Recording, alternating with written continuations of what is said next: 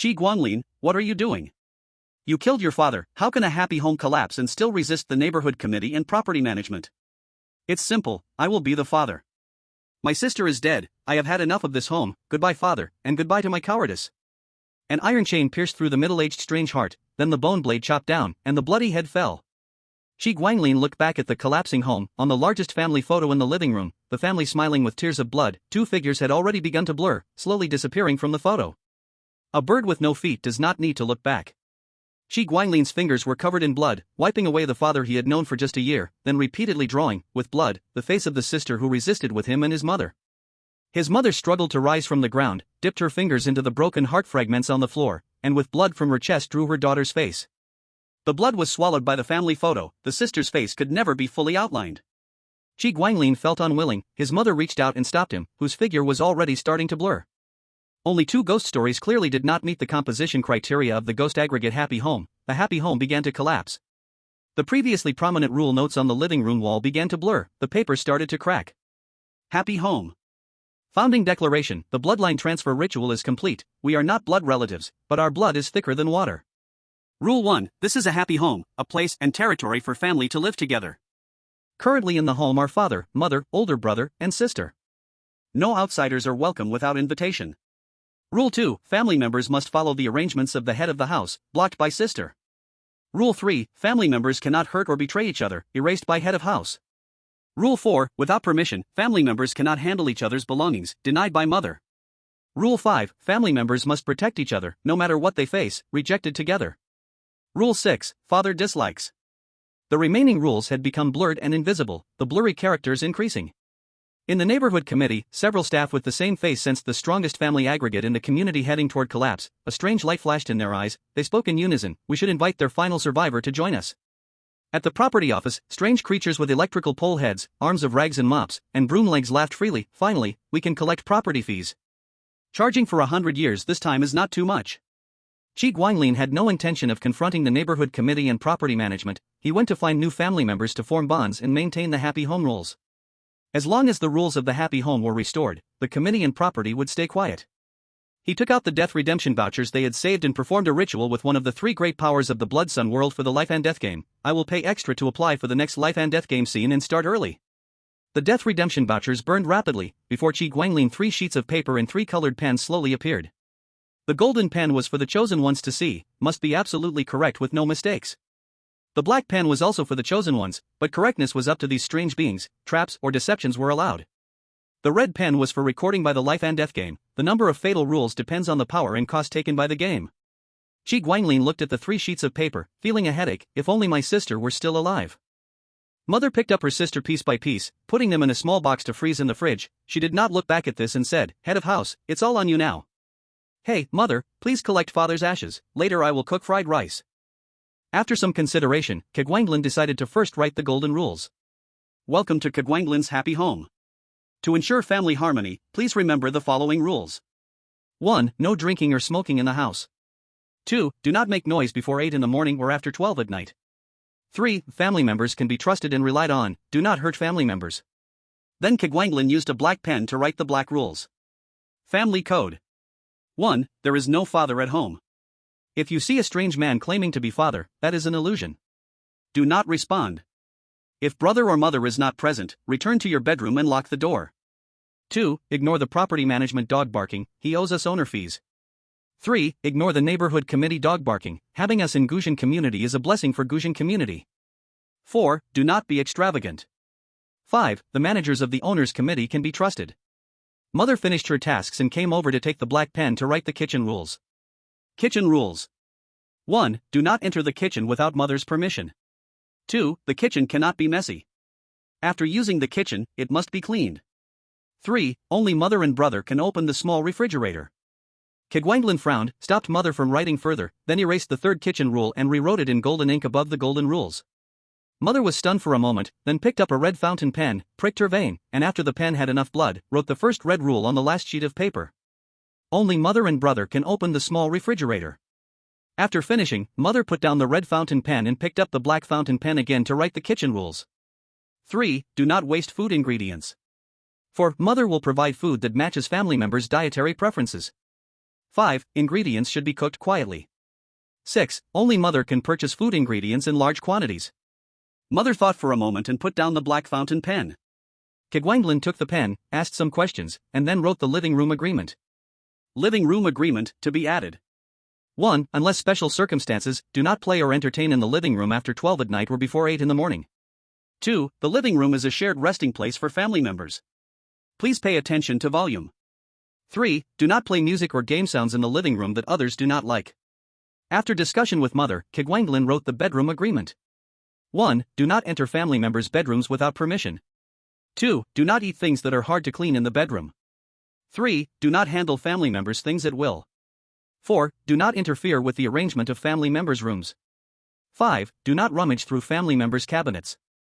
After finishing the bedroom agreement, Kegwanglan wrote the rules for his own territory. Studio rules. 1. Do not disturb the arrangement of drawings when entering brother's studio. 2. Respect brother's paintings. 3. Do not use the studio's tools and paints at will. 4. If family members need, they can ask brother for painting. 5. If beautiful things are found, show them to brother. 6. Only brother can collect art-related items. Only brother's paintings and those allowed by brother can exist in the house. After writing these basic rules, mother asked, what should the last red rule be? If any family member is disappointed more than 3 times, how about that? Chapter 2, Life and Death Game. Hanbang, in the hospital room, Yuan Xijiao's breathing was about to stop.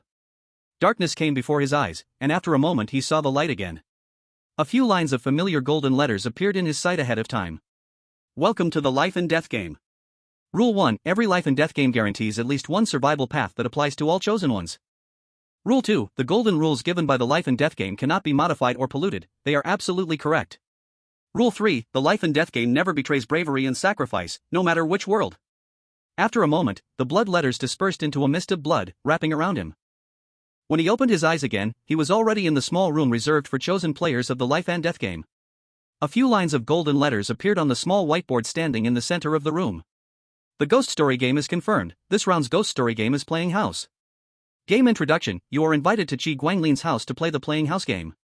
You can choose any role except father, mother, and older brother. Play your role well, and there will be surprises. Victory conditions. 1. C. Survive 7 days. 2. B. Listen to mother or older brother tell past family stories. 3. A. Gain the recognition of a real family member. The life and death game is activating the talent deep in your soul. Talent activation complete. Military leader type talent, Barrage. Barrage, when you command ranged attacks, the effect is strengthened and you can make your ranged attacks trigger 2 to 5 extra times, but accuracy drops by 50%. Yuan Xijiao's vision went black, like being hit by a heavy stick, feeling dizzy, then the world lit up again. In a warmly decorated living room, 6 people were sitting. Why did it randomly pick me? Haven't we had 10 wins in a row? I can't do this, don't let the streak end with me. Woohoo, this round I will lead us to victory. Whoa whoa. Some were crying, some posing while thinking of victory words, some sighing deeply. Thanks to Hanban's promotion and national training, they adjusted quickly. A boy who looked sunny and confident introduced himself. My name is Zhao Huitian. My talent is Group Soul Vitality Restoration, S-level talent. I can heal erosion and pollution, keeping souls pure. With the leader set, the others followed. The thinnest girl, who looked undernourished, introduced herself. My name is Su Swaiming. My talent is Group Double Jump, B-level talent. I can let everyone jump again in the air, and I can reduce everyone's fall damage. Then Yuan Xijiao introduced himself. My name is Yuan Xijiao, military leader type talent. Before he finished, everyone interrupted. Pale-faced, military leader type talent? Yuan Xijiao made his talent visible to everyone. The livestream room and chosen players fell silent. The life and death game, when agreeing with humans, if any country fails 3 times in total or uses a summoning ticket, can ensure that the next rookie stage will have a genius participate in the game. What is a genius? Talent awakening must be SSS level or military leader type talent. Born a genius, die a heroic ghost. Many unexpected geniuses die in the game. After death, they directly become the Big Daddy, wiping out all chosen players in that script. Since then, geniuses are seen as living protectors and team wipe engines. Because of their high strength, the team cannot do without them. Big Boss, my name is Yin Yinsue. I am S-level ranged talent, 5-element spirit technique, with control ability. Seeing the Big Boss's talent, the girl in high-class clothes introduced herself. Big Boss, my name is Su Howie. I am C-level skill talent, dice lot picking. A small, thin boy, eyes always watching around, introduced himself. Big boss, my name is Wang Yudong. I am B-level defensive talent, psychic shield, can block damage. From his hairstyle, it was clear he was a very skilled programmer. After seeing the big boss's talent, Yin Yansui felt much more confident. Her talent matched the big boss, increasing her importance in the team. With her safety greatly improved, she instantly stopped panicking. 3 minutes after they woke up, the golden rules appeared on the table, one for each. Welcome to Qi Guanlin's happy home. To ensure family harmony, please remember the following rules. 1. No drinking alcohol or smoking at home. 2. No noise before 8 a.m. or after 12 p.m. 3. Your family members can be trusted and relied on, do not harm family. 4. Only mother and older brother can open the small fridge. There must be a big secret in the small fridge. Su Haoui made a quick appearance. Yuan Xizhou put down the golden rule and opened another set of rules placed on the table, this one in black text. Living room agreement, to be supplemented. Yuan Xizhou fell into deep thought, not moving. At the same time, in the real world. However, Xinshui country quickly fell into internal conflict with 32 factions after losing the suppression of firearms, due to historical issues like the caste system. Hanbang's carnivores were not to be underestimated, fully utilizing their military supremacy, forcing neighboring countries' chosen ones to clear mines and pave the way for Hanbang's chosen ones. Small countries were unwilling to accept this, and their alliances attempted to resist, only to be wiped out by the military general-like talent of Wu Anjuan, who ended the war. The small countries around them soon realized the situation, and contributed greatly to Hanbang's 10 consecutive victories in the life and death game. This is also the reason why Yuan Xizhou and others were dazed at the beginner's level. As long as they didn't stir trouble, the beginner's level had an hour of shield time, during which no strange forces could detect them. Receiving the order from Hanbang, the commander of Sakura country coldly relayed a command to one of the chosen ones, Yamato-kun, please go check what's in the small fridge. Uzumaki Yamato stood there blankly, thought for a moment about his family, and without a word, walked towards the kitchen door, which had a set of rules posted on it. Uzumaki Yamato glanced at the rules and paused for a moment, his expression numb. He opened the kitchen door, his shield flashing, almost running out of power. At that moment, he activated his talent to reduce his presence. Then he saw a large and a small fridge and immediately rushed to the small one. As his hand touched the door of the small fridge, it felt as though his hand was surrounded by molten lava, instantly melting away. Seeking death. Those watching the screen noticed it went black. Some, accustomed to it, simply switched to another person, others said a brief farewell or started swearing, but since they didn't dare to curse Hanbang, they could only indirectly blame the commander of Sakura country. The commanders of Hanbang didn't care, if they could use Sakura country's people to uncover the secret of the small fridge, that was best. If not, it would still help end Sakura country's shield time earlier. Chapter 3, for the king's first mover. The commanders of Hanbang glanced at the game progress of players from various countries.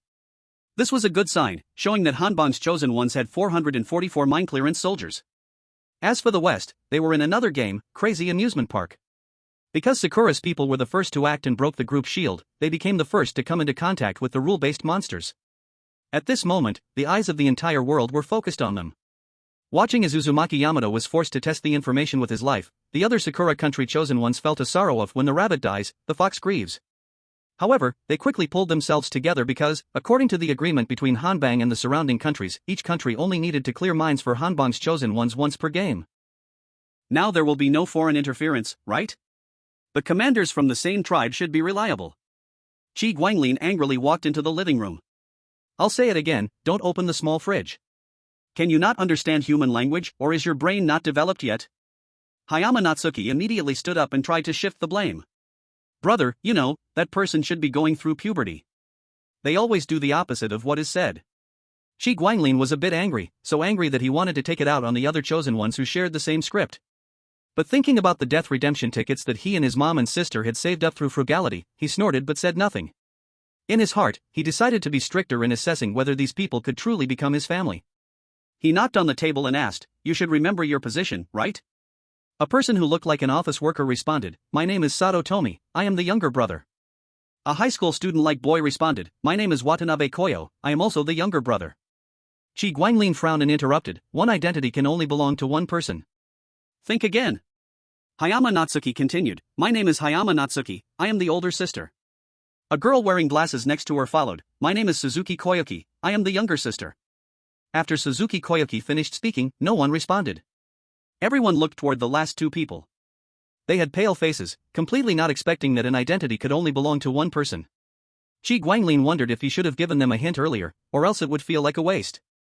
Buying the death redemption tickets for the chosen ones and buying upright sheep were not the same price. He couldn't afford to lose. Thinking this, he hinted, broaden your scope, except for the 3 identities that can't be chosen, all others are fine. Watanabe Koyo racked his brain and finally decided to try his luck. My name is Watanabe Koyo, I am the grandson. Qi Guanglin twitched the corner of his mouth but said nothing. The remaining boy saw Watanabe Koyo's desperate attempt to survive, so he followed and said, my name is Ito Makoto, I am the great-grandson. No, the relationship is too distant, Qi Guanglin rejected. Ito Makoto thought for a moment and said, my name is Ito Makoto, I am the maternal uncle. Qi Guanglin thought for a while, then nodded and introduced himself, my name is Qi Guanglin, I am the older brother. The sound of chopping ribs in the kitchen stopped, and Mom took off her apron and walked over, saying gently, I still haven't remembered my name, I am the mother. Seeing that the self-introductions were finished, Qi Guanglin addressed everyone in the room, even playing house needs a family head. Does anyone want to be the family head? The chosen ones remained silent, waiting for the commander's orders. At this moment, a golden bullet screen appeared in front of them that all the chosen ones from the same country could see. Hayama Natsuki, be the family head. Hayama Natsuki closed her eyes in pain, knowing that even if she were to be a cannon fodder, it would definitely be someone like her, a person with weak talent and no background, who would go first. It was at this moment that a purple bullet screen appeared in front of everyone, Little Moon, don't be the family head. Mom knows that if you're alive, you'll definitely listen to the orders and be cannon fodder. Mom is leaving. Don't go back to Blue Star. Live well in the Blood Sun world. Mom loves you. The bullet screen disappeared, and a bone umbrella appeared in Hayama Natsuki's arms. The umbrella handle seemed freshly made, still with some powder, and the umbrella surface was smooth and white, with strong toughness. Hayama Natsuki trembled as she touched the surface of the bone umbrella. After seeing a birthmark, she collapsed and cried, Mom. Qi Guanglin and Mom could see the connection between the materials of the bone umbrella and the bloodline of the girl holding it, intertwined causally. They said nothing, quietly waiting for the girl to vent for a while. Even the comments fell silent, and the whole room became quiet. The only sound left was the desperate cry of the girl who had lost her last family member. The other participants were stunned when they saw the purple bullet screen. The purple bullet screen was sent by the audience, and to send a bullet screen, the audience needed death redemption tickets to do so. Generally, viewers on Blue Star rely on their mood swings while watching live broadcasts to be collected by the Life and Death game, after which they can receive a 10% death redemption coupon reward. Besides that, they can only exchange flesh, soul, or emotion for death redemption coupons. The redemption coupons obtained by viewers have many uses, but for viewers who have relatives become chosen ones, the most important should be that they can be exchanged for cursed items that block strange events or save lives, to give to the chosen ones. Because permanent cursed items are too expensive, and also have all kinds of ridiculous costs and contamination, people tend to give temporary ones. If the chosen one gets a C-level rating, then all redemption coupons consumed on this chosen one will be returned 1.5 times. If the chosen one gets a B-level rating, they get 2 times back. If they get an A-level rating, 3 times back. The Life and Death game supports using first and paying later, because deaths caused by using first and paying later are 3 times higher than deaths from failing a single game. Suzuki Kaoru looked at the bone umbrella with a strange gaze. For this kind of permanent cursed item, she had seen the price, should have exchanged all that could be exchanged with flesh, soul, and emotion, plus supplying the raw materials herself to give to her daughter. After calculating the difference in redemption coupons in the middle, it was not hard to deduce that according to the Life and Death game's judgment, her mother's soul should be at the heroic level, The Sakura country commander saw this scene with a calm expression and continued to send a golden bullet message, who wants to be the head of the family, top national martyr treatment. Sato Toharo thought of his gambling wife, his fighting-loving son, and his comparison-loving daughter, sighed, and decided to die to exchange for their future, then replied, I want to be the head of the family. Ki Hikari nodded, okay, then how shall we have lunch later? Sato Toharo looked puzzled and tentatively asked, separate meals? Ki Hikari smiled and asked, sure? Sato Toharo nodded, sure. After hearing separate meals, Mother went to the kitchen to busy herself. Ki Hikari called everyone to move tables and chairs, doing some pre-meal preparation. Hinata Natsuki wiped her tears, hung the bone umbrella's handle on the back of her neck on her clothes, and followed to move chairs. Chapter 4 I am the head of the family. Mother gradually brought out 7 big bowls, each bowl already filled with rice, 1 meat and 1 vegetable. The chosen one's vegetables were all lettuce, and the meat was all braised pork. Mother's bowl did not have rice, only mango with ice cream. Ki Hikari's bowl had no dishes, only white powder and rice. Except for Hinata Natsuki, the chosen ones looked at each other, surprised that the weird food seemed so normal. Some chosen ones were suspicious of the source of the braised pork ingredients, poked it with chopsticks, smelled it, but still did not dare to eat. Hikari shook his head. The Human Ranch Beginner Guide has data analysis. Feeding humans to humans, especially human brains, leads to serious meat quality decline, soul weakening, mood lowering, so except for some psychologically unhealthy things, we do not feed humans with human products. The chosen ones except for Hinata Natsuki looked at Hikari stunned for a moment, then said thanks, and started eating normally. Mother looked at Hinata Natsuki eating while crying, opened her mouth to say something, finally gave up words, and went to the fridge to get an ice cream. Hinata Natsuki looked at Mother in surprise, whispered thanks, and took the ice cream. Because they did not know if there was a rule of silent eating, everyone ate quietly. After finishing the ice cream, Hinata Natsuki stopped crying, finished a bowl of rice, hugged the bone umbrella, and went into self-isolation on the spot. When the last person put down chopsticks, Hikari asked, "Head of the family, do you have any plans for our next affairs?" Sato Toharo tentatively asked, "For example, what matters are there?" "Let's start with the most recent one. After we finish eating, what do we do with our bowls? Should we wash our own, or should one person handle it for everyone?" Sato Tomii fell into thought. He couldn't come up with an answer, so he lightly tapped his ring finger twice on his nose. Golden text on the screen did not appear, as the commanders didn't want to waste precious national luck on such trivial matters. Sato Tomii dared not enter the kitchen, nor did he want to risk sending someone from his country to handle it, so he said, "Let Mom take care of the cleaning after meals." Kikurin smiled and said meaningfully, "Is it going to be like this after every meal?" Sato Tomii nodded. For a moment, his mother's expression darkened, and this made the commander of Sakura country so angry that he slammed his cup. Hayama Natsuki thought for a moment about the taste of the ice cream they just had, then asked Kikurin, "Can I help Mom clean the bowls after meals?" Mom was a bit surprised. She glanced at Hayama Natsuki but didn't say anything. Kikurin replied, "Let's see what the head of the household says." Sato Tomii nodded, not too concerned about the matter. "Next, our family might have to deal with the property management asking for fees, and the neighborhood committee's idiots coming over to cause trouble. As for the property management, how does the head of the household plan to handle it?" Kikurin wanted to see if this temporary head of the household had the ability and responsibility of a leader. "For the property management, we just need to pay the fee, right? We have the money, but we don't plan on paying. Also, we don't have money. What should we do, head of household?" Sato Tomii's brain started to smoke. "Why are you asking me what to do if you don't plan on paying?" Kikurin urged, "Head of household, what should we do? Can we just ignore it?" Although Sato Tomii thought this, he didn't say it out loud. He tapped his right ring finger twice on his nose. A golden text appeared in front of all the chosen ones of Sakura country. Delay. Although Sato Tomii had other ideas, he ultimately chose to trust the nation. "We can just delay the payment." "With what can we delay it?" Kikurin asked, interested. Sato Tomii began to scratch his ear in distress. A golden text appeared in front of all the chosen ones of Sakura country, politely express we don't have money, and talk about the future with false hopes. Sato Tomii repeated it. Kikurin nodded, "Sounds good. You handle the property management when they come." Sato Tomii felt struck by lightning. He maintained an expression of a seasoned adult worker, only nodding weakly. Suzuki Koyuki asked, "When will the property management come?" "Of course, it's when we allow them to come," Kikurin said calmly. 3 minutes later, the doorbell rang. Kikurin gestured to Sato Tomii. The door opened to reveal 3 young men in red clothes, all with the same face. "Hello, we are from the neighborhood committee, here to collect property fees for the property management." Kikurin snorted coldly, "Humph, lackeys of the property management. Head of household, it's your turn to perform." In front of him were 3 identical men in red, and behind them stood a seemingly respectful older brother who called him head of household. Sato Tomii felt a sense of desperate being squeezed from both sides. Everyone's gaze focused on him. Sato Tomii felt the stares growing more unfriendly, and just as he was about to babble something nonsensical, a series of golden text appeared. "Bow, hello, we are willing to pay the property fees, but we've recently encountered misfortune. Kneeling, honorable property management, could you give us some time? Prostrate." The 3 neighborhood committee workers were stunned by Sato Tomii's performance, then they said in unison, "Is he the head of the household at Mr. Key's place?" Kikurin smiled awkwardly, "Although I don't want to admit it, he is indeed our temporary head of the household." "Then, head of household, could you pay the property fees for the next 300 years in one go?" The 3 men said in unison. Kikurin didn't speak, just tilted his head and looked at them. A chain pierced his palm like vines, rapidly wrapping around his neck. His right hand slowly gripped the bone blade. His mother's skin began to crack. The firelight flickered faintly through the cracks in the skin. 3 neighborhood committee staff all shrank their necks in the same way, then the leader handed over a stack of death redemption coupons. Respected owner, this is your owner fee for this month, wishing you a happy life in the great harmonious Boneblade community.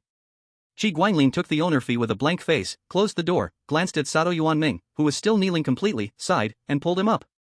Householder, do you have any plans for this month's owner fee? Sato Yuanming smiled sheepishly, because he was experiencing an economic downturn, so he had only one view about money: how about we save it for emergencies? Mom and Qi Guanglin's eyes stayed on Sato Yuanming for a long time, finally exchanging a glance, and said together, you are not very suitable to be a member of this family, better to sell him. Normally Mom should have melted on the spot, but Qi Guanglin, considering the future possible grief of their family, still did not choose to put Sato Yuanming on the table. Mom pressed her hand on Sato Yuanming's head, he fainted from heatstroke, then was packed in a black bag by Mom and taken out the door. Qi Guanglin smiled, the acting householder has heatstroke and cannot perform duties, does anyone want to become householder? Everyone shook their heads. Qi Guanglin nodded seeing this, then I shall be the householder. Outside, commanders from various countries watched this scene with different thoughts. Chapter 5 Identity Type Copy. The commander of Sakura country did not take this team, without any S-level talent, seriously. In Hanbang's words, they were just the king's forerunners, a cushion for another group of SS-level talent chosen ones from Sakura country. At this moment, the commander of Sakura country was hesitating whether to let the other team continue on the householder route. By now, the commander of Sakura country had already seen that the difficulty of this rule-based horror copy was really not high compared to previous rounds. The 2 deadly rules revealed so far were not aimed at killing people as much as possible. Combined with the previous Hope Hospital copy they encountered, this copy should be an identity copy, with rewards being identities, a copy that allows you to have identity power and corresponding identity rules. And unlike the previous Hope Hospital copy, which only added a volunteer identity and volunteer identity rules, this time, judging by the attitude of the core weirdness, they might really gain 2 reliable big fathers to protect them. And most importantly, there was also a safe house for overnight stay. Meanwhile, Hanbang's command center. Several commanders, after forcing a small country to test choosing second brother or third brother identities, relaxed, discussing whether to follow the acting householder route, thinking that if the acting householder performed well, he might become the real householder. The chief commander of Hanbang decided to let the group with military lord talent adopt a conservative strategy, while leaving the rest to decide whether to risk for wealth, and then provide corresponding support. Yuan Xizhou and others were discussing according to the rules, when a golden barrage appeared in front of all of them. Do not break rules. 1 identity per person. Do not compete for householder, brother invincible. Tolerant type identity script, obey. Another golden barrage appeared in front of the remaining Hanbang chosen ones. Tolerant type identity script, 1 identity per person, can choose second brother, third brother, grandson, etc. Competing for householder is high risk high reward. Do not break rules, brother nearly invincible. Then the river surged toward the fork. Yuan Xizhao's group all saw the golden barrage. After a brief silence, they completely relaxed. Zhao Huitian looked at the big shot not preparing to speak, thought for a moment and said, I will be the first to face the risk. My talent works best on myself. Brother Yuan should go in the middle first. Do you all agree? Who wants to be first? The only requirement is that the team wipe starter goes in the middle. Who could disagree with that? Everyone nodded, then they discussed what identities to choose and waited quietly for the owner of the house to arrive. Qi Guanglin and the blood and flesh projection of his mother discovered the new chosen ones, slowly walking out from the room. Welcome to play. Have you found your positions? Zhao Huitian stood up and smiled, my name is Zhao Huitian, I am the second brother. Su Haui also stood and said, my name is Su Haui, I am the third brother. Yuan Xizhou followed closely, my name is Yuan Xizhou, I am the fourth brother. Wang Yudong stood up, bowing, my name is Wang Yudong, I am the fifth brother. Yin Yensui, seeing the boys finish introducing themselves, made a salute, my name is Yin Yensui, I am the elder sister. Su Suiming, when it was her turn, introduced herself, my name is Su Suiming, I am the younger sister. Qi Guanglin nodded, then introduced himself, my name is Qi Guanglin, I am the eldest brother. His mother introduced herself, I am Mom, I do not have a name yet. Even playing house should have a head of the family. Does anyone want to be the head? Qi Guanglin asked. Having already received the Hanbang hints, none of them were foolish enough to volunteer, all shaking their heads. Seeing everyone shake their heads, Qi Guanglin felt a little disappointed, okay, then I will be the head. He then took out the family rules that only the head could write and posted them in a prominent place on the wall. Family rules. Qi Guanglin saw everyone reading the family rules silently, and after they finished, he said, we will eat soon. After eating, we will take turns cleaning up. Brothers and sisters, someone go to the kitchen. Everyone waited silently for the meal to start. In another Hanbang instance, the 6 people in this script received another version of the Hanbang hint.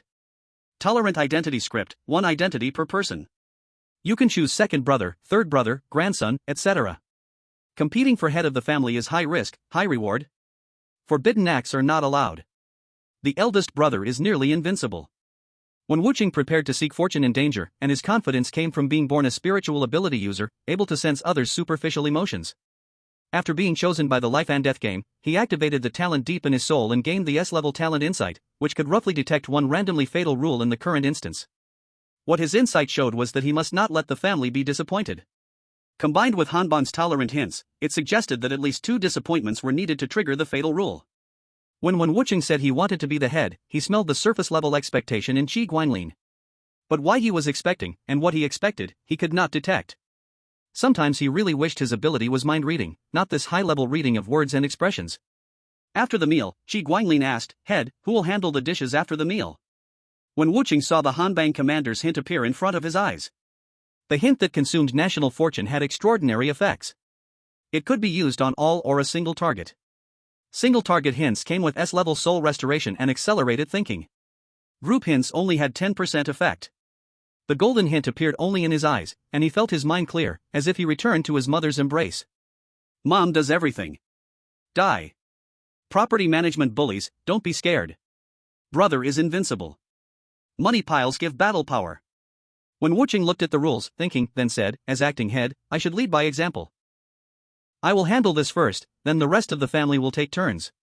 Mom and Qi Guanglin nodded, then said, the property staff will come later, please receive them when they arrive. When Wuching sensed more expectation, he said nothing, silently carrying the bowls to the kitchen one by one. 5 minutes after he finished washing the bowls, the living room door was knocked. When Wuching walked to the door to signal, Qi Guanglin put down the newspaper and nodded. The door opened, 3 young men in red clothes, faces exactly the same, appeared. Hello, we are from the neighborhood committee, collecting property fees for the property management. We have no money, wait until we do. When Wuching said, then prepared to close the door. The leading red-clothed committeeman pushed the door open with his hand, the other 2 followed to fully open it. No money is fine, your meat is just so, but your nose and soul smell strangely fragrant. The 3 red-clothed men looked at Qi Guanglin, how about paying this property fee with this sheep? Qi Guanglin stood up, pulling When Wuching behind him, not acceptable, where is our property fee? Pay and leave. The 3 red-clothed men were puzzled, you already lost 2 at home, still collecting property fees? Want to try? Qi Guanglin's chains and bone blades broke his palm skin, spilling out. Mom stood behind Qi Guanglin, cracks slowly appeared on the arm outside her sleeve, fire flickered in the cracks. The 3 red-clothed men fell silent. After a moment the leader handed over a stack of redemption tickets. Respected owner, this is your property fee for this month, wishing you a happy life in the great harmonious Boneblade community. Qi Guanglin took the money and closed the door, called everyone to sit at the dining table, then asked, Owner, what do you think we should do with this money? Of course, use it to strengthen ourselves and collect more property fees. Qi Guanglin clapped his hands, good, better than those fools hoarding money and waiting to die. Mom asked another question, Owner, how do you think we should use this money to strengthen ourselves, raise the strongest or improve evenly? When Wuching faced the question that all other chosen ones forced to start early would face. But as long as the answer was reasonable, any choice was fine. The Hanbang commander therefore did not waste the nation's fortune on meaningless hints. After thinking a while, when Wuching said, to raise the strongest or improve evenly, I need an answer to one question. Will raising the strongest significantly increase the ability to get redemption tickets, or will improving evenly yield more total tickets? Qi Guanglin and Mom encountered a chosen one thinking from this angle for the first time, it gave them insight. They looked at each other, then at the chosen ones, and decided to go to the studio to discuss together. Qi Guanglin asked, if the resources tilt to Mom, how much would she need to get more stable redemption tickets? Mom thought for a moment, then said, I work at the firepower plant as a senior worker, because I'm experienced and can train apprentices I get 3,002 redemption tickets a month. If I can go further, with connections I can work at the crematorium. About 60 to 80,000 redemption tickets are needed to meet the basic requirements and use connections. If successful, monthly salary rises from 3,002 to 6 or 7,000. Qi Guanglin thought a moment, then said, my improvement is more complex, the things that can enhance me are priceless in the market. Currently, I can earn 500 to 10,000 redemption tickets per month. So, the tickets I get, after covering basic expenses, the rest all go to Mom. Mom nodded gratefully. Thank you, brother. Qi Guanglin shook his head. It's a pity that my sister died. If she were still alive, with her skills in making dolls, raising money wouldn't be difficult. Mom's face twisted with rage. It's all that damn woman's fault. He was the one who promised a strong partnership, mutual support, and to form a family unit. But after we formed the family, he treated us like slaves. If he hadn't taken 95% of the money, we wouldn't have ended up like this. Qi Guanglin was also filled with righteous anger upon hearing this. Don't say it anymore, tonight we continue with the ashes fried rice. Mom nodded. Alright, by the way, leave some for the new family members. Qi Guanglin nodded, then turned and walked out. When Wuqing saw Qi Guanglin and Mom walk out of the room, and they saw him as well. He could smell the satisfaction and approval from both of them, along with more expectation. Qi Guanglin asked, Master, would you like to walk down to the neighborhood with me? Mom furrowed her brows and asked, Isn't it too early? Qi Guanglin thought for a moment and realized it was indeed a bit early. Just as he was about to say never mind, when Wuqing hesitated but decided to go all in. He believed that even if he had bad luck and died, the country wouldn't treat his family unfairly. He smiled and said, it would be an honor. Since when Wuqing made his decision, Mom didn't stop him. What they wanted was a reliable family, not useless parasites. The other 5 chosen ones looked at Wen Wuqing enviously as he followed Qi Guanglin, knowing that he must have earned a stable identity. Though, they probably could also rely on getting some sort of basic benefits without doing much, so they said nothing. At this moment, Wen Wuqing's livestream was receiving attention from all over the world. He was the first person to be taken outside while fully awake, which was a huge help for people around the world trying to better understand the strange world's perspective. Qi Guanglin took out a small piece of paper with a blood-red sun drawn on it. He pressed it to the back of Wen Wuqing's left hand. Then, he opened the door and led Wen Wuqing outside. Qi Guanglin smiled and said, Don't walk too far from me. If anyone talks to you or opens their mouth, don't look. I will handle it. You only need to call for help if I tell you to. Wen Wuqing nodded and moved a little closer to Qi Guanglin. He curiously glanced around and saw the door number 1801 right beside him as he stepped out. The door directly opposite was 1804. To the left of 1801 was 1802, and to the right of 1804 was 1803. He couldn't find where the stairs were, but saw a huge floor-to-ceiling window without any windows at the far right of the 1801 door. There was also a huge floor-to-ceiling window without windows to the left of the 1804 door. Opposite 1802 and 1803, there were 2 elevators, though it was unclear why the elevators had no doors and no equipment for passengers. In the middle of the 2 elevators, there was a sheet of paper with rules posted on it. Elevator room rules? Qi Guanglin patiently waited for Wen Wuqing to finish reading before pressing the button beside the elevator. Soon, 2 blood-red ropes twisted into circles fell from the elevator shaft above and landed inside the right elevator entrance on the 18th floor. Qi Guanglin picked up the rope on the ground, looped it around his waist, and signaled for Wen Wuqing to follow. Chapter 7, The Biological Elevator. Wen Wuqing knowingly tied the hemp rope around his waist. Qi Guanglin nodded when he saw this, then jumped toward the elevator shaft. Wen Wuqing felt his scalp tingle, and after seeing Qi Guanglin land safely below with no wailing or screams, he swallowed hard and jumped down. The feeling of weightlessness came, and Wen Wuqing saw at the top of the elevator shaft a woman in white swinging on a hemp rope, and around her were ropes of the same kind, one end connected to him. So in this strange world, hanging could also act like descending an elevator. With a fleeting speed, Wen Wuqing quickly reached the first floor, and when he arrived, the rope around his waist automatically loosened, then flashed upward like lightning. Qi Guanglin called out, Stop marveling, quickly get out of the elevator room. The commanders of Hanbang thought for a moment and chose to lock Wen Wuqing's live broadcast permissions, so that only official personnel and relatives with Hanbang citizenship could watch his stream. Relying on Hanbang's population advantage, the viewers still exceeded the minimum standard, and Wen Wuqing's live content was successfully blocked inside the country under keyword control and network monitoring. The supreme commander of Hanbang's side, with this content, our trump card has grown stronger, and now the survival rate of our people will greatly improve. Outside the door was a small square. Except for the strange people in the square, everything else looked like reality. The familiar scene made Wen Wuqing somewhat relax, when a voice came to his ear. Good afternoon, painter. A hoarse female voice came near his ear. Remembering Qi Guanglin's warning, he lowered his head without speaking. Qi Guanglin turned to glance at his sister's good friend, the shadow puppet craftsman. His sister often found time to make performance props and dolls for the shadow puppet craftsman using the best materials. Good afternoon, shadow puppet craftsman. Qi Guanglin greeted. The doll she gave me won't move. Did she die or just sleep? If she died, how can I bring her back? The shadow puppet craftsman had tear stains on his face and clutched a cute girl doll tightly. Qi Guanglin did not speak, he fell silent. Seeing his expression, the shadow puppet craftsman understood, sobbing, We promised to perform shadow puppets together for life, how could you leave first? Qi Guanglin, moved by the sorrow, also spoke with sadness, She is gone, but we are not. One day we will bring her home. The shadow puppet craftsman took out a piece of animal skin and handed it to Qi Guanglin. I will also try my best. If you need any help, you can come to me. Qi Guanglin looked at him and thought of the family lacking combat strength, needing new recruits. If the shadow puppet craftsman, already skilled, joined, it would be perfect. He extended an invitation. The shadow puppet craftsman shook his head. If she is alive, I am willing to be her sister and take care of her forever. If she is dead, forget it. I can perform shadow puppets alone.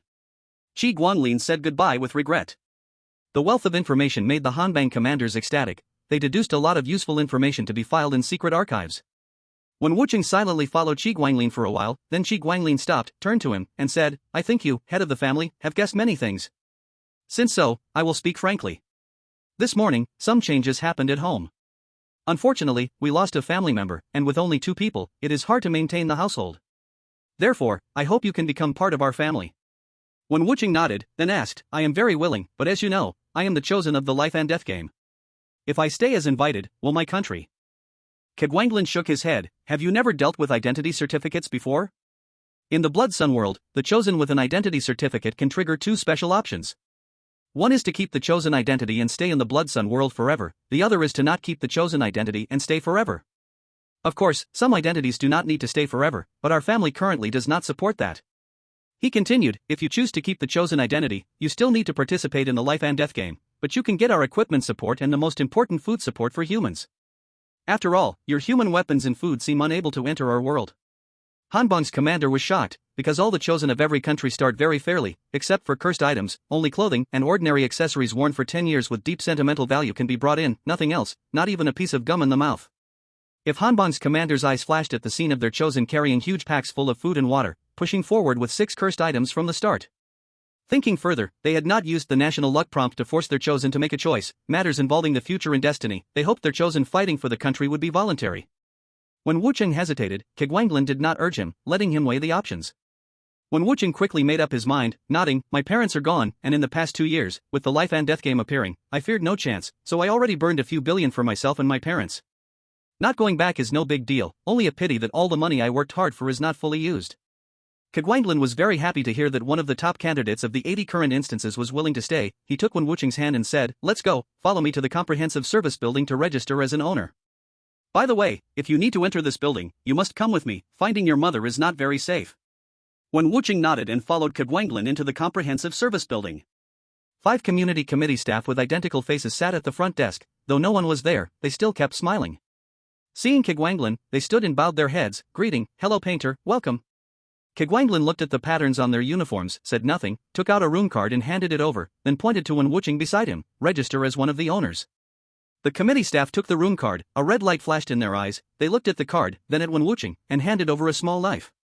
Cut, let the blood drip on the card, then press the bloody side on this bone, the committee staff instructed. The rune card left a blood mark on the pure white bone, the blood mark slowly disappeared, as if absorbed by the bone.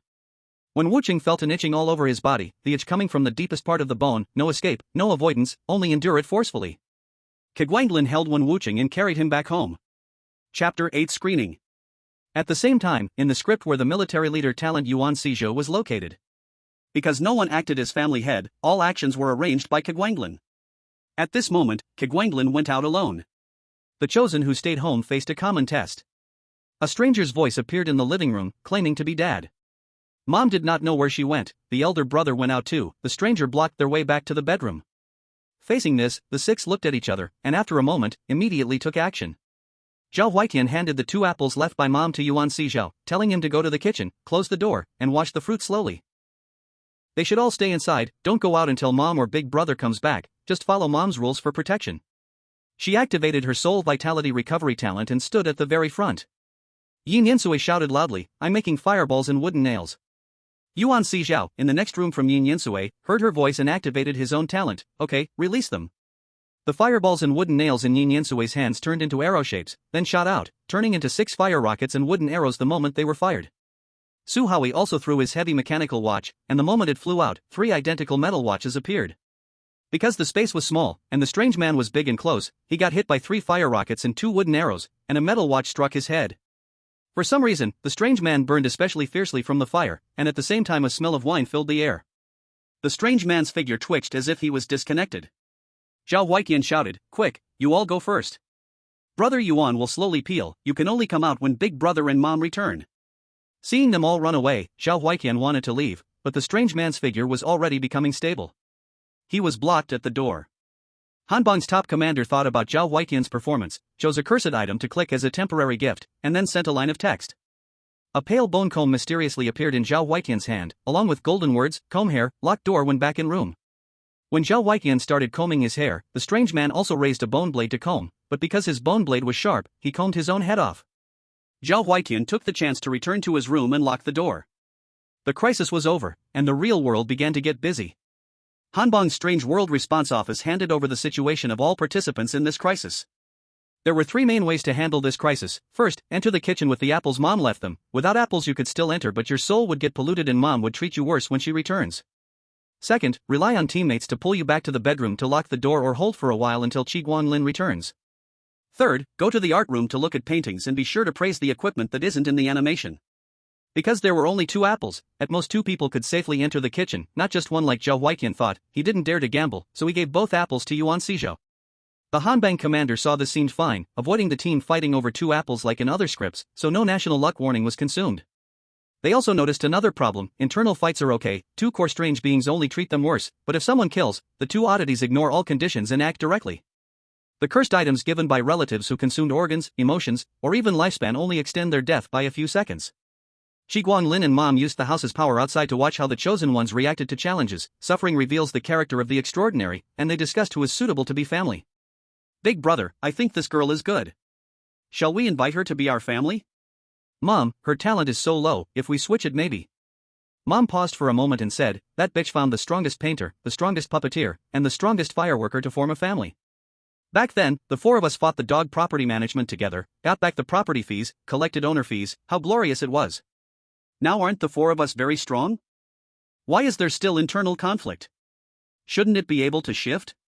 Qi Guanlin didn't say anything.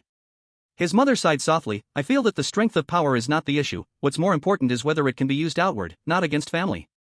Qi Guanlin was naturally convinced by her words. As a survivor of a civil war, even though he survived by luck, many of his beautiful plans were forever destroyed by that bastard. Now that he was starting over, he really didn't want to go through another internal war in the future.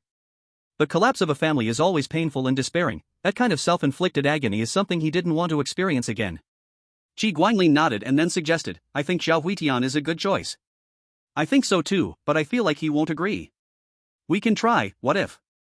Qi Guanlin said as he opened the door to the house, walked in, and saw the remnants of the bastard. He snorted coldly and casually threw a piece of paper. A strange man appeared on the white paper. After a moment of confusion, his face turned pale, desperately struggling and begging for mercy. His words turned into dialogue boxes on the paper.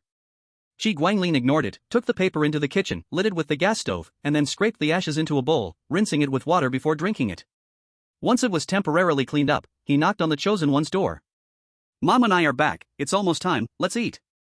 When Su Haui was running away, he didn't forget to kick in the door, bringing in 4 identical mechanical watches. At this moment, the 3 watches set to the same time as the wall clock, and one set half an hour early for comparison, all displayed that it was almost time for dinner. Su Haui exchanged looks with the others, then Zhao Huitian motioned for himself to go first. Yin Yensui summoned a fireball in her hand, Wang Yushin cast his shield for Zhao Huitian, and Su Suiming activated his talent to give everyone a double jump. The door opened, and seeing that it was indeed the brother and mom, everyone let out a sigh of relief. Qi Guanlin saw their organized efforts and nodded in satisfaction. Go wash your hands in the kitchen one by one. By the way, after eating, second brother, come to my studio. Zhao Huitian numbly ate the food, unsure of what he was about to face. He reviewed his actions since entering the game and felt that his performance should be okay. So why did the ghost story specifically ask him to go to the studio? At this point, he can only hope his performance would be recognized by the outside world, and if something went wrong, someone might offer a redemption ticket to save him. After dinner, Qi Guanlin waved his hand, signaling Zhao Huitian to follow him, and they arrived outside the studio.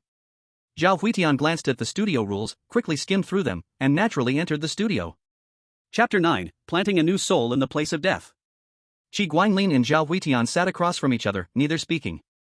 Zhao Huitian felt the pressure of a snake-like coil slowly pressing down on his soul. The smell of paint and the glimpse from the corner of his eye, those indescribable strokes could pollute his soul. Half a minute later, Qi Guanlin spoke, it's like this, our family recently lost a member. Both Mom and I recognize your performance and want to invite you to become a part of our family. Are you willing to join? Zhao Huitian's brain was spinning rapidly, trying to think of a way to decline politely. After a moment, he came up with an idea. You must be very sad to lose that family member. I also have family waiting for me back home. If I stay here, my family will feel just as heartbroken as you. Qi Guanglin was a bit disappointed, but understanding the feeling when confirming that his sister couldn't be revived, he said, "Alright, it's a pity. By the way, if you still plan to keep your chosen one identity and unfortunately die in this world, after you wake up, if you find yourself without a way out, you can come find us. We're in Boneblade District, Building 1801, Bone Nest, Songyue City." Zhao Huitian gave a grateful smile. Qi Guanglin left the studio and used the home sensing to get to the kitchen. Seeing his busy mother, he reluctantly said, "It's a pity, he has family waiting for him." His mother wasn't surprised. His temperament shows that he is someone with a family. People who have loved ones find it hard to leave for another world. I think Su Suiming would be willing to stay. Su Suiming? Qi Guanglin thought for a moment about who this person was. Oh, it's that girl who looks like she hasn't had enough nutrition, the one who doesn't speak much. According to the death game assessment, her soul's normal state is around B level. Isn't that a bit too low? Thinking this, he responded, "Forget it, her soul's normal state is too low. Even if she's willing to stay, her potential after transformation would probably be limited.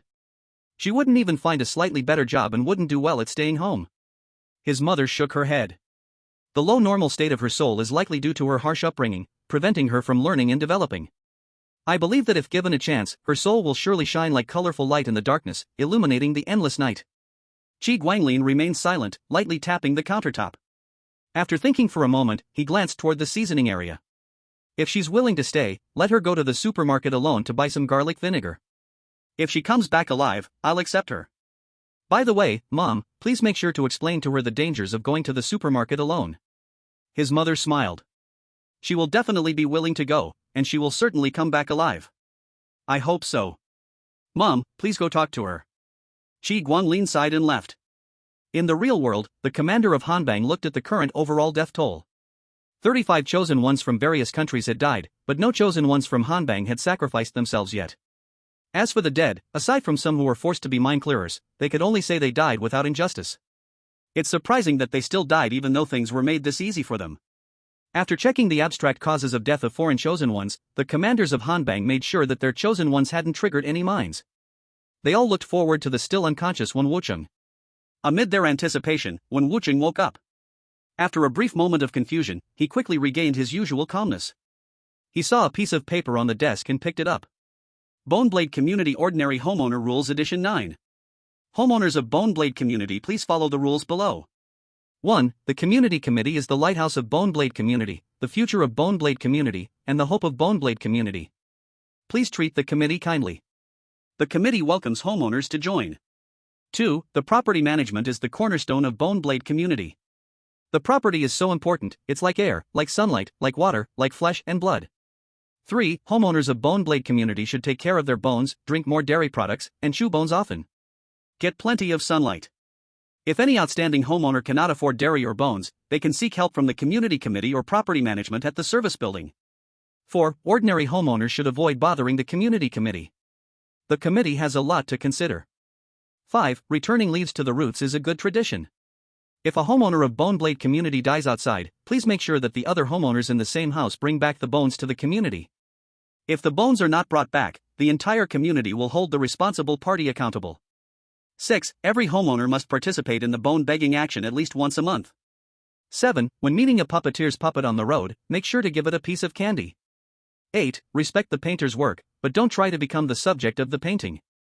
9. When shadow puppeteers perform, watch attentively, but don't get too absorbed. 10. If you encounter a mother cat, simply obey her. 11. When meeting a performance artist, make sure to ridicule their art before running away quickly. 12. If you meet a drunkard, refuse their request to drink with them. 13. The community committee and property management of Boneblade Community are the worst. If you bring their bones back and give them to the committee or property, you will be rewarded. The owners of the skeleton district are innocent, and there is no need to intentionally target them. Wen Wucheng went through the rules one by one, reading them silently over and over again, analyzing them carefully. From the specific content mentioned in the district rules and the fees previously submitted by the Homeowners Association, he realized that his older brother must be extraordinary, and the shadow puppet craftsman he met before was also quite a character. Speaking of which, does Cat Mom refer to the mother in the family? The commander of Hanbang simultaneously analyzed the new information, deducing that those mentioned in the district rules could all be considered on the same level as strange tales. Judging from the equal contact between his older brother and the shadow puppet craftsman, his brother must be the artist in the district's rules. From the strong scent of alcohol near the strange man who had close encounters with the chosen one from the family, it was highly probable that this man was the drunkard mentioned in the district's rules, an enemy of the artist. When combined with the family's rules, it could be concluded that the drunkard was likely once the father of the family, but was rejected by both the older brother and the mother. According to the saying birds of a feather flock together, the appearance of two notorious figures on the list would likely mean there was a third. The mother was very likely the cat mom mentioned in the rules.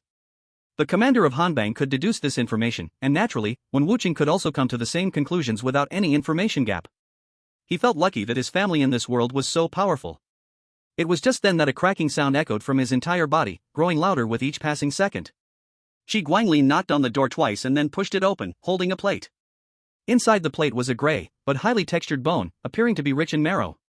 This is the bone of my old enemy. Chew it, and you will live by death, shedding your mundane soul.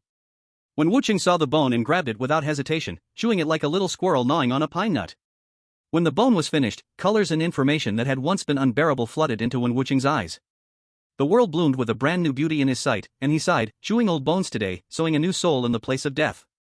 Chapter 10, Activation. Wen Wucheng's eyes revealed the panel of the life and death game.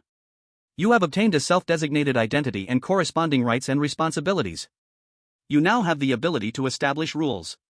The panel is activated early.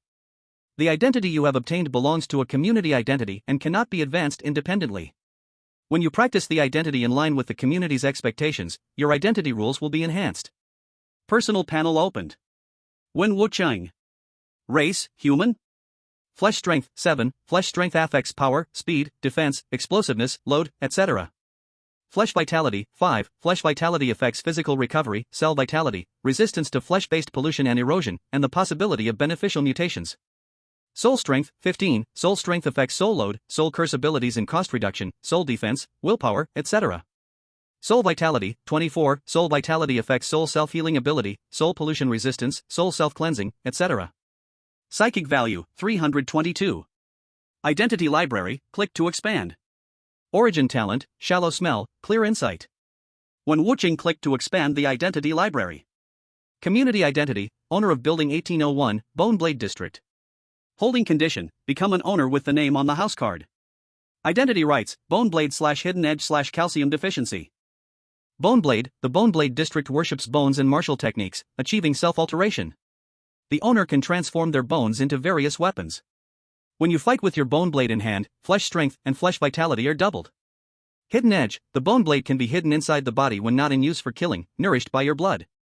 After nourishing for one full day, the first appearance of the blade's sharpness and durability temporarily increases by 10%. Calcium deficiency, the bone blade continuously absorbs and condenses the host's calcium to increase the blade's strength or recover the consumption of the blade. Be sure to replenish calcium in time. Identity responsibility, participate in the bone begging action at least once a month. After reading the identity and its corresponding rules, Wen Wucheng instantly understood what Big Brother's bone blade and chain were all about, but it seemed he had never seen Mom's bone blade. Did Mom not have bones? When Wen Wucheng received the identity rules for the first time, he couldn't help but want to try. Following his body's instinct, he tried to condense a bone blade as easily as blinking his eyes. Ah! The bone blade drilled out from the palm of Wen Wucheng's hand, breaking the skin and spilling a lot of fresh blood. Hearing the scream, Shi Guanglin was somewhat puzzled, as the bone blade fell into his hand through the skin, and he quickly went to the bedroom together with Mom.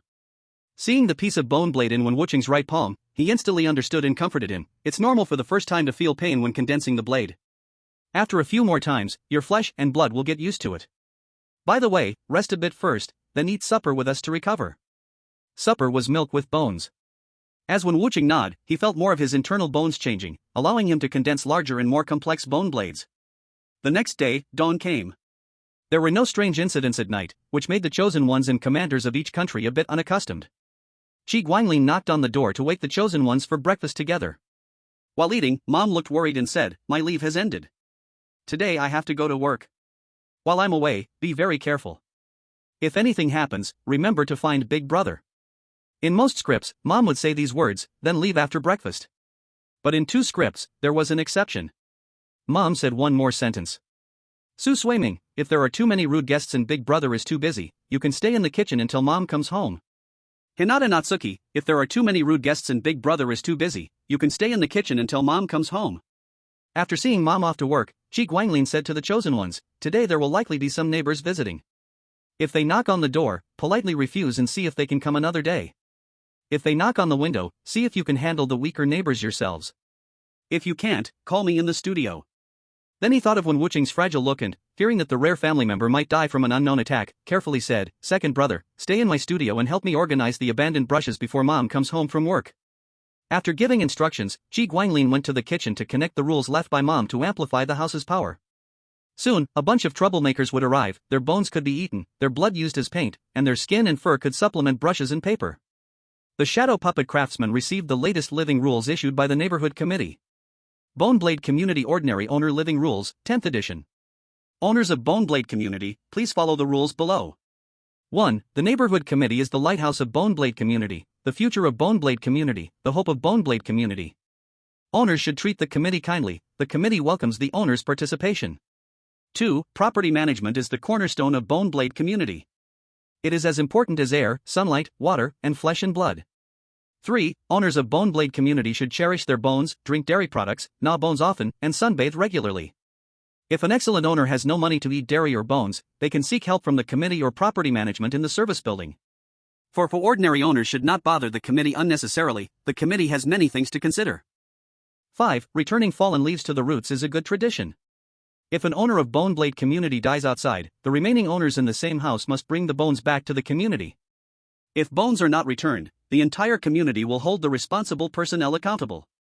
6. Each owner must participate in the bone begging action at least once a month. 7. Respect the painter's paintings but do not think you can be the main character in the painting. 8. When the shadow puppet master performs shadow puppetry, watch carefully, but do not get addicted. 9. When you meet the mother cat, just obey her. 10. When you meet a performance artist, make fun of their art and then run away. 11. Dogfather's dog training skills are not to be underestimated, do not overlap with his dog walking time. 12. The botanist just moved into the community, do not touch, wait for the neighborhood committee to investigate this resident. 13. The skeleton community's neighborhood committee and property are the worst, bring their bones back and give them to the committee or property for a reward. The residents of the skeleton community are innocent, no need to target them. Seeing this ink not try new rule note, the shadow puppet master understood the neighborhood committee was using other residents to test for internal chaos, how much weight the painter and a woman worker in the firepower field had after the puppeteer and drunkard died. The shadow puppet master prepared to help. If the painter died, it would be too hard for her alone to bring back her best fan, even after thousands of years of cultivation she could not gather enough death redemption tickets. Zhao Huaiqian heard a knock, he went to ask, hello, may I ask who you are? I am the shadow puppet master, go tell the painter that the neighborhood committee just updated the 10th edition of Life Rules, ask if he needs my help. Chapter 11, Brutality. When Wuqing was sorting a floor full of broken brushes, these broken brushes mostly smelled of wine or blood, the blood mainly had 3 colors, one black, one blue, one red. He made the brush mouths in a way that the more broken, the stronger the wine smell. Nothing else needed to be said, he believed the commander outside would read lips and understand. When all the broken brushes were sorted and put into garbage bags, a girl from the same script came outside the studio to repeat what the shadow puppet master had said. The painter mixing colors was a little happy, little sister really made a good friend. Chi Guanglin went to the door, opened it and looked at the shadow puppet master smiling, no need, I just used a lot of paper, paint, and brushes, this saves a big amount of death redemption tickets. When I finish, I'll send you some scraps. The shadow puppet master thought if she helped openly, some things might retreat and not dare to fight. Since the painter had this confidence, she would just watch, if something happened she could act in time. Except for Wen Wuqing, the other 5 chosen ones stayed in the living room, their luck was okay, their talents not high, but they all added real combat power, no mechanism, pure numbers. An A-level talent chosen one stood by the window, his talent was flesh strength multiplied 4 times, he felt he could kill Tyson with one punch. Outside the window, a humanoid quietly tapped the glass, each hit heavier than the last, the chosen ones looked at each other, not knowing what to do. Meanwhile, in Su Suiming's script, she saw the humanoid hit harder each time and realized the problem, cannot let it continue, it obviously stacks. Zhao Huaiqian nodded, went to open the window, Yin Yansui prepared, 2 wooden nails and 2 fireballs floated behind, after the humanoid entered, Yuan Shizhou shouted, first throw the wooden nails, then the fireballs. The 2 wooden nails became 9 wooden arrows, 5 missed, 4 hit and nailed the neighbor coming to knock on the opposite building wall, 2 fireballs then turned into 10 big rockets. The humanoid was completely engulfed, when the flames vanished nothing happened, the house was unharmed, the humanoid left no ashes. The Hanbang commander outside watched in shock, then relaxed. This military leader's talent is as ferocious as ever. If Yuan Xizhao could return to the real world and command the army of millions of archers being prepared for him.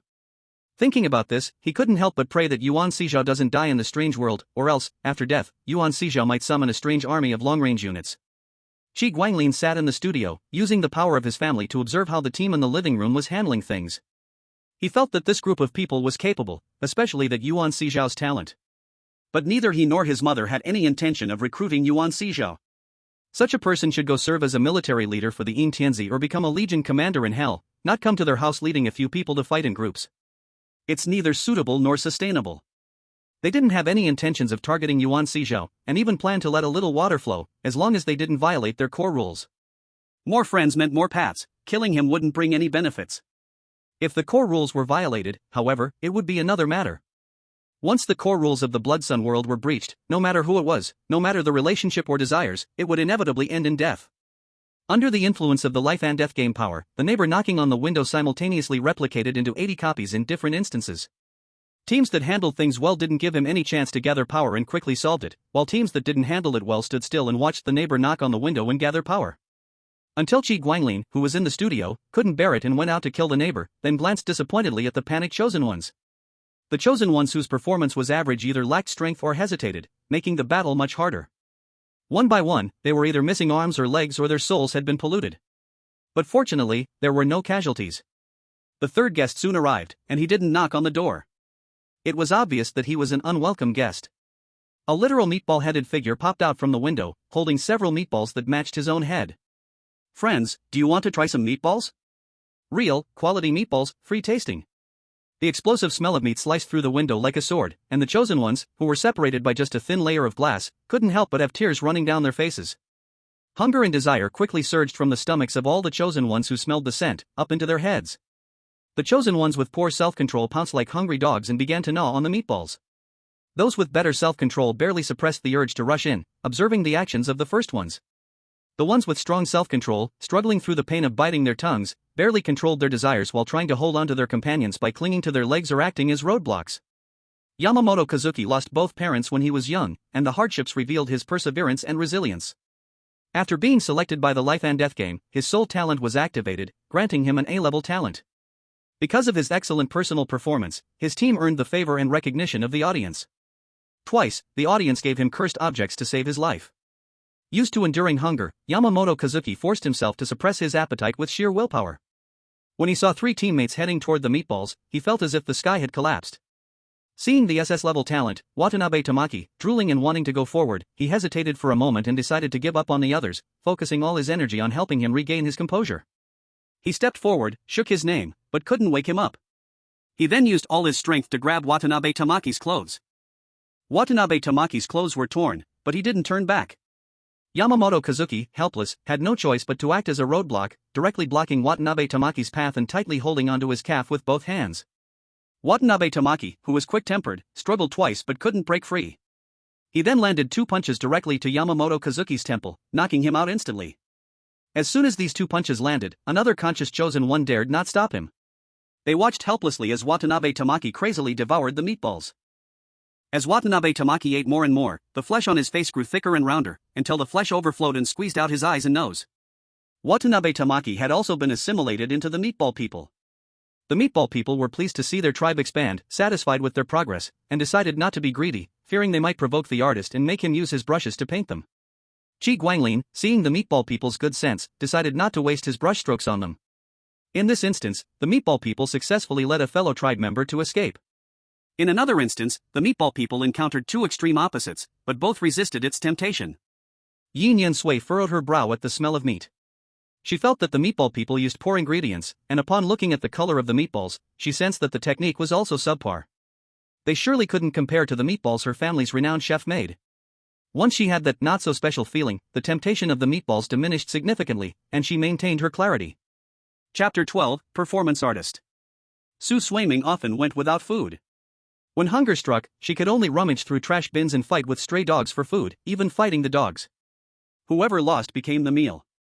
She had a high tolerance for hunger and also maintained her clarity.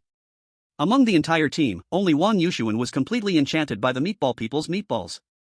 Fortunately, Wang Yushuan wasn't naturally violent, so when stopped, he didn't throw punches, but instead argued and struggled fiercely.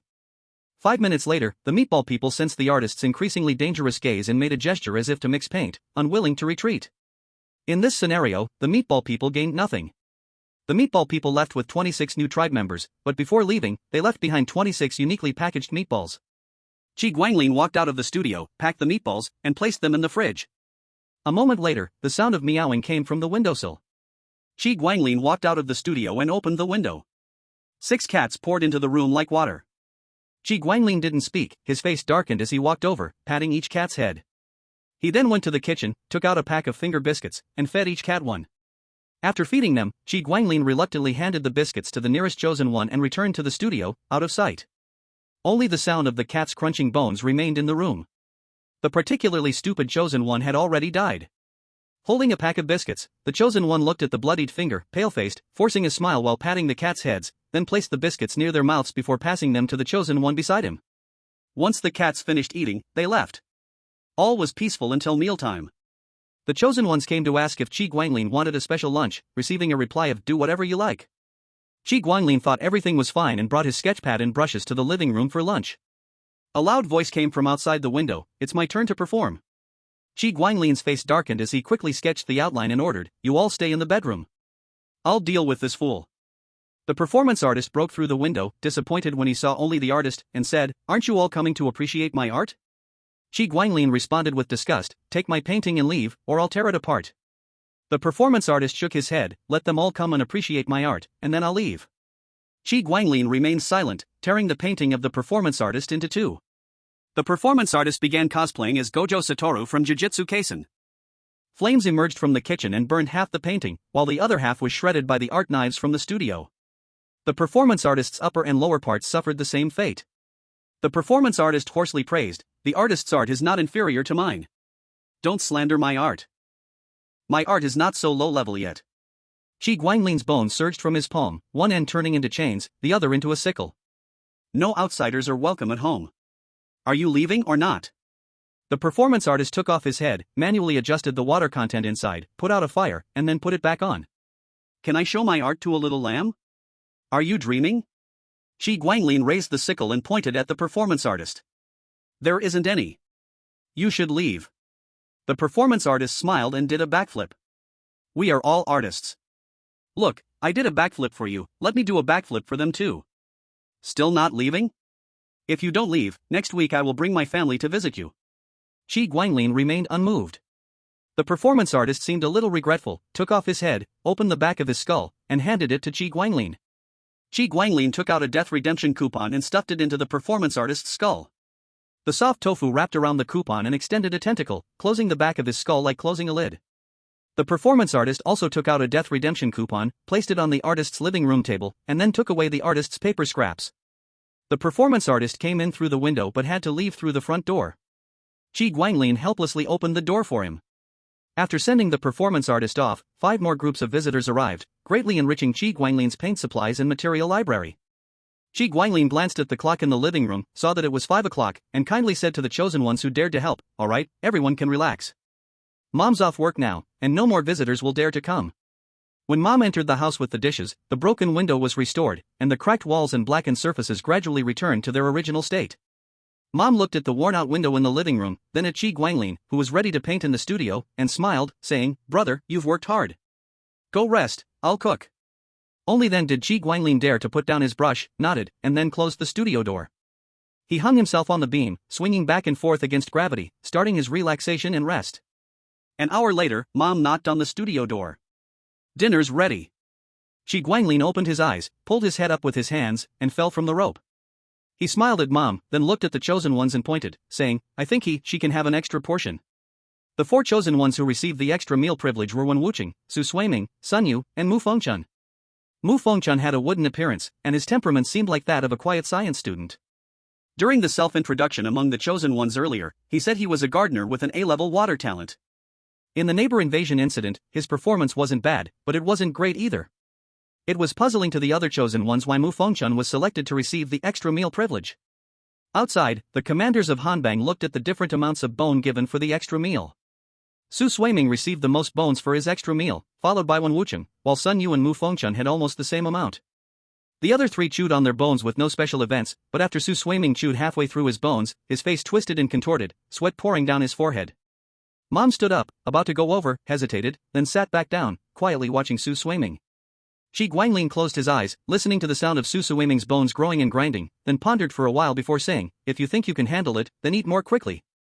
The more bones you eat in a shorter time, the greater the benefit. But if your willpower can't withstand it, you'll die quickly." Su Suiming understood what Shi Guanglin meant. Her fingers trembled as she held the chopsticks to pick up the bones, trying several times without success, then she threw the chopsticks away and held the bones in both hands, gnawing on them. Zhao Huaiqian asked, "Can I use my talent on her?" "Only once. More than that will kill her." Chapter 13 Settling Down. Su Suiming ate more and more bones, so much that even viewers through the screen could hear her bones crack. Shi Guanglin listened for a while and judged, "Almost at the limit, you can stop eating." Su Suiming forced back the pain and said, "I feel like I can still eat." Shi Guanglin did not speak. She gnawed on 3 more bones. Seeing her reaching for more, her mother grew anxious and stretched out her hand to stop her. "That's enough, really. If you eat more, your will won't control your bones." Su Suiming forced a smile. "Mom, I believe in my will. I will not stop here. I want to fight for a chance to never be hungry again." 2 more bones were chewed, even the marrow sucked in. Su Suiming's hands still wanted to grab the bones, but halfway up they could not lift. Some bones pierced the flesh, coming out, like a small human body blooming bone flowers. Her will pushed down one bone, but another pierced the flesh and appeared, rising and falling. Shi Guanglin's eyes held expectation, watching her soul suffer in agony, slowly shedding the ordinary or disappearing. 20 minutes later, Su Suiming sat up in the recliner, struggling to reach the bones. Shi Guanglin reached out and took the bowl of bones. "Eating more is not about willpower, it will really kill you. Tomorrow I will take you to register as a homeowner in the community. But before that, we need to talk." Her mother understood and helped Su Suiming to the studio. Apart from Wen Wucheng, the other 3 experienced this special stage. The commander of Hanbang recorded it accordingly. First was Su Suiming. Shi Guanglin looked at the new family whose bones were still softly groaning, nodding in approval. "Your mom should have told you the basic situation." Su Suiming nodded, then said, "She did. I hope my father, stepmother, and her son are put among those who fail to draw. The death game decides how many people each country draws based on its size and other mechanisms, giving an indicator before the game starts. One chosen can split an S-level rating into 2 A's or 4 B's or 8 C's. This game selected 36 from Hanbang, needing at least 60 C-level ratings to pass the death test. There would be small punishments and small rewards. 75 C-level ratings are needed for the grand prize. If a country cannot reach the minimum, it suffers a big punishment, randomly exiling 500,000 people with that nation's spiritual nationality into the Blood Sun world. Passing only the basic test will randomly exile 500, then the country designates another 500 into the Blood Sun world. But today the world understood that the 500 randomly drawn could be specified using the life redemption voucher, though only those with direct cause and effect could be chosen, which still scared people. Su Suiming was shocked at how cheap it was to specify people. Shi Guanglin rolled his eyes. "This is the blessing of the death game, letting your human career succeed and bring friends and family into the Blood Sun world to enjoy. So it's cheap and you can choose the placement. By the way, why do you want to come to our world? Do you want something?" Shi Guanglin asked curiously. Su Suiming thought a moment and said, "I want to never be hungry." Shi Guanglin could not understand, asking, "Is your country so short-sighted to let the chosen starve?" Su Suiming shook her head. "I had a good time when I was little, but later my mother died of anger, and my stepmother took her place. I did nothing wrong, yet I had to starve, forced to fight with stray dogs for food. All of this was because of my weakness. I did not want to starve anymore, I wanted power." Shi Guanglin touched Su Suiming's head. "Tomorrow I will take you to register as homeowners, tonight rest well." The next morning, Su Suiming woke up with her biological clock, and just stepping out of the room, she sharply sensed that the room had changed. "Good morning, please call the other family members for breakfast." Shi Guanglin smiled and greeted. Su Suiming paused for a moment, then immediately returned a smile, and went to knock on the other 3 doors besides her own. The other 3 chosen ones quickly came out after being knocked on. Su Suiming realized she did not know a single one. Where were her previous teammates? Shi Guanglin waved, and the 4 chosen ones sat down at the dining table. "You all willingly joined this family. Since in the future you are family, you definitely do not need to stay with other humans, so that during the selection, my mother and I can take care of you in time." After eating, Shi Guanglin took the 3 chosen ones out to the comprehensive service hall. After some time, he returned home with 3 sheets of paper, holding one and shaking it twice. The unconscious Su Suiming fell onto her bed, and Mother came to cover the fragile human with a blanket.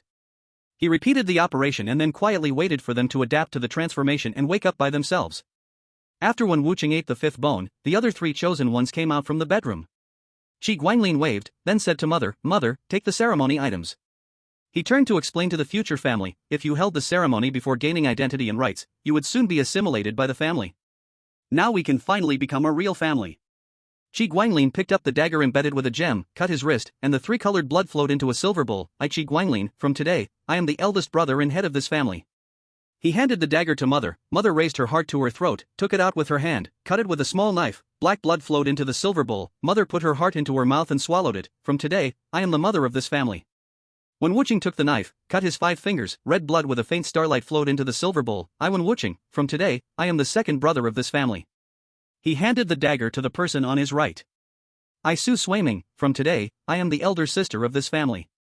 I Hinata Natsuki, from today, I am the younger sister of this family.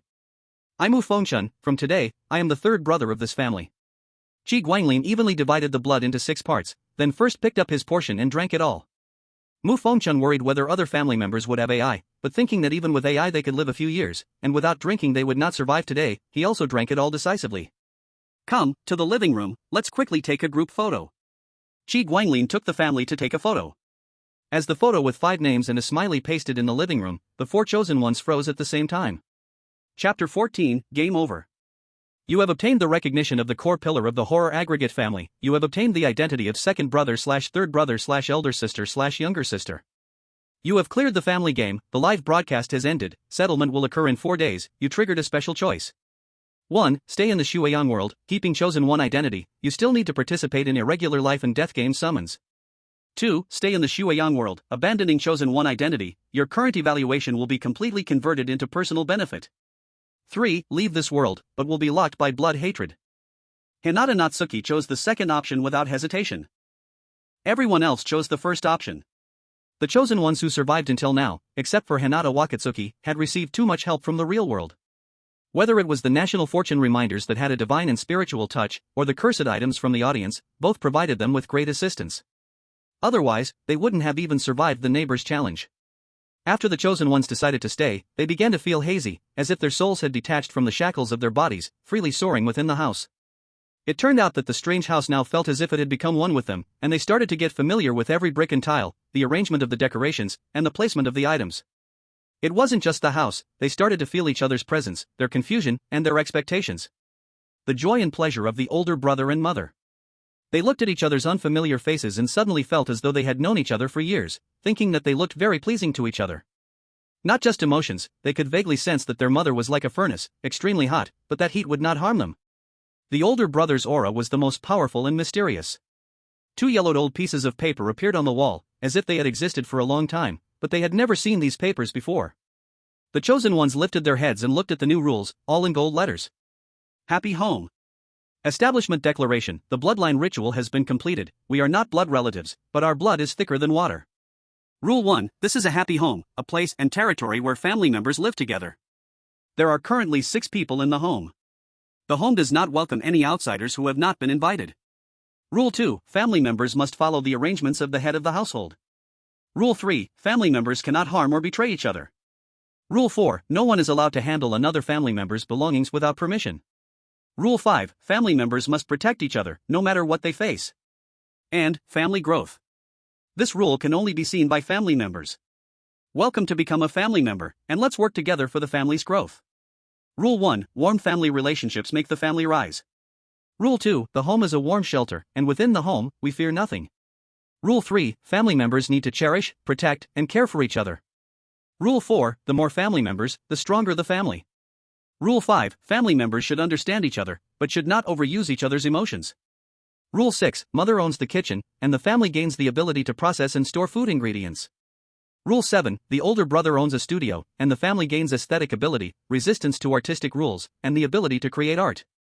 Rule 8. The second brother owns. Kegwanglin looked at the rules of family growth and handed Wen Wucheng a pen. Besides the bedroom, we will also have a territory that matches our abilities. This territory will either enhance the furniture or add functionality to the home. Before Mother came to our home, we didn't have a kitchen. We couldn't even cook for ourselves, and we had to eat outside. Think about your talents, your areas of expertise, and the places you're most familiar with. Then write them down. Wen Wucheng thought for a moment and then wrote laboratory. The writing quickly disappeared.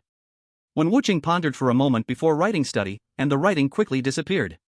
Keguanglin thought for a moment and then said, perhaps pure humans are too weak, and we still cannot resonate with the house to give birth to a territory enhanced by our rules. Try again when you obtain a new identity or ability. Next, let Mother tell you the story of this home. Mother nodded and said, this home was born 2 years ago. At that time, I managed to crawl out of a volcano and found a job at a firepower factory in Songyue City. Because my death method had a high tolerance to heat, I quickly became the best fireworker. That bastard found me, and we said we would form a family and move into the bone nest. The bone nest is strong, it can prevent the moon from confusing the owners, and we could save some moon praise fees. We together attacked one owner of the bone nest, took the key card, and moved in. The good times did not last. Without us knowing, the bone nest split into 2 districts and 3 companies. Then the property management began to charge high property fees. We questioned the unfair fees and were beaten and robbed completely. Later, we met a kind-hearted puppet master. She joined us, became the younger sister of our family, and brought the most outstanding painter in the area to become our brother. We fought the property management to start collecting fees from the owners and began living good days. The 4 chosen ones were silent, vaguely guessing what happened next. Qi Guangling's face was dark as he said, the strongest fortress always begins to collapse from the inside. That scoundrel tasted the sweetness of alcohol and began asking us for redemption tickets to buy wine for all kinds of reasons. Later, when we had 100 redemption tickets, he could snatch 95, leaving only 5 for us to buy food to survive, and he could still shamelessly use our food with his wine. Mother added, the younger sister was very brave, she ignored the gap and led us to start a rebellion. We succeeded, she fell before dawn. We hoped she could share our victory and joy, and this required a huge amount of redemption tickets to save her from death. Hinata Natsuki's voice trembled as she asked, can anyone be resurrected? Are there other conditions? It requires some flesh fragments and redemption tickets. The younger sister's flesh fragments are in the small fridge, do not open it unless necessary. Qi Guanglin glanced at the bone umbrella in Hinata Natsuki's arms and hesitated, you should be able to use the bone umbrella as a locator to redeem your mother from death. When Wucheng hesitated and asked, if there are no flesh fragments, can we still use redemption tickets to resurrect? Yes, triple the amount. A smile tore through Wen Wucheng's calm mask, his eyes burned with looming fei, no, a lion. Master, how do we earn redemption tickets? I can't wait to make money. Wen Wucheng said passionately. Su Suiming and Hinata Natsuki nodded wildly. Mu Fengchuan's expression was complicated, quickly turning to expectation and frenzy. First, let me explain the value of redemption tickets. Qi Guanglin took out 6 tickets, each chosen one held 1, smooth and delicate, bringing uncontrollable joy and sadness. Chapter 15, The Value of Redemption Tickets. 1 standard portion of skin or flesh is kneaded into paper as the base, 1 standard portion of blood and bone powder is ink, and with special methods, a standard portion of joy and sorrow is condensed onto the paper, becoming a standard low-level redemption ticket. Flesh-type anomalies can eat the redemption tickets directly, emotion-type anomalies can absorb the joy or sorrow on the ticket, Qi Guanglin said. Flesh-type anomalies and emotion-type anomalies are the most common in the Blood-Sun world, and even anomalies that cannot use flesh or emotion can use redemption tickets to buy what they need. This is why redemption tickets became currency in our world, Mother added. Qi Guanglin thought for a moment and said, also, you must pay attention to bad coins. He took out 6 redemption tickets and handed them over. This time the chosen ones felt smooth and delicate, but without any joy or sorrow. These are tickets whose emotions were absorbed by emotion-type anomalies. They can only be traded with flesh-type anomalies. We habitually call them secondary redemption tickets. 2 low-level tickets can be exchanged for 3 secondary tickets. Master, what about intermediate and high-level redemption tickets? The intermediate redemption death voucher consists of a standard portion of flesh, blood, bone, and a standard portion of 3 kinds of emotions and souls. The materials used in a high-level redemption death voucher are all upgraded to a higher level. 1 intermediate redemption death voucher can be exchanged for around 4 to 6 lower-level redemption death vouchers, depending on the strange quantities of emotions and souls in different areas. A complete high-level redemption death voucher can be exchanged for 50 to 60 lower-level redemption death vouchers. This really gave everyone new knowledge. They had never thought the redemption death voucher had so many details. Wen Wucheng, after taking note, asked his most concerned question, so what are the ways to obtain a redemption death voucher? The simplest way is to catch a human. Humans are extremely rare creatures with good flesh, blood, bones, emotions, and souls. A normal human, with proper development depending on individual differences, can produce 7 to 12 high-quality redemption death vouchers. Qi Guanglin said as he observed the expressions of the 4 chosen ones, seeing that they were calm before continuing. Next, it depends on whether you have any personal skills. If you're confident enough, go participate in related professional competitions. When I participated in 4 competitions and won by luck, I gained an identity, a small painter.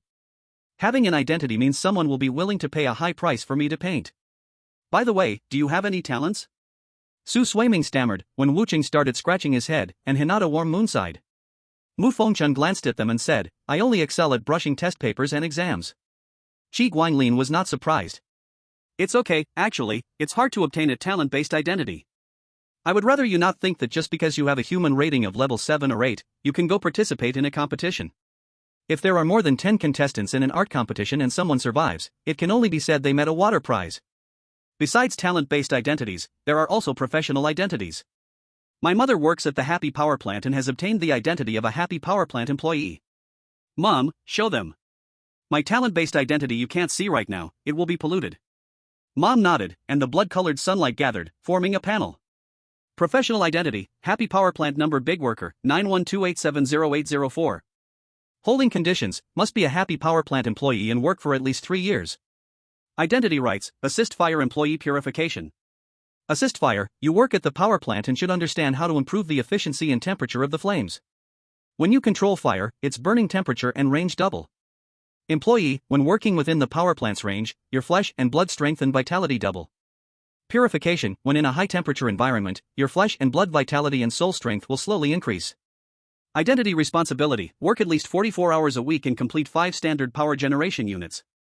Qi Guanglin saw that they shifted their gaze toward him, then said, most identities in our world are the same.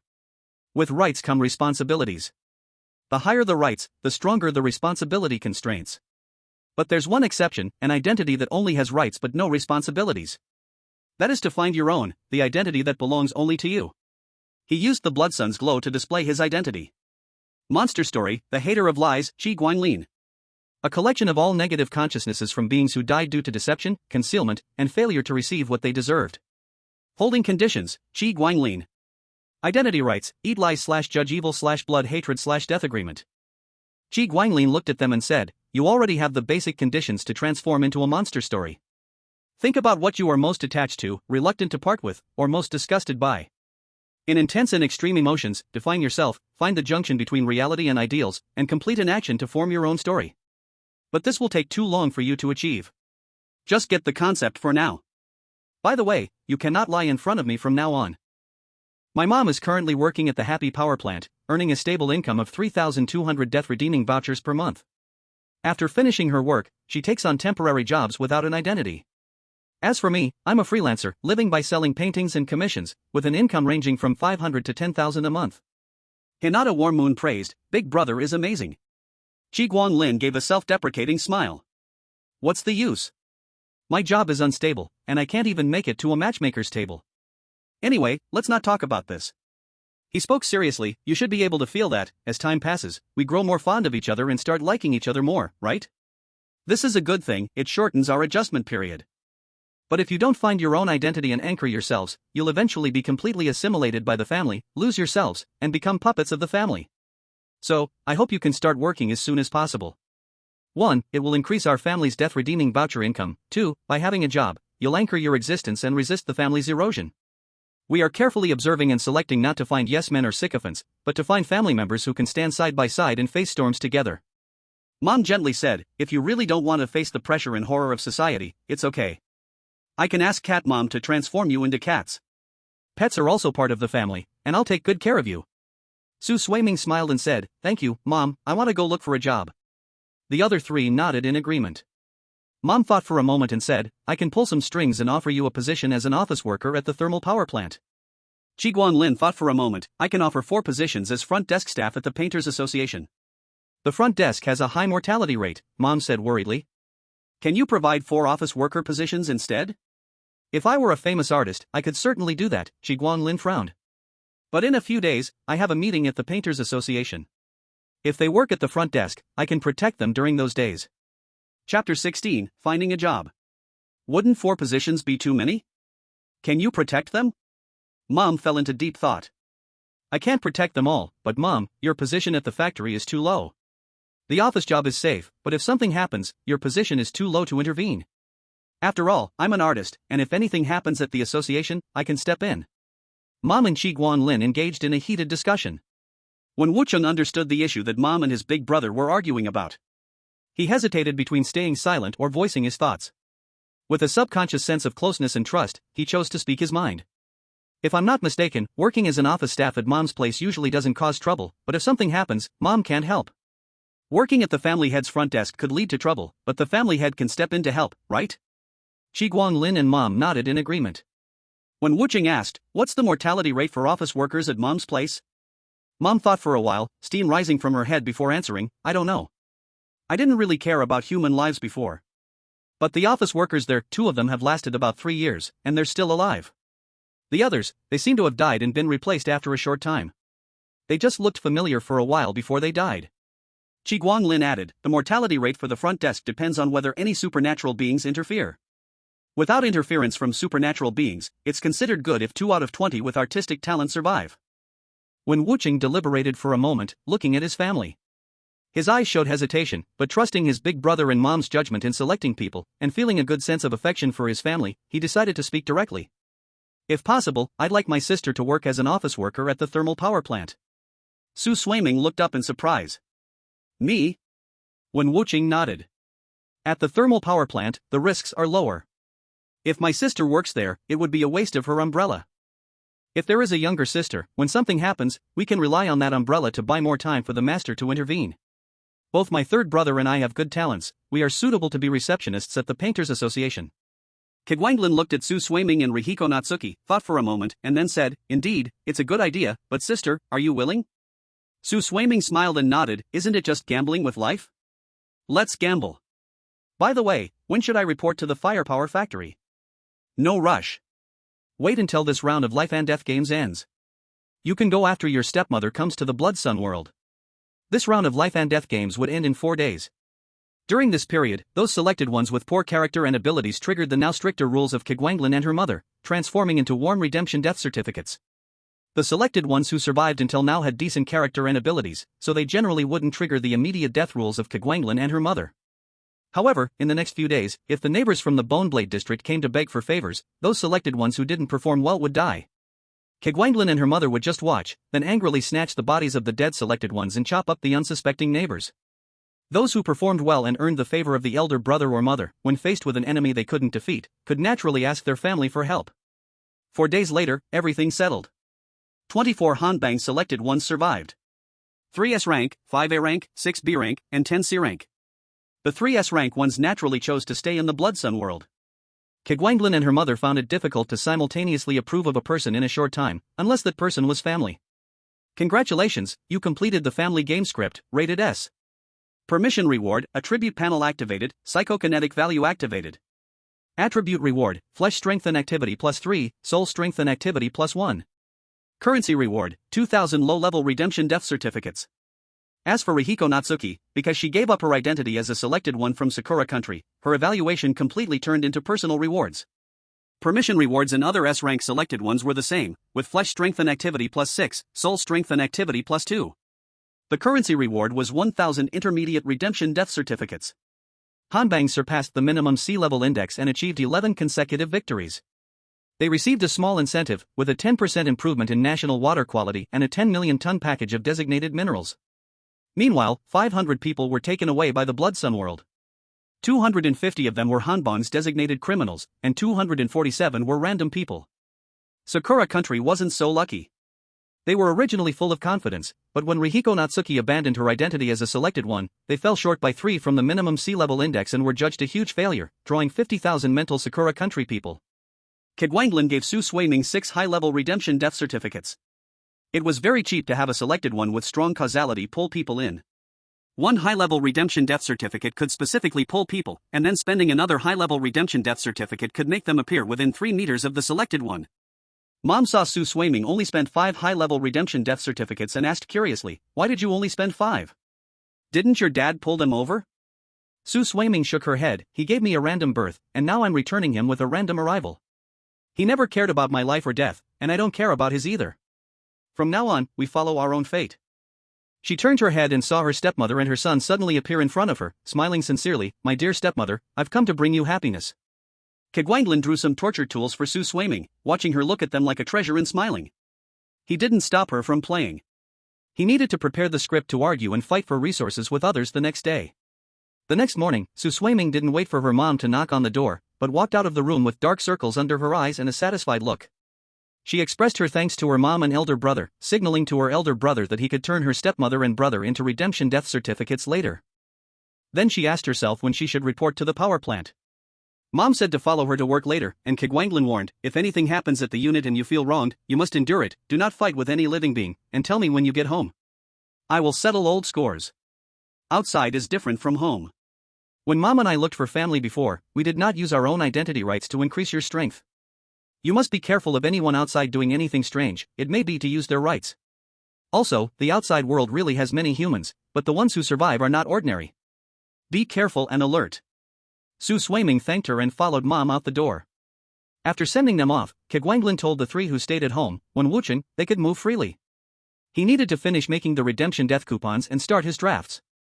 Remember the elevator rules, going down and up can only happen once. Do not leave the community, inside, no one dares to attack them. When Wucheng and Mu Fengchun decided to go downstairs to see and understand the surrounding environment, Hinata Natsuki decided to go alone. Su Swaiming was taken by Mom into a bone cart. She did not understand how a cart made of bones could move, and she did not know why there were no windows. Chapter 17 Happy Power Plant. Mom thought for a moment and said to Su Swaiming, Sister, follow a person called Sister Lin later, she will take you and help you get familiar. But you must pay attention, any talk about love and marriage must obey her. After work, you must wait for Mom to take you back or Big Brother to pick you up. Su Swaiming nodded, and Mom worried and warned, Sister, if you go out of the community or the power plant area alone, be careful of being caught and made into a high-class redemption death coupon. Being made into a coupon is very painful. They will use every method to create pain and fear. Su Swaiming lifted her head and obediently smiled, Don't worry Mom, I will wait for Mom or Big Brother to pick me up. The bone cart carrying a group of unknown creatures stopped and went on several times. When it stopped for the 6th time, Mom told Su Swaiming to close her eyes and let her off the cart. When Mom allowed her to open her eyes, she was already in front of a building, with a rule posted above in black letters. Welcome to the Happy Power Plant office building. Non-office and non-management personnel should try not to enter and disturb. To ensure the Happy Power Plant prospers, please follow the rules below. Rule 1, the office building has only 3 floors. The first floor is for office and reception, the second floor is for meeting rooms, and the third floor is for office staff and some management dorms. There is no rooftop or 4th floor. If you find stairs to the rooftop or 4th floor, ignore them. Rule 2, the office building has no elevator and will not repair one. If you find an elevator, stop meaningless fantasies and do not use it. Rule 3, the office building is for work only. You cannot draw or enjoy any paintings. If you see someone drawing, immediately stay away and call security. Rule 4, meeting rooms are only for meetings, not for art shows, concerts, speeches, or food events. If someone invites you to these, stay away. Rule 5, do not enter dorms outside work time. For work efficiency, high noise in dorms is forbidden. After Su Swaiming finished reading, Mom flicked a spark into the sky. After a while, a young woman carrying a basket full of wild vegetables and a shovel came out of the building. She looked at Su Swaiming's dark skin and small figure, smiled even more happily, and stepped forward. Are you the sister of family 912870804? My name is Shui Linlin, you can call me Lin Jia, I'll guide you later. Hello, Lin Jia. Su Swaiming said obediently. Shui Linlin was a little surprised when she heard Su Swaiming's voice, but when she glanced at her face, she instantly felt the advantage was on my side, so she sincerely said, during work, just follow me. If others ask you to do something, just refuse on my behalf. When I'm on vacation, you also take the vacation, don't come to work alone. Su Swaiming had rich work experience, and when she heard this, she immediately knew that Lin Jia was prepared to guide her well. Her mother trusted Shui Linlin very much, gave a greeting, and hurriedly returned to her workstation. Shui Linlin led Su Swaiming to a small office. After sitting down, she pushed a form over and said, I'll have you write it. Su Swaiming looked and found that it was actually a resume form. Write your current age in the age section, and write 30 years of work experience, otherwise you won't compete with those who were re-employed after death or the reborn ones. For marital status, write has a family, married with children, has a mortgage. If asked why you don't look married, just say your child and husband inherited after death. You're too weak now, write that you don't accept job changes, that you like stable, secure work. Willing to accept unpaid overtime arranged by the company. For the family relations part, write 912870804 and the name of that painter and your relationship with them. He should be willing to let you write his name. Su Swaiming smoothly wrote down the name Qi Guanglin, and Shui Linlin's smile became even warmer. She took the resume and stamped it with a red seal. After putting it away, she congratulated her on passing the interview. We're clerks, so the salary is a bit low, but the risks are small, the work isn't tiring, and it's comfortable. There's a 2-day weekend every month. The salary structure is a basic salary of $1,800 for low-level death redemption bonds, $200 for full attendance, and $200 for performance. And there are some benefits that can't be directly mentioned, but you'll know them later. Come on, I'll take you to your workstation. Su Swaiming followed Lin Jie to the workstation, and Lin Jie clapped her hands. Everyone, we have a new little friend, let's stop and welcome her. The applause was thunderous. Lin Jie continued, let the newcomer introduce herself. Su Swaiming gave a humorous and witty self-introduction with ease. Her work experience was so rich that she had 4 sets of self-introduction templates for different job types and environments. After the introduction, Lin Jie asked her to look over the rules first, and then go through the materials left by the previous employees. If there was anything unclear, she could come and ask her in the afternoon. A set of rules was posted in a very prominent place, where all clerks could see it when they looked up. Clerk work rules for Happy Power Plant. Welcome to become a clerk at Happy Power Plant. As a clerk, please follow the rules below. Rule 1, on workdays, arrive 30 minutes early for meetings and cannot leave early. During work, personal breaks should not exceed 10 minutes at a time, and personal breaks for the day should not exceed half an hour. If you can't do this, please leave the plant voluntarily. Rule 2, during work, it is forbidden to watch paintings, listen to music, listen to novels, play games, etc. Rule 3, the duties of a clerk include attendance, scheduling, work hour records, salary distribution, verification, reimbursement, and catching workers slacking off. Rule 4, clerks must be impartial, meticulous, and serious, and not accept bribes from workers. Rule 5, if any worker is caught drinking, it must be reported to the security. If the security is drinking, pull the alarm valve on the left side of the first floor. After noting the rules, Su Swaiming began flipping through the records left by the previous employees. Her predecessor had left her a list of workers from Zone 4. The list only had names for about half of the entries, the rest were numbers. Some names were in red, some were in black, and others in blue. The numbers also came in 3 colors. She was pleasantly surprised to find an annotation in the lower right corner. It was good manners to write annotations. The annotation said that red names represented non-human entities, black names were uncertain, and blue names were human. She searched for her mother's number, and sure enough, it was a red number. A small piece of paper fell out. My successor, the fact that you can see the content of this note shows your comprehension exceeds 80%. No matter which world you are from, you are of my kind. The note will self-destruct after reading. New content appeared. Do not take the existence of red and black fonts too seriously, life is yours. This job brings limited status in future, but it is indeed comfortable, so no need to compete. Whether workers' bribes can be accepted, who can accept, who cannot, what you need to pay for bribes will follow. May humanity endure in this world. Then several names and numbers appeared, followed by what could or could not be done after taking bribes. Chapter 18 Life. Su Swaiming quickly adapted to work thanks to the gifts left by his senior and guidance from Sister Lin, while here Mufengchun and Wen Wuching encountered a plant human covered in vines and flowers by chance. The plant human sniffed the air and looked at Mufengchun. Little one, you often plant flowers and grass, and you care for them well. I can smell the gratitude and reverence of plants from you. Mufengchun and the others were a bit startled. Though they had been in this world for several days, seeing these mutants still made it hard to relax. Mufengchun gestured to the 2 behind him, then nodded to respond to the plant human.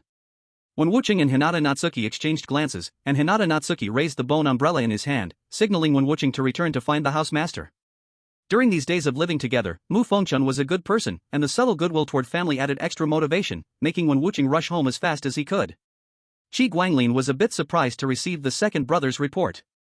He had never met a botanist and felt uncertain, but for the sake of family, he still picked up the full set of painting tools. Qi Guanglin knew the location his second brother mentioned. He had painted the scenery there before, took the painting from the studio, pasted it on the wall, walked into the painting, then walked out, seeing the third brother chatting happily with the botanist, and the sister holding the bone umbrella like a bodyguard. The botanist smelled the paint, stopped talking, and looked at Qi Guanglin. Big brother. House master. The botanist said in surprise, little friend, you are actually the family of a painter. Qi Guanglin nodded, then looked at Mufengchun. After sensing that his soul was untainted, he relaxed a little. What a coincidence. I just moved to this community, have many busy things, and many precious plants I cannot take care of alone. Rarely meeting someone good at botany, I want you to come help me maintain them. 200 low-level death redemption vouchers per day. What do you think? As long as it is safe. Of course. I do not want the house to have me in mind. Qi Guanglin did not smell any lies, nodded, then asked Mu Fengchun if he agreed. Mu Fengchun was very interested in plants of this other world. Seeing the housemaster had no problem, he agreed. The botanist happily said, "Good. I will go home today to handle dangerous plants not suitable for your care. You come to Building 2, 1601 at 9 tomorrow." Mu Fengchun felt thrilled that his 10-year love for plants was recognized, walking home as if floating. Hinata Natsuki felt a little envious and followed Qi Guanglin home. Qi Guanglin prepared meals waiting for mother and sister to return. At the dinner table, Su Suiming mentioned receiving the small note left by his senior, learning which gifts could or could not be accepted. Mu Fengchun shared some strange plant traits and stories the botanist told him. Qi Guanglin also laughed, telling some bizarre requests he had encountered. Seeing everyone finished eating, Qi Guanglin said, "I have been busy catching up on overdue paintings these past days and did not have time for a family meeting with you. Many things I could not say or ask for your opinions. This is a good time to say everything at once. First, let's talk about our monthly expenses. Let's start with the fixed costs. First is the supplement cost. As the owners of the bone blade community, we need enough dairy and bone products every month to supplement our nutrition. This expense cannot be saved. Currently, I need 400 low-grade redemption death tokens each month, and you are still in the bone feeding stage, requiring 100 low-grade redemption death tokens. As for Mom, she doesn't have this kind of expense requirement. Next is the utility fees, about 500 low-grade redemption death tokens each month. Apart from that, there are food costs. Mom needs energy for food, around 1600 to 1800. As for me, I need emotional food, about 2500 to 3000. As for you, eating human food is enough for now. From what I know, one human only needs around 1200 low-grade redemption death tokens to survive each month. Besides that, there's the monthly moon avoidance fee, which is currently 300 low-grade redemption death tokens per person. There's also the elevator usage fee, which is fixed at 50 redemption death tokens per person each month. Wen Wuqing thought for a moment and then said, "Fortunately, we haven't reached the killing line." Su Suoming, who was most sensitive to money, frowned and thought, "So, our monthly living cost is at least 12,000 low-grade redemption death tokens." Qi Guanglin nodded. Now, let's talk about our family's current financial situation. Our loan was paid off today using artwork as collateral. Right now, we have no debts. As for savings, we have 10,000 low-grade redemption death tokens, plus 50,000 low-grade redemption death tokens that will be refunded to us from the death game. Su Suoming was more interested in another point of concern. Why will the death game refund money, and why 50,000? Qi Guanglin first explained Su Suoming's question. The death game gives an initial evaluation based on the severity of the rules we set, the number of instances, and the number of chosen ones. After we spend redemption death tokens to start the script, the death game grants us the ability to replicate and branch into many. Then, after the game ends, based on the number of chosen ones who survive and the expected difference, they refund us more or less. Everyone looked as if they had gained some knowledge. Qi Guanglin asked Wen Wuqing about the definition of the killing line, silently thought for a moment, then sighed, realizing how interesting the economic understanding of another world really was. He gently tapped his index finger on the table and then said, "We are all family, so I will be straightforward. Redemption death tokens can redeem the dead from death, and they are a good thing. But without enough strength and identity, redemption death tokens can't be stored or protected. Therefore, I want to ask everyone, how do you plan to distribute them centrally?" The 4 chosen ones looked dumbfounded. Are we really doing a central distribution now? Does it make a difference how we distribute them? Wen Wuqing asked seriously, "Master, how do you plan to distribute them centrally?" Qi Guanglin also looked serious. Does anyone have ideas for personal distribution? If you have thoughts, please speak up. We are all family, and I will respect that. Everyone shook their heads. Qi Guanglin spoke, "After the central distribution of redemption death tokens, I have 2 ideas. One is to centralize the redemption death tokens to elevate the family's identity, earning more redemption death tokens. The other is to centralize resources to establish a fixed asset. But those are for later discussions. Right now, my hesitation is whether to enforce mandatory contributions or make it voluntary. How should the ratio of mandatory contributions be, and how should voluntary contributions be handled?" Wen Wuqing said without hesitation, "Mandatory. Voluntary contributions will dampen enthusiasm and will not accomplish big things. Don't forget what happened 100 years ago, let that be a lesson." Because of the free 9 years of education, everyone knew how ineffective voluntary contributions were when relying on shared resources. They all supported the mandatory collection of redemption death tokens. Mom said, "Big brother, don't forget why we resisted that scumbag." Qi Guanglin said, "That scumbag took 95 of our 100 while buying wine. And they even want to take our bones and milk, leaving nothing of our faces. I will definitely not follow his old path." Chapter 19, even in the rule monster tale, wanting to rule eternity alone. My idea is like this: every month, the death redemption coupons our family earns, after fixed expenses, if there is any leftover, we transfer 80% of the leftover coupons into one account. This account is called Future, the rest is free to use. Every expense from this account must help our family's future and must be approved by the majority. What do you all think? Everyone looked at each other and thought it was acceptable. If so, I will embed this rule into the family's core rules. If there are any problems, we can erase the rule in the next family meeting. Seeing everyone nod, Kegwanglin cut his finger with a knife, letting blood drop onto a silver plate. When the plate was filled with everyone's blood, Kegwanglin used a pen dipped in blood as ink to write golden letters. Welcome to Kegwanglin's happy home. To ensure family harmony, please remember the following rules. Rule 1, no drinking or smoking in the house. Rule 5, 80% of all family members' income left after fixed expenses must be transferred to the account for the family's future. Every expense from this account must be approved by the majority and can only be used for things that help the family's future. After this rule was established, Kegwanglin quietly exhaled. He was really afraid some family member would want to control the income themselves. That would make family improvement too slow. When could he rescue his sister then? Kegwanglin then asked, next, there is a big matter to discuss. Our family currently has savings plus the refund from the upcoming life and death gain totaling 60,000. This month, I still have a few painting commissions unpaid. I think we can use this money to create some value.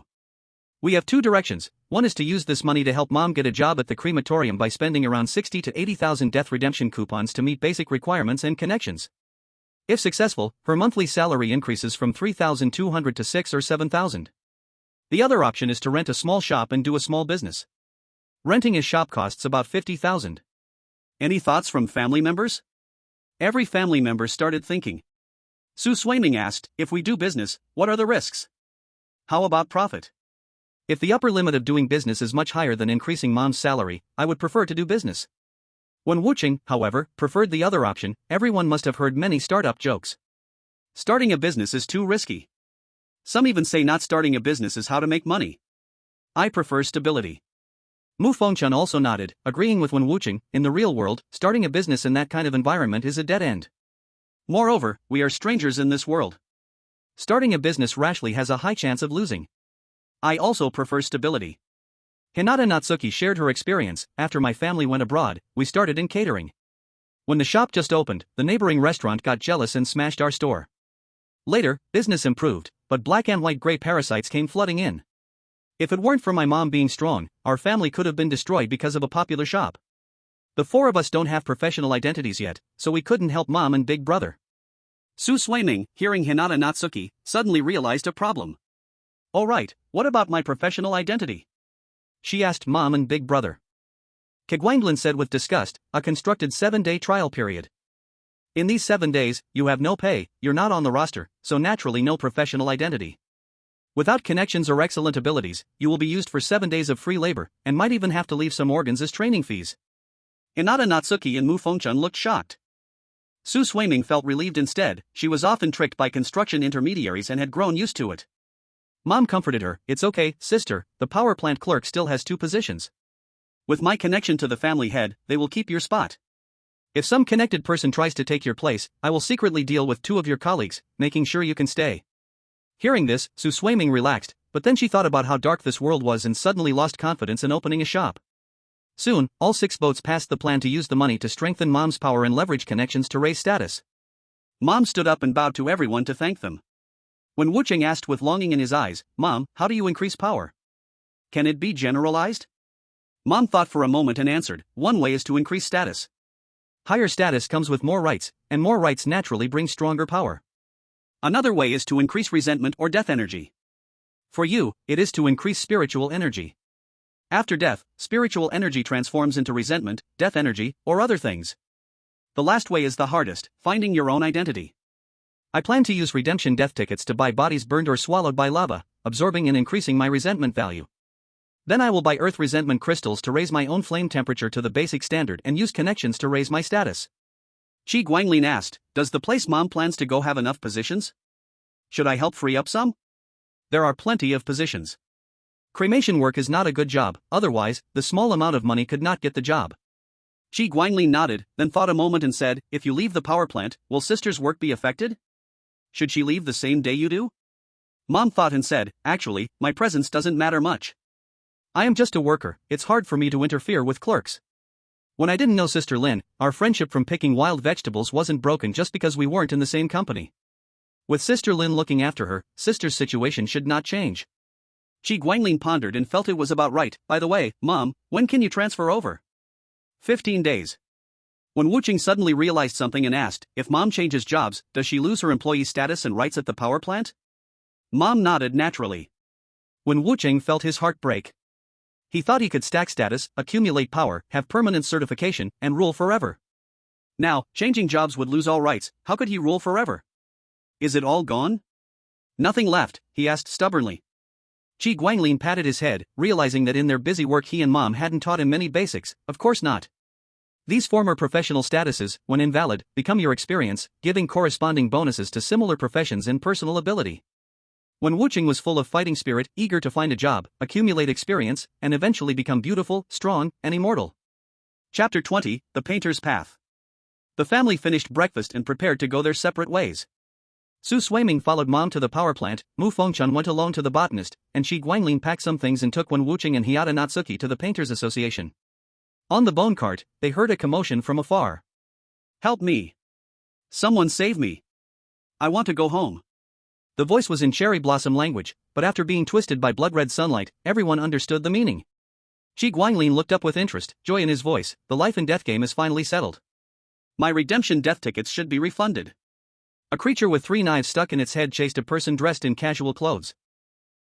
Nearby, in the void, appeared a figure of a Sakura person dressed in a kimono, her eyes filled with fear as she screamed at the unfamiliar world. The bone car drifted, knocking away 3 sharp blades, then the car doors opened wide and swallowed 2 suddenly appearing humans. Qi Guanglin shouted loudly, I want skins and fear, is anyone trying to compete with me? The other passengers, wary, glanced at the brush and sketchpad on Qi Guangling's body, and began bickering to divide things among themselves.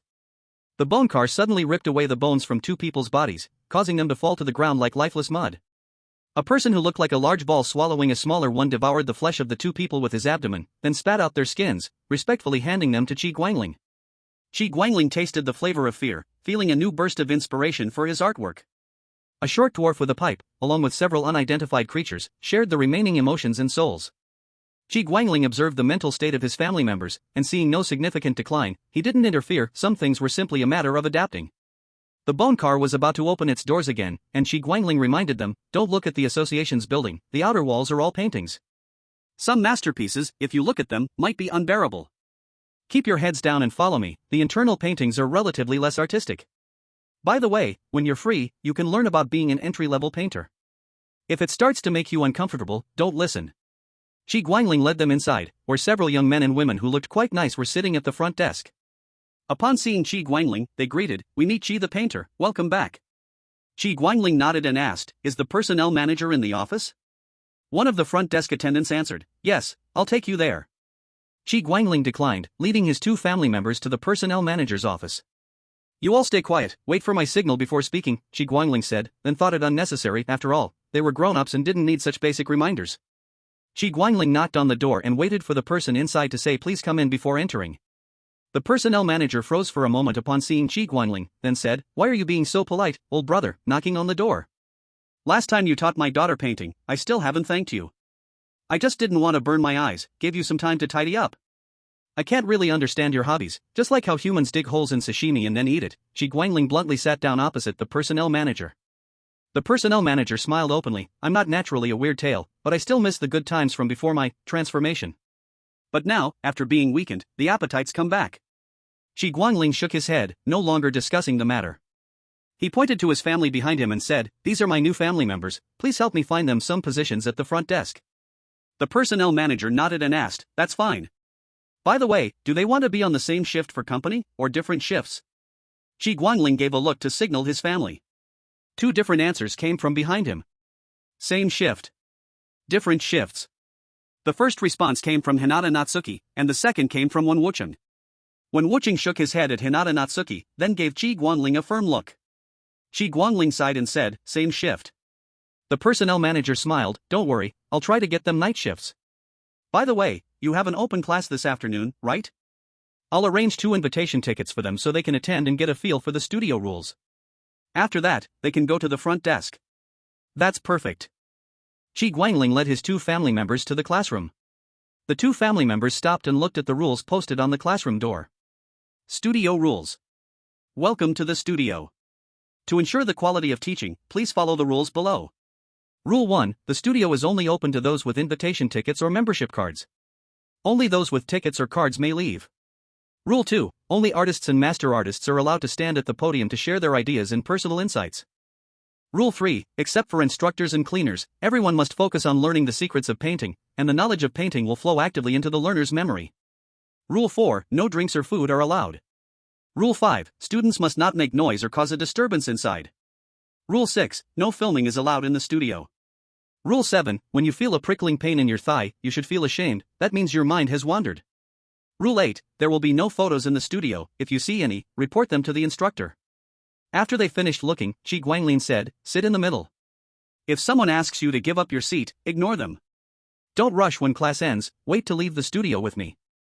Strange creatures and a few humanoid beings arrived one by one. Hinata Natsuki looked at the tentacle monster next to him, feeling that it would definitely be good at drawing comics. Qi Guanglin saw the time and stood up, speaking to the people below. Hello everyone, I am Qi Guanglin. Today I will talk to you about painting techniques. Since the photographers came out, painters were forced to improve themselves, finally giving birth to techniques that elevate identity. Today I will talk about how, after reaching basic painting standards, you can become a little painter. The mark of a little painter is that the creatures they draw can cry and laugh. Qi Guanglin unfolded a painting behind him, showing a boy smiling, with tears in his eyes, constantly falling. And the girl walking away with her back to him had joy on her face, then the smile disappeared, leaving a few tears. This is a painting I made when I was still a little painter. Qi Guanglin smiled, very satisfied with his proud work. The creatures below gasped in amazement. Then he took down this painting and put up another. The same boy on it smiled and then cried, shouting, swallow, swallow, how can I live without you? Then he ran towards the girl. This is the mark of becoming a painter. When the characters you draw can move and speak, you are a painter. The creatures below were extremely excited, imagining the day they would become painters. Qi Guanglin enjoyed some praise. He loved to act, so even if some creatures slightly broke Rule 5, he did not punish them. Chapter 21, The Development of Painters in the Blood Sun World. Alright, quiet down. Next I will talk about how to become a little painter. First, your basic painting skills must reach the standard. At least you must draw humans looking like humans, not just stick figures, and then ask me why the people you drew cannot smile. I want to know how you drew stick figures and didn't laugh. Then you have two paths to become a little painter. One is to win a high-quality painting competition 4 times in a row, the other is to have heart stronger than matter, then pour emotion into matter, and draw characters who can cry and laugh. If both paths succeed, your painter identity will get a prefix. 4-time champion little painters gain many benefits for promotion. If you are not good at drawing creatures, don't worry, your path is just harder. Drawing plants still requires making them able to cry and laugh. Drawing buildings or landscapes requires making them alive. Making buildings and landscapes alive depends on talent. If talent is low, you must have money or perseverance. For painters who want to go into architecture or landscape, my advice is to travel more, find buildings or landscapes that resonate with you, then you can easily bring them to life. If you are poor, find a place you can stay long-term. Spend time, get familiar with it, let your spirit soak into the place you draw, maybe then you can become a little painter. Several apprentices bowed, then went out. The rich are busy booking their schedules, while the poor prepare to find a place to squat for a long time. Qi Guanglin bowed and then said, the ones still here should be those aiming for a biological path, so I'll focus on these 2 types. First, the method of becoming a quick painter. I'll explain the method first, then talk about its pros, cons, and applicable range. If you want to speed up, you can choose a target, learn all the characteristics and information about this being, like what situations make it happy or sad. Once you understand this being enough, kill it. Use its skin as paper, its bones and blood as ink, and paint the moment that impressed you the most. Once you paint it, you'll have earned the title of a small painter. The limit of this method depends on the being you paint. The stronger the being, the stronger your limit. But the problem is, you're essentially tied to that being. If you paint something else, you can't reach the same level as you did with that being, unless you spend the same amount of time and effort to understand a new target. So, if you're planning to make money from selling paintings, don't consider this path. Those aiming to become guards or field workers can take this route, even those with poor talent can follow this path if they live long enough. Next is the traditional path. I recommend a method, the observation and empathy method. To paint a being that laughs, you first need to understand what makes this being laugh, why it laughs, study the culture and customs of the group, comprehend it, and then empathize. Another method, if you are rich, is to buy a lot of the emotions of the group you want to paint, both their joy and sadness. Chew on their emotions, savor their happiness and sorrow as you paint. There's a chance you can capture a figure that can both cry and laugh.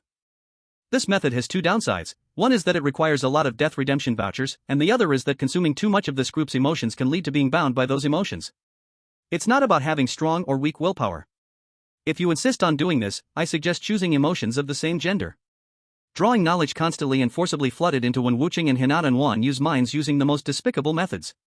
If they dared to zone out, their thighs would receive the loving affection from Granny Rome, forcing them to listen to the class with grim expressions. At the end of the class, Qi Guanglin smiled and said, "Alright, the lesson is over. I will randomly select the fifth person who raises their hand to answer a question for free. If anyone has other questions, come find me privately later to schedule a paid consultation. If there are no questions now, class is dismissed." Qi Guanglin picked the fifth person, who was someone with a bulb-shaped head. They stood up, their bulb-shaped head glowing and changing colors in a regular pattern. Under the distortion of the blood-red sunlight, their meaning was understood by everyone. "Master Painter, I'd like to ask, when you became a small painter, which path did you choose from the ones you mentioned?" Qi Guanglin thought for a moment and said, "I didn't have the support of parents or family, so I couldn't follow the path of architecture and landscape painters. I heard that traditional biological painters make money easily, so I decided to focus solely on the traditional biological path. I didn't have any death redemption vouchers to buy emotions, nor could I afford a teacher. To make my paintings look accurate, I had to immerse myself and imitate. At first, I was proud and thought of myself as the main character of the world. I tried everything to find the strongest existence I could access and begged for the chance to follow them. The results were too poor, but I won't go into details. Those who understand, understand. If you don't understand, don't think too much, just follow what I did later. Eventually, I found the lowest of the low, which is the main raw material for making death redemption vouchers. After protecting a corner, I hid and imitated their lives from birth to adulthood. 18 years later, I participated in 4 competitions. The little painter who won 4 consecutive championships in identity. The students bowed to Qi Guanglin, who calmly accepted it. Afterward, 5 students who had scheduled paid consultations with him left. When Wuching and Hinata Natsuki suddenly understood why Qi Guanglin was so understanding of people. Seeing that there were no outsiders left except their own family, when Wuching stepped forward inside, I didn't expect that in this world, painting skills could be so profound. Qi Guanglin also found it strange, in your world, you have photographers and cameras. Why haven't your world's painters perfected their painting skills beyond photography? How do they survive? Are they all spineless? When Wuching answered, I don't know. Before I came to this world, low-level painters weren't killed by cameras, but they were almost all driven out by artificial intelligence. Many who studied art ended up not doing art at all, while top-level painters still earn fortunes with a single painting. Hinata Natsuki, who knew more about art history, added, photography only killed classical painting. In our world, painters didn't follow realism. They gave up depicting reality and instead expressed thoughts, emotions, and experiences through abstraction. Overall, our world's painters are pursuing what painting can do, but photography cannot. Qi Guanglin nodded and said, they're all remarkable people. They chose a smart path, while in our world, painters chose to face off against photography directly, becoming more real, more vibrant, transcending the boundaries between reality and the virtual, even. Qi Guanglin didn't finish his sentence. He sighed and said, in order to compete with photographers, painters created technologies that could destroy the world. Now, even the photographers, who were once our rivals, have all disappeared. Who knows who will stop us now? When Wuching opened his mouth in shock and asked, aren't you worried, big brother? Worried? There are plenty of people who have created technologies to save the world, like us, musicians, and civil engineers. Then it's fine. There are heroes everywhere in this world. Chapter 22, The New Life and Death Game? Qi Guanglin looked at the time and said, go to the front desk. Follow the rules. If a minor danger happens, press the bell. If it's a big danger, tear up the painting with people on it. The painting with cows on it will protect you automatically. I'm going to the studio to paint. If nothing happens, I'll take you home at dawn. When Wuching and Hinata Natsuki took the 4 pieces of paper, thanked him, and carefully put them away before heading to the front desk. At the front desk, someone was already sitting there. When they arrived, the person greeted them warmly with a wave. Hello, I'm Chu Huafeng, a human from the Haitian Xingyun Empire. Chu Huafeng introduced himself, his Cloud City language twisted by the blood-red sunlight but still conveying his meaning. I'm Wen Wuching, and she's Hinata Natsuki, both humans from the Blue Star Hanbang. When Wuching glanced at Hinata Natsuki and gave his real name and her alias. Chu Huafeng thought for a moment and said, I know about Blue Star, but I've never met anyone from Blue Star Hanbang. Your country is quite powerful. Wen Wucheng nodded proudly. Chu Huafeng pointed to the rules at the front desk and said, "You should first check the rules at the front desk. If there's anything you don't understand, feel free to ask me. I'll explain anything that isn't written in the rules." Wen Wucheng and Hinata Natsuki began reading the front desk rules together. Front desk rules. As a front desk clerk, you must follow the following rules. Rule 1, work one shift, rest one shift. The day shift is from 9 a.m. to 5 p.m. The evening shift is from 5 p.m. to 1 a.m. The night shift is from 1 a.m. to 9 a.m. The total rest time during a shift cannot exceed 1 hour. Rule 2, when guests enter, please greet them warmly and smile throughout the interaction. Rule 3, politely answer guests' questions. Common types of questions can be found in the default response guide. Rule 4, if a guest enters with a camera, please ask them to place the camera at the front desk. If they refuse, immediately press the yellow button. Rule 5, if multiple guests carrying cameras enter, immediately press both the yellow and red buttons, then find a place to hide and take emergency measures. Rule 6, there are no rats in the Artists Association, only ducks. Chu Huafeng estimated the time and asked, "Are you ready?" Both of them nodded in unison. Chu Huafeng first pointed to the last rule and said, "We have a great artist here who consumed too much of the duck family's emotions, so it especially dislikes being treated like it's not a duck. If you encounter one with an unusually long and curved neck, but still somewhat distant from a duck, remember that it is a duck. If you meet it, refer to it as Duckmaster. He then raised his finger higher. Some photographers, either remnants or new, like to stir up trouble by infringing upon the artist's rights. Our role is to act as a radar, pressing the button when we see something. Remember, you must press the button before running. Otherwise, running will only extend your life by a few minutes, and whether you can escape depends on luck and connections." Chu Huafeng said earnestly, "If possible, try to build good relationships with the duty artists. Whether we can survive when trouble arises depends on how proactive the duty artist is. If they come too slowly, we'll be captured in the photo. Being captured in the photo isn't too bad. If the artist is willing, they can pull us out, but it depends on whether they're willing to invest some effort." Wen Wucheng and Wan Yu thanked him, and Wen Wucheng, understanding Chu Huafeng's enthusiasm, smiled and began chatting with him casually. This time, nothing unexpected happened, and no photographers came to cause trouble. Qi Guanglin brought Wen Wucheng and Wan Yu back home. Soon after, Mu Fengchun returned, and when their mother and Su Suiming got off work in the afternoon, the family happily had a luxurious dinner together. Not long after dinner, Wen Wucheng and Su Suiming clutched their hearts in pain as the blood-red sunlight twisted into a beam of light before them. A new life and death game has begun. Welcome to the life and death game. Rule 1, every life and death game ensures at least one path to survival that is applicable to all chosen ones. Rule 2, the golden rules given by the life and death game will not be modified or polluted, they are absolutely correct. Rule 3, the life and death game has never failed those who are brave and sacrifice, no matter which world they are in.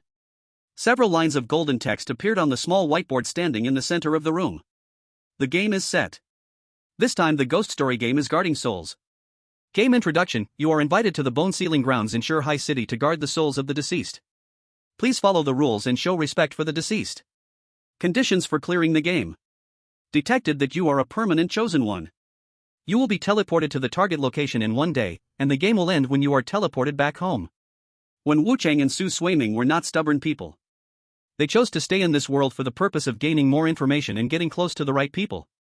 They asked Qi Guanglin if he knew what was going on at the Bone Sealing Grounds in Shurhai City. Qi Guanglin heard them and his expression became complicated. Are you sure it's the Bone Sealing Grounds in Shurhai City?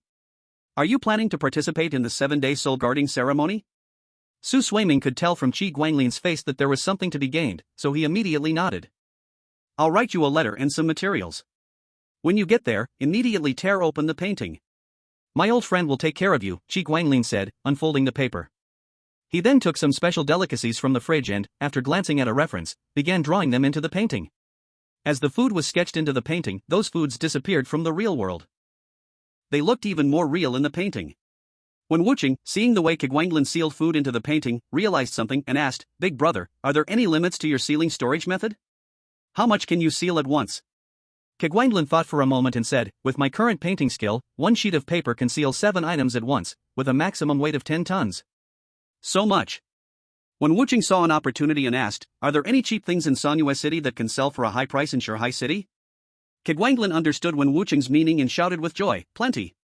Because many regions close themselves off and there is no supreme authority, many local specialty products can sell for a fortune in other cities. Wen Wucheng realized the problem and asked, close themselves off? No supreme authority? Because of some historical leftover issues and complicated power struggles, 20 years ago the roads to each region were deliberately cut off. No new world ruling power was born. We actually have no nationwide banks or laws. Each place has its own law. Besides local law, only some basic social consensus exists. Each place sets high tariffs to protect its economy. There are basically no private trade caravans, only smuggling. Chapter 23 All In. Kegwanglin saw a bright near future and immediately discussed it with his mother. In the end, they decided to go all in. All 65,203 death redemption tickets, 62,000 would be used to buy local specialty products. When Wuching expressed concern, what if they didn't survive? What if they were eaten by others? What would happen to their family? Kegwanglin sighed and said, there is no choice. Small people like us can only gamble.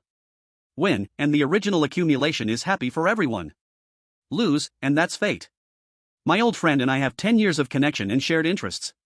I think it's worth the risk. He shouldn't be that short-sighted. His mother, with Wen Wuching and others, collected specialty resources all day, while Kegwanglin sat at home painting all day. The next day at 9, Wen Wuching and Su Shuiming were sent away with 200 storage paintings and one special letter engraved with secret words. Kegwanglin watched his family leave, got up, and went to the Painters Association to request a life and death leave for Wen Wuching, while his mother went to the factory to request a life and death leave for Su Shuiming. As one of the three giants of the Blood Sun world, anyone participating in the life and death game must not be blocked or troubled, so there is a special leave called life and death leave. His mother had taken 3 days off before using life and death leave. On the other side, Wen Wuching and Su Shuiming opened their eyes, and in front of them were 4 other old chosen ones still sleeping. An old man opened his eyes not long after. Wen Wuching smiled and greeted, "You are the best quality among this group of old people." The old chosen one widened his eyes, feeling like seeing a ghost. Their bonuses from multiple games were there. Though no S rank, they should not be worse than these newcomers who only played once. Wen Wuching felt glad he stayed in the Blood Sun world. The bones and strange flesh he had chewed were not wasted. He shook the big bag on his body, full of good things. Looking far into the distance, in the far south, a faint flame brought closeness and warmth, making him feel warm. A sun full of justice brought care and worry. He felt his perception stronger, with a better ability to judge flaws in others' words. Even across such a long distance, his family and he still resonated and amplified each other. Is this the power of home? After a while, the remaining chosen ones also woke up. They brought greetings and care from Hanbang. In recent news, Wen Wuching and Su Shuiming used a live broadcast to convey some basic knowledge of the Blood Day world. Wen Wuching and Su Shuiming looked at the rules, then started discussing with the other chosen ones. The commander of Hanbang urged the commander of Sakura country to pick a chosen one to step out and step on a landmine. The Sakura country commander agreed on the surface but secretly cursed why their country's chosen one was always the first. Perhaps due to Hinata Natsuki's mother setting a good example, this time, the chosen one selected as cannon fodder's parents followed suit, but their soul quality was too poor, and the death game turned them both into a cursed object. When the permanent cursed object fell into the chosen one's hands, anger and sorrow surged in his heart.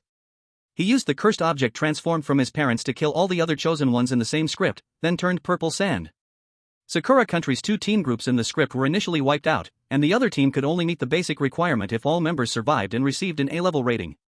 The death game's outcome was decided, and another 500,000 spiritual Sakura people would be sent into the Blood Day world, which was a cause for celebration. Did the Sakura country commander show any restraint? No, they decided to break the jar and let it shatter.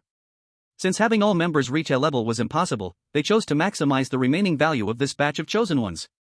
Under threats and temptations, Sakura country's last team was wiped out, triggering numerous landmines and securing Hanbang's promise. Next time, their country would have a lower priority as cannon fodder and gain some support from strange technological products.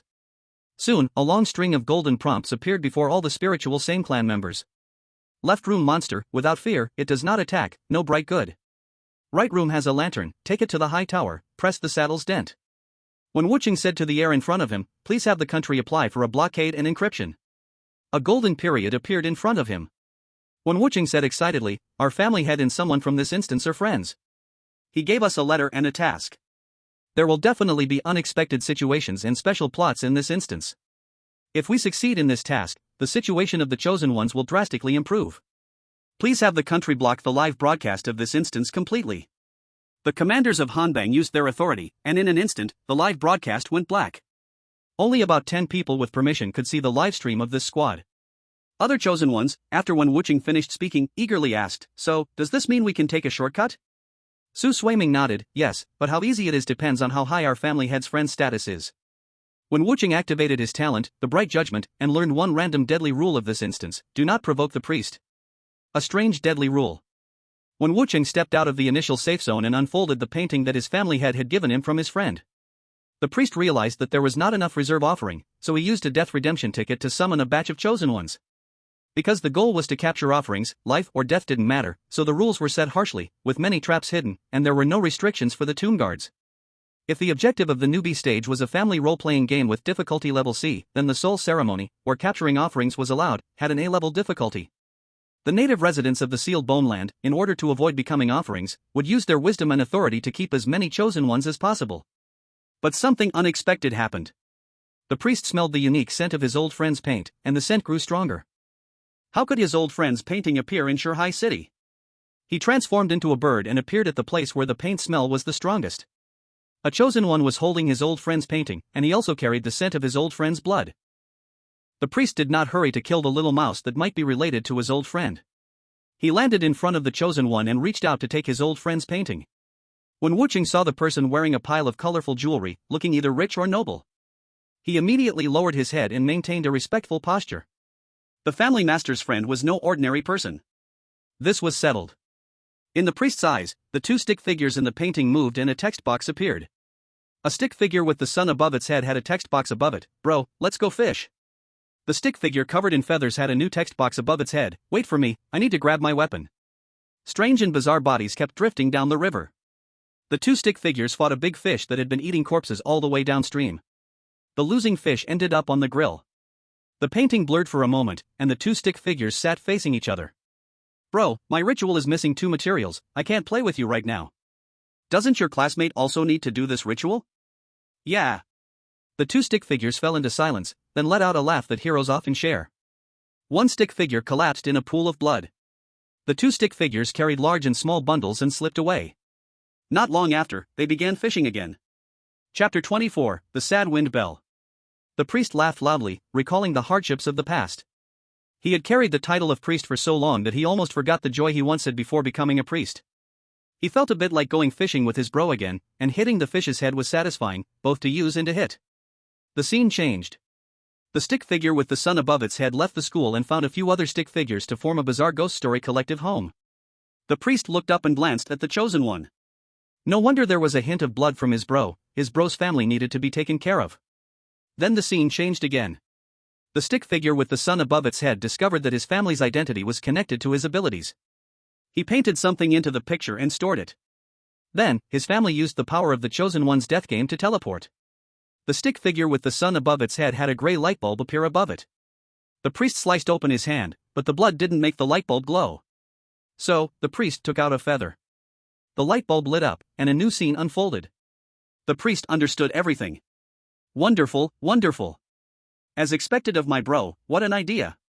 The priest smiled and waved for Wen Wuching and a few others to come over. The deceased died because he asked for it. He wasn't interested in women, and because of boasting, he got his head blown off by a cow's hind leg. But don't talk about this outside. The deceased is to be respected, just say the cow went mad and hurt people, and it was an accidental death, understand? The chosen ones who had completed one of the death game's objectives looked at each other. Can a person really do this? And because of this, the chosen ones understood the disgusting nature of this game. When they rashly investigated the truth behind the deceased's death, those who were uninformed only knew the surface truth. Those who knew the truth had a close relationship with the deceased. If that's the case, investigating the truth of the death would only anger them. The commanders of Hanbang in the livestream also knew the truth and were speechless. One of the obvious objectives of this round was a huge trap. They still didn't know what the sad wind bell was about.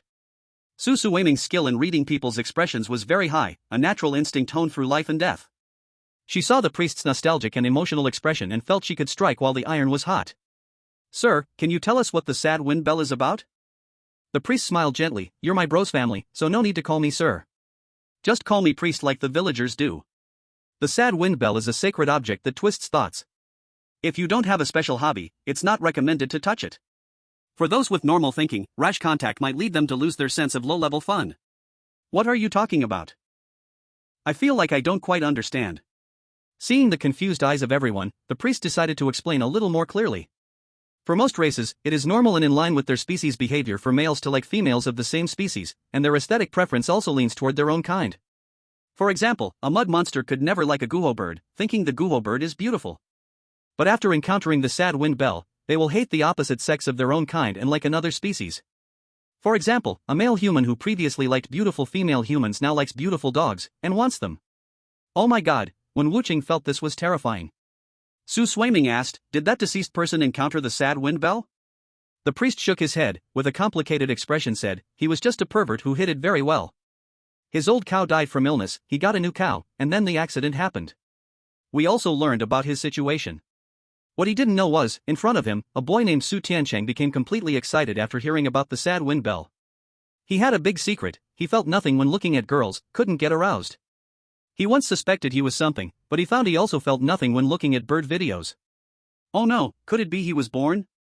This self-doubt tormented his mind for a long time, until one day he passed by a comic convention and saw a person in a lion head costume, full of golden fur.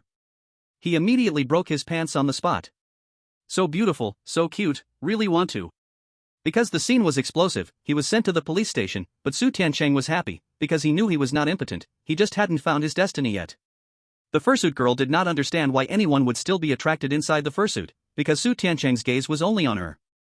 She, out of curiosity, went to the police station as a victim, and after meeting Su Tiancheng found he was gentle and gentlemanly, with no perverted desire for her at all. They became boyfriend and girlfriend. 6 months later, the fursuit girl found Su Tiancheng seemed a little weak. Impossible, she remembered seeing him break his pants, that shocking sight. Su Tiancheng tentatively suggested, how about you wear the fursuit? The fursuit girl, confused, put on the full fuzzy suit. With the sound of pants tearing, she realized Su Tiancheng was actually a pervert, and screamed as she ran away. Su Tiancheng looked dejected, reached out not knowing what to say, then put his hand down. He tentatively opened a small app to watch videos of high-level cosplaying animals, and found he did not feel weak, finally discovering his true XP. From then on he completely lost desire for sexual things in the real world and worked hard. Later he was selected for a life and death game, and because he ignored female temptations, he got recognition from a skeleton monk in the newbie level, obtaining an excellent cursed item, and barely survived the next 2 life and death games. Han Bang, wanting the chosen ones to have some connection to the real world, planned to arrange partners for them. He wanted this good thing too, but didn't dare to say it, and he thought it was impossible to find in the real world. If he encountered the sad wind bell, could he openly make the request? Su Tiancheng, with the justice of if I don't enter hell, who will, saluted when Wuching, brother one, I will encounter the sad wind bell. When Wuching shook his head, forget it, this thing is pretty weird. We don't need this little evaluation, no need to ruin your life for it. Su Tiancheng said righteously, brother one, our team has your and sister Sui's connections to open back doors, other teams don't. What if they fail? Better I go, anyway I'm cold-hearted. This is an all-member A-level evaluation. Everyone who heard Su Tiancheng speak was moved. Han Bang, the ruler, sighed, good child, if he comes back and asks us for strange requests. Do not laugh, do not belittle, do everything possible to satisfy him. The priest heard Su Tiancheng's words, his extraordinary hearing caught the excitement in Su Tiancheng's heart, and he could not help but laugh, this mirror-like sense of déjà vu. Being a priest and communicating with the sad wind bell was not an easy task, most priests of the Bone Ceiling Land were chosen by lottery. Only he, hearing about the selection of a new priest, rushed back from university at night to take on the priesthood voluntarily, earning the endless gratitude of everyone in the Bone Ceiling Land. Marrying a fish as wife and concubine earned him even more respect and understanding from everyone. Accidentally hearing the villagers' discussions made him float with pride. The priest is truly great, I still cannot forget on the lottery stage when he said he would bear all the sacredness. Ah, the priest suffered so much, I'll go bring him a bowl of peach wine. By the way, which of these 3 fish is the most beautiful? I'll hurry to give it to the priest. Without the sad wind bell brainwashing us, how can we tell? Just give them all to the priest. Chapter 25, Happy to be a priest. Being this priest is really good, he does not even need to catch his wife himself. Every day, villagers respectfully bring him a new wife. The only problem is that the next priest is hard to find, if possible, he hopes the next priest will feel from the heart that being a priest is a joyful thing. However, after observing all the new generation in the Bone Ceiling Land, none had the same nature as him. No, there was one hidden too well, but sadly, his toy kicked and revealed its head. The priest was very disappointed. Now he saw his past self in a little mouse. Thinking of what an old friend told him, he had a new idea. Little mouse, are you sure you want to touch the great sad wind bell? I will never regret it. The priest took out an album from his sleeve and handed it over. Flip through it in front of me. If you meet the conditions, I will give you the chance to touch the sad wind bell. Su Tiancheng thought it was something else. Opening it, he found it was an album of humanoid creatures called Uncle Lu Huang. Boring. Su Tiancheng calmly flipped through it. The priest looked up from his pants at his future successor, satisfied, and handed over the sad wind bell. He took it and held the bell in his hand, realizing that his love for Fura had not changed at all. This is the power of pure love. The priest nodded and said, "You and my old friend's family come with me. As for the rest of you, stay in that house for 7 days, behave, and do not cause trouble. No one will get hurt." This whole team was fully A-ranked, and the 3 special ones might trigger hidden conditions to get S rank or even higher. Everyone with permission to see this livestream was ecstatic. They would win from the start, this round was secure. When Wuqing, Su Suiming, and Su Tiancheng followed the priest, turning 2 corners to reach an altar that looked very high class. The priest communicated with the altar's power, and moments later the livestream went black. Only then did the priest relax, raising his head. "Okay, little ones, this place is blocked off, no outsiders. Let's start the trade." When Wuqing and Su Suiming took out 200 scrolls from big bags and drew 10 blank scrolls from them, the priest studied them and realized he could not remove the materials inside without damaging the scrolls, meaning these were single-use items. He felt a little regretful, he wanted to bring back some specialties for his buddies. Then he began thinking about whether he or the villagers had any special storage methods. It seemed they did, but it was not very convenient. The priest called 4 divine servants to count the materials, then presented the list to Wen Wuqing and Su Suiming. "Moonpraise grass is a good thing, very beneficial to us. Since the road was blocked, the price has multiplied 50 times. Next time you come, bring more. I purchase a 900 low-grade redemption death voucher." A 900. Wen Wuqing, who has seen big scenes and remained unmoved, and Su Suiming, who tried to control her facial expression but couldn't control her heartbeat, because as long as the grass is illuminated by the moonlight of Songhua City for 3 years, it becomes Songhua grass. Locally, the price for 1 pound is 30 low-grade redemption death vouchers, but they never counted how many Songhua grasses are in 1 pound. This time, they brought 10 pounds to test the waters. The priest's subordinates altered their limbs and carefully counted each one, their hundreds of hands moving quite fast. Soon, Wen Wuqing and others received the answer, 1,325 plants. Considering the individual differences of the grass, there should be around 130 plants per pound. The priest's subordinates exploded with the number, 119,250 low-grade redemption death vouchers. The priest nodded and said, "Songhua grass is settled at 120,000 low-grade redemption death vouchers. Our family's financial strength and the Gravekeeper lineage should be able to afford it. Shurhai City has no moon, and the moonlight never shines on the cursed land under the city, but some special groups in Shurhai City really need things related to the moon." Then, the priest's servant counted another pile of goods, which were the specialty of the forces in Songhua City, the Laughing City, laughing candies. The priest carefully tasted a laughing candy, reminisced a bit, and said, "Not as good as the joyous melody, but if the price is low enough, there might still be a profit. If your purchase price is more than 3 low-grade redemption death vouchers per piece, don't buy this next time." Su Suiming, with no business experience, wisely kept quiet. Wen Wuqing, recalling his older brother's introduction, sighed regretfully, "What a pity, laughing candies cost 30 low-grade redemption death vouchers per piece in our place." The priest's eyes lit up, and he wrote it down, thinking that he could sell Joyous Melody records to his friends next time, and said, "It's okay, this time I'll take them at 31 per piece. Don't buy this next time." When Wuqing shook his head, the family had said before we came that friendship is one thing, but if the product is wrong and there's a loss, it's normal. We can't let our friends foot the bill. What we need to do is long-term business, not a one-time deal. The priest thought for a moment and said, "Alright, this item, though not as good as Joyous Melody, is still a similar new product. I'll take it at 15 per piece." Another pile of goods was then counted, something the priest had never seen before. He pointed at the pile and asked. When Wuqing explained, "This is a new product from the family head in the past 2 years, called Forget River Water. Its effect is to make you forget the most profound emotion you've experienced." The priest found it a bit novel but said sincerely, "I've never sold anything like this before. I don't know how well it will sell. Based on the energy purity inside, I'll start by taking 1 bottle for 200 low-grade redemption death vouchers to test the waters. If it sells well, I'll buy more." When Wuqing nodded. At this price, a bottle would only lose 20 low-grade redemption death vouchers, so it's not bad. Then, a new scroll was torn open and thrown on the ground, scattering the goods all over. "What is this?" the priest asked, pointing at the piece of meat with flowing moonlight. When Wuqing introduced, "This is a specialty of Songhua City, moon-chanting chicken. It sings when it sees the moon and dances when it bathes in the moonlight. The meat is tender, rich in moonlight essence, and is loved by blood and flesh creatures and those with dark energy." The priest quickly thought of the prices of similar products on the market, calculated his profit margin, and gave a price: the meat, 40 per pound, the organs, 50 per pound. How about that? When Wuqing calculated the profit margin and found that they could make 25 per pound of meat, so he nodded in agreement. The priest then looked curiously at the stone bone whistle and asked, "Why did you bring these things, which are everywhere in the streets, to this place? Are they rare in your area?" Wen Wucheng wasn't surprised. Another loss, but fortunately, they didn't bring too much. He nodded and said, "This thing is expensive and very stable, some musicians really like it. I didn't expect this thing to be a local specialty of Shanghai City, but I suggest you control the quantity. If there's too much, it won't be as valuable." The priest recorded the stone bone whistle in the notebook, adding a note with a keyword, "Keep the quantity low," to ensure scarcity. Soon, all the materials sealed in the 190 scrolls were cleared out.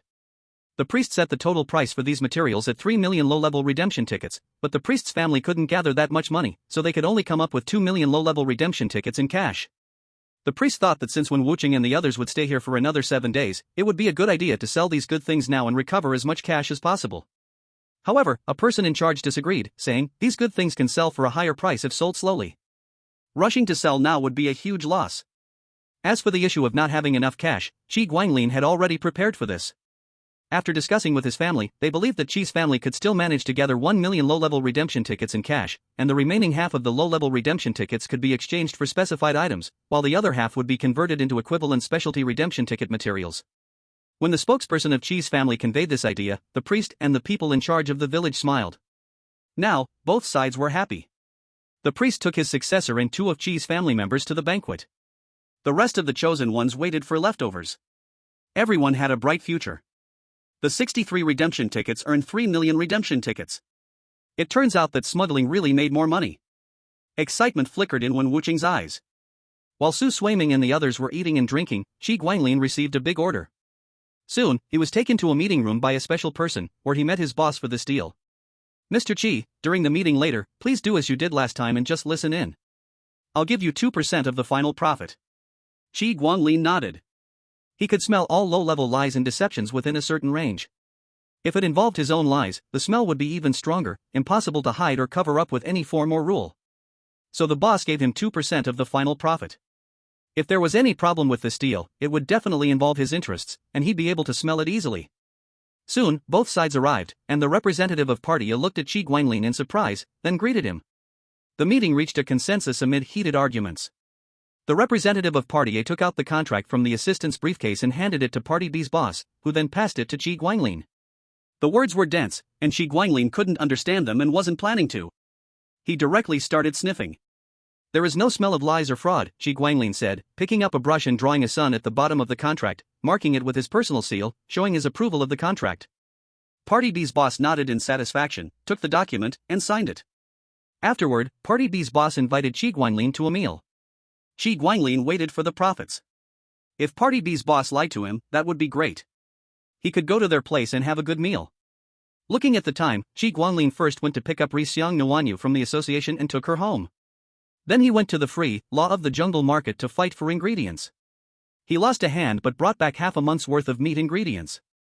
When the food smelled good, the family members still in Songyue City all gathered together. Qi Guanglin glanced at the 2 empty seats and began to worry about the 2 family members far away.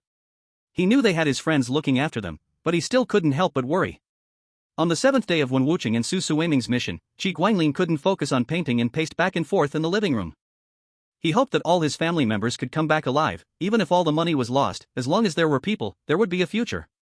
On his 12th lap around the living room, the door to Su Suiming's bedroom opened, followed by the door to Wen Wucheng's bedroom. Qi Guanglin looked up, but saw no one. Instead, he saw 2 large bundles like small mountains swaying toward him. "Big brother, our family has money now." Su Suiming's excited voice came from behind the bundles. Wen Wucheng didn't speak, and tried to untie the large bundle tied to him, but found his hands were so tightly bound that he had to give up. "Master, help us untie the bundles. I have quite a few fragile items, but my sister doesn't," Wen Wucheng said helplessly. Qi Guanglin took out a brush and drew Su Suiming onto a piece of paper, then slapped it onto the nearby sofa. The paper shattered, and Su Suiming's vision went dark. She appeared on the sofa, while the 7 or 8 large bundles she had been carrying fell to the ground like rain. It wouldn't work this way if there were fragile items, so Qi Guanglin called for Su Suiming to help manually untie Wen Wucheng's bundles. It took 7 bundles before Wen Wucheng was freed. Qi Guanglin grabbed one of the backpacks and began to study it. The bag was tightly packed and even tied with iron chains, but it was surprisingly light when lifted. Qi Guanglin rubbed the fabric of the backpack and guessed it was made from the skin and feathers shed by his friend's tribe. The bag was stuffed full, yet when held, it was as light as air, something of great value. Shi Guanglin listened to when Wu Qing and Su Suiming introduced the supplies they had exchanged, and he thought about what price to sell each item, referencing similar products. Some numbers were written down on the drawing paper. After going through the inventory for an hour, Mom returned with Hinata Natsuki and Mu Fengchun, who worked at the association.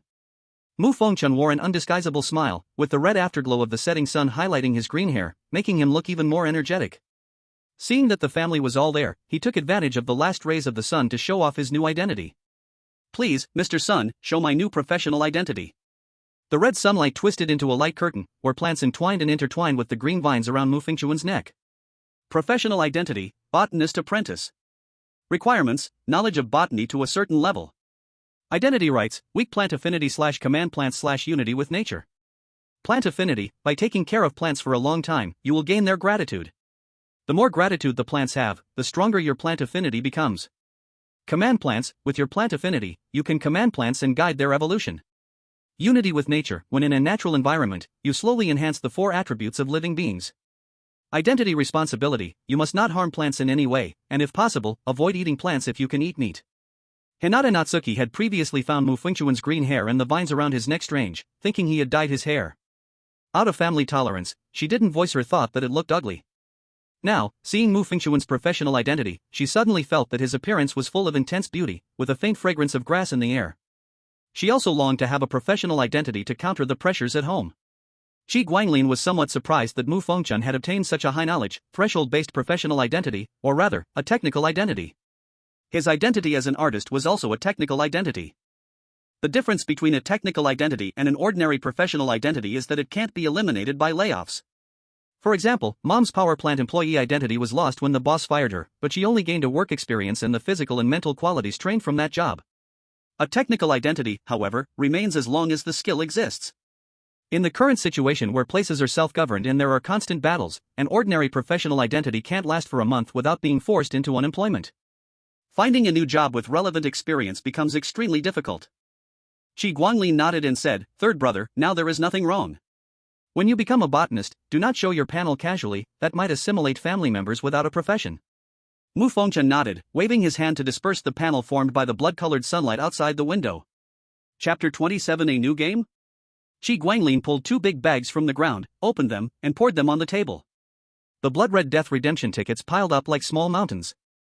"This is the cash we got from smuggling this time, a full 1 million death redemption tickets, we are rich." Everyone who already understood the value of the death redemption tickets clapped, feeling the joy that came naturally from the huge amount of tickets. "You both worked hard. This money, I plan to use entirely for our future development." Shi Guanglin took out 100,000 tickets and handed them to his mother. "Mom, use this money to improve yourself. Our later plans need a second person who can hold the field." Then Shi Guanglin took out another 100,000, "This money is for second brother and sister to get safer jobs, improve status. By the way, sister, how do you feel about your job?" Su Suiming thought for a moment and shook her head. "My job is taken care of by Sister Lin, as long as I do not cheat, it is quite safe. I studied the death causes of my colleagues. Their deaths are mostly because low salary forced them to cheat and break rules. If I only seek status, not tickets, there is basically no death risk." Mom asked confused, "After being regular, the salary is enough, why are they forced to cheat and break rules?" Su Suiming sighed deeply, "Because of favors and some hidden rules, if not given, they will be punished, basically cannot survive. I am lucky, Sister Lin guides me where to give money, can pass, but a lucky thief from our country who became my colleague got blocked because no channel to give gifts, ended up like a dish in the canteen. The company designs salary cleverly. I am local, house-free, otherwise rent, food, drinks, can barely survive 1 month." Mom said, "So miserable." Su Suiming bowed her head, "I have a human colleague, her husband a corpse sewer was hurt by a client, cannot earn, now whole family relies on her salary.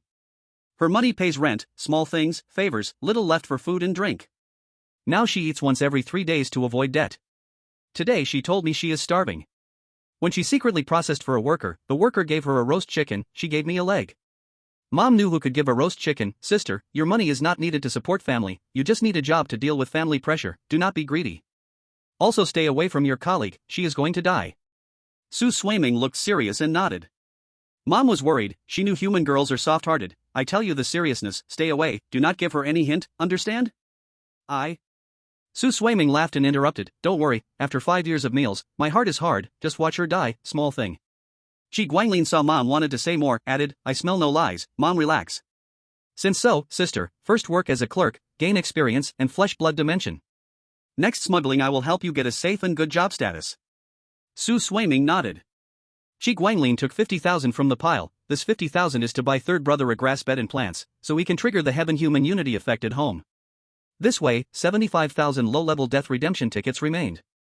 Ji Guanglin took 25,000 low-level tickets and set aside. He spoke while writing a memo. This money will be used to open a shop that sells stolen goods. The remaining 500,000 for the death certificates, Ji Guanglin thought for a moment before saying, this 500,000 will remain untouched, saved for my buddy to prepare for the next game and smuggling resources.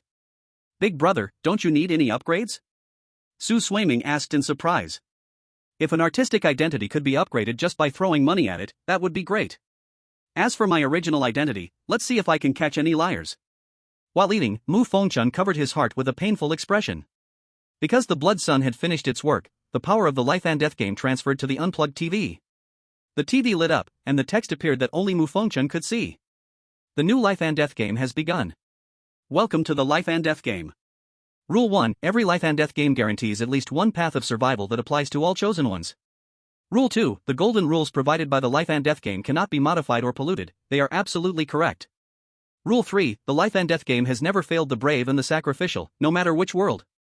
A few lines of golden text appeared in the center of the small room on the small whiteboard.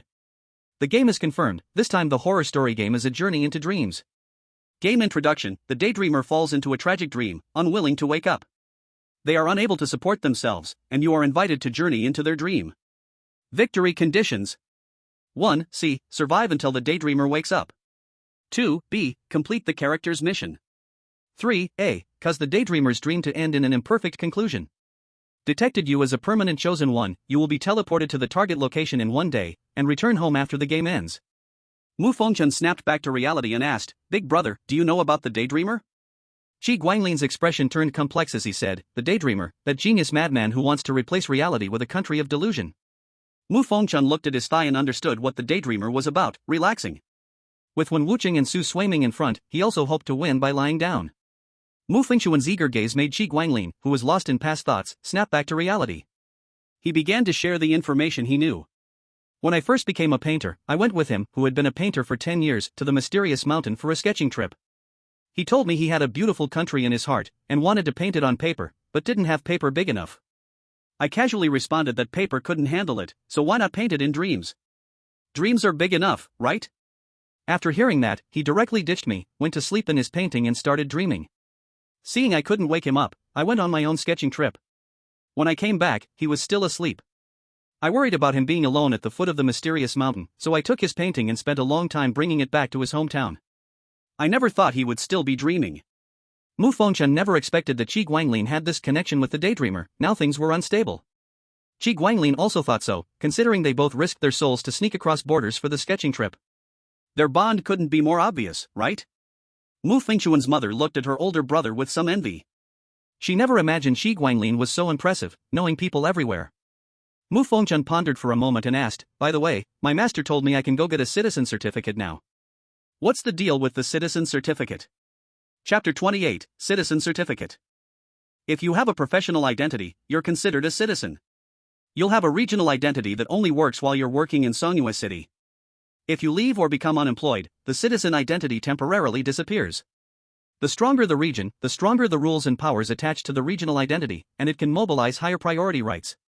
Tomorrow morning, I'll take the third brother to get the citizen identity. Once you have the citizen identity, as long as you follow the citizen's agreement and don't steal or fight, the third brother can leave the community on his own without worrying about safety. The other 3 humans at home brightened up. Now, besides their workplace and community, they don't dare to go anywhere, fearing being taken by the greedy strange creatures and put on the table as food.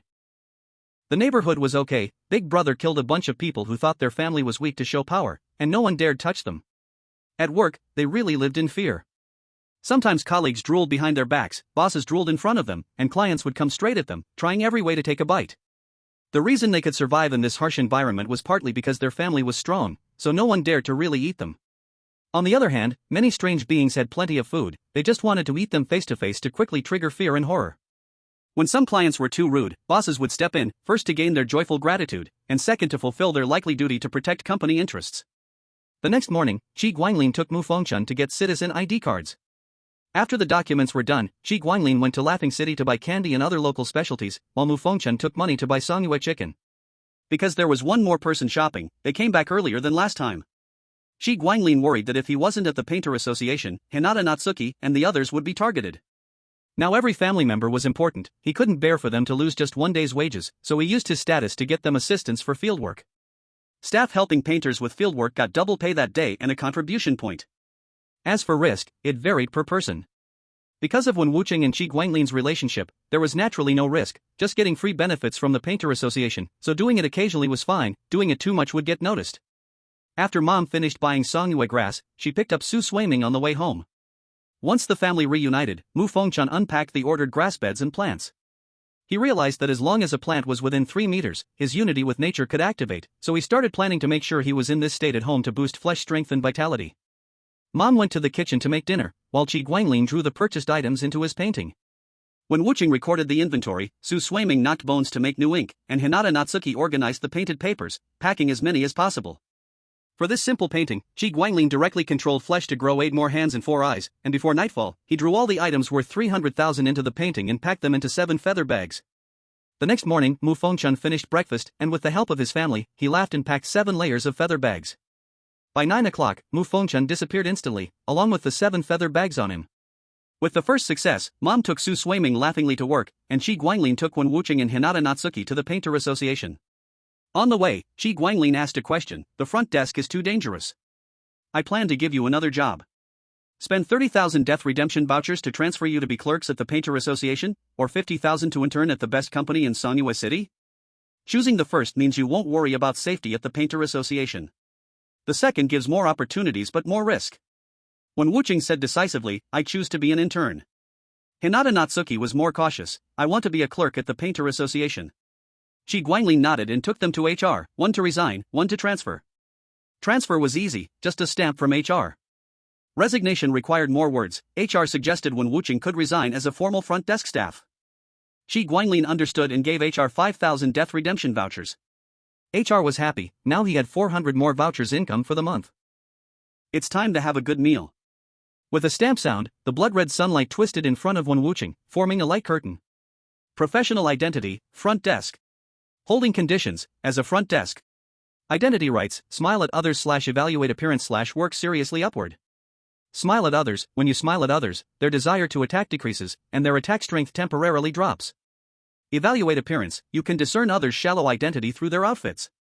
Work seriously upward: when you complete a day's work seriously, your soul strength slowly rises by 0.01, and your soul vitality slowly drops by 0.01.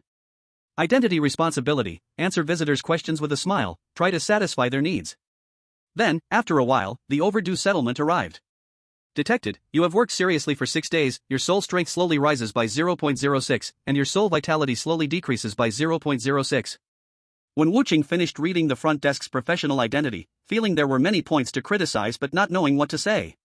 After Wen Wuqing wrote his resignation application, his professional identity as a front desk dimmed, but the increased soul strength and decreased soul vitality did not change. Wen Wuqing's heart rekindled the desire for an absolute, eternal dominance. In the ordinary and boring world of Blue Star, it didn't matter, but coming to this extraordinary world, he saw the path of immortality.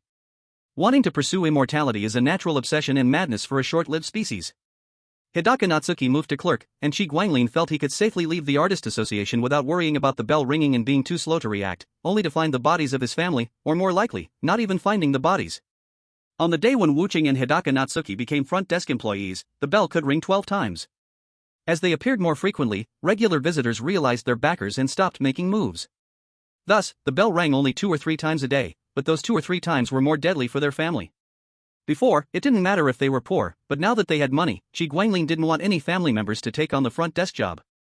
It had terrible growth potential, wore down the soul, decreased vitality, and had an alarmingly high mortality rate. If you didn't watch your family closely, they would be taken away. Using money to open doors, Wen Wuqing's interview went smoothly. He had already become an intern at Songyue Company, though it was highly competitive. Qi Guanglin wasn't very confident about Wen Wuqing getting a permanent position.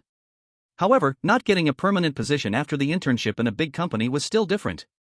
At worst, Qi Guanglin would pay for Wen Wuqing to work. Chapter 29, Farewell. The day after Mu Fengchun entered the script, Qi Guanglin was designing new dungeon rules, specifically to recruit the chosen ones who stayed at his friend's place. The family members, having nothing to do, surrounded him, suggesting bad ideas. How about we set a rule that only the chosen one from Hanbang, named Su Tianchang, can survive and clear our dungeon? According to the foundation rule of death games, every chosen one in the game must have one escape route, so this bottom line rule should bring Su Tianchang to our home and exclude the other chosen ones, Su Shuiming suggested. Qi Guanglin shook his head. The idea is right, but the restrictions are too harsh and obvious. The death game might not pass. Even if it does, the death redemption ticket will be astronomically expensive. Does Su Tianchang have any special skills or abilities? Personality traits work too, Hidaka Natsuki asked. Su Shuiming thought for a moment and replied, from what I've specially learned, his family is quite well off, and he's an only child. Before coming here, he started from scratch. His family gave him a little help to become an e-commerce boss. Back in our team, there was a really good-looking girl, and I couldn't help but look at her for a long time. He didn't even glance at her. So, it seems he's not interested in women. People from families like his tend to be adventurous, not conservative. And optimistic and outgoing. Qi Guanglin nodded thoughtfully. After a long discussion, they reached a consensus that the death rate in the rule design should not be too low, because if it was too low, the death game would just be seen as a beginner's level. If it was too high, it wouldn't attract rookies who have only played once, and a high death rate would require more death redemption coupons to be paid to the death game. Also, the rules must ensure there is a way out, but that escape should be limited so that the basic rules of the death game can draw people in. After summarizing it like this, everyone looked at each other in silence. Qi Guanglin sighed, if only my little sister were here. She's a master at playing with the rules. His mother reduced her thoughts to cool her brain. Her boiling brain gradually cooled down, and when she heard Qi Guanglin's words, she said, indeed, it would be great if she were alive. I wonder when we can bring her back home. Qi Guanglin replied, we just need to smuggle a few more waves of tough ones, it should be about time. For now, let's focus on the restrictions. When Wuqing was holding his nose and thinking, suddenly he felt a sharp pain in his heart, and an unknown sorrow made tears flood out. Hayori Natsuki wailed loudly, as if seeing the moment her mother sent her last words, she knew that one of her family members had also left her. Qi Guanglin closed his eyes and looked toward the west. In his perception, the distant sound of his family's dying cries came to him. Soon, he could no longer feel their presence. A loud crashing sound came from the house. The sound was so intense that the lights in the nearby buildings were triggered. The bedroom door of Mu Fengchun also collapsed shortly after, falling to the ground and turning into dust. Qi Guanglin and the others silently watched as the grass bed and other items in his bedroom were swallowed by the black hole, and the original bedroom disappeared, turning into a wall. At the same time, in the northeast corner of the house, a sign and door with garden written on them fell to the ground. A chaotic 50-square-meter exclusive room had not yet fully formed before it vanished into oblivion. Qi Guanglin silently watched as Mu Fengchun's room disappeared, and memories of his time with Mu Fengchun flooded into his mind. In his memory, the third brother didn't speak much but was gentle and thoughtful. He liked plants a lot, and when he saw the blood-splattered flower left by his sister, he actively asked him about it and was convinced by the unique plants of this world, so he kept it. He remembered how his third brother had gained the rare apprentice status in botany and how he had felt a rare sense of pride and satisfaction. He also remembered how relaxed and trusting he was when hearing that the game would be going to his friend's place. He couldn't understand, he couldn't fathom how his third brother died. With his third brother's profession as a botany apprentice, the self-defense scroll he gave him, and the seed the botanist handed him, Qi Guanglin felt that unless the daydreamer intervened, no one should have been able to kill his third brother. Why would the daydreamer kill his third brother? He couldn't understand. Putting aside the past, wouldn't he have figured out how huge the benefits were from setting up the smuggling chain? Was he that stupid not to see it? The group was silent for about half a minute, and then he heard a few dog barks. The painter is weakened, kill him, and raid their resources, said Dog Dad, commanding his dogs to ram the door. Several unknown creatures following him also used their own methods. Qi Guanglin heard the sound of the door being rammed and didn't know what to say, so he laughed and, after laughing enough, he opened the door holding a bone blade in one hand and a pen in the other. Dog Dad made an excited woof woof sound, which quickly turned into a surprised woof woof sound, and then into the begging sounds of a dying dog. Facing Dog Dad's pleas for mercy and his delusion of offering treasures to beg for his life, Qi Guanglin didn't respond a single word, purely venting. Half an hour later, Qi Guanglin returned home with the corpse of an unusually large dog and 6 corpses of dog-suited humans. Dog Dad was actually a big dog? Qi Guanglin nodded. Su Shuiming was surprised. He thought the dog father was a dog training master, but unexpectedly, he was a master at training humans. Qi Guanglin silently made the dog father and its slavery into a redemption death voucher, and the family members without a professional identity were further assimilated by the family, still quietly crying. Su Swaiming, experienced in the death of family members and with a professional identity, was the first to shake off the sadness and pull himself together. Everyone, stop crying. Housemaster, what should we do next? Chi Guanglin thought for a moment and sighed. To be honest, I don't know right now.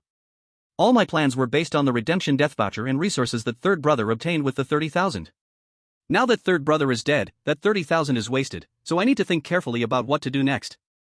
Wen Wucheng, after their conversation, controlled himself to leave the sadness first. Now, what we need to do is to open the shop selling the smuggled goods, get those items out, then prepare the instance dungeon to bring in the goods brought by the housemaster's brothers and also give them a batch of goods to take back. The redemption death voucher should be enough to see if we can bring third brother back. Chi Guanglin nodded and continued, tomorrow, I will take the flesh of third brother left here and go to the hospital for pricing, see how much it costs to redeem third brother's life. In the afternoon, I'll return and continue negotiating with the shop. Once the deal is made, I will stay in the shop to sell goods. When the redemption death vouchers at home reach 500,000, I want to use this money to give third brother an explanation. Everyone nodded.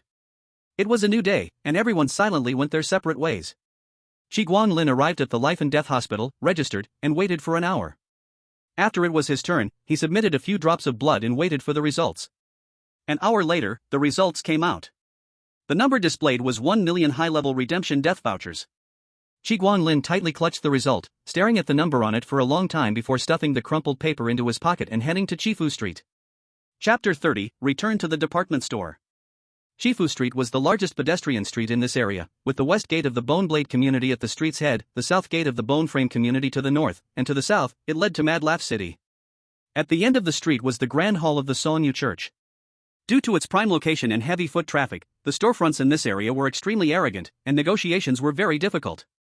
Chi Guanglin had previously noticed a good spot for a store.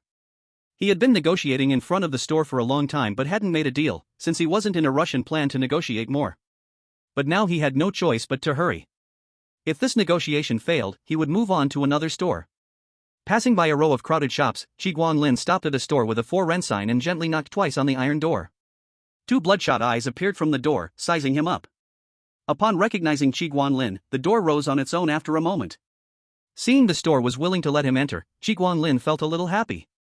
If they were willing to let him in, how far could the day of becoming the store owner be? The previous competitors had never been allowed in. Inside, there was nothing. Two bloodshot eyes appeared on the gray walls. Chi Guanglin spoke up, hello, I want to start business as soon as possible. How about 12,000 low-level redemption death vouchers for 1 month? A dull voice came from the store, monthly rent is 13,000. If the daily sales in this store fall below 10,000, you're out. 3 months deposit, half refundable, the other half is my compensation fee. Chi Guanglin nodded and then said, I have some family members who will take shifts for me. They aren't as strong as I am, so you need to guarantee their safety in the store. The store can guarantee they won't be severely injured, but if the robbers are too strong, I can't guarantee the safety of the property. Chi Guanglin nodded and said, okay, let's sign the contract. The dull voice sounded again, sorry, no need. I believe the hate liar, and also do not dare to lie in front of the hate liar. Chi Guanglin nodded, then communicated the specific opening details. He stood at the door and said the name of the shop. Our whole family discussed for a while yesterday, decided our first general store name is Return. On the blank signboard of the shop appeared a few big words, Return General Store. The shop that owned a new name asked in a very good mood, shop owner, why is this shop name Return? Chi Guanglin's eyes held hope and stared at the shop name, because we hope the family who left us will all come back. After communicating the decoration style, Chi Guanglin started to draw several design drawings. Return General Store pulled down the iron door, then an iron mouth swallowed the design drawings into its belly. After chewing for a while, Return General Store summarized, need 50 gene locust wood and 20 gene mulberry wood. Bloodstain iron need 40 gene, living paper 10 gene, dye 5 gene, 500 low-level redeem death tickets. Chi Guanglin ran several places to gather the decoration materials, then returned to the front of Return General Store, threw them onto the empty ground. Dense things poured out from the drawing paper became blank again. Chi Guanglin put away the drawing paper, then handed the things box by box to the big mouth opened by Return General Store. After stuffing all materials into Return General Store let out a dull groan, then made rumbling sounds. 20 minutes later the iron door opened, a completely new Return General Store appeared before Chi Guanglin's eyes. He heard the voice of Return General Store, see if you are satisfied? Chi Guanglin looked at the shelves and cabinets arranged like his design drawing and nodded satisfied, okay, this self-decoration is really good, first time meeting such strong execution ability. After carefully observing for a long time, Qi Guanglin found some small problems. The shelf in the first row third column move left 5 centimeters. The shelf under the wheel of the shop floated and jumped left 5 centimeters.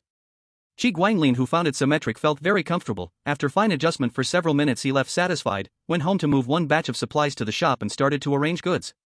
When preparing to move the second batch of supplies, he met his mother who had just arrived home. Behind his mother was a line of family members. Su Suiming smiled and said, "Big brother, I finally have an identity. That group of dog things reported my regularization but did not give me official entry just to take more difference of my salary and deliberately delayed my process. This time mom and sister Lin went to make trouble together. They finally passed me." She was very excited, taking advantage of the sun not yet set, quickly used sunlight to show her job identity. Job identity, junior clerk.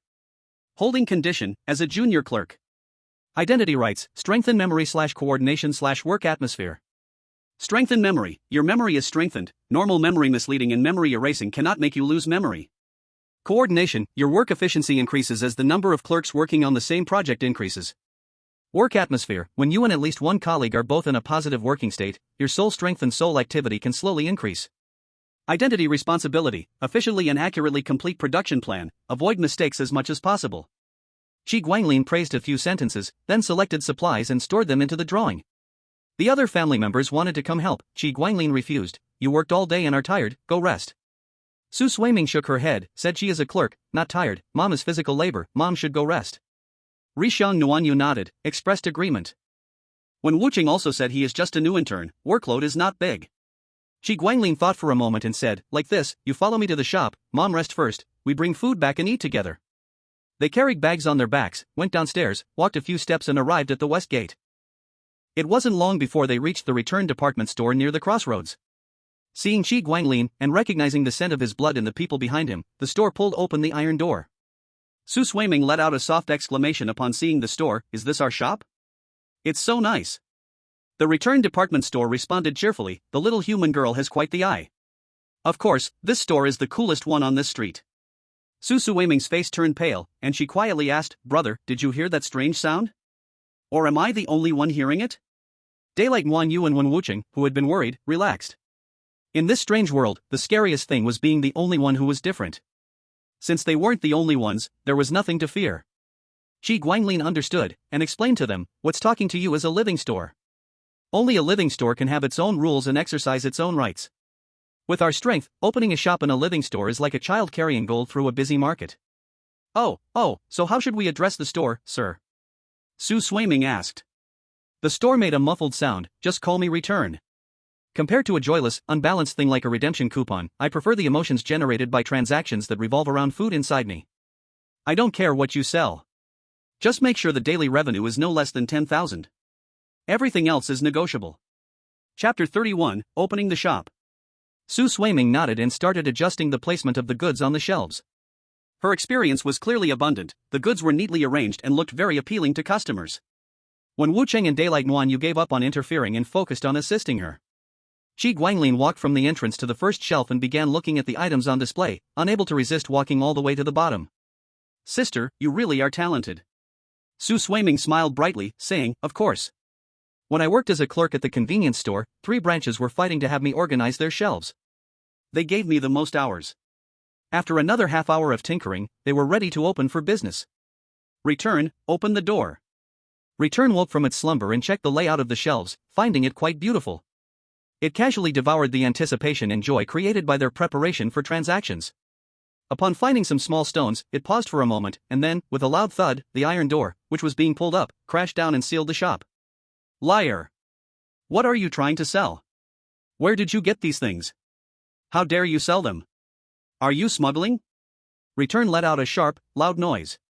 Qi Guanglin was surprised that Return only just noticed what he was trying to sell, so he replied honestly, "Yes, I'm smuggling them, preparing to sell them at a high price." Return sighed helplessly, "No, I mean, you're not even trying to hide it. Are you really going to sell them so openly?" Qi Guanglin pointed to the 3 paintings that were visible as soon as one entered the shop, and said, "Don't worry, only those with the bloodline of dark attributes can see the 3rd shelf where these things are located. Others can only see the first 2 shelves. Apart from me, the only ones in this city who sell these things are the Moonsong Church. Do you think they want to die and report me for selling the food they depend on to survive? My prices are only about 20% higher than theirs, that's already quite fair." Thinking about it this way, Return didn't say anything more. After all, it was just a store, and what the owner sold had nothing to do with it. If something went wrong, the owner would only face some minor consequences. Qi Guanlin was confident. As one of the few who had achieved mastery in both biological and landscape art, he could always stuff his entire family into a painting and escape. If the Moonsong City didn't keep him, he could always leave and thrive elsewhere. He left a self-portrait in the store, then took his family home for a meal.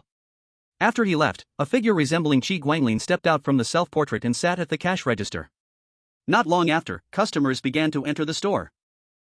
Many non-target customers glanced and lost interest, leaving. Half an hour later, the mother of the shadow attribute flesh and blood creatures, the unique moon of Songyue City, shone upon the city. Since the blockade of Shanghai City and several other main production areas of shadow attribute materials, the flesh and blood creatures staying in Songyue City survived largely due to the moonlight, which could provide some nourishment, keeping them hungry but not to the point of starving. As the largest force in Songyue City, the Songyue Church controls the pathways for communication with the outside world. To prevent strange outbreaks of shadow attribute creatures, they occasionally release some shadow attribute resources. However, these resources have encountered issues, with the stock diminishing and the Songyue Church members becoming quite troubled. Shanghai City sank into the ground, the Evernight City entered eternal night, and the City of Chaos remained chaotic. Because of the unique moon of Songyue City, before the various blockades, shadow attribute anomalies were the most numerous, accounting for 40% of the total city population. If not handled properly, it would be quite a spectacle. Although the Songyue Church people worked hard to release positive news in an attempt to cover it up, the shadow attribute anomalies were not mindless. As the relief supplies dwindled and became less effective against hunger, anyone could tell, and they were also considering their future. A shadow attribute anomaly, having self-modified to resemble a solar panel, curiously entered a new shop to take a look. It saw a painting, a stone forest resembling a mountain of corpses. Realizing something, it patiently walked from start to finish, tapping and poking with its tentacles, trying to hear the expected hollow sound. Upon reaching the third shelf, it was stunned. The items weren't even hidden, they were directly placed on the shelf. Overcoming the shock, it looked at the price. My goodness, so cheap and so many. It wanted to book the whole place. Damn, it didn't bring enough money. Boss, I want all of those. Wait for me, I'll go get the money. In the world where Hanbang is located, Yi Fuxing lay on the ground, unable to feel his left leg, and his right leg was in agonizing pain. The rain kept falling, and the mud and rocks formed a debris flow that was about to bury him. His right hand struggled to support the ground, trying to keep his nose above the water level. The water slowly rose, and he was about to give up. Cold, tired, in pain, his vision gradually blurred, and he could no longer breathe. How did it come to this? The first time going out with the whole class to have fun, receiving rewards from his parents. These two joys should have brought more happiness when combined. Why did it turn out like this? The mud water was about to submerge his nose. He struggled one last time, trying to stand up. Yi Fuxing wanted to go home, wanted to hear his parents' voices, wanted the food at home, wanted the cat at home, wanted the food downstairs, wanted the road by the street, wanted to know how the classmate he saved from the debris flow was doing, and even wanted to do the morning exercises once more. He didn't regret saving others, only cursed the damned weather. If that lightning hadn't struck the tree near him, he would have survived. He really hated it. A faint call came from the distance, the rain lightened, and the calling grew louder. They were coming. In the end, the small mud hill that had suddenly risen returned to its original state, and the flowing water washed away the mud and sand, gradually revealing the boy's shoe tip. Yi Fuxing felt truly lucky, having been swept to a tree by the debris flow, miraculously not dead, and without much injury. He looked at the direction and started walking toward the camp, step by step. If there were bystanders, they would surely be amazed to see the boy walking on the mud without leaving a trace. The class leader, who was also the organizer of this class gathering, noticed that the signal was lost after the heavy rain in the back mountains. After the rain lightened, she asked the weaker classmates to return to the camp to change clothes and call for rescue while she led the stronger classmates to find Yi Fuxing, who had been swept away by the debris flow while saving others. Wang Lingyue and Zhao Qianxu had multiple scratches on their bodies from the debris flow. The class leader persuaded them, saying there was no need to go back to the camp since everyone was already like this. Both shook their heads, and a few others came over to persuade them. Wang Lingyue said firmly, "Don't worry about me. He saved my life, and now if he is in danger, I will definitely go save him." Zhao Qianxu also nodded. The class leader looked at the two of them and, seeing no serious injuries, said nothing more. The urgent task was to immediately find Yi Fuxing, who was swept away by the mudslide. The longer it took, the more dangerous it would be. The rain gradually stopped, and they found Yi Fuxing's phone under a tree. Wang Lingyue picked up the phone of her lifesaver. The broken screen reflected the gray faces of everyone, and suppressed sobs echoed through the crowd. The class leader lowered his head and said in a deep voice, "Spread out and search. Dead or alive, we must see the body." Chapter 32, Reality Changes. The class leader lowered his head and said in a deep voice, "Spread out and search. Dead or alive, we must see the body." After saying this, he turned and walked quickly north. Although everyone had expected it in their hearts, hearing the class leader speak so brutally made them even sadder. Wang Lingyue broke down crying. Half an hour later, Zhao Tianxiu rubbed his shoulder, which was still a bit sore after some first aid. The pain made him start slacking off. Anyway, his injured hero persona of insisting to find his lifesaver had been established. If anyone saw, it didn't matter. Since he was already dirty, he found a relatively dry spot to sit. Anyway, he would change clothes later. Thinking that Yi Fuxing was probably dead, he first felt the sorrow of losing a companion, then a strange joy. "Ha ha ha, Yi Fuxing, you are dead. Well done, now I am first, no one can overshadow my brilliance anymore, ha ha ha." He happily patted the ground next to him, but his hand touched a strange texture. When he stood and looked, he realized the hard object was the tip of a sports shoe. He dug a bit more and saw it seemed to be Yi Fuxing's shoe. His breathing became rapid. He had just sat on a corpse. He felt unlucky. In his hometown, this was considered a bad omen, attracting the hatred of the dead. The others came running when they heard Zhao Tianxiu shouting. After digging Yi Fuxing out of the wet mud, the class leader trembled as he checked and saw there was no breathing. Wang Lingyue threw herself on him, crying loudly. The rest of the classmates, remembering his voice and laughter, also wept. They decided to go back first to get help. A few people rescued by Yi Fuxing from the mudslide refused to leave and silently stayed by his body. Zhao Tianxiu saw others crying and wanted to cry too, but there was nothing to cry for, so he kept a stiff face. It was still raining, and the wind blew, making his soaked clothes chill him. He decided not to maintain his persona and prepared to follow the vice class leader to call for help and change into dry clothes.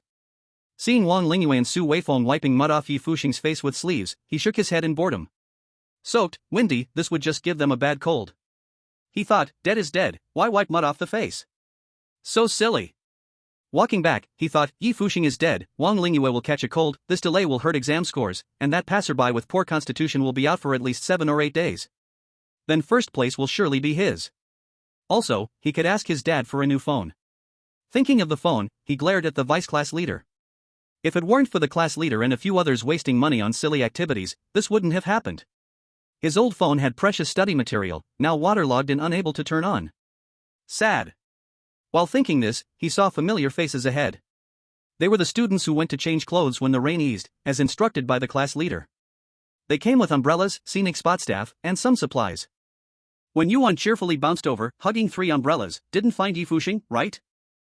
Look at your sad faces, huh? He was knocked out by the mudslide and just came back.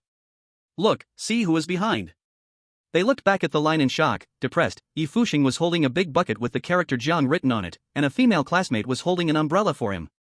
Seeing their eyes, the girl with the umbrella smiled and shook it. Yi Fuxing lifted the bucket high and greeted them. The vice class monitor felt he might have caught a fever from the rain, pinched his face hard, and seeing it was not a dream, joyfully went forward and hugged Yi Fuxing along with the bucket. The two who didn't get it also excitedly went to hug Yi Fuxing, the scene warm and harmonious. Those who came with Yi Fuxing smiled witnessing this warm healing scene, and curiously looked at Zhao Tianxiu and others who were unmoved. Zhao Tianxiu and the others didn't feel warmth, only absurdity, and after their eyes met, they understood each other's confusion or fear. A cold wind blew, Zhao Tianxiu's back shivered more, he turned and ran without hesitation, a few people hurriedly followed. When Zhao Tianxiu ran, he looked back and his eyes met Yi Fuxing's. In that moment he felt like an ice and snow, not human. That thing that looked like Yi Fuxing was definitely not human. Yi Fuxing looked confused at the classmates who seemed chased by a tiger, and said to those left, "The rain almost stopped, but it's better for them to drink the ginger soup sooner, let's go check the classmates still in the cave." The class monitor looked confused at Zhao Tianxiu and the few behind him, like chased by a tiger, and said in a deep voice, "Zhao Tianxiu, if you worked this hard in sports, it would be great." Zhao Tianxiu roughly pushed the classmates near the corpse, squatted beside it carefully inspecting. The others who just arrived didn't even catch their breath, also jumped beside the corpse. The corpse is indeed Yi Fuxing's. Does he have brothers? He is the only one in his family, no cousins either. Then the one holding the bucket just now was. Saying this, the people beside the corpse looked at each other in fear and didn't speak anymore. The class monitor and Wang Lingyue looked puzzled at the classmates acting crazy, and curiously asked. Zhao Tianxiu mournfully said, "He is alive, he came to find me." Thinking that Yi Fuxing saved him and now he sat on the corpse, even celebrating Yi Fuxing's death so he could be in the spotlight, and he said it beside the corpse, now is he a ghost full of resentment coming for him? Why else would his eyes look at him? Thinking this, Zhao Tianxiu cried like a child. With the slightly excited voices of the others, Wang Lingyue and the others understood the situation. At that moment, 3 more people came running, fear on their faces. The vice-class monitor was a bit excited at first, then realized he was holding ice, no human warmth. Thinking of the corpse found before, the more he thought, the more panicked, he smiled awkwardly, and soon dragged his good friend Zhang Yunfei, using the reason of finding injured classmates in the cave to run. Zhang Yunfei didn't understand at first, got dragged confusedly. The vice-class monitor strictly ordered his friend not to look back. Zhang Yunfei ran while listening to the vice-class monitor explain, and after understanding, ran faster together. When they met up, the vice-class monitor fearfully reached out and touched the corpse's arm, the cold shocking him. He quickly pulled back. He turned his head, trembling, and said, same, he's back. He came to find us. What same? You damn tell me clearly. I just held Ji Fuxing, his skin was so cold, I touched his corpse skin, also cold. Did you notice his face is so pale, huh? I had a relative who died 5 hours ago, I went to see them, and their face looked almost like Ji Fuxing's. Damn, why does that thing really exist in the real world? Didn't it only exist in the strange world? What should we do now? Any good question strikes straight at the core, leaving people silent. Chapter 33 Life will always find its way. The storm caused by anomalies in the real world still had some time before it would blow into the Blood Sun world. Qi Guanglin received a report from the person in the painting. What the hell, everything sold out. People buying from the 3rd shelf also grabbed other shelves by chance? Selling so well. After shoveling a few bites of rice, Qi Guanglin stepped out from his self-portrait left in the shop and saw many strange beings wanting to cry but having no tears. They had large surface areas, forming a long line at the door, looking very visually striking. Many passers-by, curious about this shop, joined the line, expanding its length and width. Inattribute flesh creatures are easy to recognize. In Sanyue City now, anyone flat and wide is basically a inattribute flesh creature. To adapt to the environment, inattribute flesh creatures found a way to survive by increasing their surface area exposed to moonlight to store moon energy in their flesh. The inattribute flesh creatures still living in Sanyue City were almost evolving into moon attribute beings by self-preservation. The only problem was that outside Sanyue City there is no moon, only the blood-colored sun. To live better and freer, inattribute flesh creatures must absorb enough inattribute energy to avoid only absorbing moonlight and becoming slaves of the moon. The inattribute resources released by the Sanyue sect were expensive and scarce. The hungry inattribute strange beings, after finding a wild supply, saw so much stock and immediately started bulk buying. Those who came early left, and those who came late began urging the person in the painting when more goods would arrive. Seeing this promising money scene, Qi Guanglin decided to quickly build a targeted dungeon to attract people. As for the present, a bit of hunger marketing was a very good choice. Everyone, today's goods are sold out.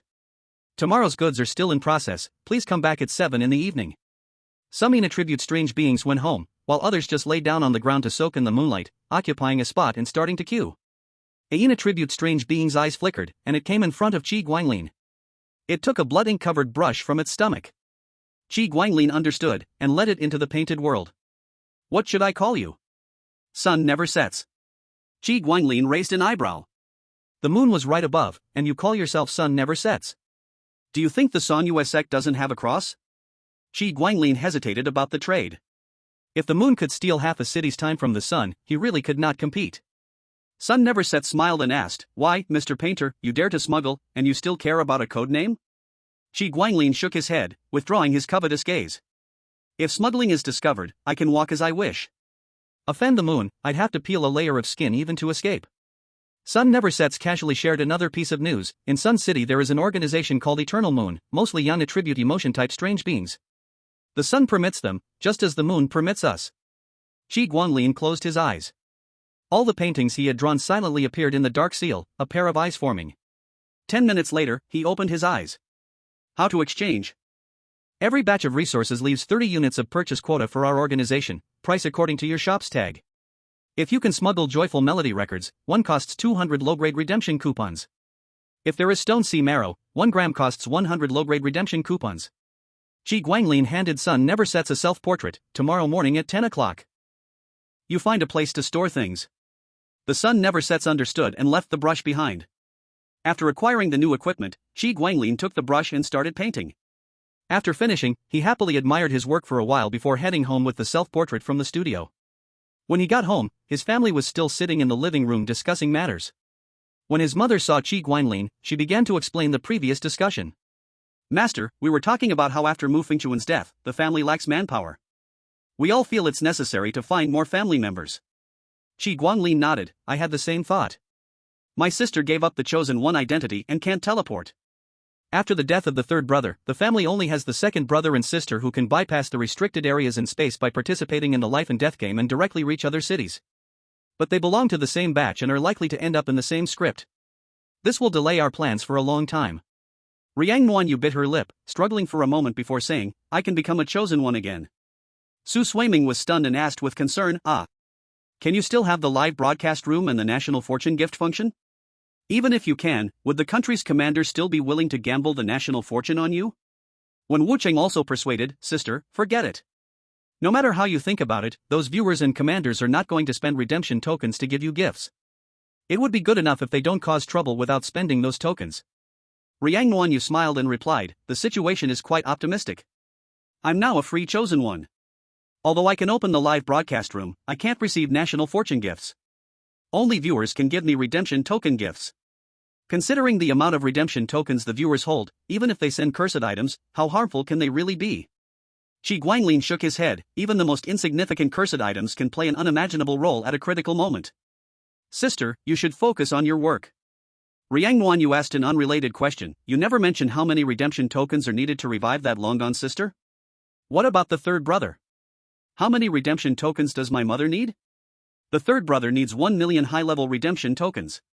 As for my sister, I didn't dare to ask. When she was alive, she was stronger than me. Your mother, because she was turned into a cursed item, needs about 2 million high-level redemption tokens. Qi Guanglin lowered his head. He knew the meaning behind Riang Nuanyu's question. 2 million high-level redemption tokens. Let me calculate. Based on the average exchange rate, it's about 100 million low-level redemption tokens. Big brother, after my promotion, my monthly salary is 3,200. With that dead salary, I need 31,250 months to redeem my mother from death? Do you think I can wait that long? Riang Nuanyu asked calmly. Qi Guanglin felt like he had caused the death of a family member. He couldn't accept sending another family member to their death. He changed the topic. The vitality of flesh and blood determines the lifespan of the body, and the vitality of the soul determines the lifespan of the soul. It's possible. Riang Nuanyu raised her voice. Master, if I hadn't seen the shortcut, I would have let it go. But now that I've seen it, you exchanged 63,000 worth of materials for 1 million redemption tokens and 2 million worth of goods. I was also there when we sorted the goods today, and I put the price tags on them. Everything on the shelves was sold out, and I roughly estimated that our family made about 400,000 today. The materials on those shelves account for only 1/20th of our total materials. 63,000 exchanged for almost 9 million. Why should I settle for the status quo? How can I be content with the status quo? Isn't it just about using my life as a stake? I'm betting everything, my flesh, my blood, my soul. Chapter 34, with nothing? No, I still have a life. Riang Nuanyu calmed herself and looked at Wen Wucheng, saying, with your business achievements and reality, you should be able to understand how much of a storm it would cause if the master and his friends' methods were leaked to the outside world. Many things, once that window is broken through, will be copied by many people. The only thing we can rely on is the advantage of going first. If we still hesitate to let our family take risks because of the home, we will sooner or later become ordinary people. When Wucheng smiled bitterly and said, I became an orphan very young. It feels really good to have a home again. I have never resisted the home's cleansing on me. That feeling is very warm. I truly cannot bear any family taking risks. I wish I could bear all the risks myself. Now it seems I am powerless. Hinata Nuanyu shook his head. Now we seem to have everything, but in fact we still have nothing. Luckily, I still have one life. Qi Guanglin touched Wen Wucheng's head, then touched Hinata Nuanyu's head. I understand. Let's speed up. He looked at Hinata Nuanyu's firm eyes, sighed, and took out a huge parchment book. While writing, he said, this is our family's genealogy. I hereby swear in the name of the hater of lies that the family members recorded in this genealogy and the people they want to resurrect will be brought back from death at any cost. Qi Guanglin first wrote his mother's name, then wrote in blue the names of the people his mother wanted to resurrect at the top right of her name. Below his mother's name, he drew 2 arrows and wrote his own name and his sister's name. Then next to his sister, he wrote the people she wanted to resurrect. Under his own name, Qi Guanglin drew 4 arrows, first writing Mu Fengchuan's name and then at the top right corner wrote Mu Fengchuan's brother's name. Qi Guanglin handed the genealogy to Hinata Nuanyu. Hinata Nuanyu wrote her own name under one of the arrows and copied Qi Guanglin's method to write her mother's name at the top right. Each family member followed, and the genealogy returned to Qi Guanglin's hands. He put a few drops of blood in special bags and stuck them on Mu Fengchuan's name, then took a special bag from the fridge and stuck it on his sister, the dollmaker. Soon, every name in the genealogy was covered with blood-filled bags. Hinata Nuanyu also had a bag with bone powder scraped from the bone umbrella. The genealogy was placed behind the family photo in the safest, most protected spot in the house, but only 5 of the 6 people in the photo remained. Qi Guanglin looked at the family and made a decision: the rules will not be slowly modified. Let's go fast. If we do not get the people from brother's side, just treat it as inviting more family to ours. Everyone nodded, so Qi Guanglin took out a large stack of redemption vouchers and held a ceremony for the life and death game. Because they did not pay for rush service, the game starts the morning after tomorrow. Alright, everyone rest well. Tomorrow morning I will run a business trip. You observe and filter those chosen ones for me. If the chosen ones from brother's side appear, just tell me at the self-portrait I left in the studio. Everyone began to rest. At Shuhai City's bone burial ground, Su Tanchang held his heart and cried out in pain. The faucet opened automatically, and water in front of him formed subtitles. A new life and death game has begun. Welcome to the life and death game. Rule 1: every life and death game guarantees at least one way of survival applicable to all chosen ones. Rule 2: the golden rules given by the life and death game will not be modified or corrupted. Absolutely correct. Rule 3: the life and death game never betrays bravery and sacrifice, in any world. Several lines of golden text appeared on the small whiteboard in the middle of the small room. The game is confirmed. This time, the strange tale game is a family feast. Game introduction: the artist Chi from Songyue City, Bone Blade District, will hold a family feast the morning after tomorrow. Work hard, whether to become an extra dish or a guest is up to you. The conditions for passing the game are: 1. C. Survive until the family banquet ends. 2. B. Taste at least 5 dishes. 3. A. Eat the mom's special dish. Su Tianchang's eyes lit up, and he quickly got dressed and ran to knock on the priest's door. The priest, who doesn't need sleep, was playing with fish in the pool. When he heard someone knocking at the door at this time, he immediately realized what was going on and crawled out of the fish pond. He saw Su Tianchang and said happily, "My buddy is fast." When? The day after tomorrow morning. Time is a bit tight, but it's none of your business. Go to sleep, the priest said while ringing the bell on the roof. Soon, the quiet village was filled with the sound of rushing air. One by one, villagers fell from the soil near the altar. With a feather falling to the ground, the priest appeared and said, "It's my buddy's life and death game. It's happening the day after tomorrow morning. What did the warehouse say?" "The warehouse is ready," the elder in charge of storage replied. Then the priest asked how many light feather packs, a local specialty of the village, had been prepared recently. 300 extra large packs. Elder 3 said weakly. Only 300? The priest was dissatisfied. He was counting on this money for progress. Without progress, how could they take over Fishman Island? Elder 3 complained, "All the villagers who aren't in charge of combat have had their feathers plucked. I even walked over here just now, and having 300 is already really good." The priest furrowed his brows. He knew how much his light feather packs combined with his buddy's storage paintings could carry. Now, if their side couldn't keep up with production, they wouldn't be able to cooperate perfectly with his buddy. "Is there any way to speed up the feather growth of our tribe?" The villagers all shook their heads. The priest was speechless. "You people are really a bunch of expensive items. Listen, the villagers without feathers should form groups of 3. One group eats only black sesame, one group eats only fur monster meat, and one group eats only cactus juice. Anyway, 3 people per group. Make sure the rest of the conditions stay the same and only eat one type of food. I want to know which food speeds up our feather growth significantly." As expected of the priest, someone who graduated from university, "You're amazing." The villagers below were in awe. The priest was even more speechless. "I beg you all to read more books." A villager laughed innocently. "What do we need more books for? Isn't the priest guiding us?" Exactly. Exactly. The priest felt his villagers were getting less intelligent, especially in the last 10 years. It was getting more obvious. Their minds seemed like they were eaten by brainworms. Elder 4 suddenly remembered something and said, "Priest, on my way back from the city last night, I found a human. She speaks in a tone very similar to that of a candidate priest.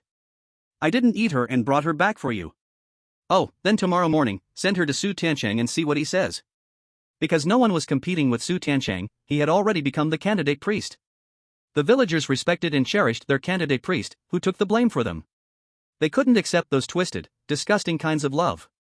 To them, only those who flew the same sky as them and had that pinkish-white feather were beautiful. Chapter 35, When the Sacrifice Had a Safe Zone. Su Tianchang woke up and found Elder 4 waiting outside his door. He quickly got up to greet him. Elder 4 smiled and said, "Little priest, I found a human. Her speech tone sounds very much like yours. Do you need her to stay here and work?" Su Tiancheng was about to politely refuse when his eyes caught the sight of the woman tied up by Elder 4. She was also staring at him in shock. "It's you." Su Tiancheng smiled and said, "Not calling me a freak this time? This time is different. I understand your preferences but still don't respect them." The woman relaxed. Although Su Tiancheng's preferences were so strange that she couldn't accept them, after being his girlfriend for a while, she still trusted him as a person. Elder 4 saw they seemed to be old acquaintances. He left quietly, knowing that this wave of future benefits would not exclude him. Su Tiancheng was quite happy to meet an old friend in a foreign land, except that the old friend was a bit ugly, had no hair, no animal ears, too human-like. He took his ex-girlfriend phone lighting to his room, then joked, "Out of 14 billion tries, 500 could get you. In the future, when betting on wins or losses, I'll bet opposite to you." Phone lighting sighed helplessly, "I also think it's ridiculous, but at least I didn't get carried home. I thought I would be eaten and got so angry I cursed. That strange thing just now, after hearing my dirty words, actually let me down from the iron pot and brought me to see you. You even became a priest. This must be my reward for playing Lucky Star. Speaking of Lucky Star, I also want to play Lucky Star. When I have the ability, I will definitely replicate the shovel in this boring world." Phone lighting praised, "Good taste." After chatting for a while, Su Tiancheng looked at the reflection change of the blood sun and said, "Time is almost up. I need to prepare for tomorrow's life and death game. Turn left is the bathroom, turn right is the guest room. You play by yourself. Tomorrow?"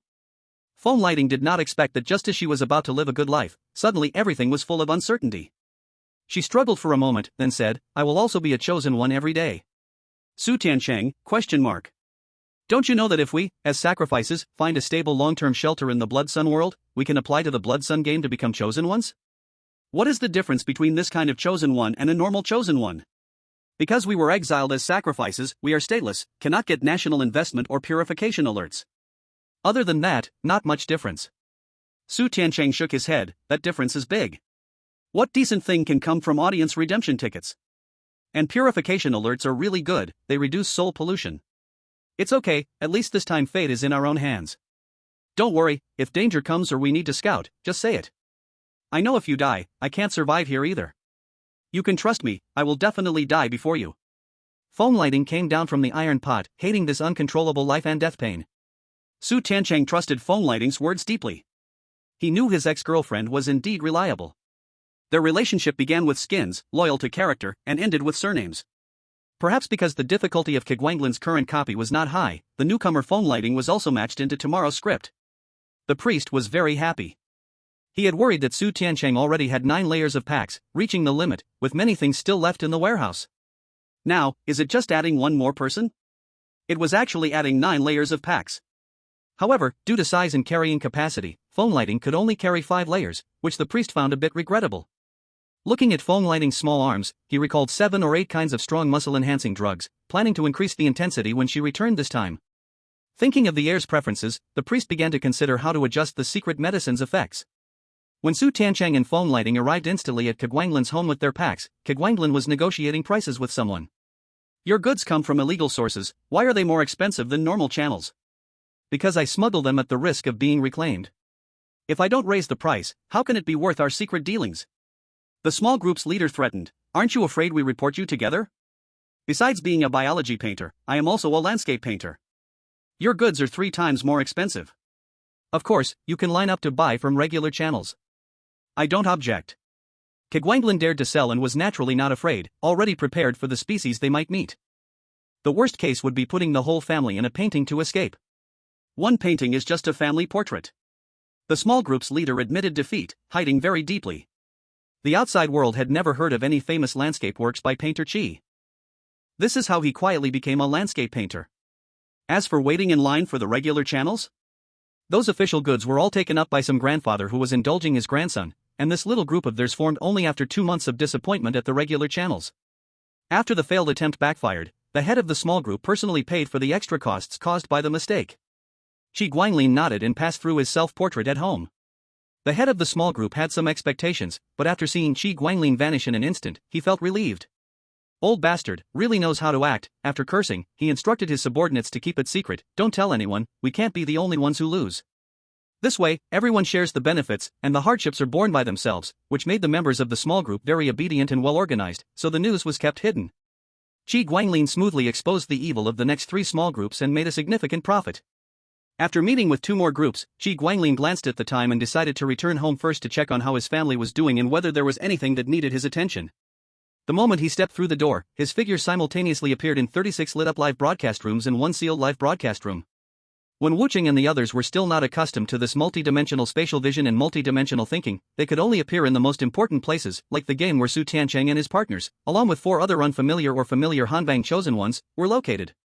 Su Tiancheng and Feng Lighting's goods had already been counted, and they were sitting at the dining table ready to eat. When they saw Qi Guanglin arrive home, Wu Qing and Hiromo Natsuki were a little excited. They knew how valuable the goods were since they had personally chosen them.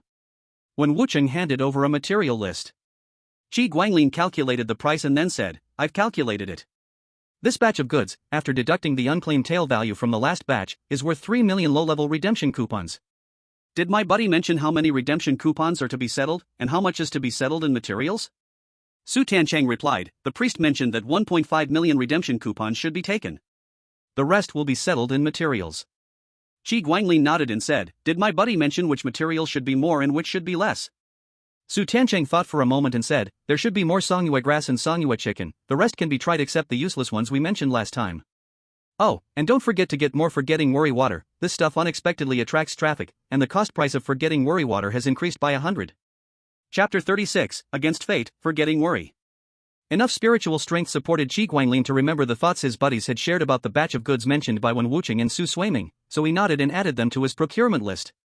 The trading place for songyue grass and songyue chicken was relatively safe, so he entrusted it to Su Suiming and Hiromo Natsuki, who had just obtained their citizenship certificates. His mother would go to the slightly more dangerous areas, while he was preparing to approach the source of Forgetting Worry water for bulk procurement. Arriving at the entrance of Forgetting Worry Mountain, he focused on searching for the latest rules posted by the mountain. Forgetting Worry Mountain Visitor Rules. Rule 1, the sun is too glaring, please do not visit when the sun is high to prevent burns. Rule 1, the moon is too glaring, please do not visit when the full moon is high to avoid frostbite. As soon as he saw the 2 opposing rules, Qi Guanglin almost wanted to leave, but after hesitating, he thought since he was here, he would wait to see how the sun and moon fought it out on Forgetting Worry Mountain before making his decision. His gaze moved down. Rule 2, any metaphor or slogan like the sun never sets is prohibited here, and violators will receive a moonlight admonition. Rule 3. Qi Guanglin didn't see the opposing Rule 2, which probably meant the sun wasn't working properly? Or for some reason, they had raised the moon? He continued to look at Rule 3. Rule 3, no counting steps, each step must be a bow. 3,000 steps can continue fate, any more or less, fate becomes empty. Rule 4, do not harm the carefree. Rule 5, remember who you are and what you want the most. Rule 6, one memory is exchanged for the arrival or departure of another memory. Rule 7, do not mock those who descend the mountain. Rule 8, do not return by the same path, no regrets on any agreements. Rule 9, praise the moon. Qi Guanglin had no particular opinion on the familiar rules 3 to 8, but Rule 9 gave him a feeling of being suffocated, as if entangled by a giant snake. It seems like the moon is about to win. Should we go home? Qi Guanglin thought about whether this would harm his shopping plans. No, I've come all this way. If I can't take this small risk, how can I face the family who has been working so hard? Qi Guanglin bowed with each step, hoping that this time he could get lucky and reach 3,000. In Hanban's real world, most of those who knew about their classmate returning from death could not remain calm. They hadn't noticed that the time on their phones hadn't changed for a long time. Sun Yuan and the thing that looked like Yi Fusheng walked along the road to the cave. As someone who had also seen Yi Fusheng's body, after the initial excitement passed, seeing the panicked companions running away, Sun Yuan could obviously understand why they ran. Especially when he saw the vice monitor, who had just hugged Yi Fusheng, also find an excuse to run away with a friend who didn't understand the situation. He had already understood everything. He pretended to casually brush past Yi Fusheng, and sure enough, just like dry ice, goosebumps rose.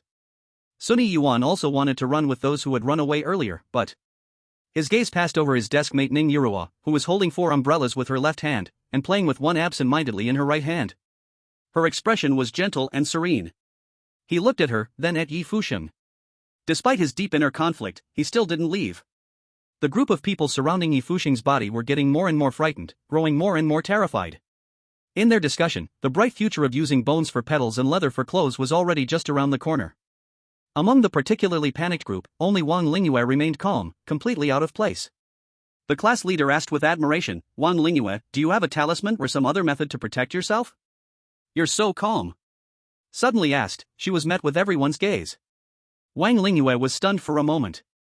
She lowered her gaze to Yi Fuxing's body, covered in mud with his twisted right leg, and said flatly, "He saved my life, and now the worst I can do is return the favor with my own life." The others were momentarily speechless, and those who had been saved from the mudslide by Yi Fuxing also lowered their heads. Zhao Qianxu felt guilty thinking about how Yi Fuxing had been swept into the mudslide while trying to save him. However, he also realized he hadn't asked Yi Fuxing to save him, so why should he feel entitled to ask for his life now that Yi Fuxing was no longer capable? He recalled the strange look Yi Fuxing gave him earlier and felt fear. He was still young, what's wrong with not wanting to die? Now feeling righteous, he muttered unhappily, "It's not like we begged him to save us. Now that he's dead because of his abilities, why should we have to die too? Let's figure out a way to escape first, then we can all pool together and find a master to suppress Yi Fuxing." Upon hearing this, everyone was stunned into silence. This remark angered Wang Lingyue, who said furiously, "I didn't realize you were such a disgusting person. Yi Fuxing was swept away by the mudslide because you were hesitating to let go of your fancy bag while he tried to save you. And now you're planning to find a master to suppress him? What kind of horrible person are you?" With a voice rising up, the silent majority began to echo Wang Lingyue's words. Zhao Qianxu paused for a moment, then loudly asked, "Then what do you plan to do now?" "That thing is about to come over holding the ginger bucket. If you keep dragging, aren't you afraid it will see its own corpse, go dark right there, and destroy us all? Besides, is the dead Yi Fuxing still Yi Fuxing?" The class monitor said in a deep voice, "Let's discuss while walking." After saying this, he took the lead in walking, just moving a little closer to Wang Lingyue. Yi Fuxing carried the heavy ginger bucket for a while, then met Zhao Tianxu and the others, only to find a group whispering together, while Zhao Tianxu walked alone on the other side. He was a little puzzled, strange, normally Zhao Tianxu was slick-tongued and good with friends, what's going on now? After meeting up, Yi Fuxing thanked the people who came to him, then handed ginger soup to each of them. After receiving the ginger soup, only Wang Lingyue and the class monitor blew on it and drank it. After they drank it, and after a while seeing they were fine, some of the others also drank the ginger soup. Some who really couldn't bear the taste didn't drink it, but held it in their hands as a warm baby and to ward off evil, but thinking it was handed by Yi Fuxing, they doubted the legend of Ginger's full young. Zhao Tianxu was immersed in fear, constantly watching Yi Fuxing, feeling that Yi Fuxing's smile was scrutinizing him, the raised eyebrows were marking him, handing him the ginger soup was surely to deal with him. Even though the class monitor and others were fine after drinking, he still didn't dare to drink. He poured it while Yi Fuxing's gaze was elsewhere. Yi Fuxing looked up to see the rain stop and the sky clear, overjoyed, and said excitedly to his classmates, "Surviving great danger, let's feast to celebrate. We'll go back to the camp to rest, then eat barbecue." Those who knew the truth all responded, not daring to refuse, and those who returned earlier, seeing everyone agreed, didn't want to spoil it. A big group walked back together. At a corner, they dropped a wooden sign, on one side carved Niming Mountain, on the other Huanyu Mountain. Chapter 37, Skeleton Begging Operation Preview. At this moment, Huanyu Mountain and Niming Mountain, two worlds, different groups of people walked toward the same camp. Qi Guanglin took a step and counted out once, unable to count steps so just estimated, but unfortunately added 42 extra steps. Qi Guanglin returned to normal walking, and not long after saw a camp. Inside was a tall wooden building. Qi Guanglin saw a rule paper posted at the camp gate, not good, having rules meant the camp was alive. Qi Guanglin thought for a moment, took out his easel, started painting, then put himself in the surrounding scenery. After finishing, he pasted the painting on the camp wall. Then he looked at the camp rules. Camp notice. You may rest here temporarily, please note the following rules. Rule 1, you may rest in the camp, but may not sleep. Rule 2, the camp is self-service, no staff. Rule 3, before eating, remember to praise the sun. Rule 3, before eating, do not praise the sun, remember to praise the moon. Rule 4, do not harm small animals appearing in the camp. Rule 5, the camp is recruiting staff, those interested can open the changing room to change uniforms.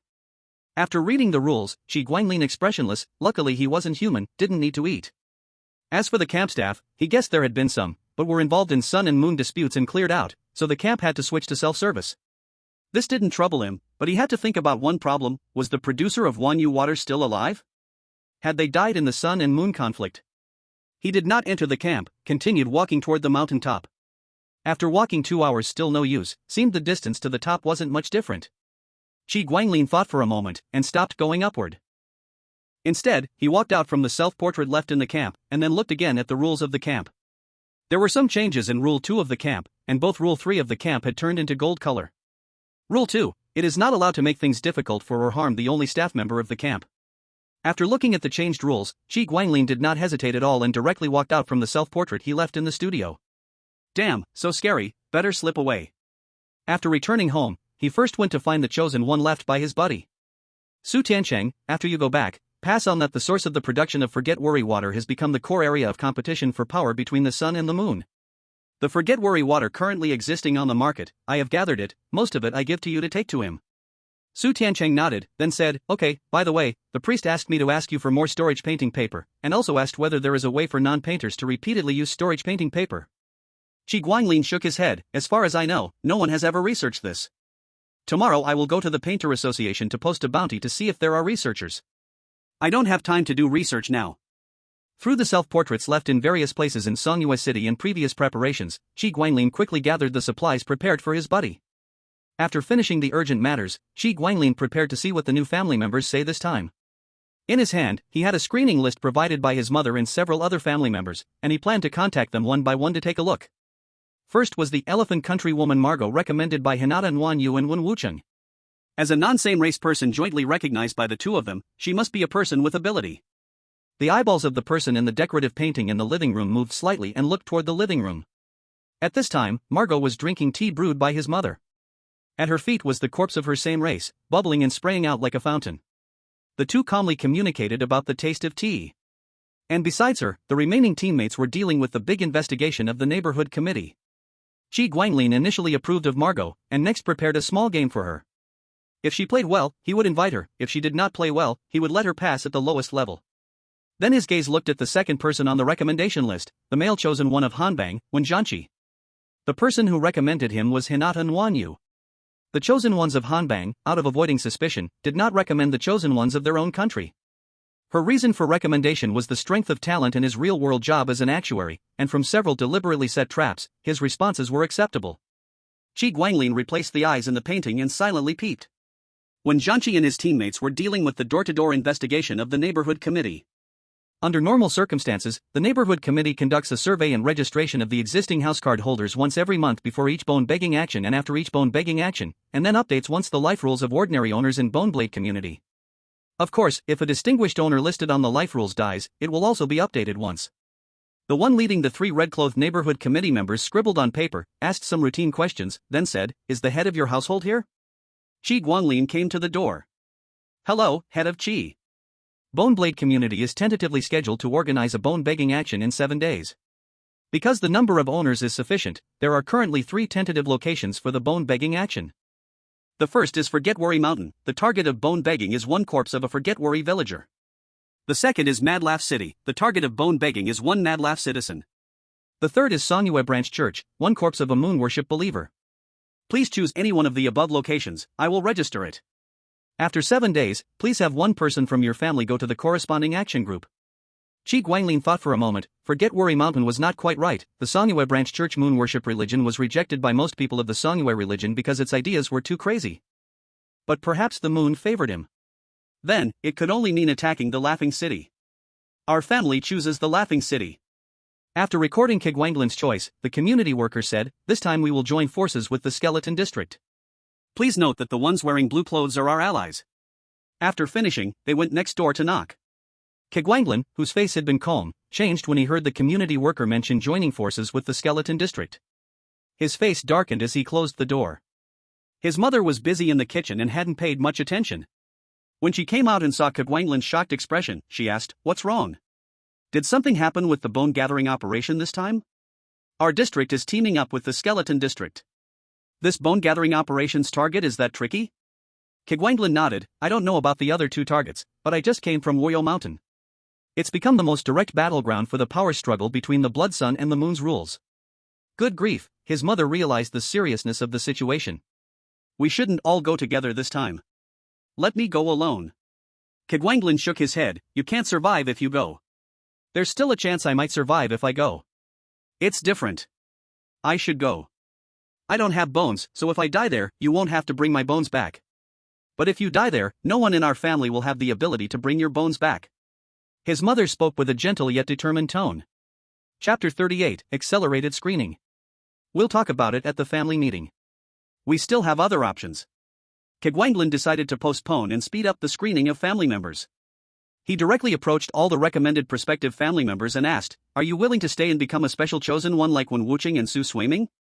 He asked 13 people in total, 8 nodded, and 5 shook their heads. Kegwanglan handed a picture to the 8 chosen ones who nodded, saying, "Reach out and touch this paper." Wu Shanyu, the chosen one from the country of stolen bones, reached out to touch the picture. Then, he played a card game with Kegwanglan. During the game, he realized that Kegwanglan was using the card game to assess whether he leaned towards being conservative, his gambling tendencies, whether he could handle losses, and if he could withstand pressure.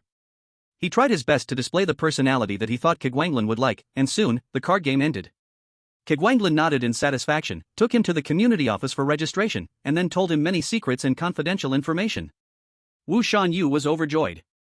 He knew that with this information, he would gain tremendous benefits when he returned to his country. From now on, he would live a life full of luxury with thousands of concubines. When it was time to go through the portal, Kegwanglan gave him some gifts and death-redeeming coupons as a token of their meeting. Then, he hugged him and said, "I'm happy that you became part of this family." Wu Shanyu smiled at Kegwanglan and said, "Fool." His figure disappeared from the spot, and in the blink of an eye, he entered the initial space of the life and death game. Without waiting for the introduction of the life and death game, Wu Shanyu shouted, "I choose to give up my identity as a chosen one from the country of stolen bones and return to the original world." He closed his eyes, waiting to return to the real world where he would be greeted with cheers and beautiful women. He was the hero who had tricked the foolish and bizarre, securing massive gains for his country. A bright future awaited him. When he opened his eyes, he saw Kegwanglan's calm face. He rubbed his eyes in confusion, closed them, and opened them again. Kegwanglan had not disappeared. He heard Kegwanglan's voice, calm as still water, "Why lie? Why are you so happy when you deceive others? Why is there no guilt at all? Doesn't your conscience hurt?" Wu Shanyu stepped back in terror, pleading desperately, I'm sorry. I'll become your family member, please give me another chance." Kegwanglan shook his head, "I sensed the deception when you nodded earlier. I thought that since you hadn't spent enough time with this family, I gave you enough time in the picture to understand us. And it gave her many benefits. What was the result?" Wu Shanyu knew he could not escape, and picked up the broken vase pieces on the table, trying to have a proper release. "Want to die? Your wish is quite beautiful." Kegwanglan dragged Wu Shanyu into the painting room. The first sheet of paper was taken back, 7 people remained. The second sheet of paper was nailed behind the first sheet of paper. Many people always think that sharing hardships and sharing wealth is of the same difficulty, actually not, sharing wealth is much harder. Kegwanglan was not ready for intensity, first he came for sharing hardships. Margot, the chosen of Elephant Country, chose to keep her chosen status and stay in the Blood Sun world in the initial space of the life and death game. After a burst of white light, she saw Kegwanglan and the 3 chosen who stayed at Kegwanglan's home. She chatted casually with those 3 chosen. Xiang Warmoon went to sleep first because she had work tomorrow. She went to Su Shuiming's bed and talked with Su Shuiming, who had no work tomorrow, all night. She quickly fit into this home, and used the death redemption ticket given by Kegwanglan as a path, to become an intern at Songyue Group. 6 days later, Su Shuiming went to work, did not return in the afternoon. Her mother came home with red eyes. After hearing her mother, Kegwanglan went to the bedroom, stuffed a full set of painting tools into Qingyu's bag and left the house. Kegwanglan returned home with one arm broken. The edge of the broken arm had irregular bite marks. Soon, the begging skeleton operation started. Mother went alone to participate in the operation, and never returned. Margot watched the kitchen collapse, feeling a bit sad. She knew that going home would no longer have a bowl of hot soup. Because Kegwanglan lost his right arm, painting output declined, the family could not cook, had to rely on buying outside. Soon each meal changed from 9 meats 9 vegetables to 5 meats 7 vegetables, then to 2 meats 3 vegetables. The taste of dishes also decreased a lot. The residence committee demanded property fees. Kegwanglan, because of weakened strength, held his nose and accepted. The home started losing money, had to use savings. Soon Wen Wuching also died. Kegwanglan broke both arms to save him. The 3 meals of 2 meats and 3 vegetables could not be maintained. Meals only had pickles and porridge. Soon Margot got recognized by the big boss for an outstanding performance at Songyue Group, a monthly salary of 12,000, while Xiang Warmoon was fired because of office conflict mistakes. Now this home relied on her support, every month's salary used to support the home and pay Kegwanglan's medical bills. Her life remained tight. The company had an overseas assignment opportunity. Her big boss found her. "I suggest you take this overseas assignment, the treatment there is generous." In the first month, Margot received the salary. She sent money home. Seeing the huge sum instantly dropped to 2,000, she felt her heart bleeding. All this was money she earned with hard work, why should she give it? The second month, when salary arrived, she did not transfer, instead looked for connections to understand how to escape the nightmare like original family. The professional asked in surprise, "You already went abroad, why still need to escape? just don't contact, isn't that enough, do they have the ability to go abroad? Margot happily began a life of indulgence. When she ordered 12 handsome men to dance pole for her, her eyes flashed, in front of her were 15 sheets of paper nailed together. At that moment, the top sheet of paper depicted the scene of her indulgence calling 12 handsome men. She instantly understood everything, terrified, wanting to say something to the calm-faced Qi Guanlin. Qi Guanglin sighed and said, "No need to explain, sit on the sofa and wait for the family dinner to finish." Meanwhile, in another living room, Mu Chang Jinghua, with a fierce expression, closed his eyes. On the paper, Mu Chang Jinghua, carrying the first month's salary, asked a professional. The professional asked in surprise, "You already went abroad, why still need to escape? Just don't contact, isn't that enough, do they have the ability to go abroad?" Mu Kai Jinghua, uneasy, asked, "Does the family of the monster aggregation have no restrictions on its members? What are you thinking? A home is supposed to be warm. The head of the family can at most locate and somewhat control the members. Honestly, when distance is created, the head's words are as meaningless as farts." Mu Kai Jinghua left, returning to his single-room dorm, sneering, "Foolish, there's an old saying in Hanbang, when cutting grass, you must remove the roots. If you don't remove the roots, the spring wind blows and it grows back." He left only 1,200 for living expenses, using the remaining 50,000 plus of his salary to hire a killer to eliminate his biological family. The moment he paid the reward, a white light flashed before his eyes, and 14 pieces of paper, nailed together, appeared before him, along with the pale-faced Qi Guanglin. He immediately understood everything and started explaining. Qi Guanglin resumed his smiling expression and said, "Do you know why I gave you a chance to lie?" Mu Kai Jinghua, sweating, started thinking, but before he could respond, Qi Guanglin continued, "Because you taught me to remove the roots when cutting grass. You did well in this lesson." He was dragged into the art studio, and soon, Mu Kai Jinghua's high-pitched, twisting wails echoed in the room. Mu Kai Jinghua did not die, but a beautiful future awaited him in a few hours. On the other side, Yi Yuma received her third month's salary, keeping some for food and sending the rest back home. She received good news. Hinata Nwanyu had found a job and could slightly support the family, no longer needing to rely solely on her. It was natural for her to reduce the amount of money she sent home. In the 5th month, she received news from home that her eldest brother could paint with his mouth. He also transferred her 10,000 yuan. Yi Yuma felt a bit disdainful, thinking, "Only 10,000? But the family's kindness is paid back. I no longer owe them anything." In the 6th month, when her salary was paid, she symbolically transferred 3,000 to her family, leaving a message saying she was facing difficulties at the company and needed money to tide over. The next night, she received a transfer of 8,152 yuan. Feeling the benefit, she transferred 4,000 in the 7th month and left a message saying she was being sabotaged at work. Sure enough, the next night, she received a transfer of 7,164 yuan. Finally, it was her turn for her family to shower her with money. In the 8th month, when her salary was paid, Yi Yuma symbolically transferred 2,500 yuan and prepared to fabricate more difficulties, when a flash of white light appeared before her. In front of her appeared 23 pieces of paper, quickly flipping through from the first to the last, with the final page causing her legs to go weak, and she knelt down, wanting to explain. Qi Guanglin reached out to help her up and said gently, "It's okay, I understand. You're just an ordinary person. Being ordinary is not a crime, it's just not suitable for this world. Alright, go taste your mother's special skill." Yi Yuma, eating the tender and chewy meat that could never be found in the real world, had tears running down her face. She regretted a little, but her regret wasn't deep. Xia Mengxian received good news. Hinata Nwanyu had found a job and could slightly support the family, no longer needing to rely solely on her. She was moved to tears, indulging in a little luxury by buying a piece of meat as big as a fist, then starving for 2 days to savor it.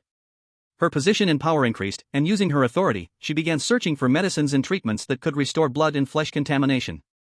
In the 5th month, her family transferred her 10,000 yuan with a message saying her eldest brother had become a renowned mouth painting artist. The family need not worry. She was both happy and sad. The thought of mouth painting was painful to imagine. She transferred the money back and sent back some potentially useful medicines. In the 9th month, Xia Mengxian received a painting and a message saying that her eldest brother's arms had been corroded and were no longer usable. Chapter 39, the second round of family recruitment completed. After seeing the painting, Xia Mengxian was relieved, leaving half of her salary behind. After she clicked confirm, a flash of white light appeared in front of her. Xia Mengxian rubbed her eyes, and 24 sheets of paper appeared before her, flipping quickly and slowly from the beginning to the end. Upon reaching the last page, she realized something and looked up. Qi Guanglin extended his hand and said, "Welcome to our real home." Qi Guanglin took Xia Mengxian to register, then brought her back. When Xia Mengxian woke up and pushed open the bedroom door, she saw the living room, now decorated with more details. In front of her stood 3 familiar chosen ones and 2 unfamiliar ones.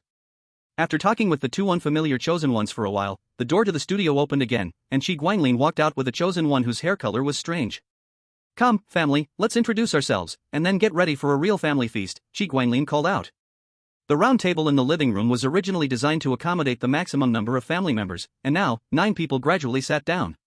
Chi Guanglin introduced, "I am Chi Guanglin, the eldest brother of this family, and also the head of this family." He looked to the right, and Wen Wucheng introduced himself, "I am Wen Wucheng, the second eldest brother of this family." "I am Su Suiming, the eldest sister of this family." "I am Ri Xiang Nuanyu, the second eldest sister of this family." "I am Xia Mengxian, the third younger sister of this family." "I am Wen Zhanqi, the third elder brother of this family." "I am Andrew, the fourth younger brother of this family." "I am Wang Lingyue, the fourth younger sister of this family." "I am the mother." The new chosen ones, 2 men and 2 women, along with the original chosen ones, now made the gender ratio among peers balanced, which helps maintain family stability. Excerpted from Human Ranch Management, and taken out of context. Chi Guanglin was in a good mood but felt a little down when he thought about the upcoming bone begging operation. He rubbed his head and decided not to worry about it for now, taking out the silver plate he had used last time, self-restricting his flesh and blood strength, and cutting open his wrist to let blood drip onto the silver plate. The blood, shining like a galaxy, filled the bottom of the plate. Wen Wucheng took the newly changed golden knife and cut open his 5 fingers. 5 seconds later, he moved his hand away and handed the knife handle and silver plate to Su Suiming. The circle continued, and Chi Guanglin divided the blood in the silver plate into 9 silver bowls, drinking from one first. The rest of the family followed suit. Already familiar with the blood circulation ritual, the mother called everyone to take a special camera and take a family photo while the blood was still in their bodies. After the photo was taken, everyone wrote their names on the back. Chi Guanglin took the new family photo and replaced the old one, which only had 5 people on it. He sighed and put the old family photo into the studio, then took down the family tree on the back of it. The new family photo was framed, and Xia Mengxian and the new family members followed the mother's gesture and dripped a tube of blood. Chi Guanglin opened the family tree and signaled Xia Mengxian and the others to write their names on the 4 arrows under Mu Fengchun, then write the names of the 2 people they wished to resurrect at the top right corner of their own name. Xia Mengxian's spirit lifted, and she asked, "Can someone who has been dead for 5 years still be resurrected?" Chi Guanglin said, "Generally speaking, yes. It mainly depends on 2 factors. First, whether the deceased has any attachments or regrets, and second, whether the blood relatives have any longing or sorrow. As long as either of these conditions is met, a death redemption coupon is enough for resurrection. For ordinary deceased, the true spirit's limit is within 150 years, but for those who are not ordinary people, the true spirit's limit is much longer if their soul vitality is high." Xia Mengxian's enthusiasm was clearly reflected in her eyes hiding a lion, and the lion's eyes hiding. Seeing that their blood was placed on the corresponding names in the family tree, he said, "Let's eat first. After the family feast, we will discuss some things that need to be talked about for a long time." While they were eating, the real world was shaken by a storm because the Blood Day world could resurrect the dead. Who doesn't have a few people they will never see again? It's just that everyone can only be forced to accept their fate and let go. Now, those who refused to give up finally saw a chance to reverse fate, a chance without life and death separation. Massive positive and negative emotions washed over the life and death game's value calculation system, marking Chi Guanglin as a high-value game designer. Chi Guanglin was eating when the blood-colored sunlight suddenly twisted into a light screen in front of him. "Congratulations, you have obtained a new identity. Honorary identity, high-value game designer. Holding conditions, games you design are recognized by the life and death game, and at least half of the game's positive or negative emotion values exceed 100 million above the standard line. Identity rights, priority/high salary/win-win. Priority, your design games have top priority among all non-urgent games. High salary, all redemption tickets spent in your games will give you 1,000th share of the revenue. Win-win, you can directly extract 1,000th of the flesh strength and flesh vitality of the chosen ones who die in your games. You can also extract 1,000th of the soul strength and soul vitality of dead chosen ones, but for ordinary chosen ones, soul strength and soul vitality can only be extracted after 150 years. Identity responsibility, each month you must design at least 1 high-value judged game or 2 games." Chi Guanglin could not help but laugh. Good stuff, now it's even easier for him to smuggle. Chi Guanglin waved his hand to scatter the sunlight that formed the light screen. Seeing that everyone had mostly finished eating, he prepared to talk about serious matters. "Today there are a few matters we need all family members to discuss and reach a result. First matter, regarding this month, our family needs to send someone to participate in the neighborhood's bone begging operation." Except for Mom, the rest of the family had only heard about bone begging events several times and didn't really understand, only rumors. The new family members were even more confused, completely lost. Shi Guanglin explained, bone begging happens once a month, either to trouble those who occupy enough quantity or quality of bones from Bone Blade neighborhood members, and take the bones back. Or to hunt strong people's bones. The managers of Bone Blade neighborhood recognize cards, not people, for this reason. Only the strong can hold a house card of Bone Blade neighborhood, and contribute in the monthly bone begging operation. The rights of being an owner in Bone Blade neighborhood are really good, objectively, but few dare to get it because the crazy style of the neighborhood committee makes the identity responsibility death rate too high. So those with ideas often settle for being an owner in Skeleton neighborhood. When Wucheng thought for a moment and asked, Family Head, is the target of this bone begging operation too tricky? Chapter 40 Clan Plot. Shi Guanglin organized his words and said, in past bone begging operations, with my strength, survival rate was about 70%, but this time, survival rate is unpredictable, most likely involving the Sun-Moon conflict. Hearing Sun-Moon conflict, old and new family members all realized the level of danger. When Zhanqi was very sensitive about taking sides, he studied sides for 10 years, and unfortunately or fortunately, entered here. He prepared to ask later about the specific big background, to see if he could analyze useful information. Xia Mengxian wanted to speak but stopped, after a moment made a decision, then I'll go participate in the bone begging operation, anyway my talent has limited places to show. Mom shook her head and said, the danger of bone begging operation is not only the action itself, but the owner must bring back the corpses of all owners under the same house card. This easily creates a one dead sen one or one dead two dead, finally everyone dies situation. Some gave up the power of force to redeem the corpses of the dead, choosing to buy a death voucher instead, but they were harshly slaughtered, leading to an economic collapse and slow death. Xia Mengxian thought for a moment and then said, what if there are no remains? The management of the Bone Blade district will announce the families that need to beg for the return of the remains. Because the battle was fierce, it was not uncommon for the remains to be completely destroyed. Shi Guanglin answered without hesitation, clearly, someone had already tried to exploit the loophole. Xia Mengxian understood, then asked the next question, is there a corpse-dissolving liquid that completely destroys the remains after drinking it? Yes, but it's useless to us. Our bones have already been activated, and ordinary potions can't have that effect. Will it still be ineffective even if we die? Of course. One's identity doesn't change because of life or death, unless they are expelled from the records. Mom interrupted Shi Guanglin, who was about to speak again, and said gently yet firmly, there's no need to make it so complicated. I'll go. I have no bones, and I don't need to bring back my body if I die at the scene. As soon as Mom finished speaking, both old and new family members fell silent. They had a deep fondness for Mom, who was gentle, elegant, and had excellent cooking skills. Hearing her say she would face death left them deeply saddened. Hinata and Wan Yu's tears welled up. After her biological mother turned into a bone umbrella, her gentle mom had become a second mother in her heart. She spent the most time with her mom, who even taught her, someone without flame ability, advanced cooking skills, painstakingly studying how to simplify it for her to learn. Hinata and Wan Yu stood up, holding the bone umbrella, let me go. After I die, I can make the bone umbrella self-destruct. That will definitely make my remains disappear. Shi Guanglin did not speak. Another thought that had been suppressed earlier resurfaced in his mind. Actually, we have another option. Shi Guanglin relaxed after making his decision. If we give up the rights of the Bone Blade District, we naturally don't have to fulfill the responsibilities of the Bone Blade District. I can place you into a painting scroll and take you to the other side of the city. This new option opened a door to a new world for everyone.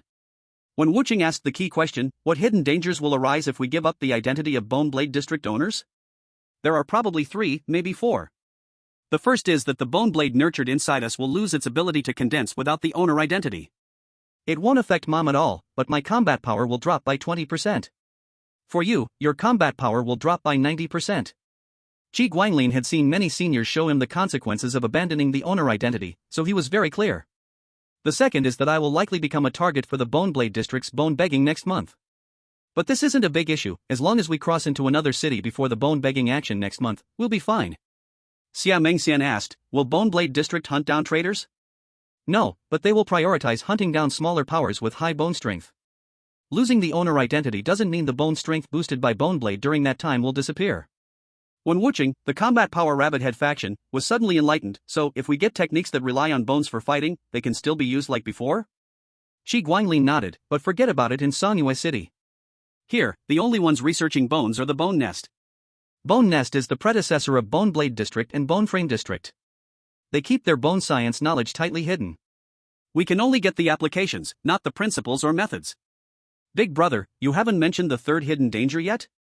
The third hidden danger is that we don't have enough time to prepare. We had never considered abandoning the owner identity before. Su Swaiming suddenly realized something. Right, big brother, if we give up the house we live in, will the horror tale aggregation house collapse? Qi Guanglin shook his head. It's unclear whether the chicken or the egg came first, but whether the family or the house comes first is very clear. A home is a house where family members live together, not something we can't live without. If our hearts are in sync, the family will only stop growing for a while. The mother, who had always been gentle with others, began to think and then disagreed. No, I think we should stay this month. First, if we leave, what happens to the shop we've rented? What happens to the business relationships and the familiar suppliers we have? Your brother's Songyue grass is selling really well.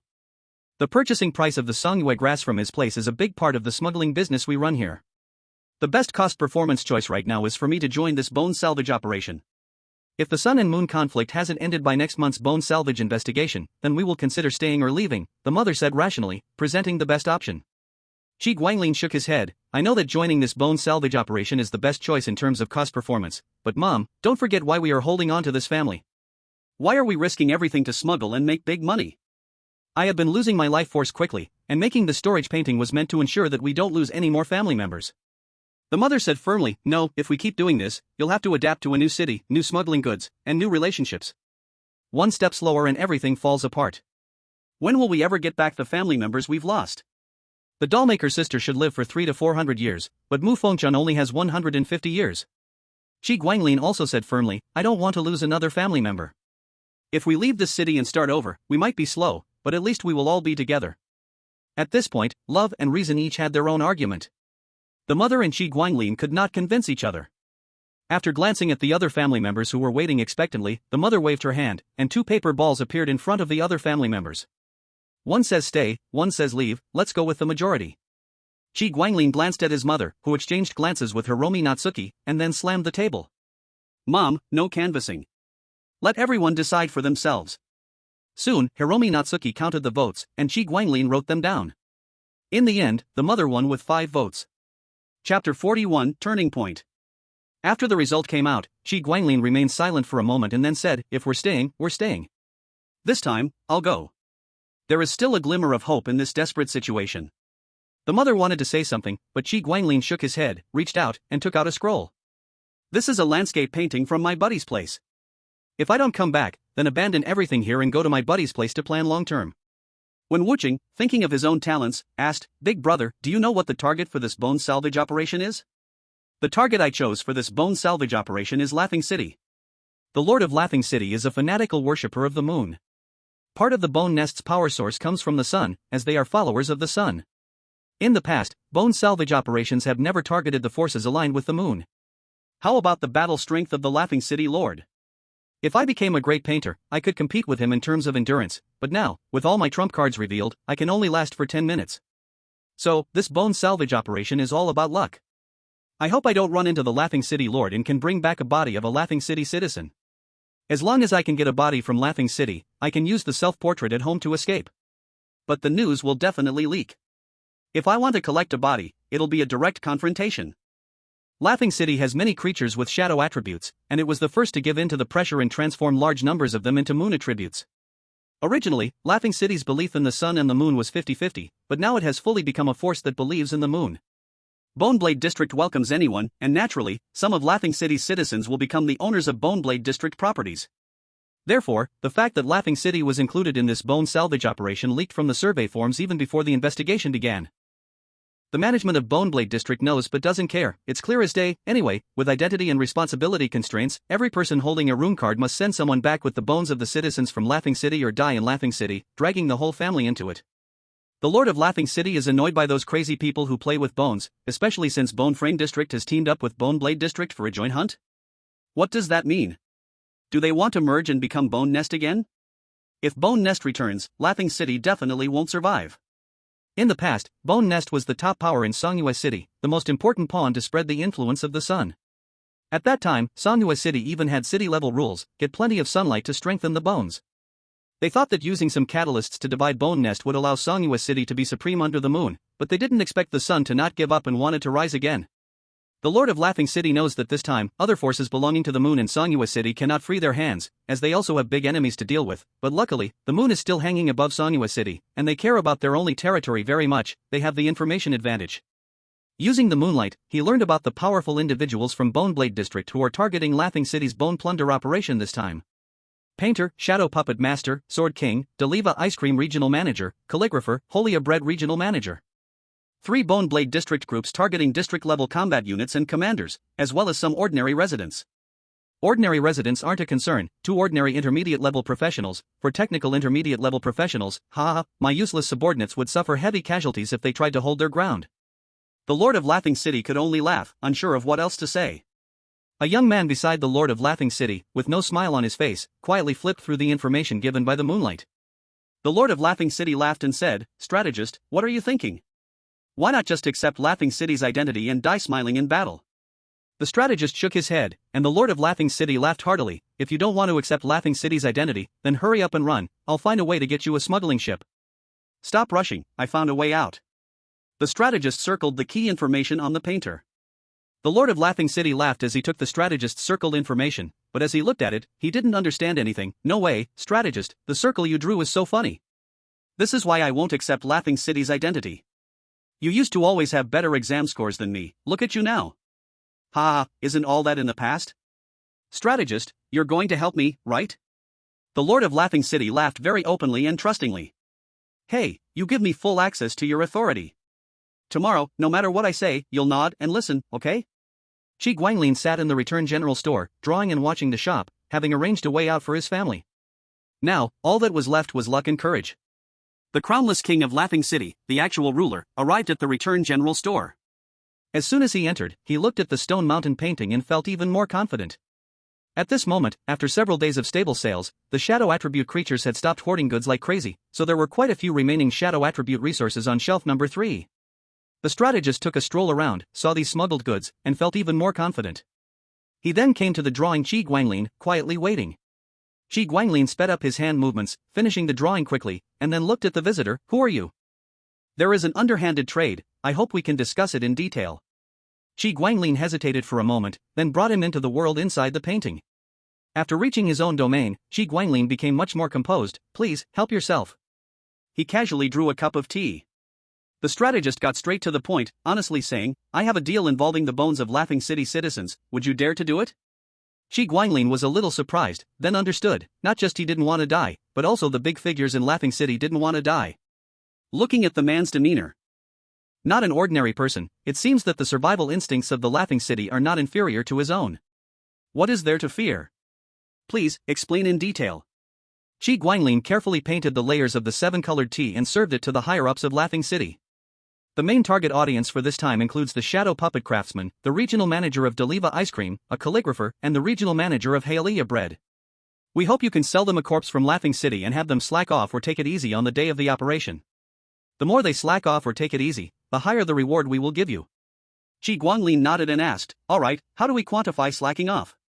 Any of the strong individuals previously mentioned who do not appear on the battlefield will be settled once for 5 laughing contribution points. If the previously mentioned strong individuals appear after the Boneblade District operation, and the district's contribution points are less than 200, one will be counted as 3 laughing contribution points for you. If there are no exclusive logistical supplies provided, one strong individual will be counted as 5 laughing contribution points. These can be stacked. If no damage is caused to our buildings or personnel on the battlefield, one will be counted as 3 laughing contribution points. Other actions will be calculated separately. Qi Guanglin's eyes flickered. Things that can't be bought with money are the exclusive or monopolized good things. How many redemption death certificates for a corpse? 50,000 low-level redemption death certificates, and we'll also give you one for free. Qi Guanglin calculated the people he knew in the district with financial power and asked, "Are the Meatball Man, the Little Carpenter, and Feng Haofeng participating in the Laughing City Bone Collection operation?" The strategist thought for a moment and said, "Meatball Man is participating, but who is the Little Carpenter? I'm not sure about Feng Haofeng, is he strong? I'll buy 6. Qi Guanglin pulled out 300,000 low-level redemption death certificates from the storage painting without even blinking an eye. The strategist nodded and handed over the storage painting papers made by other landscape painters to Qi Guanglin. He had previously estimated how many corpses Qi Guanglin would need, and how many people in the Boneblade District could afford to consume them. Now it was just right. Seeing how considerate he was, Qi Guanglin gave him a blank storage painting paper that he had made himself, then also gave him a storage painting with 300,000 low-level redemption death certificates, in case he found it hard to carry it back. The transaction was completed, and with the matter settled, Qi Guanglin was too lazy to continue running the store. He said goodbye to the strategist and walked out of the self-portrait in the painting room. The strategist watched Qi Guanglin disappear, relieved that Qi Guanglin didn't want to die fighting for the Boneblade district. Otherwise, a battle between a biologist and a landscape artist would be disgusting. No matter who it was, anyone facing a biologist and a landscape artist would feel nauseous for 7 to 8 minutes. If the City Lord was dragged for 7 or 8 minutes, Laughing City would probably only have the City Lord left alive. The City Lord, being brainless, would definitely foolishly laugh and die fighting instead of running if everyone else died. Then Laughing City would truly become history. Qi Guanglin walked out of his house with a storage painting containing the corpses. Today, there was no one at home, as everyone had gone to work. The newly arrived chosen ones were different from when he was poor at home. All of them had been made into clerks by him with money and connections. He had originally planned to share the joy with his family, but now he could only wait until the evening. Qi Guanglin took out a piece of beast hide, rubbed it, and the beast hide moved, then formed a word. What? He traced his finger on the beast hide and asked, "Are you at home?" The beast hide formed the character at. Qi Guanglin went next door to find the shadow puppet craftsman. After exchanging 5 redemption death certificates with the mysterious person, Qi Guanglin was pulled up to the 12th floor. The shadow puppet craftsman opened the door and invited him in. "What's wrong, artist? Is there something you need my help with?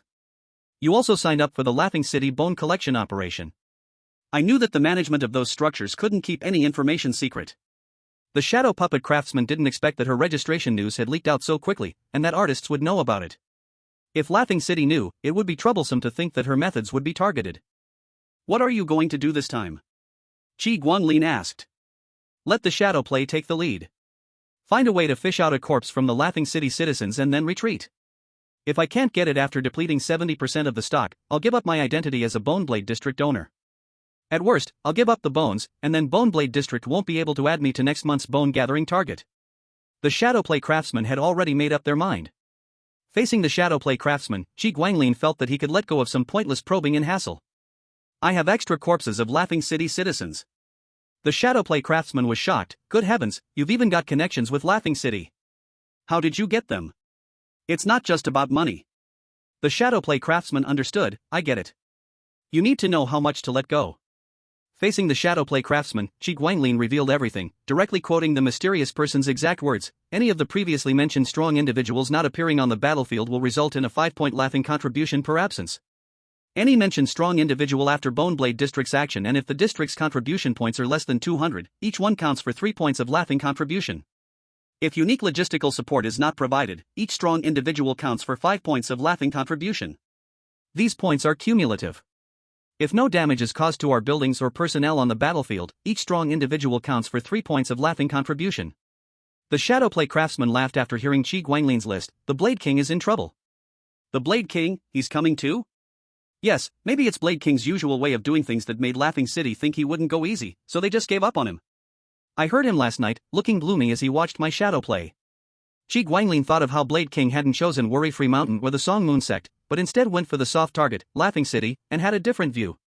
If Blade King really wanted to grow stronger, he should have chosen Worry-Free Mountain, and if he was all about the sun, he should have chosen Song Moon sect. But to be so gloomy last night. The Shadowplay craftsman agreed to speak with the calligrapher on behalf of the artist, knowing the artist couldn't lie, and suggested Qi Guanglin stay out of it. The Shadowplay craftsman arranged to meet the calligrapher outside the district at the auspicious restaurant. Qi Guanglin went to a nearby private room, ready to team up with the Shadowplay craftsman to silence the calligrapher if the deal failed. The calligrapher, dressed in scholarly attire, looked righteous at first. The Shadowplay craftsman was disappointed and was ready to leave, waiting outside to ambush and kill him. Unexpectedly, the calligrapher turned the conversation around and left some leeway. After a few rounds, the Shadowplay craftsman understood that the calligrapher wanted a way out. He probably wanted to agree but was bound by some identity or responsibility and couldn't directly give in. The Shadowplay craftsman had something from Laughing City that couldn't be leaked, and since the calligrapher wanted a way out, it would only take a few words. Why not? So she began to persuade him earnestly. The calligrapher, forced to drop hints, repeatedly emphasized that he couldn't be the first one, and power and strength couldn't make him bow. The calligrapher's emphasis made her understand, and she immediately called Qi Guanglin out. The calligrapher saw Qi Guanglin inside. "If I had known I'd be negotiating with Qi the artist, I would have been slaughtered by the Shadowplay craftsman." The Shadowplay craftsman smiled but said nothing. Qi Guanglin also showed no intention of speaking. The calligrapher took the storage scroll from Qi Guanglin, and the three of them went to find the regional manager of Deliva Ice Cream. The calligrapher and the shadowplay craftsman used their names to lure the regional manager of Deliva Ice Cream out of the company. Facing such a good opportunity, how could he refuse? As for the redemption vouchers he needed, he could just get a few more probationary employees. The regional manager of Horia Bread, who had only just become human after years of hard work, wouldn't want to lose his life. He agreed happily. With Qi Guanglin's presence as a witness, they dared not go against the vow they had made, unless they were ready to face the consequences. At first, Qi Guanglin hoped to use the power of the five to see if he could drag the Knife King into the mess, but he realized that if everyone was slacking off, there had to be at least one person actually doing the killing. Besides, it wouldn't be fitting if they fought a heavyweight opponent who didn't die. So, he gave up on trying to get the Knife King to sell the goods. The Meatball Man, apart from his own mysterious identity, only had the profession of a small chef, but thanks to his no-cost meat, his small restaurant was making quite a lot of money. Qi Guanglin flipped the body 6 times and sold it. The remaining one was flipped 4 times and sold as well. Those who didn't want to die had a really high level of movement. Knife King had gathered information about the powerful individuals participating in the bone-begging operation in Crazy Laughter City, and went door to door seeking help. He knew he was strong and could fight, but strangely, no one was willing to team up with him. Everyone had their own plans and team members in mind. Helpless, he had no choice but to mobilize his entire family. To prevent any unfortunate death in pair situations, many families participating in the bone-begging operation sent their entire family to go together and return together. Chapter 43, The Knife King's Attempt to Survive. The Knife King tried to reach out to the industry management people for some movement, but the industry management had no tricks up their sleeves. They couldn't go against their responsibilities. In desperation, he spent half of his savings to buy bones, sharpening his weapons before the battle, and used the other half to try and make connections with calligraphers. As for why he knew the calligraphers would go, it was because he had spent some redemption tickets to find out which strong individuals were involved, so he could form connections early on and coordinate smoothly during the battle. The constructed neighborhood committee said it was classified information and could not be leaked, even if he was a property owner. As a result, the Knife King bought the participant list for the bone-begging operation in Crazy Laughter City at a high price through the city's external intelligence network, and it was quite complete. The constructed neighborhood committee. The Knife King was furious. If his skills weren't 80% invested in the bone knife, he would have definitely thrown in the towel. He looked at the list of powerful participants and, after some thought, chose the painter and the calligrapher. After reviewing their names, he thought about who he should approach to make connections. Qi Guanglin, known for his trustworthy reputation, was someone whose loyalty was beyond question. With such a reliable teammate by his side, he felt a strong sense of security. The biologist painter could draw thousands of soldiers, and with a person like him leading the charge, it would be easy to collect 2 corpses, or even dozens. However, doing so would definitely attract the attention of the Crazy Laughter City Lord. Of course, he believed that Qi Guanglin could delay time, and when they returned, he would certainly have plenty of bone blade contributions to offer. The Knife King politely went to visit the painter, only to receive a response saying that the painter was in seclusion working on a painting. Left with no other choice, the Knife King sought out the calligrapher instead. With enough preparation time, the calligrapher was the king of defense, and his strength was enough to buy time for the calligrapher. He also made great contributions to advancing the front lines. This time, things went much more smoothly. The calligrapher smiled as he accepted his gift, and his smile was particularly bright. Qi Guanglin worried that during the operation, his family might be chosen for the life and death game. Since he didn't rely on selling paintings for a living anymore, he turned down most people, only accepting those with whom he had good relations. He spent his free time in the studio preparing paintings for his family. On the 4th day, the harsh sound of the bone whistle rang out, shattering the thin morning mist. Qi Guanglin carried the most convenient painting tools and left the house, looking as if he was fully committed. A black-clad neighborhood committee operations manager said, "Owners participating in the Crazy Laughter City operation, get on this vehicle." Behind his bone blade banner, there were bone spikes, and the war chariot wrapped in a bone frame. Goodness, have the bone nest war chariots already been deployed? After the bone nest split, neither the bone blade neighborhood nor the bone frame neighborhood had the ability to create bone nest war chariots. They could only barely manage maintenance. The military factories in Bone Blade District could only repair bone spikes, and the military factories in Bone Frame District could only repair skeletons, and both sides were stubborn, unwilling to exchange, so the bone nest war vehicles became fewer and fewer. Now that everyone was willing to hunt together, they should also be willing to repair war vehicles together, or perhaps this time Bone Blade District was determined to win, not caring about losses. Qi Guanglin guessed which of the 2 possibilities was more likely. He saw the shadow puppet craftsman coming down from the building next door and greeted him with a smile. The shadow puppet craftsman tightened the wrap around him and nodded. The calligrapher also came up, carrying a big pack on his back. Everyone smiled in silent understanding. The Knife King also came, bringing a big family, empty-handed, laughing and talking, as if going on a spring outing. The neighborhood committee manager, responsible for command and organization, looked at them seriously, the painter carrying a big pile of equipment, and then at the Knife King wearing no armor, feeling a little dissatisfied, and honestly noted down their attitude evaluation for the powerful owners. The war vehicles hit the road, the bone whistle sounded, and the tricky baddies just wanted to earn a few redemption tickets from their immortality but were pierced into a sieve by the bone spikes. Suddenly, the driverless bus that realized it was going the wrong way had no place to go and jumped onto the sidewalk, watching the Bone Nest war vehicles openly head toward Carnival City. At this time, Carnival City was already fully prepared, all protection and reward rules were changed to war rules increasing flesh strength and soul strength, and the lethality and pollution of trap rules were subjectively adjusted to the harshest degree. Four Bone Nest war vehicles stopped at the west wall of the Carnival City gate. The second war vehicle carried the owners, the rest were combat units from Bone Blade District. Seeing them get off, the driver stopped the war vehicle without breaking the wall. The powerful owners thought deeply, they had all heard of the peak period of the Bone Nest. Bone Nest war vehicles were purely consumable, in an emergency, dozens would crash first, unlike now, being treated as treasures. It seemed the managers of Bone Frame District and Bone Blade District still had considerable estrangement. Soon, another 4 Bone Nest war vehicles arrived. After a brief communication between the two commanders, the owners from Bone Frame District went forward to break the wall. Bones sprouted from their skin, forming a thick armor, then an owner who looked strong smashed the entire west wall with a punch, yet the city gate still stood intact. Owners had different abilities, the commanders did not know them and did not try to command them. Anyway, with identity and responsibility, they had to bring back a corpse. Relatively weak owners were forced to lead, they quickly triggered traps, becoming fools who only laughed, and their friends or family followed, crying, killed them, and handed the bones to the garrison. Everyone followed the safe route verified by life into Carnival City. In the inner area, owners split to do what they were best at. The regional combat squad from Bone Blade District attacked high-value points in formation, plundering active shops or resources. The calligrapher let out a wail, falling into a dark room. The Knife King looked terrified, calling his family to run quickly. As he and his family searched for isolated Carnival City residents, they ran into 2 security squads head-on. The Knife King could escape, but his family could not. After fierce fighting, his family asked him to crush their bones into ashes and run himself. The Knife King hesitated a moment, seeing more and more enemies coming, and stopped hesitating. After destroying his family's bones, he heard a piercing laughter. The Knife King lost his strength. Carnival City Lord. Why is he heading in this direction? Isn't that the way painters are supposed to go? With the painter's methods, shouldn't he have died more dramatically? Could it be that the Laughing City Lord is just too strong? Facing death, however, the Blade King regained his original courage, fighting until his bones shattered, not aiming to win, but simply to discuss the Laughing City Lord. In the end, he succeeded in creating a crack in the Laughing City Lord's smiling mask.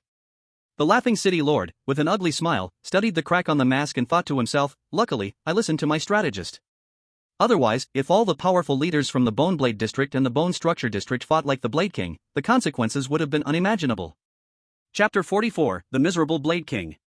The painter and the shadow puppeteer, along with their group, found a place to sit in a maze. After exchanging stories, they discussed their thoughts on career advancement and began to chat casually. Qi Guanglin, who had rarely encountered the regional manager of Deliva Ice Cream Company and the regional manager of Haolian Bakery, began to think about the already saturated clerical positions in the Painters Association. He tried to build a connection with them, hoping to find a way for his family to use their backdoor. Engaging in bad deeds caused the previously unfamiliar regional managers of Deliva Ice Cream Company and Haolian Bakery to become acquainted with each other. They thought about whether they should send troublesome colleagues to each other to handle for better performance. When they saw Qi Guanglin approaching, they naturally thought maybe they could get the liar witness to act as a witness, ensuring their deep cooperation would be safe. They hadn't dared before because of rumors that the liar witness hated evil with a passion, always acting so righteous. But now it seemed he wasn't as rigid and limited by his own birth logic as the rumors suggested. The 2 regional managers, who had reached their managerial positions, naturally had skills. Upon seeing Qi Guanglin wanting to get to know them, they immediately flattered him. They were envious of the painter's storage painting technique. If they could obtain a stable storage painting, the company's logistics costs would be greatly reduced, and their status would rise significantly. Soon, after a series of dirty deals, all 3 of them were very satisfied. The calligrapher ordered some calligraphy supports from the shadow puppeteer, and the shadow puppeteer also ordered some subtitles from the calligrapher. An hour later, the calligrapher, who lacked confidence in his own self-preservation ability, and the 2 regional managers chose to leave first with the bodies. Qi Guanglin looked at the shadow puppeteer and asked, I plan to wait for the high-ups from Laughing City. If they turn hostile, I can't protect you. Maybe you should leave first. The shadow puppeteer pressed his hand onto his stomach, directly pushing it in. It's fine, Do you think this is really my true body? Oh, I see. This aura feels the same as what I've felt from you before. No wonder I couldn't tell. You're saying you always wear this skin when you go out? I've sewn this skin for 38 years in level 40. Before I finished sewing this skin, I only went out twice. Qi Guanglin was amazed. The Laughing City Lord and his strategist had just come from the maze where the Bone Structure District's strong ones were lazing around. Upon seeing only the two of them, the strategist was slightly surprised but naturally greeted them. As for the Laughing City Lord, he just provided the background laughter. The strategist sent Qi Guanglin and the Shadow Puppeteer another trade offer. Are you saying you want to send me 100 bodies of the Laughing City citizens who died this time as your achievements? Qi Guanglin asked in surprise. Is someone really sending me buns and then also sending me soy sauce? The strategist nodded and smiled. Yes, we barely won this war. Your contribution, along with the Shadow Puppeteers, should be acknowledged first.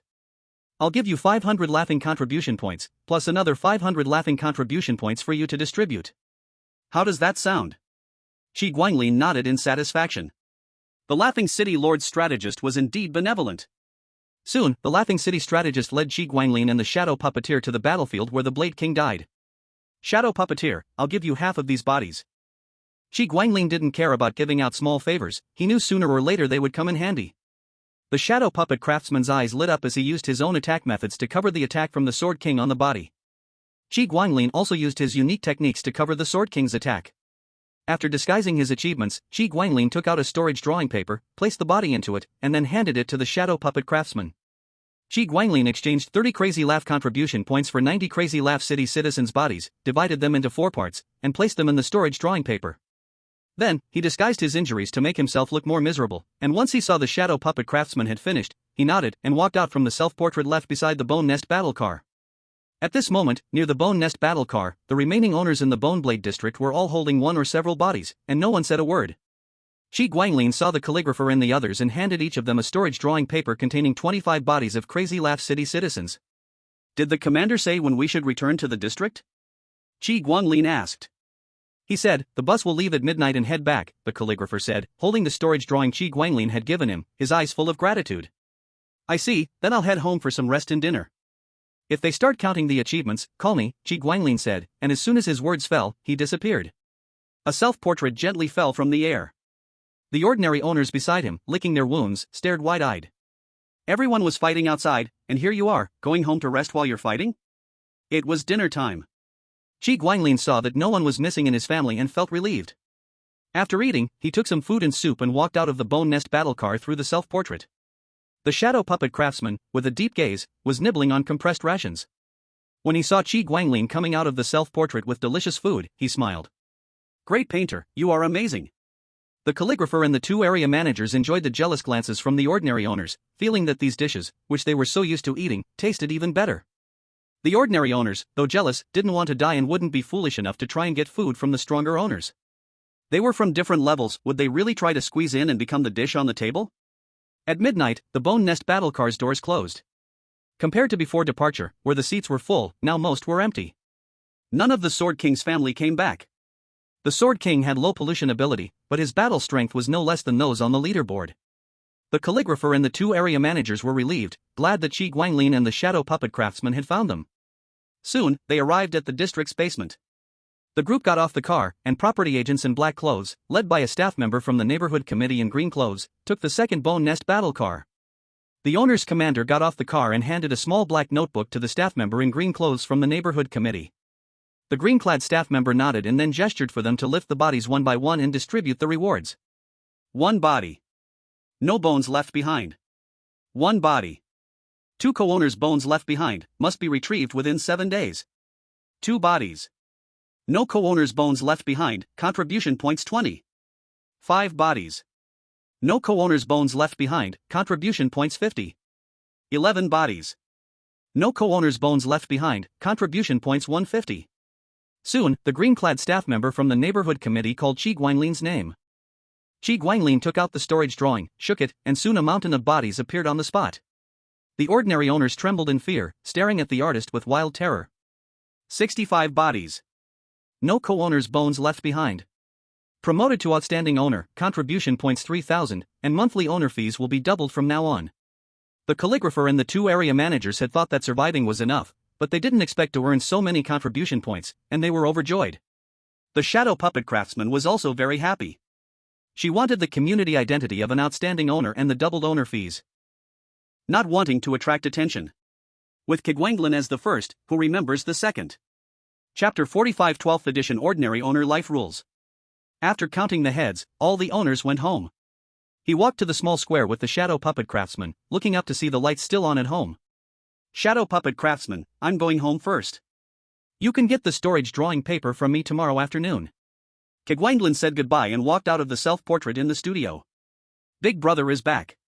Hinata Natsuki was lubricating the bone umbrella, and when she saw the studio door open, she happily stood up. Others, hearing the noise from the living room, gradually came over. Kigwanglin recounted the incident, including the dirty deal with Mad Laugh City. Su Swaiming summarized after listening, so the Lord of Mad Laugh City is not dead, that means there is still a fight.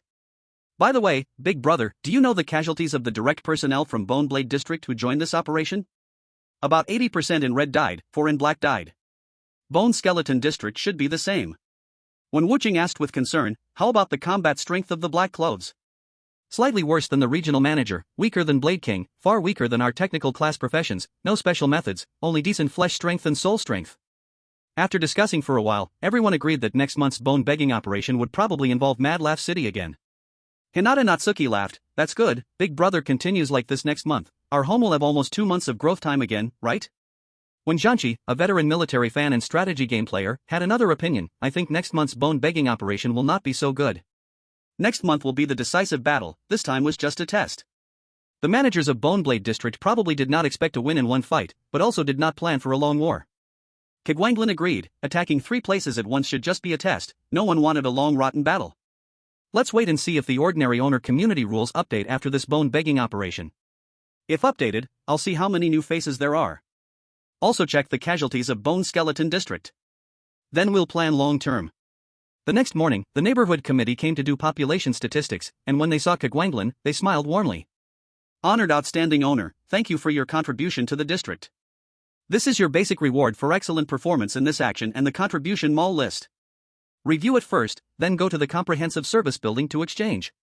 This is your outstanding owner banner. The red-clothed committee members handed over 50,000 low-level redemption coupons and 2 items, then left quietly. When Kigwanglin touched the outstanding owner banner, the bloody sunlight twisted before his eyes. Your community identity has been upgraded. Community identity, outstanding owner of Bone Blade District. Holding condition, become an outstanding owner of Bone Blade District. Identity rights, Soldier Master / Revered Bone / Strong Bone. Soldier Master, you can transform your bones into blades you control. You are immune to disarming, your bone blades cannot be knocked away, and when fighting with your own blades, 50% of your flesh strength and vitality cannot be reduced by any means. Revered Bone, your bone toughness and sharpness double. Strong Bone, your bones can slightly improve by absorbing specific nutrients. Identity responsibility, participate in at least 1 bone begging operation per month. The 50,000 low-level redemption coupons no longer mattered to Kigwanglin. He looked at the other item, a list of collectibles in the Bone Blade District Contribution Mall. It contained many good things that couldn't even be bought with redemption coupons. Flipping through it, there were indeed many good things.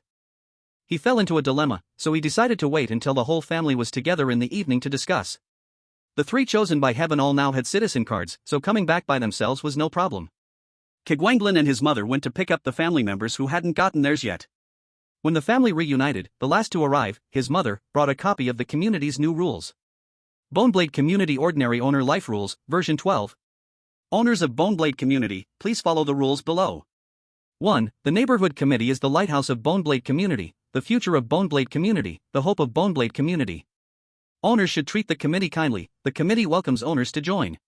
2. Property management is the cornerstone of Boneblade Community, very important as air, as sunlight, as water, as flesh and blood. 3. Owners should cherish their bones, drink dairy often, and chew bones regularly, and get sunlight. If an excellent owner cannot afford dairy or bones, they can seek help from the committee or property office at the service building. For ordinary owners, don't bother the committee when idle, the committee has many things to consider. 5. Returning fallen leaves to the roots is a good tradition. If an owner dies outside, the others in the same building must bring their bones back. Failure to do so will make the whole community hold responsible parties accountable. 6. Every owner must participate in the Begging for Bones action at least once a month. 7. Respect the painter's work, but don't try to be the main character in the painting. 8. When the shadow puppeteer performs, watch well but do not become obsessed. 9. Don't use the brush when idle. 10. If someone offers meatballs, control yourself. If willpower is weak, put something smelly in the room. 11. At night, stay away from the little carpenter. People look like trees, don't they? 12. Try not to read the little writer's literary works. 13. The sun is great, the moon is nothing. After reading the new rules, Kigwanglin sighed. He hadn't expected the botanist to die too. The botanist had come to see him after the seeds he gave died, asking if Mufengchen was still alive. When told he had died, the botanist left a bit sadly. At that time, he thought the teacher his family recognized was okay, never expecting the botanist to also die. When Wuching frowned after seeing the new rules. The little carpenter and little writer are both on the list. Boneblade community's combat power is weak now. Indeed, very feeble. The ideas from Wangyu Mountain should be more troublesome. This operation had many strong owners from Wangyu Mountain, because usually strong people there are rare. Soft targets were easy, hard bones were still tough, most owners knew what to do. Obviously, they didn't know about the mutation in Wangyu Mountain, so they all ended in tragedy. Only a few returned alive, with legs showing strong muscles. Unexpectedly, the ordinary owners forced to fill the moon worship cult action group survived the most, half of them actually lived. Su Suiming got information from Lin Jie and skeleton community about this moon worship cult operation. There were only 13 knights in the church, the cult members were dispersed. The strong ones let half of the ordinary owners get consumed a bit, then killed all 13 knights. Chapter 46, Buying a New Store. Kigwanglin was surprised, not expecting the moon worship cult to be so rational. After seeing the trend from different angles caused by the big moves in Boneblade and skeleton communities, Kigwanglin passed around the notebook listing contributions to Boneblade community for everyone to see. When Wuching looked confused and asked, "Why are the furniture items so expensive? Are they luxury goods or special in some way? I saw furniture in the supermarket is cheap." Kigwanglin explained, "They are rather special. It is alive, has its own rules, and, due to the uniqueness of the furniture, it can resonate with the house, adding rules or functions that the household doesn't have." "Oh, then let's pick a powerful one. I only know 2 of them, like the lazy sofa, which forces a non-family intruder to only sit or lie down, unable to speak. Then there's the bathtub on the right, which forces the home to turn into an aquatic environment. As for the other furniture, I don't know. To understand the rules of the furniture, it has to be willing to speak. If we buy them and they refuse to be used by us, I don't have any solution for now." After the family understood the situation with the living furniture, they didn't focus on it for now, but instead chattered around other items. A while later, when Wuching inquired about the strength of the stored attack-type strange items and cursed objects, Qi Guanglin responded, "With your current strength, you won't be able to make full use of the attack-type ones. It's better to directly use the scrolls I made, no need to operate them, just tear them open directly. The warning type and defensive type are what you need most at this stage." When Wucheng understood and nodded. Soon, the family went through all the items and made a list of what they wanted. Qi Guanglin glanced at the total contribution points required, only 500, all essential needs. "Well, forget it, let's trade." Then Qi Guanglin looked at everyone and brought up a question, "There's something I'm not sure about, everyone look at the last page, there are quite a few living shops affiliated with the neighborhood, the one I'm interested in is the one located 500 meters outside the east gate on that street. I'm wondering whether to exchange contribution points for a permanent shop or 5 pieces of living furniture and gamble on luck." Xia Mengxian, having spent a long time with the head of the household, also understood what kind of person the head of the household was. Normally, the head would never make a choice based on gambling. The hesitation was either about the high potential benefit of the living furniture or the hidden risks of the permanent shop. She asked her question. Qi Guanglin replied, "Useful living furniture can bring a qualitative change to the house. As for the risks of the permanent shop, the main issue is whether I will give up the ownership of the Boneblade neighborhood next month. If I give up the ownership, even though the permanent shop would still belong to me, being too close to the Boneblade neighborhood wouldn't bring peace. Transferring the shop should be easy, right? It's not difficult, but if the conditions for transferring are too strict, it becomes hard." Wang Lingyue shared her thoughts. "Personally, I would prefer the permanent shop. Honestly, for some reason, there's no phone here to play games, it's so boring when we're not working. Our family shop only needs one person to handle the goods every day, and I only get a turn every 7 days, which feels like forever. If we had another shop, we'd need 2 people each day. If transferring conditions aren't too harsh, let's go for the permanent shop, but if they are, and transferring would be tough, then let's take a gamble on the living furniture." When Zhanqi added his opinion. When Wucheng, however, had another viewpoint, "Our family isn't as short on redemption death tokens with the smuggling operation, so why do we still need a permanent shop? It's better to exchange for 5 pieces of living furniture. Even if just one is useful, it's better than a shop that only produces redemption death tokens." Qi Guanglin thought for a moment, then said, by the time it's been 7 days, the rented shop should be close to stable. A shop that reaches a stable phase can provide the basic operational job identities. For example, the return department store can provide both cashier and clerk job identities. Since this store is under the control of the family, it can overlap with your clerk identity. It can overlap. What about other identities? Can I find more jobs? Wen Wucheng's eyes were full of enthusiasm. He likes the feeling of becoming strong, and now being told that having more jobs will make the speed of becoming strong increase several times makes him extremely excited. He almost wishes to turn into a nuclear-powered donkey and do 10 jobs in one day.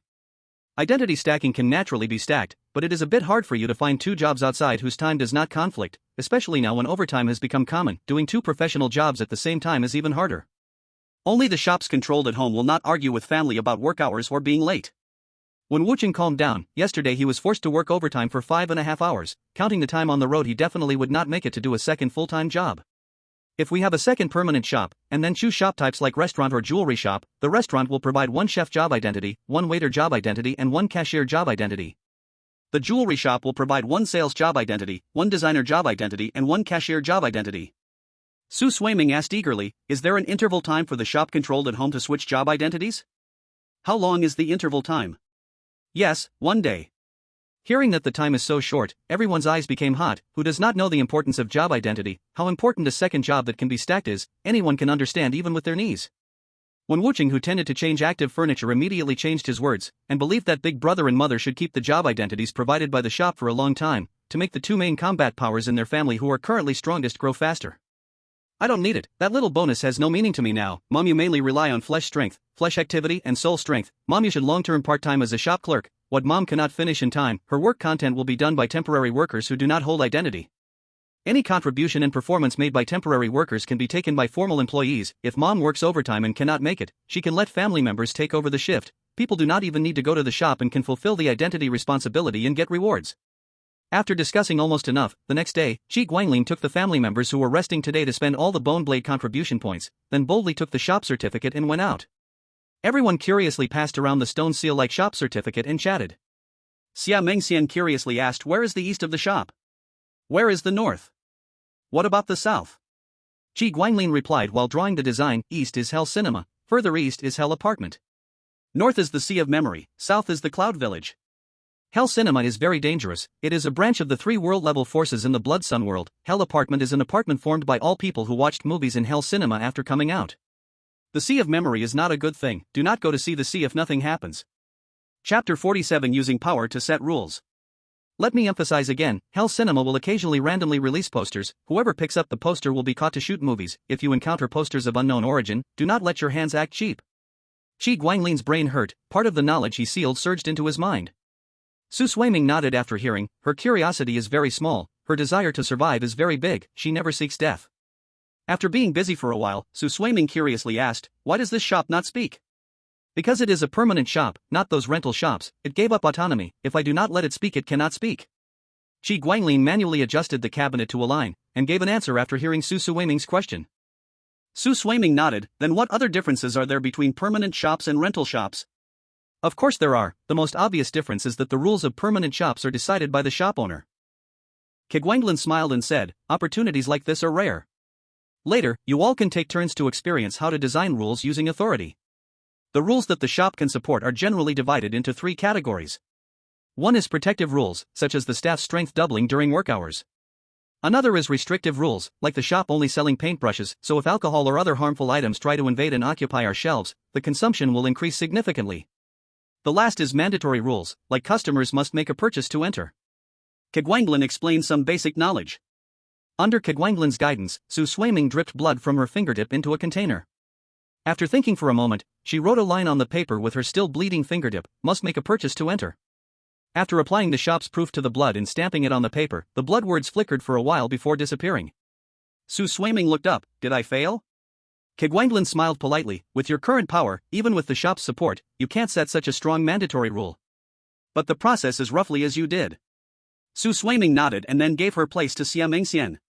Qi Guanglin reminded, with your current psychic energy, you can't set mandatory rules. The more restricted the direction of a restrictive rule, the lower the consumption. For protective rules, the smaller the increase, the lower the consumption. Xia Mengxian thought for a moment and wrote a line with her own blood, no repeated jumping in the store. After the proof with her blood was stamped on the paper, the blood words quickly turned golden red. She felt inexplicably like she lost something, feeling weak for a moment, but soon she regained her strength. Keguanglin said, success. Next. He wiped away the rule that Wen Wuqing had written with his blood, signaling the next person to come. Soon, all 4 people who weren't working today had experienced the feeling of designing rules with authority. Keguanglin wiped away the rule written by Wen Wuqing and motioned for everyone to gather around. Operating 24 hours a day consumes a lot for the shop. Considering our work, I've set the shop's working hours from 7 p.m. to 2 a.m. and 10 a.m. to 5 p.m. Also, moonlight is dangerous for you. If I don't come to pick you up, please stay in the shop until morning before going home. Keguanglin wrote a line of blood words and stamped it. The blood words turned golden. The shop outside of working hours is not connected to the real world. Except for a few special and strange cases, most cannot steal from a shop that is closed. Keguanglin continued with some small knowledge. To improve instant combat power, the most useful things are increasing physical strength and soul strength. Physical vitality and soul vitality are more helpful for healing and endurance. Keguanglin wrote the second line of blood words. Looking at the eager Wen Wuqing, Keguanglin smiled and said, "You want to fight, right? With your current stats, even if the shop's power doubles, you still can't beat a little ghost. This rule is for me, don't do something stupid." Keguanglin then explained what the third rule should be and why it should be written like that. Alcohol and cigarettes are really disgusting. They steal our shelves and customers, even tempt our staff. That's why most shops have restrictive rules for alcohol and cigarettes. The third line of blood words was written. Weakening the enemy is strengthening yourself. If a bad customer violates the rules, they will suffer backlash and suppression. The fourth line of blood words was written. Keguanglin was about to write the fifth rule, but he was surprised to find that the shop's young power could only support 4 rules. He regretfully stopped. Does anyone have any thoughts on what to do with this shop? What should we name it? Su Swaiming asked, should we sell contraband like the returning goods store? When Wu succeeded or failed, no need, keeping scarcity and the shop's uniqueness is more valuable.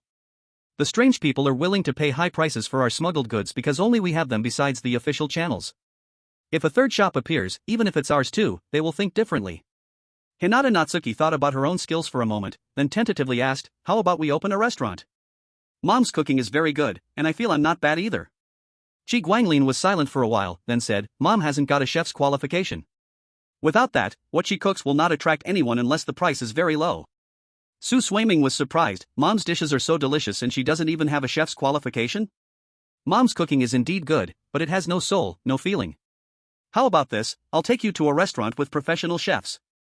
Qi Guanglin couldn't think what this shop should do for now, so he decided to take the family to see a restaurant with real chefs to open their eyes. Su Swaiming, used to pre-made meals and ready-to-eat dishes, sneered at the idea of dishes having soul and feeling, and when she saw the outrageous prices on the menu, she felt extremely disdainful. Isn't this dish, a few stems of songnyue grass, a piece of songnyue chicken and half a plate of sauce, more than my 1-month salary? Is this reasonable? Su Swaiming was extremely shocked. When Wu, being a successful person from the Magic City, was used to it, in our place, this style sells for 38,000. Su Swaiming admitted the dish looked really nice, but thinking of the price made her heart ache a little. Qi Guanglin, annoyed, used public chopsticks to pick up her portion of chicken and stuffed it directly into Su Swaiming's mouth. Su Swaiming made a sound, instinctively chewed a few times, her vision went black, in the chaos she relied on an inexplicable warmth to instinctively break the world, and light returned once more. She happily pecked at millet falling from the sky, ran carefree on the sweet herbs, and when tired, slept safely in her mother's arms. Long-lost happiness and peace filled her heart. Mom! Su Swaiming called happily to Mother Chicken, wishing this life could always be like this. Her kind laughter awakened her, and her family looked at her smiling. Qi Guanglin teased, so, was it worth it? Su Swaiming licked the sauce on the plate and sighed, so delicious. Chapter 48 On the Road. Hinata Natsuki originally thought her cooking, after learning Mom's extraordinary fire control method, was unbeatable. After eating this chicken, she had to admit there are miracles, dishes really can have feeling and soul. After eating for a while, the restaurant owner came over. Anyone spending over 50,000 he would meet personally, serve a few dishes, and gain favor. Wealthy loyal diners are his foundation, naturally he cares. Seeing new faces, the restaurant owner quietly felt happy. A new wealthy diner means a batch of new customers influenced by him. Looking at their clothes and seating, the person in the central spot seemed to be a painter. He thought about the structure of the Painters Association. There are 9 painters in the city, 2 great painters, and all restaurant owners know them. If it's a smuggled great painter, they wouldn't dare spend openly here. Someone spending 50,000 in one visit is either an ordinary painter saving a long time, or the cheap painter who has achieved both ways. For the first, serving dishes requires minding cost. For the second, serve a dish not on the menu and two expensive dishes from the menu they didn't order. The restaurant owner thought for a while, had his assistants get information on the cheap painter, and after confirming, he smiled and stepped forward. "Hello, Painter Chi, what an honor to meet you today. We present a few free dishes for you and your family to appreciate. Your packed dishes will be freshly made in 20 minutes, ensuring they're still warm when you take them away." Feeling the admiring gazes of his family, Chi Guanglin couldn't help but feel secretly pleased. He modestly nodded. "All right, thank you, boss." The restaurant owner, recognizing him, walked away. After a while, 3 dishes, the kind that looked incredibly expensive just by their appearance, arrived. His family admired him even more, astonished at how much influence the family had had. Chi Guanglin calmly told his family to save some for the relatives who were working, then began to eat.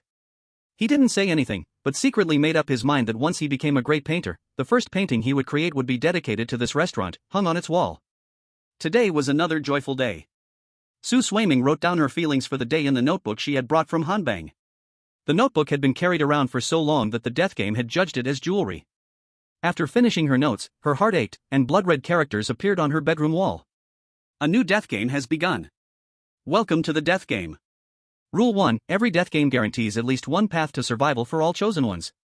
Rule 2, the golden rules provided by the death game will not be altered or polluted, they are absolutely correct. Rule 3, the death game has never failed those who are brave or those who sacrifice, no matter which world it is. Several lines of golden text appeared on the small whiteboard in the center of the room. The game has been decided. This death game is called Start Work. Game introduction, the fried chicken castle in the Evernight Market is urgently in need of staff. You have received the contract and will arrive at the fried chicken castle in 1 day. Pass conditions. 1. C. Accumulate 125 working hours this month. 2. B. Achieve a grade B performance. 3. A. Achieve a grade A performance. Su Swaiming left the door, and Andrew, her fourth brother, a person from the north, opened his door at nearly the same time. The Northern Alliance, located in the northern part of Hanbang, was once a powerful nation. Even after the dissolution of the Northern Alliance, it was still not weak. Although she wasn't very familiar with the new family members who passed her elder brother's test, she still trusted them. The two of them talked about whether they were going to the same game location. After a while, Xia Mengxian also opened her door. "Are you going to the fried chicken castle too?" Su Swaiming asked. "No, I'm going to work as a waitress at the sleepless restaurant in the Evernight Market." Xia Mengxian was initially excited, but after hearing that she wouldn't be with Su Swaiming and the others, she became disappointed. "Maybe ask Big Brother if he knows anyone," Su Swaiming said, feeling a bit of a headache. After hearing Su Swaiming's description of the game task, Chi Guanglin stopped smiling. When he heard Xia Mengxian's task description, he frowned even more. He was silent for a while before getting up and knocking on his mother's door. After hearing the game location descriptions from Su Swaiming and Xia Mengxian, his mother sighed, "I don't know anyone in the Evernight Market." Chi Guanglin comforted her, "Don't worry, tomorrow I'll take you to find the Shadow Puppet Master. As far as I know, she's from the Evernight Market." The next day, Chi Guanglin took them to the Shadow Puppet Master's house. The Shadow Puppet Master looked helpless and said, "Do you know why I only dare to show people my leather clothes? It's because I was once hunted in the Evernight Market. I'm scared. Go back and bring them a breath cleanser. I'm afraid they might die from seeing me." After asking about Su Swaiming and the others' arrival locations, the Shadow Puppet Master's eyes lit up. She turned to Su Swaiming and said, "If you come back alive, tell me if the leather shop on the street across from Fried Chicken Castle is still open. What's the shop owner like? I will give you something good." Chi Guanglin, feeling down, led the 3 family members back home. Su Swaiming, seeing there was nothing to do, thought of going to the Baiguan department store to sort the goods. Chi Guanglin asked when he saw she was going out. After learning that she was going to sort the goods, he said, "Don't go today. I'll take all 3 of you to the restaurant we visited the day before yesterday to eat." Su Swaiming hesitated over the money, but after thinking about it and considering the 2 other family members, they might have their own thoughts, so she said politely, "No need, I want to lose weight, it is my turn on duty today, take me to the restaurant when I come back." Chi Guanglin rubbed Su Swaiming's head and agreed. Then he looked at Andrew and Xia Mengxian, "Let's go, I will take you to eat." Andrew laughed heartily, "No need, master, wait for me to come back and invite me for a drink." Chi Guanglin replied, "Okay, when you come back I will give you a full bottle of clean good wine." "Thanks, master." Andrew went back to the room to exercise, even a little increase in flesh and blood strength was something. Xia Mengxian smiled, "I will not go either, time is a bit tight, I need to quickly record the milk tea recipes I know." Master, from what I have seen along the way, in the Blood Sun world, at least in Songhua City, there seems to be no milk tea shop. I think we can consider opening a second shop to sell milk tea. The three chosen ones about to embark on an unknown journey were very calm. Qi Guanglin could not stay still, busying himself in the studio. At night, the whole family came home from work. Before eating, Qi Guanglin pulled out 3 big packages. Although I have no friends in Eternal Night City, they should know money. One of these packages contains 50,000 of Songhua City's specialties. See if there is a chance to trade with the organizer of this game. If the opponent is cruel, use these supplies to see if you can buy your life. If the opponent still does not stop, then show them this painting. Tell them you are my family. If they kill you, when I become a great painter, I will surely come for revenge. If the opponent still does not care, then try to make him lie. As long as he lies, I can make them die. Chapter 49. The start is not very beautiful. Su Suiming and Xia Mengxian had a rich breakfast, then carried the big packages and waited quietly to be transported. When the time came, they disappeared from the place. Qi Guanglin stood there for a moment, then walked into the studio. Su Suiming opened her eyes. She was the first chosen one to wake up in this game. The other chosen ones from her country had lower soul strength and had not yet awakened. Andrew was in the chosen team of their country. Su Suiming tapped her chin with her right index finger. After 3 seconds she said, "Real world, Wang Lingyue, Yifuxing, the dead return. Observe carefully. Master said those who come back from death should not normally appear in our ordinary world." A golden word appeared in front of her eyes. Good. The strongest chosen one besides Su Suiming woke up, seeing her eyes brightened. Miss Su, according to SSS level talent expert post-event review, the daydreamer behaved well early, but after seeing a blue-robed female being, attitude reversed, used trust to trick Mu Fengchen to break the rules, and that blue-robed person had a camera around the neck. Camera.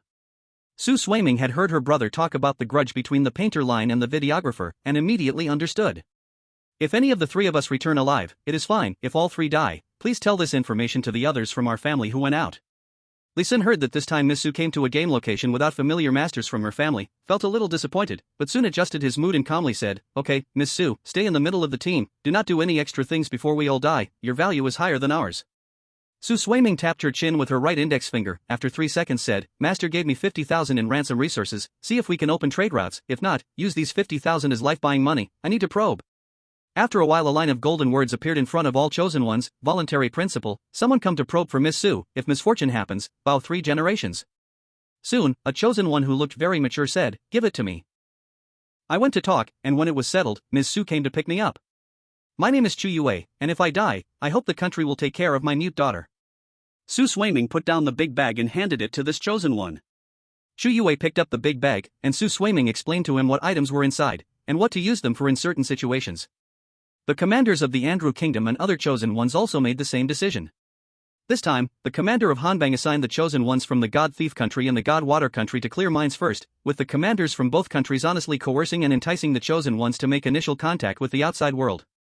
Originally, the God Thief country had some ideas, but the new military leader, Yuan Xizhao, commanded millions of archers, and under the unreasonable power of the military leader's talent, they shot arrows that pierced a city, creating a large artificial lake, after which they obediently quieted down.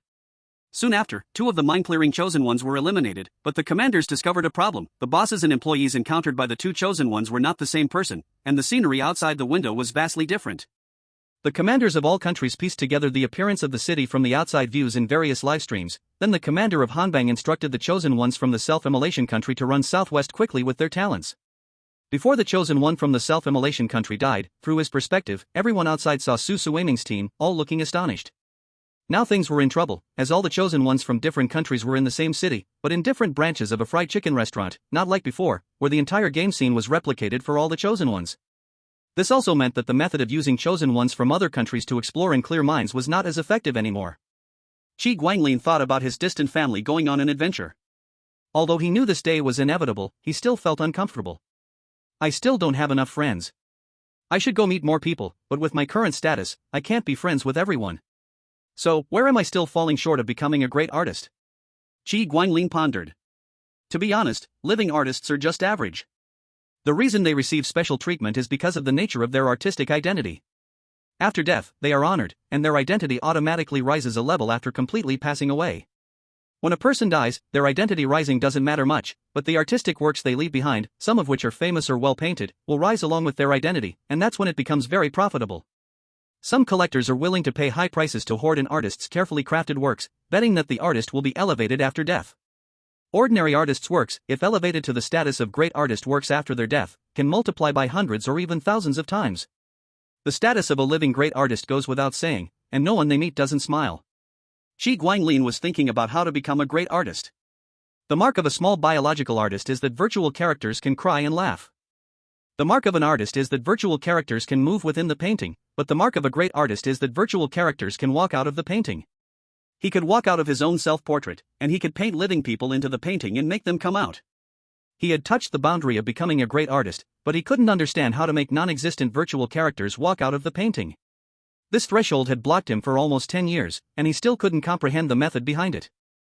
The city's great artists, Duck Respect and Shrimp King, had explained their process of becoming great artists, hoping for a third great artist to counter other professional associations. Qi Guanglin, who had touched the boundary, was seen as the hope of the Artists Association, and he was frequently invited to attend small classes, but still, he couldn't make non-existent figures walk out of his paintings. Duck Respect and Shrimp King could only make non-existent ducks and shrimp walk out of their paintings. They felt that it should be a matter of practice making perfect. It was suggested that Qi Guanglin focus more on painting a certain type of creature. Qi Guanglin listened and, from then on, only painted humanoid creatures, refusing those with a non-human aspect higher than 30%.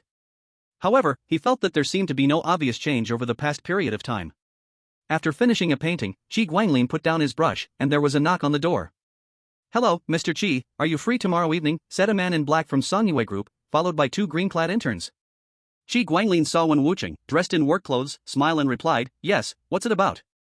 The man in black, relieved upon hearing that Qi Guanglin was available, said to Wen Wucheng, "Stay here and explain to your master what needs to be done tomorrow evening. Afterward, you can leave work." Wen Wucheng smiled and said, "All right, thanks, Brother Lin." The man in black waved his hand and led the remaining interns to another location. After closing the door, Qi Guanglin asked about the situation. Wen Wucheng smiled and said, "Songyue Group and the Order Group from Chaos City are going to sign a secret agreement. They insist that you must witness it, otherwise, the agreement will be void." Chapter 50, Mom found out who she was. Qi Guanglin was somewhat surprised. His fame had even spread to Chaos City? This was a good thing, as being famous made it easier for people to know you. The more people who knew you, the more would want to get to know you, and the more friends you made, the safer your family would be when they were out.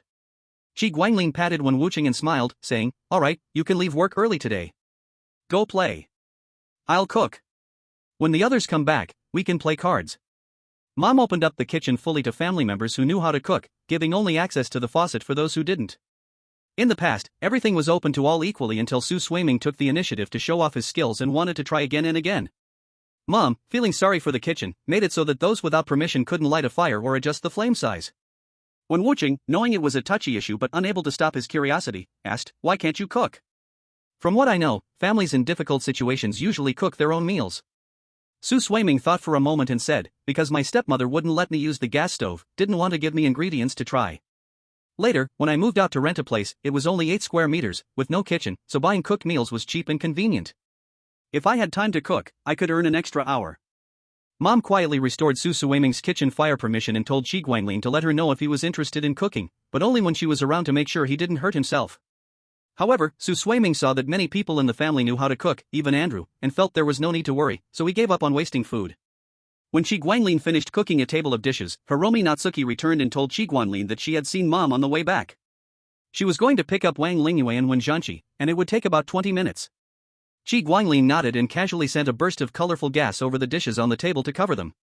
Wen Wucheng, curious, asked, "Big brother, what's this?" "It's a technique called the ghost wall, which can make the temperature circulate in place, achieving a heat preservation effect." "Wow, that's amazing. Big brother, can I learn this?" Qi Guanglin looked at him and said, "Wait until you get a B-level rating from another dungeon, then your spiritual energy should be enough to use this technique. At that time, I'll teach you." "All right, thank you, big brother." Qi Guanglin glanced at the envious Hiromi Natsuki and said, "She's a natural spiritual power user. You probably need 3 A-level ratings. Then, I'll teach you too." Hiromi Natsuki nodded while holding her bone umbrella. Mom brought Wang Lingyue back home and, seeing the dishes on the table, smiled as she shared some good news with Qi Guanglin. "Big brother, I have obtained the identity of a crematorium corpse burner," Mom said with a gentle smile. Qi Guanglin gave a thumbs up. The front desk of a small inn and the front desk of a 5-star hotel, though both are front desks, their status and position are completely different. Naturally, the strength of their rights is worlds apart. Mom smiled even more brightly, "And there is good news, I might soon find out who I am." Qi Guanglin stood up, "Really? That's great. When Wuching asked curiously, what does it mean to find out who I am?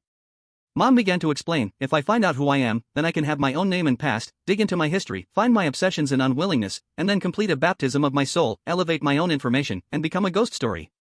When Wuching asked further, if I can't find out, can I give myself a new name and start over? Abandoning the old name should be faster than looking for a needle in the sea. Of course, but abandoning the old name means you can't dig into your past, find support from your history, and then becoming a ghost story becomes harder. As far as I know, in this city only 2 people became ghost stories after abandoning their old names. Qi Guanlin explained. Qi Guanlin turned his head, a little confused, and asked, Mom, how did you find your name? Tell me, I want to smell if there is any trick in it. Mom told about this afternoon's experience. Today while working, I was bored and counted the number of workers. I found there were 5 more employees, but I recognized and was familiar with all of them. This must be the life and death game or hell cinema intervening. I observed carefully and found a chosen one. Just when I was removing debris to prevent clattering and prepare for extra meal, I took out the little girl's pocket watch. The girl in the watch looked a lot like me. I asked her who this was. She told me this was her favorite singer. Because of a concert the dead volcano erupted and created a final song. Qi Guanlin was silent for a while, then said, so Mom, your name is? Wenbuki, my fans say my name is because I cry too much, so my mom gave me this name, hoping I would not cry. After she hummed a few songs I sang, I seemed to remember something and gained a new identity as a music lover. Wenbuki said with a smile. Qi Guanlin thought about whether he had any close musician friends, and after a moment said, okay, I will get some basic music books for Mom to try. If Mom can become a musician, our family will really get better. Wang Lingyue asked curiously, do musicians have abilities? Like painters divided into landscape, architecture, and biology, musicians also have factions. Different factions have different ability tendencies, but I don't know the specifics. Wang Lingyue asked further about the difference between the 3 painter factions.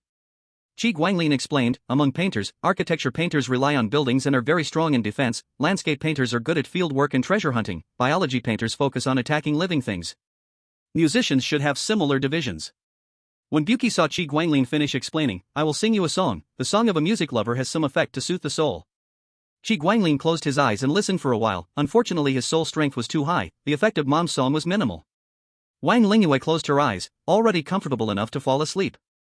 Qi Guanglin signaled Mom to carry Wang Lingyue to her room.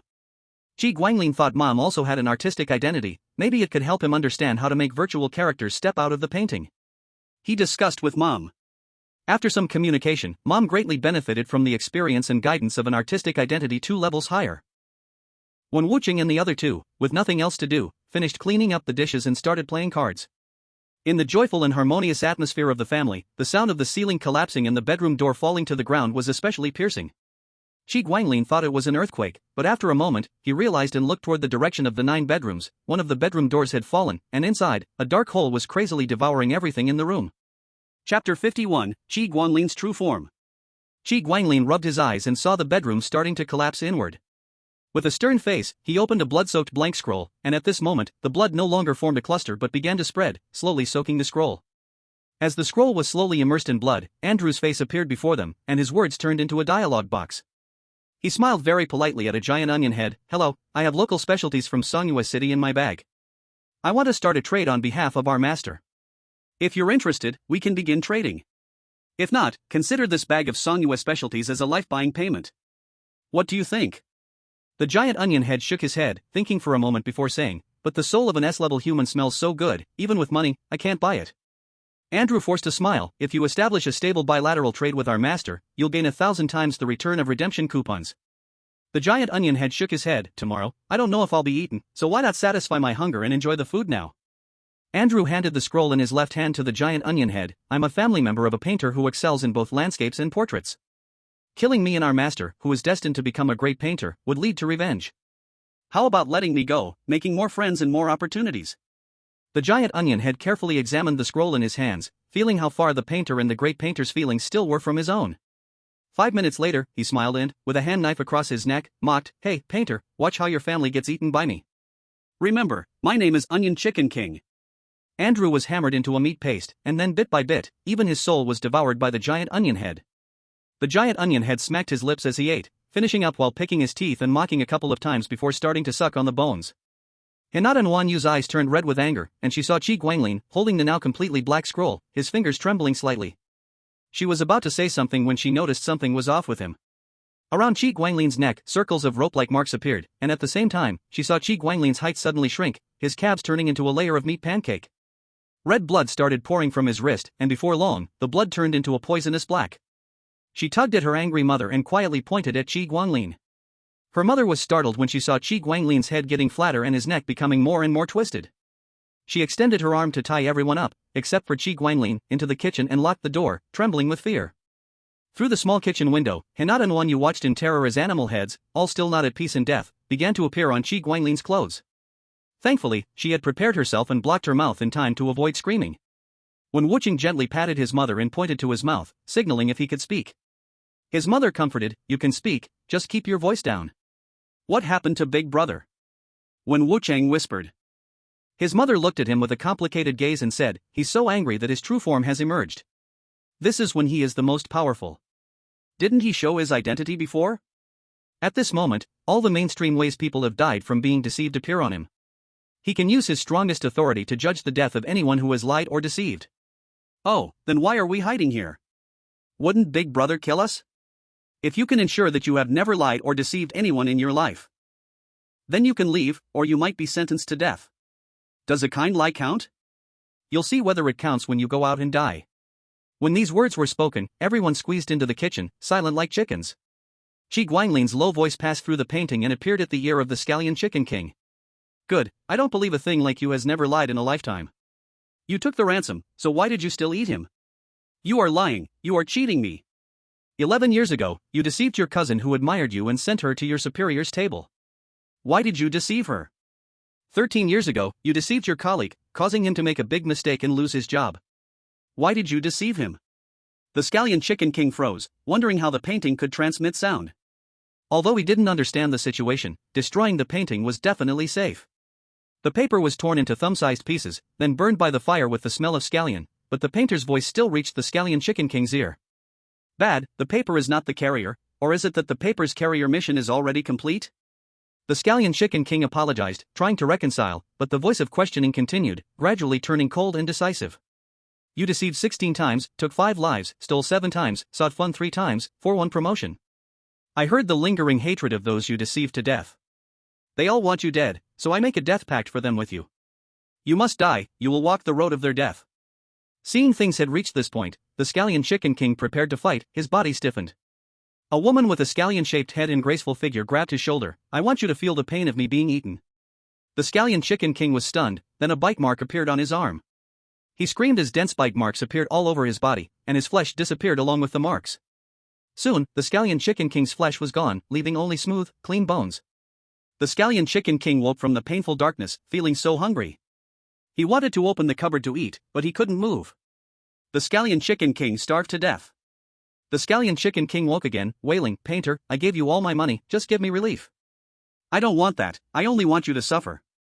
The Scallion Chicken King's flesh was restored again, screaming, "You can deceive me too, I can't take it anymore, take the money, give me some hope." Qi Guanglin coldly watched the scene of the Scallion Chicken King suffering. "I am not like you. I never deceive. I do everything I can for what I promise, otherwise I won't promise." The Scallion Chicken King's soul was erased. Qi Guanglin scanned his flesh to see if he had living relatives, then looked at the restaurant where Xia Mengxian and Su Suiming were. No one around them was lying. He couldn't pass. Qi Guanglin engraved a line on the fried chicken burger branch managed by the Scallion Chicken King. "This scallion head took the ransom for my family and still tried to kill him, reckless. If he moves my family who paid ransom, I will kill his whole family." Qi Guanglin. Qi Guanglin closed his eyes, calming the rage in his heart. Half an hour later, he turned to the eyes looking through the kitchen window, forcing a smile. "All right, it's fine, the problem is solved." Family members came out of the kitchen one by one, asking what he had done. Qi Guanglin said, "Nothing, I just saw a guy deceiving me. He took my family's ransom and even killed him, forcing me to show this ugly side of myself, damn it." Chapter 52, When Surprises Should Happen. The family looked at each other, only Wen Wucheng's eyes were fanatical. "Big brother, what are you talking about? Are you ugly? You are beautiful like that, strong is beautiful, pale, young, and thin is ugly." Such a cool transformation, I want to transform too. Wen Wucheng looked on with longing.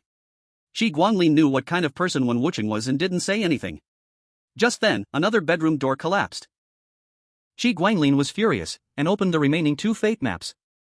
Su Suiming's map floated up, and the drop of blood slowly filled the blank scroll. Qi Guanglin clenched his fist, saying nothing, watching the death replay about to appear on the blank scroll. He had decided, when he killed the person who harmed Su Suiming, that person would be one who took money and still caused harm. Then, he would use the power of blood hatred to send his will there. Killing that person was not urgent. He would directly make a judgment for all beings in the city, indiscriminately.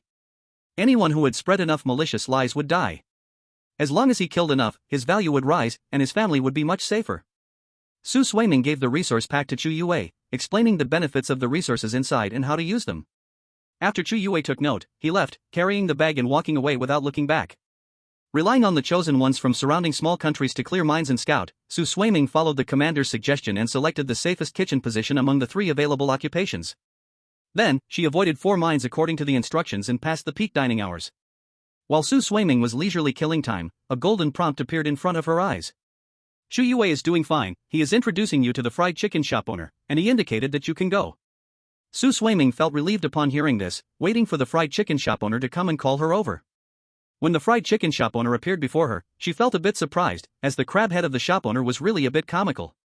The fried chicken shop owner leaned close to Su Suiming and sniffed, "It smells like paint."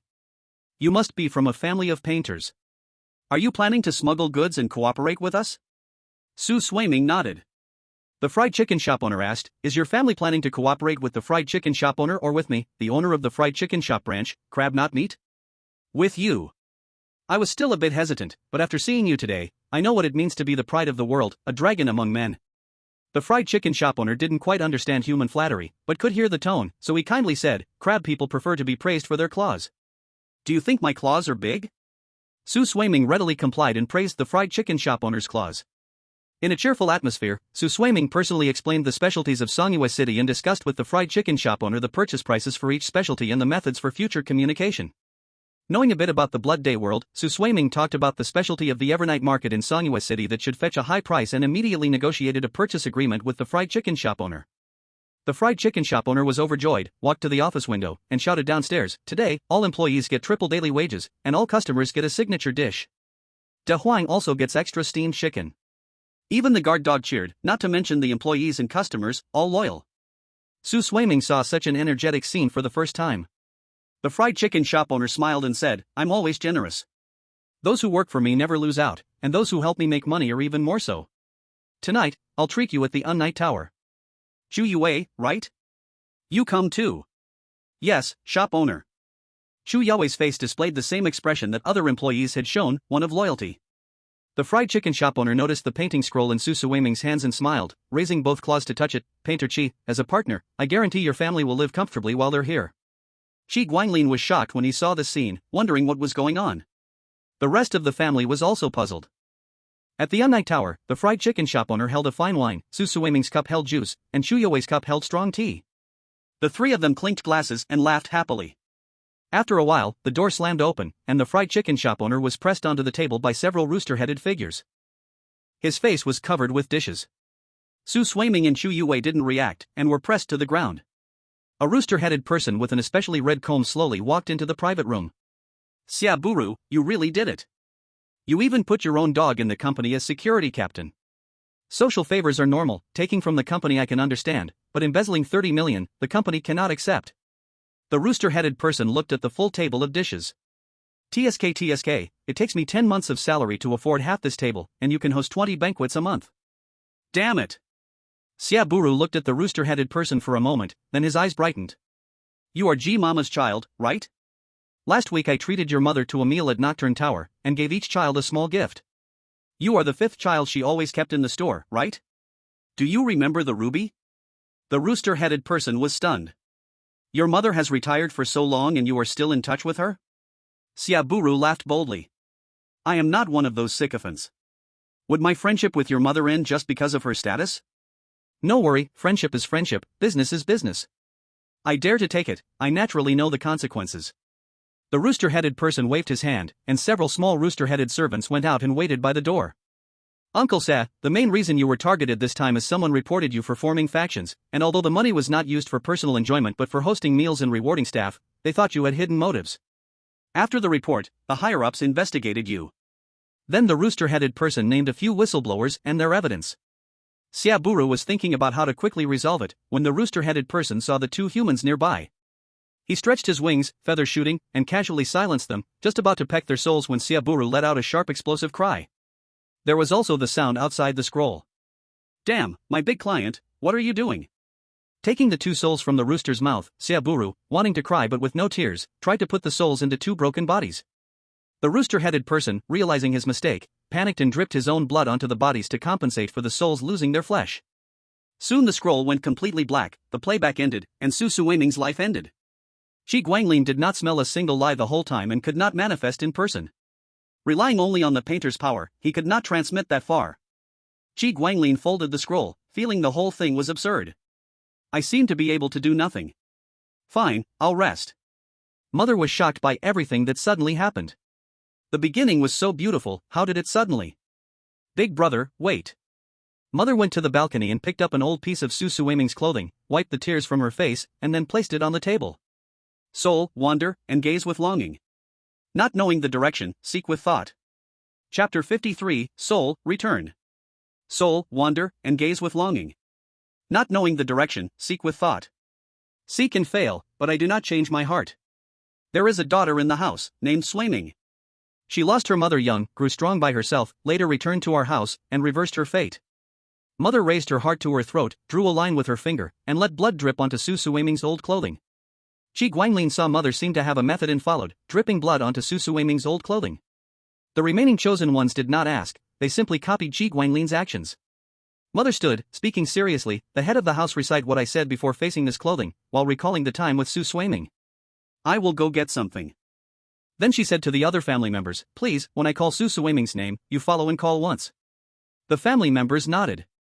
Mother went to the kitchen, took Su Suiming's purple small bowl and purple chopsticks, and placed Su Suiming's old clothing under the family portrait.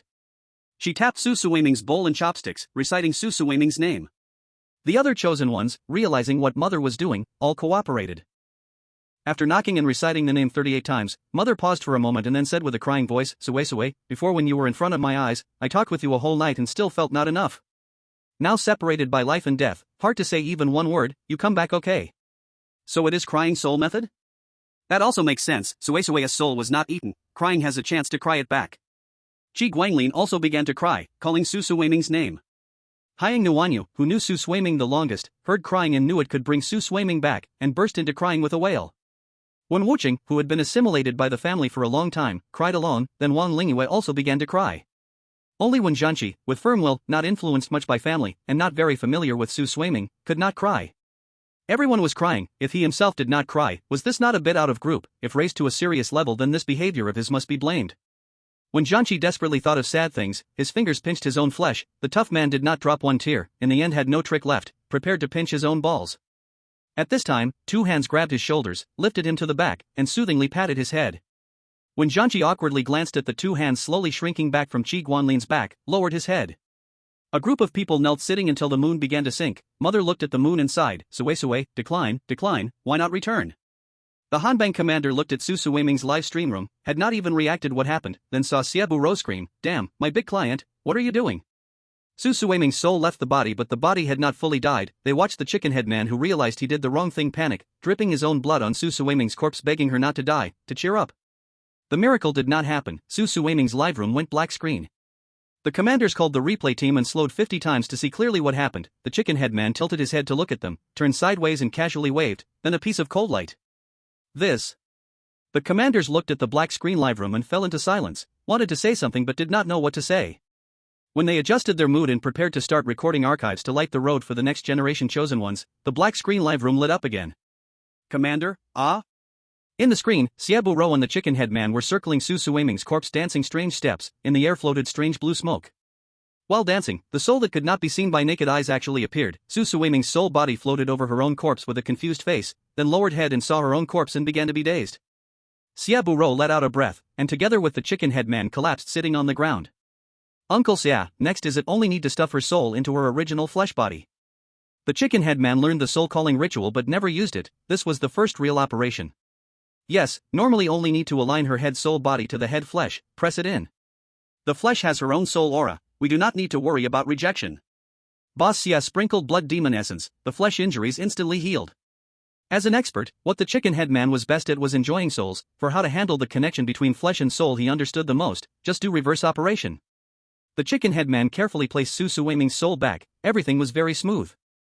Xiaobu relaxed, holding a carving shadow picture at the side, and said to Su Suiming, "Dear painter, my nephew did not understand the situation and silenced the people on scene. This is my protection not enough. Now we revived your family, the resources we talked with your family before. I will additionally give 2 million. Hope our cooperation money future is considerable, long-term stable." However, good scene did not last long. Su Suiming's soul suddenly jumped out of the body, jumped once in the air. They continued walking north. Crab No Meat looked at the chicken-headed man in confusion, pointing at Su Suiming, who was hopping north, and asked. The chicken-headed man thought for a moment, then suddenly understood. No wonder our unrelated soul summon worked so easily. It turns out her family was crying for her soul. A home provides a pull for family members. Blood-related family adds a kind of traction. No wonder our assisted summoning woke her so fast.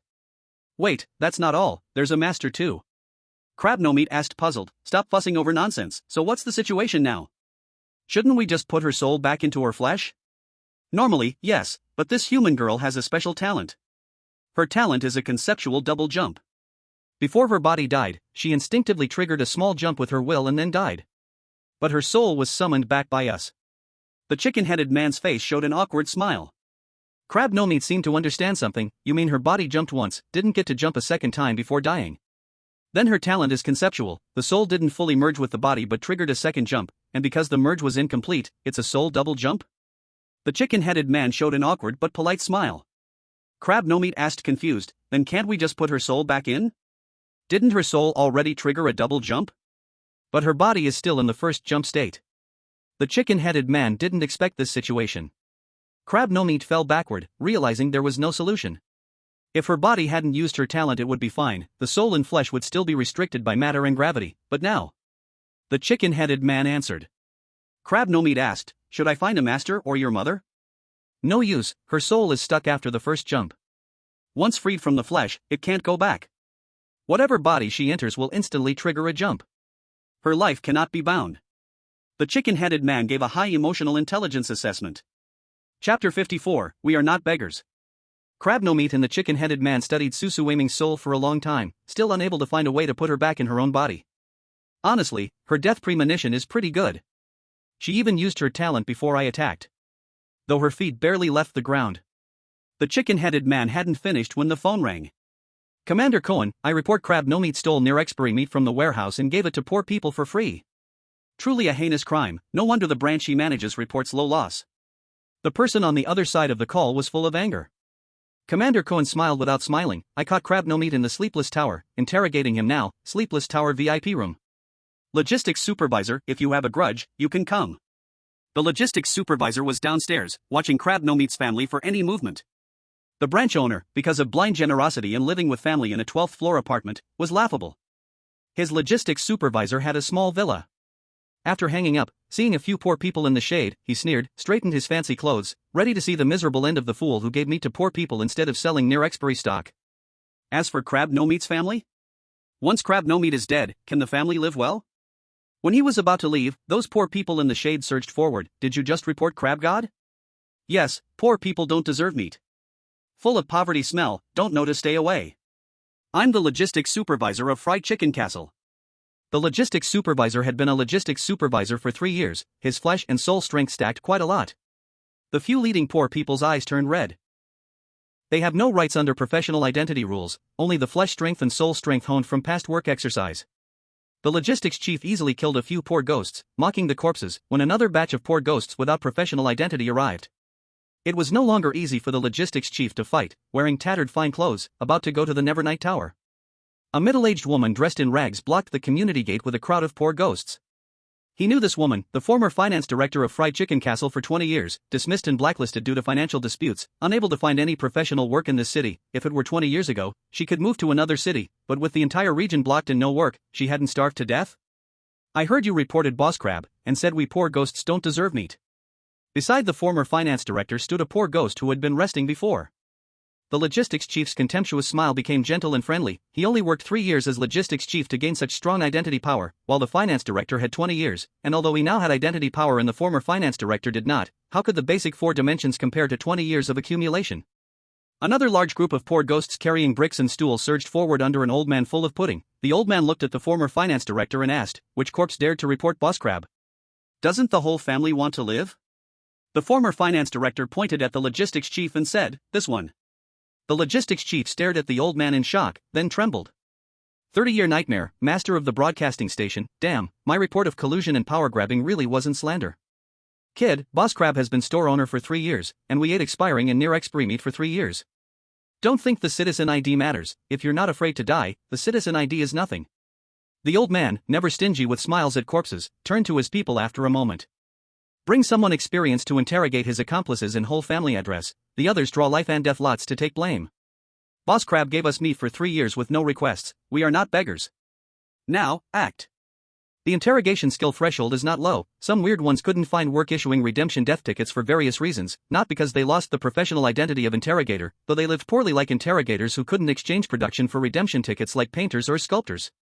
The interrogation skill, once only for high officials, was now experienced even by a small logistics chief. This could be called technical descent to enjoy with the people.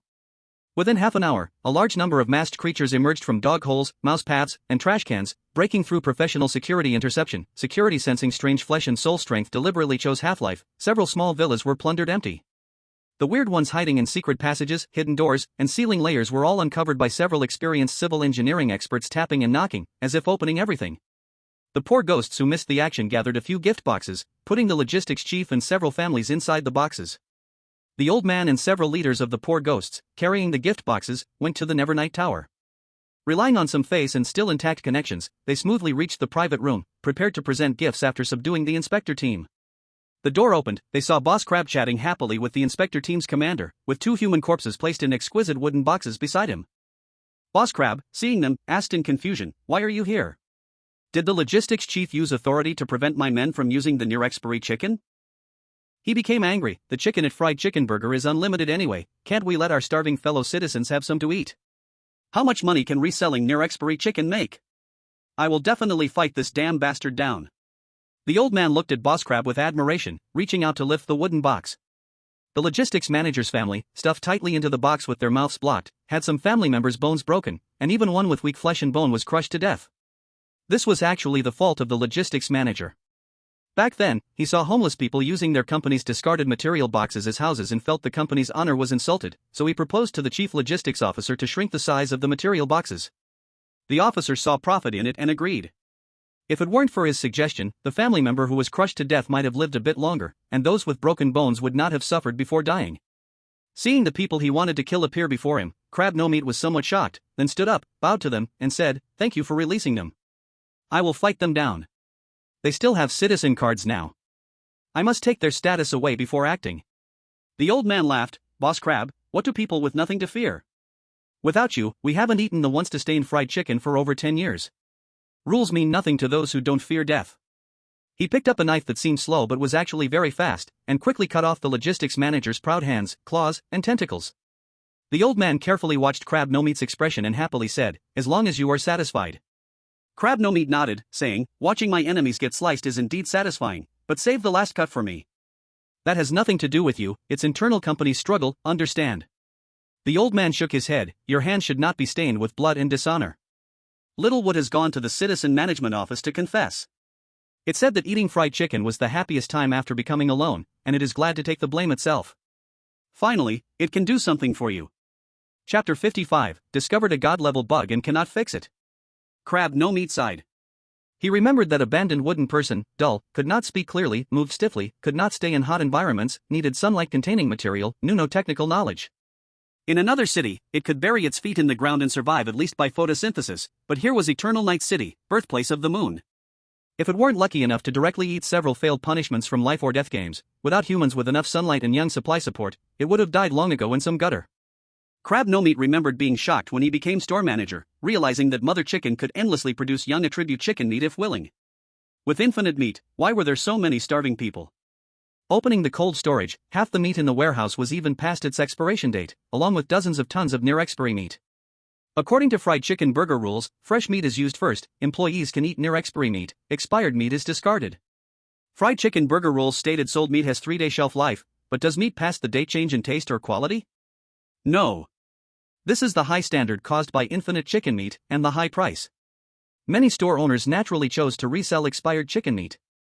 After all, headquarters has 6 delivery trucks a day, they cannot sell all. Does headquarters know their supplied materials overflowed? No store owners resold expired meat? Of course, but this ensures every branch's meal quality, so they allowed expired meat as store owner benefits, free to handle. Fried Chicken Burger became the most famous fried chicken shop for stable and high-quality products. Even after the regional lockdown, there were still branches in other cities.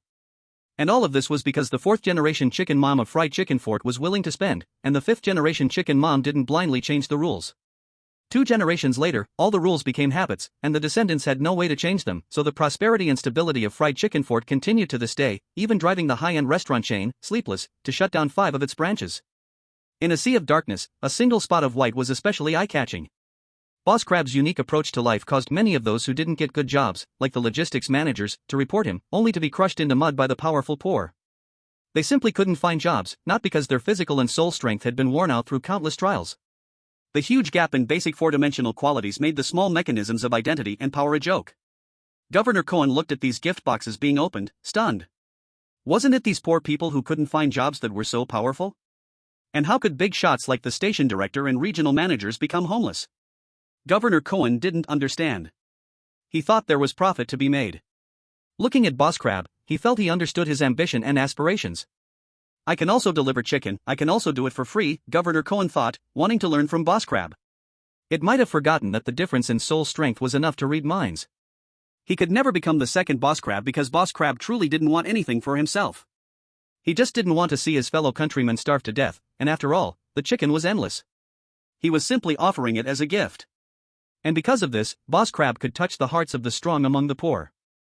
These former high-ranking officials and bosses had often issued orders to pour milk into the river and not let the jobless poor even get a sip. Now that they had become poor themselves, the tables had turned, and they regretted it. As they regretted it, they encountered Boss Crab, the person they could have been, the other path they could have taken. After a bloody tribute ended, Governor Cohen became even more polite towards Crab's meat. Meanwhile, Sue Swaiming, who had been running around, finally remembered many things through some mysterious calling. Her soul body jumped twice on the spot, completing a double jump. Her talent lost its effect, and the pull from her fleshly body on her soul increased. She was instantly sucked back into her own flesh, but her body froze in the state of a double jump. Her soul had not fully integrated, and her body started the second jump before the soul was complete. The soul jumped out, wandering around her body in confusion. The environment changed. Her talent reset and cooled down, and a faint glow shone deep within her soul, resisting the pull of her flesh. Crab's meat had seen this scene for the 15th time and still couldn't help but laugh, unable to hold it in this time. How could such a bizarre talent exist, which under certain special conditions only harms herself? Governor Cohen, somewhat speechless, said, "How did your big client end up with such a ridiculous human family member? Her talent has blocked herself. I can't do anything about it. Maybe her family can find a way. By the way, give me a bottle of your blood." At this moment, a soul body quietly gathered, standing on the body of Chu Yue. He didn't have direct family members to call or cry for his soul. He was just an experimental subject used by Governor Cohen and Crab's meat for practice, so the process of gathering took much longer. Of course, this was also thanks to his good talent, the A-grade talent, Shadowless Light, which meant his soul quality was good. Crab's meat casually asked Governor Cohen to stuff his soul back into his body and dropped a few drops of blood. Chu Yue opened his eyes, and the darkened live stream of Hanbang lit up again.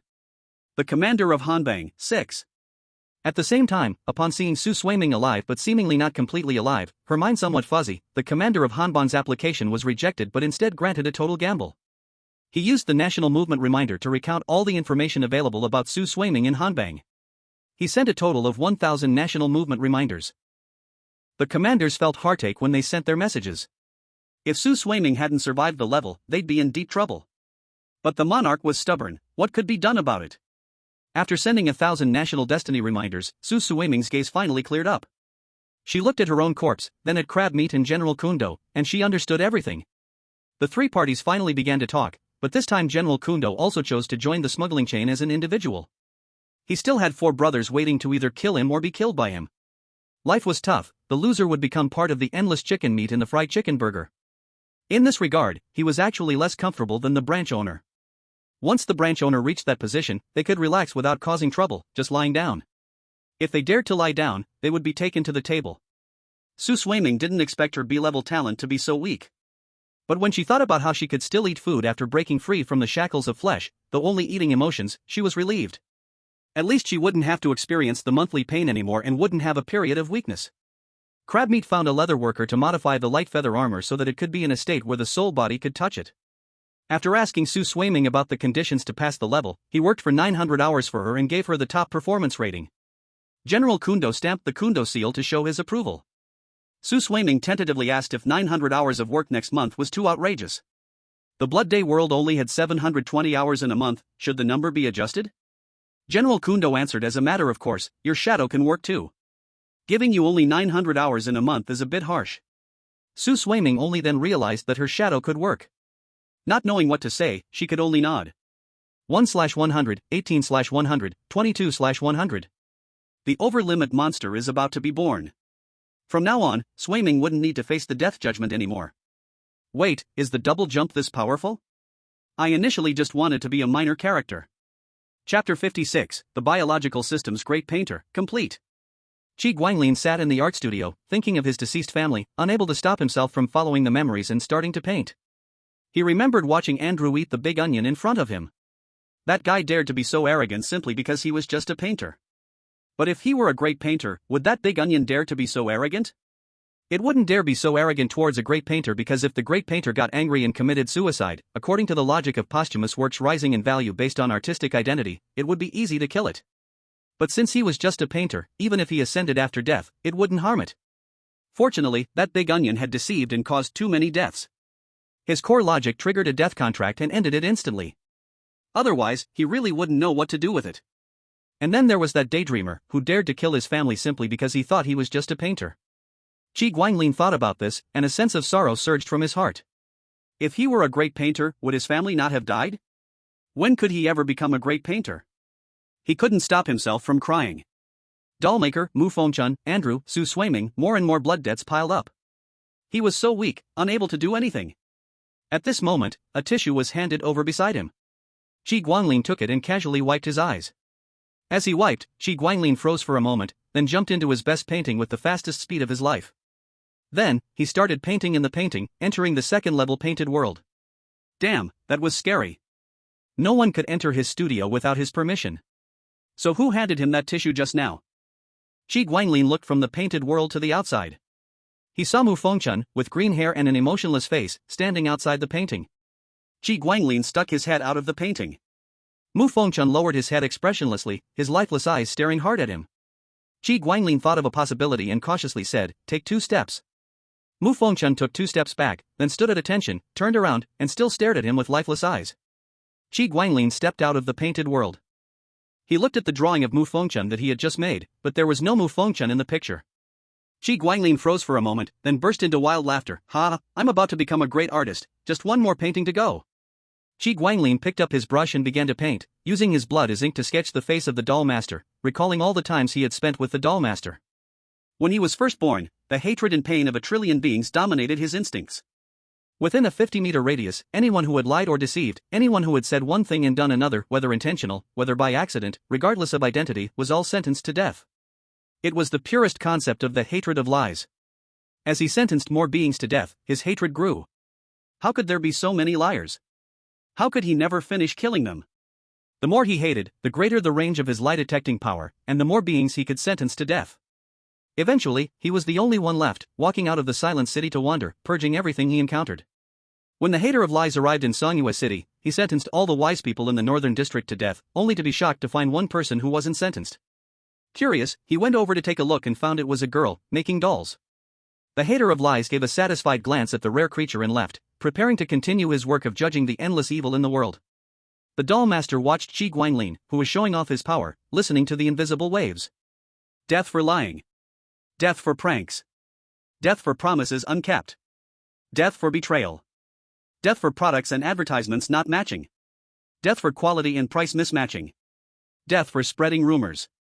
The doll master was deeply shocked. How many could survive with such judgments? Seeing her father getting ready to head to the southern district, she shook her wheelchair to stop him, hoping there would still be more voices in the city. The doll master blocked the door, not letting him leave. Since she hadn't violated his power, the hater of lies could not sentence her to death, and the difference in physical strength prevented him from breaking through. The doll master forcibly debated with him about whether lies told with good intentions should be considered crimes. He activated his instincts and started arguing with her. A lie is a lie. A lie is like shit, and wrapping it in good intentions is like wrapping shit in chocolate. It should die. The doll master argued with reason. The more they debated, the clearer the hater of lies' mind became, filled with thoughts of killing, until finally, he freed himself from hatred and began to limit the use of his powers through reason. He gave himself the name Qi Guanglin, hoping he could descend like light upon every deceived soul, judging the deceivers. As his experience grew, he partly freed himself from the limitations of the logic he was born with. Besides having to sentence death for lying to himself, he could now choose not to sentence others to death for lying.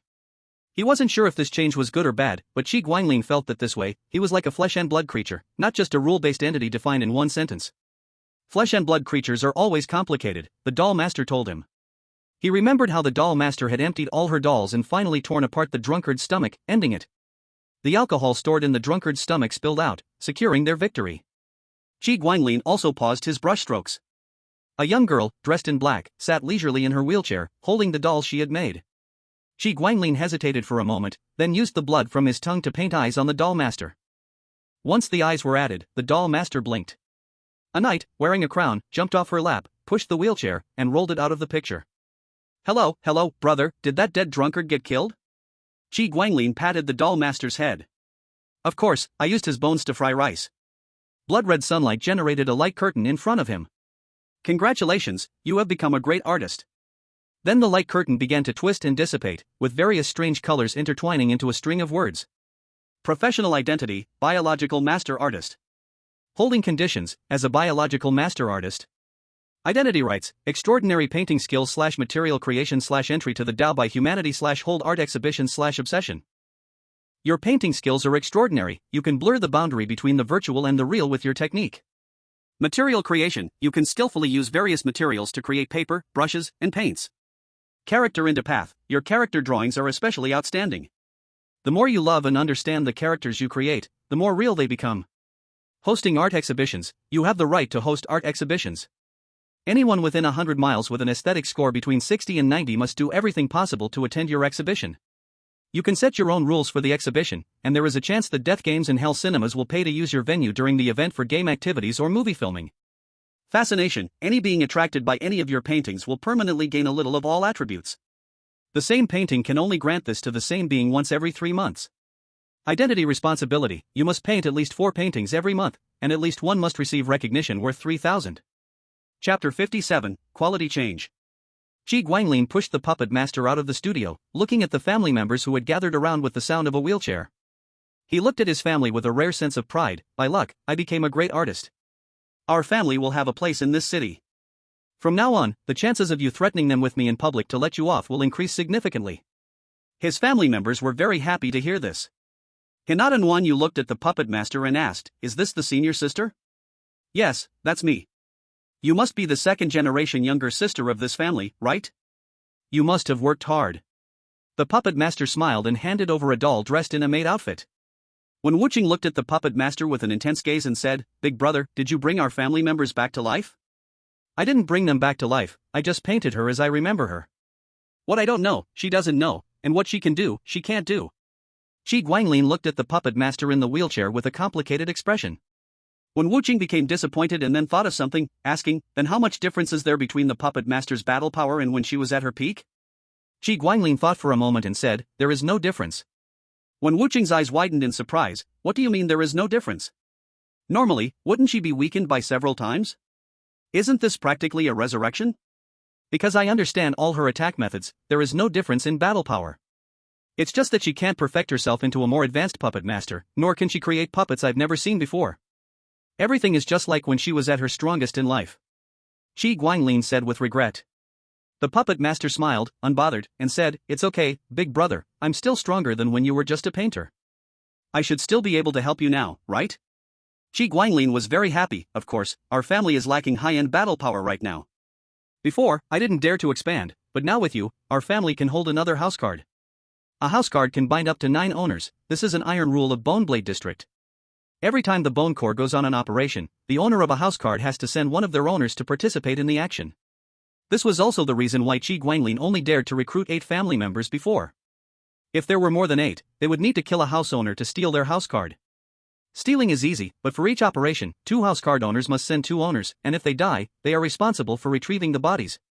That increases the death rate. Mom's profession and the way she died fit perfectly, and together they made her quite strong. Her battle power was about on the level of a 5-year-old carpenter or blacksmith. But she still had a lot of progress to make before being able to handle things on her own. Of course, if she could become a music apprentice, it would be different, but no one, not even Mom, knew when she would be able to become a music apprentice. She hadn't touched music for a long time after coming to this world. At this moment, Su Suiming's bedroom, which had collapsed before, was once again restored to its perfect condition. The family was briefly confused, then Mom clapped her hands happily. Head of the family, Sui Sui is alive, we did it. Qi Guanglin opened the fate diagram, looked at it, and found that the connected fate diagram on the other end was not destroyed. It seems the crab boss really has no problem. With the crab boss shielding her, as long as she does enough hours there, she can return. As the words finished, Su Suiming walked out of her bedroom. Qi Guanglin was surprised. Sui Sui, don't you need to complete 125 hours over there? Su Suiming took off her large backpack and said, the crab boss is indeed a big shot. He generously approved 900 hours for me, and then General Kuan stamped it. Once the document is sent back to the headquarters by the logistics vehicle, I'll get an S-grade evaluation and can return anytime. The specific record should be in that painting. Qi Guanglin didn't speak, staring at Su Suiming. The other family members also stared at her. Su Suiming, directly showing signs of stress, asked, what's going on? Did the crab boss do something to me? Qi Guanglin asked, did they not resurrect you and withheld your flesh? Su Suiming lowered her head, touched her hand, and realized the issue. Isn't the sealing formation working? Oh no. Why didn't the life and death game send my body along with me? Su Suiming shared with Qi Guanglin the experience of her body's instinctive warning and muscle memory activating, causing her to get stuck in a teleportation jump right before death. Qi Guanglin opened the bag, revealing a bag full of specialties from the Eternal Night Market and a painting with a letter. He picked up his painting, then manipulated it, and it lit up. After reading the painting and letter, the crab boss and General Kuan explained clearly the situation, the efforts they made to remedy it, and the sacrifices they had endured. The family fell into silence, not knowing what to say. Qi Guanglin also didn't know what to say, looking at Su Suiming, who had unconsciously risen onto her toes and sighed, your talent is quite unique. Well, no body isn't a big problem. In the future, you can eat the same as me. Su Suiming sighed, there's an even worse situation. My talent is useless now. If my soul jumps twice, I'll be rapidly pulled back into my body due to its gravitational pull, and then trigger a second jump, and my soul will pop out again. Qi Guanglin comforted her, it doesn't matter, anyway, your second jump isn't really useful. Just don't jump twice in a row in the future. When Zhanqi thought of something and started to think, then suddenly had a flash of inspiration and said, wait a minute, if my sister can immediately return to her body with our family's second jump, then add the large bag she can carry with her soul, doesn't that mean we have a stable one-way trade teleportation point? Qi Guanglin's eyes lit up when he heard this, looking at Su Suiming, who was also getting excited. Qi Guanglin went under the moonlight to buy 100,000 Songyue market specialties, stuffed them into the storage painting, then placed them into the large soul-accessible bag Su Suiming had brought back. Su Suiming prepared herself, jumped twice in place, and after a moment, disappeared with the large bag. The family members exchanged glances and burst into laughter. Everyone knew how much profit a stable one-way teleportation would bring for smuggling. The crab boss and General Kuan tried to seal Su Suiming's soul and body together with a sealing formation, since there were no rejection symptoms. They wanted to see if it would work. To their surprise, the moment Su Suiming's soul was sealed into her body, it immediately triggered the second jump and popped out again. The body stayed in place, while the soul was sent away by the life and death game. They were stunned and greatly shocked. Her second jump had quite a high priority. Her soul's aptitude should be quite good, but a talent with such a high priority only allowed for a second jump. It felt like wasting caviar on dog poop. General Kuan asked the crab boss, what should we do with this body?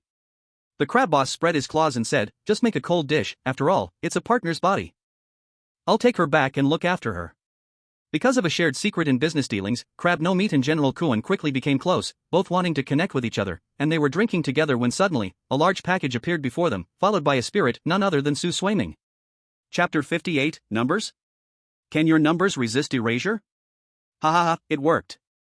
Su Suiming opened the large package, then tore open the storage painting and started talking prices with Crab No Meat and General Kuan, earning 1 million death redemption vouchers and special products worth 1.9 million from Eternal Night Market. General Kuan didn't expect this funny double jump to have such a use. Impressive. Crab No Meat entertained Su Suiming with good food and drink. 3 weeks later, Su Suiming received an invitation to the life and death game, but this time, there were some small changes. A new life and death game has begun. Welcome to the life and death game. Rule 1. Every life and death game guarantees at least one path of survival suitable for all chosen players.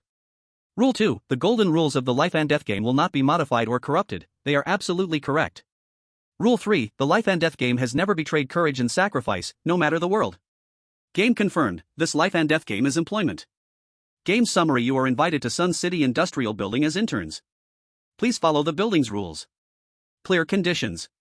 1. C. Survive 10 days. 2. B. Achieve medium performance. 3. A. Achieve high performance. Detected as a permanent chosen player. Your safe house in the Blood Day world is too far.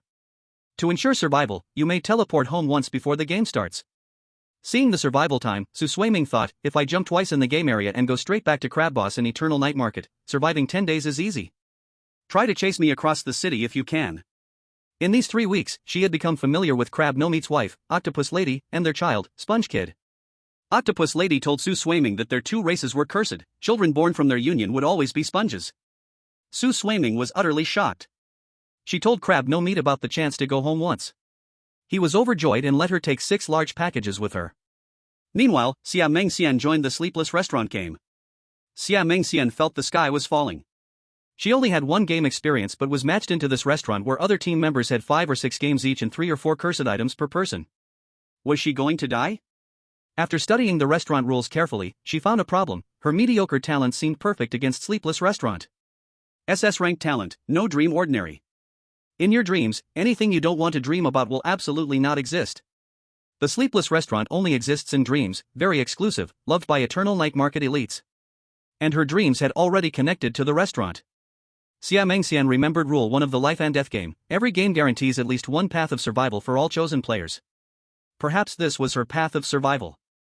A group of strange, weird-shaped employees would vanish if they scared her, along with the customers. So, non-human beings had to get custom skins of handsome men and beautiful women to appear alive in her dream, calling her mom and asking her to accept their powers. The branch managers of Sleepless Restaurant were almost furious. They built the life and death game, and what kind of chosen player did it match to them? A live mom? Was this reasonable? Xia Mengxian lived in the Sleepless Restaurant like an empress. Honestly, she was a bit unwilling to leave. The branch store owner dared not refuse Xia Mengxian's trade request, not even daring to bargain on the price, afraid that his mother would be displeased and wipe out their entire store. Xia Mengxian recalled Qi Guanglian's teachings and said, "We are aiming for long-term trade relations. You must have a profitable place. Can we discuss this properly?" The branch store owner originally planned to lose money to avoid disaster, but unexpectedly, her family was so kind, such a good person.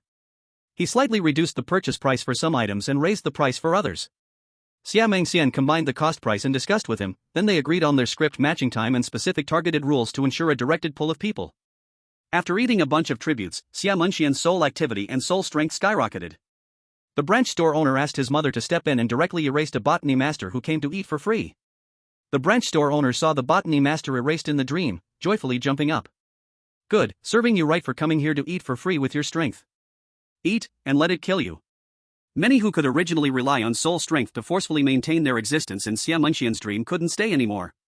The branch store owner, recalling how Xia Mengxian had never bullied him with strength, began to have thoughts of rising against his superior. He fed her crazily, and Xia Mengxian chewed and chewed every day, with her soul strength and soul activity increasing wildly. Eventually, the branch store owner brought her to the headquarters just before she reached the limit of time she could stay. The entire system was reset, and the branch store owner took over the headquarters of the Sleepless Restaurant. Xia Mengxian received the first ever SSS grade evaluation in Blue Star's history, terrifyingly powerful. Congratulations! You have completed the game intern at the restaurant, with an SSS evaluation. Detected that you belong to the family-type horror aggregation entity as a permanent chosen one. Your reward quality is further improved. Furniture reward, a random piece of fully submissive furniture. Attribute reward, blood and flesh strength and activity increased by 30, soul strength and activity increased by 15. Currency reward, 5,000 high-grade redemption death vouchers. Special reward, ownership certificate for an organ farm in Songhua City. At the same time, in front of the Hanbang ruler, there also appeared an SSS level additional self-selected reward. After much consideration, he chose 10 in basic 4-dimensional mental attributes and activated a racial heritage talent. Now, every citizen of Hanbang had an extra talent, greatly improving survival rates in the life and death games. Tracing the race's history, digging into the spiritual essence of the race. Heavenly strength. Racial heritage talent. In the face of adversity, the basic four-dimensional attributes will continue to grow, and after overcoming the adversity, 10% of the growth will be permanently retained. Xia Mengxian returned home with a big bag of specialties from the eternal night market. Qi Guanglin looked at her in shock. Before the game she was a weakling, now her soul strength had expanded to a level stronger than her sister, who had been a doll maker for 30 years. Is this reasonable? Xia Mengxian knew this was very reasonable.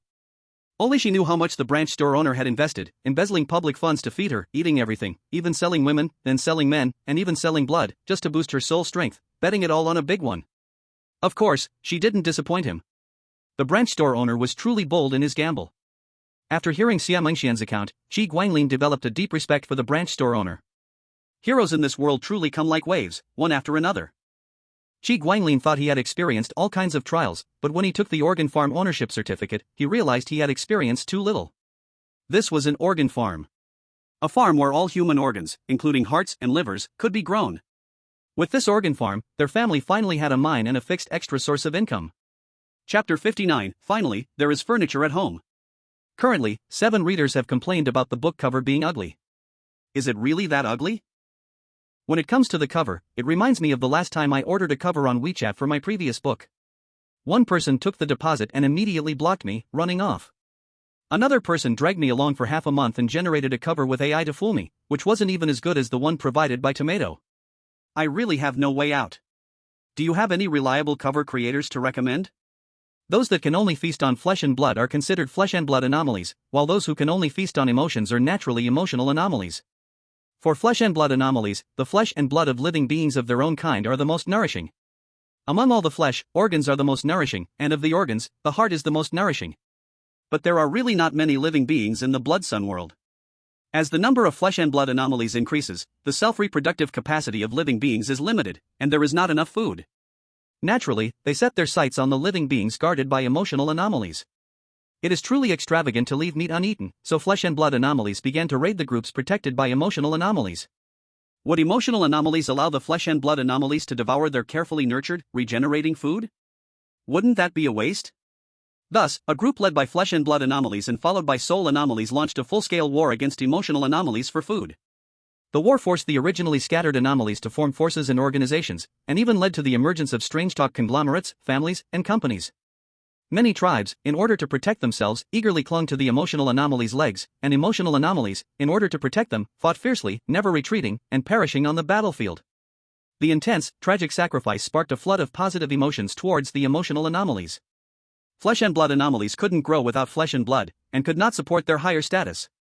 On the other hand, emotional anomalies, under the immense and intense positive emotions, were sublimated and evolved. The 3 emotional anomalies, which would eventually reach a world-class level, made their final leap. They are the games of life and death, the hell cinema, the abyss paradise. Emotional anomalies won, ending the war, but the blood was still insufficient, and the war would inevitably return. Eventually, through the combined efforts of the wise people of the world, the organ farms were born. If someone likes to eat fingers, they can plant a finger, and after a certain amount of time, they can harvest more than 1,000 fingers. If someone likes to eat couples' lungs, they can plant a couple's lungs and harvest hundreds of couples' lungs the following year. The birth of organ farms greatly reduced the fundamental conflict between flesh and blood anomalies and emotional anomalies. The only problem is that the organs grown in organ farms have no soul and contain no emotion. Flesh and blood anomalies may not even want to eat the organs grown in organ farms because they have no soul and emotion, which doesn't provide the satisfaction and happiness of eating. But when they're hungry, they still have to eat. Poor creatures still have to make an effort if they want to eat.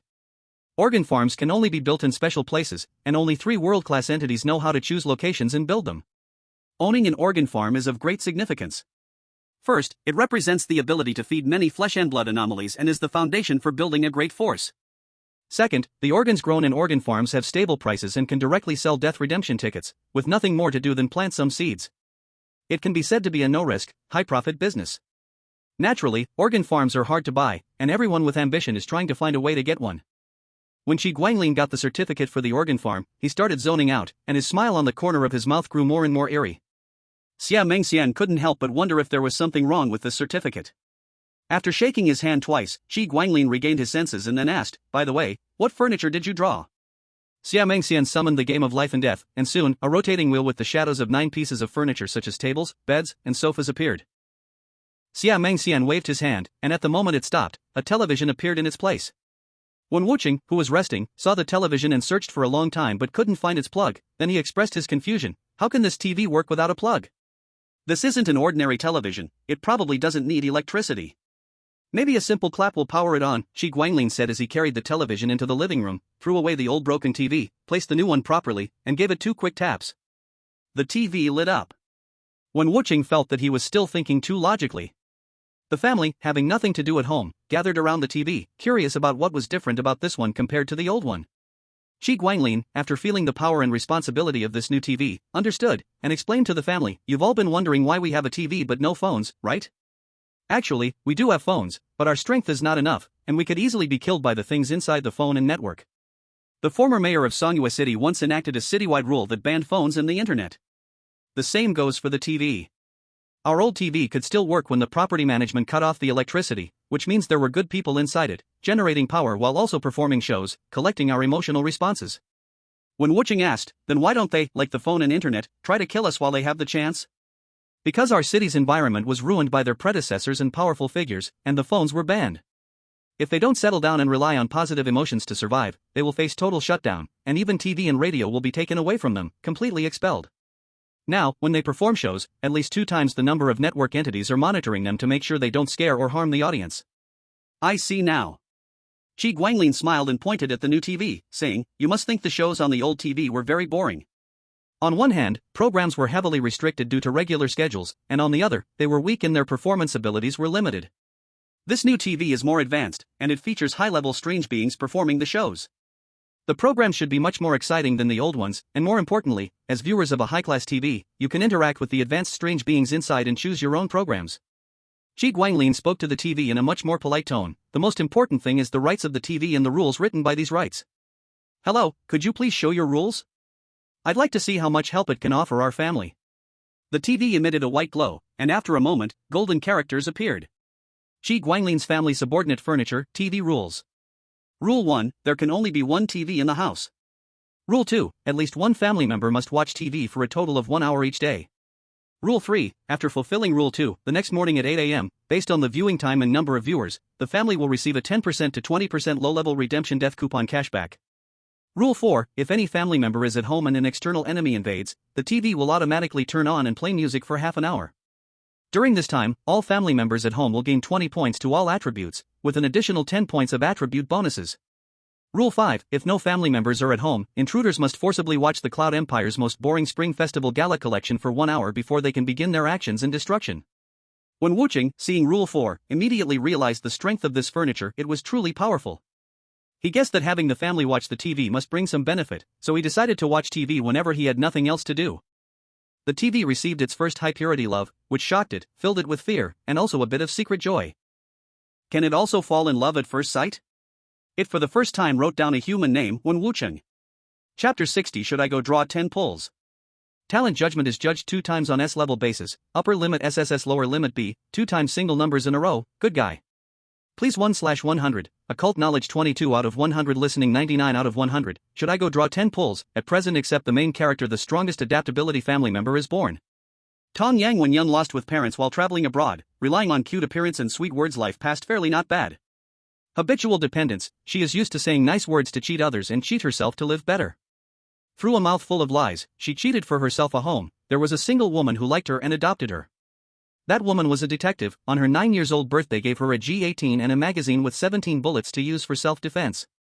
Tong Yang held this gun feeling like finally held her own fate. Under joy, she said many nice words to her handgun.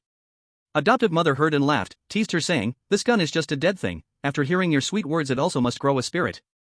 Tong Yang happily said, "Humph humph, my baby surely will protect its owner." 5 years later, Tong Yang met a group of wild wolves by chance. In her hand only one G18, only brought one magazine and 34 RIP bullets.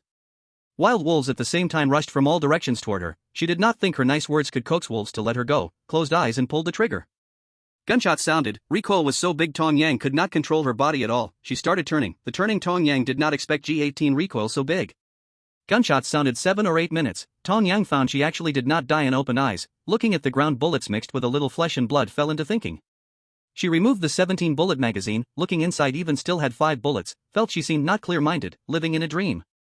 Although did not know what happened, she kissed the handgun that saved her life, then fiercely praised it 5 minutes, then put the gun into holster and went home, all the way muttering praise to her beloved gun. In a place Tong Yang could not see with naked eyes, the gun parts were slightly trembling, making buzzing sound. In the void, bullets appeared for no reason, filling the magazine. Those bullets gave off cold dark light, and the faint white light on the gun body faced each other. Finally, in Tong Yang's muttering praise, the white light greatly shined. The bullets first hid the dark light.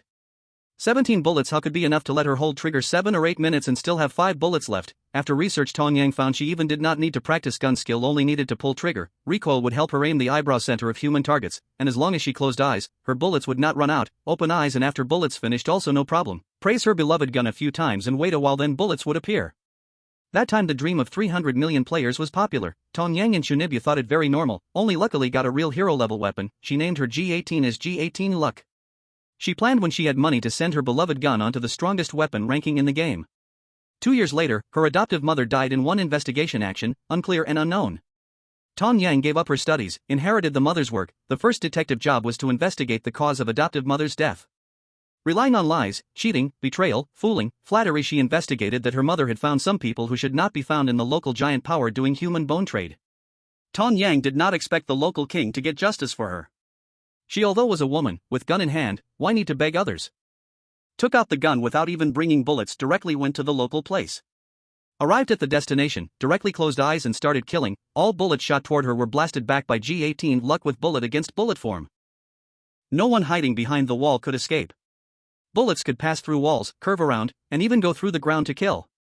When facing multiple enemies, bullets would automatically explode, creating area of effect attacks.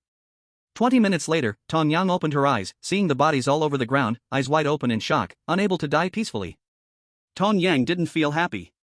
Her foster mother was dead, and her heart no longer held any joy or sorrow. Later, the life and death game descended, banning hot weapons, but her handgun could still be used to shoot freely. This discovery terrified her. She started speaking sweet words to the life and death game every day, trying to please it, hoping it would spare her beloved gun. Perhaps from the excessive fear, strange sounds often appeared in her ears, waking her up from sleep for no reason. Unable to bear it, she stuffed her ears with cotton to block out the sounds. Later, the hater of lies appeared. The hater of lies hoped that their existence could make the world free from lies, so they never concealed their powers. Unfortunately, those with luck and a liking for deception never repented.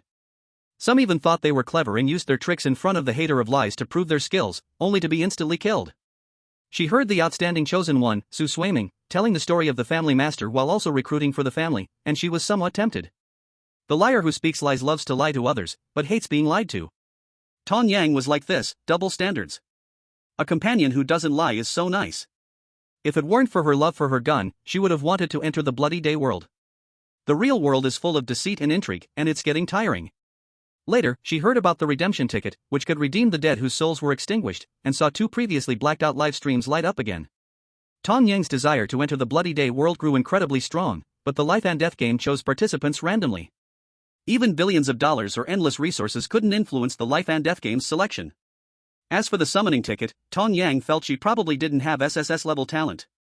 Her achievements were just average, and aside from the lucky pickup of a hero level divine weapon, she was just an ordinary person.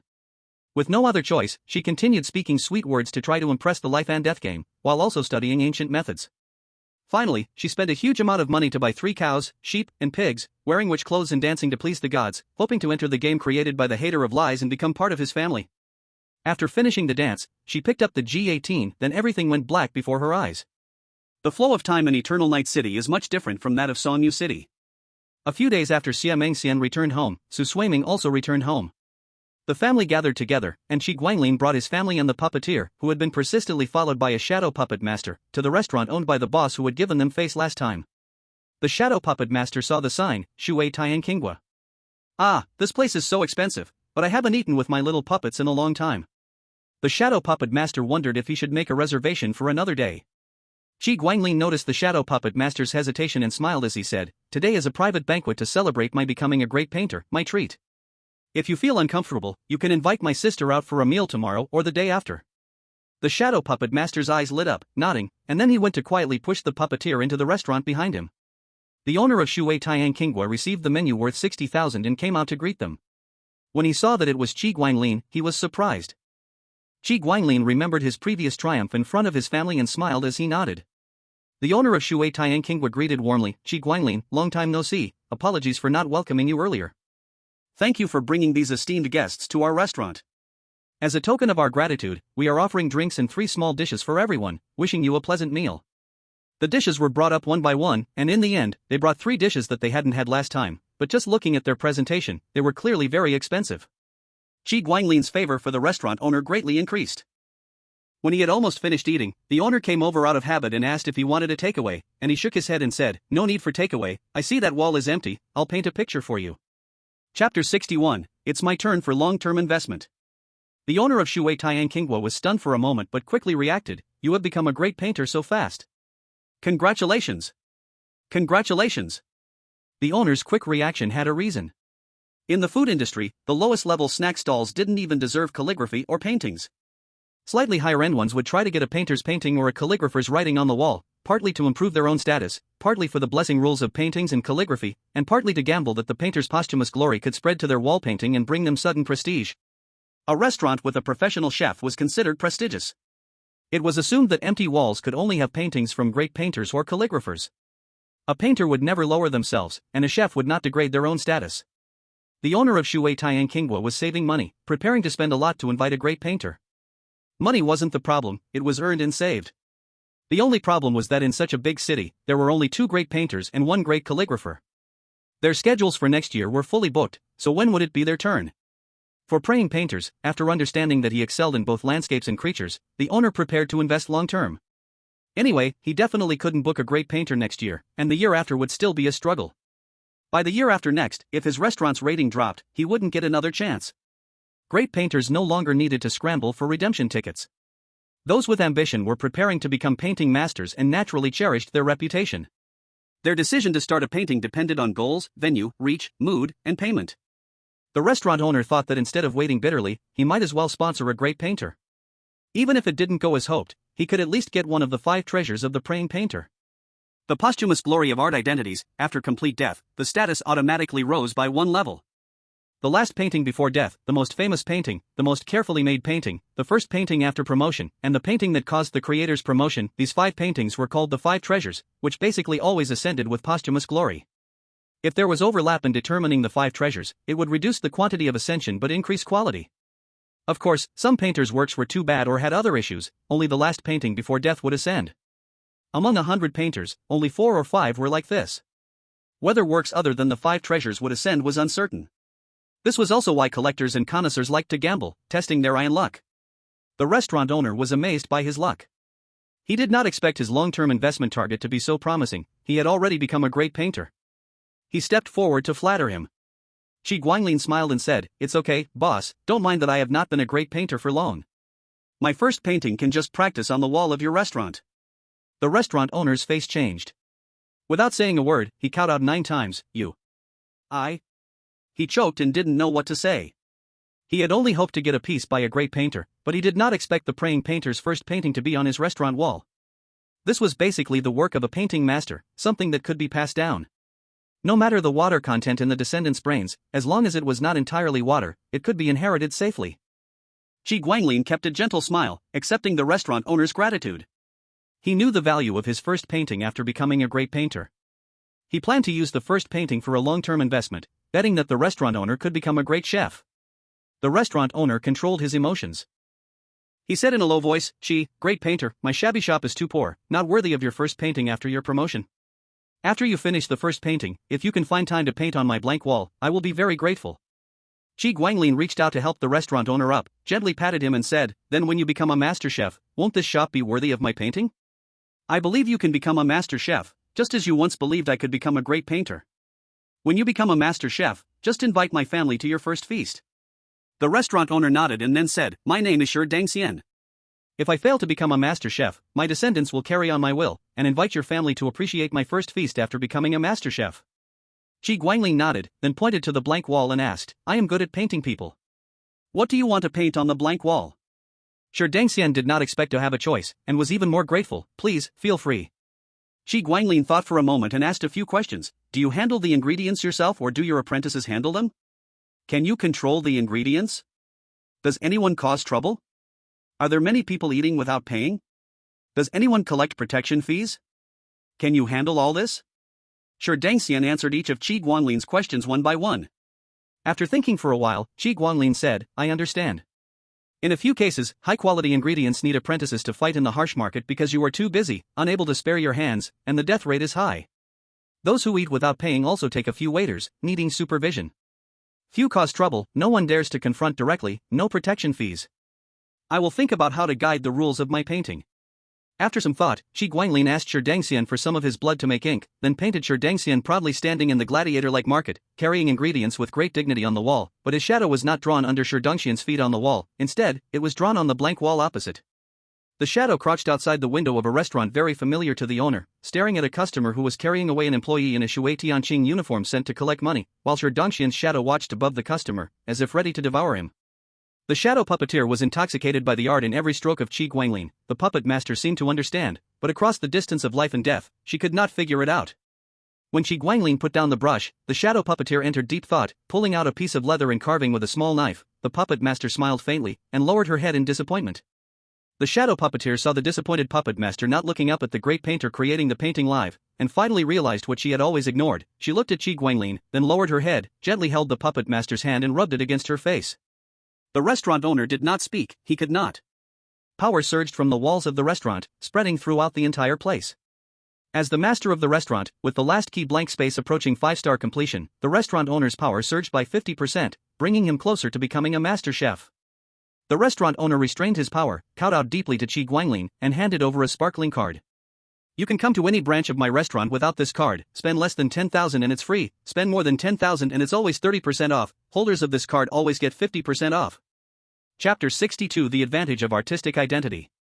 After seeing Qi Guanglin and the others off, the restaurant owner rubbed his hands, resonating with the wall painting. The basic 4-dimensional support of the wall painting was very good, but still not as important as the rights and rules attached to the painting. Excellent rules are everything. 5 minutes later, the restaurant owner was ecstatic. Golden letters appeared on the painting. Qi Guanlin gifted to Shi Dangxian. Rule 1, this painting is gifted by Qi Guanlin to Shi Dangxian. Only Shi Dangxian can be used, and after Shi Dangxian dies, only heirs with the bloodline of Shi Dangxian can use it. Rule 2, the strength of the blood and flesh, as well as the soul strength of the person in the painting, will decrease by 20% compared to its original state. The activity of the blood and flesh and soul will decrease by 40% compared to the original state. The restaurant owner can send the person in the painting twice a day to the predator-prey market to hunt and bring back random ingredients. Rule 3, if the person in the painting has been turned into ingredients, there's no need to worry. The main body of the painting will be fine. The person in the painting will only fade and will not die.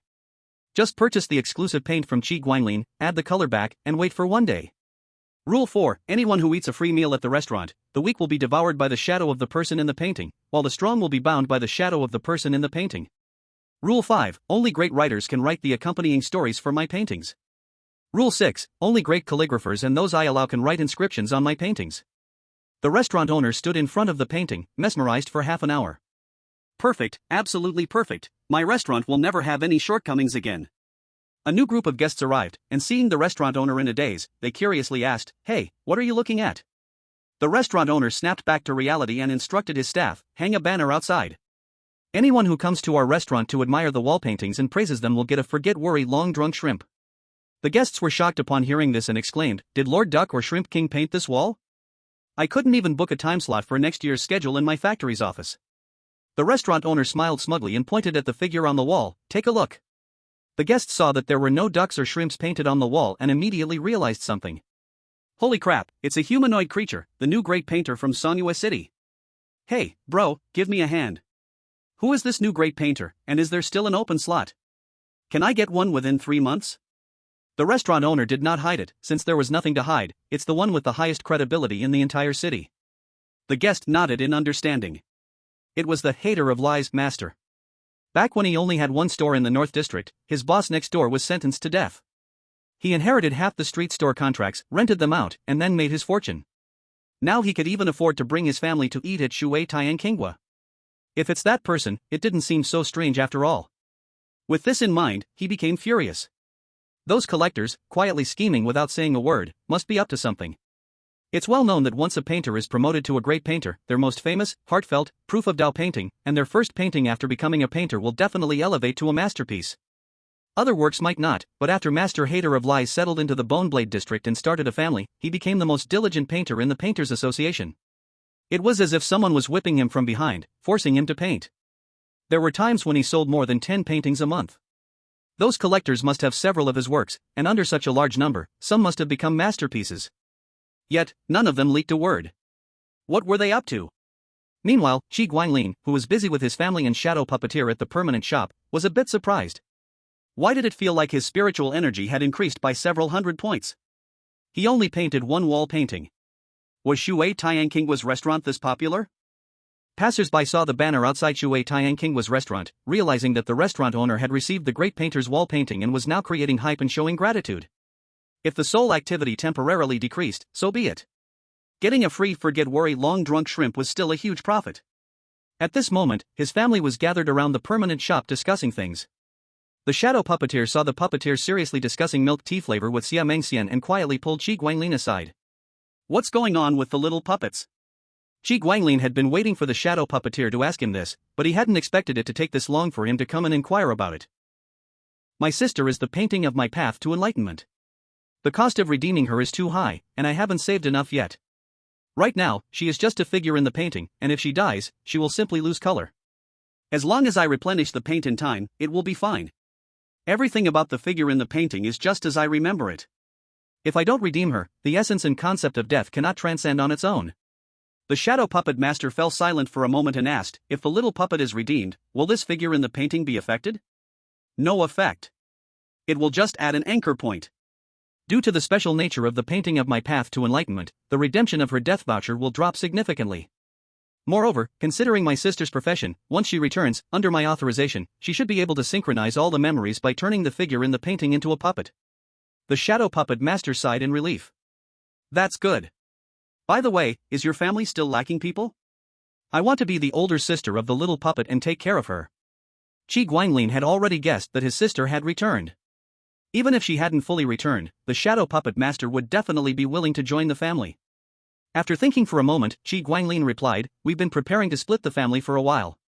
We're planning to use the room card for the adjacent room to connect the two houses. But my sister's current state isn't recognized as family, and she doesn't qualify as the householder, so the plan is on hold. Your arrival is just right. The shadow puppet master nodded. Once I return, I'll move. If your neighbors don't agree to the house swap, I'll skin them alive. Qi Guanglin agreed, their family is about the same strength as Mom's, so they should know better. Xiaoying, where are you? The shadow puppet master heard a familiar call and couldn't help but smile. The puppet master raised the milk tea she made and handed it to the shadow puppet master, but the shadow puppet master looked troubled. She wasn't her real body today and couldn't drink anything. The puppet master remembered something and started drinking, muttering to herself, Xiaoying, you're such a coward, why are you so afraid of death? You won't be able to drink the milk tea I made for the first time. The shadow puppet master felt a bit awkward and then laughed, it's fine, I'll make you a cup. If the little puppet doesn't like the taste, just add some water.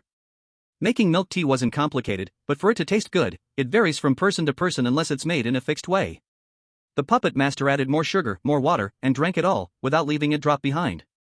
The shadow puppet master felt a mix of shyness and joy. How come you drank it all? Because I'm so happy to drink the sweet drink Xiaoying made for me. The puppet master tilted her head while holding the puppet, which was modeled after the shadow puppet master's real body. The shadow puppet master picked up the puppet master, spun her around a couple of times, and gently placed her back into the wheelchair. Little puppet, once I go back, I'll move. I'll move next door to you. The puppet master tilted her head. She didn't know much about the neighbors, but she wasn't afraid of anything. Okay, I'll go up first. After all, I can't die anymore. If I die, Xiaoying, run quickly. The shadow puppet master smiled slyly, little puppet, have you never seen my real body make a move? Chapter 63, I am uncatchable. Hearing the shadow puppet master speak, everyone in the room was stunned. Qi Guanglin thought for a moment and realized that he had never seen the shadow puppet master's real body. She always seemed to be in a costume when going out. Probably, only the puppet master had seen the shadow puppet master's real body. Qi Guanglin felt a sense of anticipation. Alright, when we're done, we'll go back and see you show off your power. Except for Xia Mengxian and Su Suiming, everyone else basically came to cause trouble and to try the tea. The world had changed. How could tea still be the same as in the Hanbang world? The taste was completely different. And the most crucial thing was, the ones drinking milk tea weren't just humans. This was the reason why the opening of the planned milk tea shop had been delayed for so long.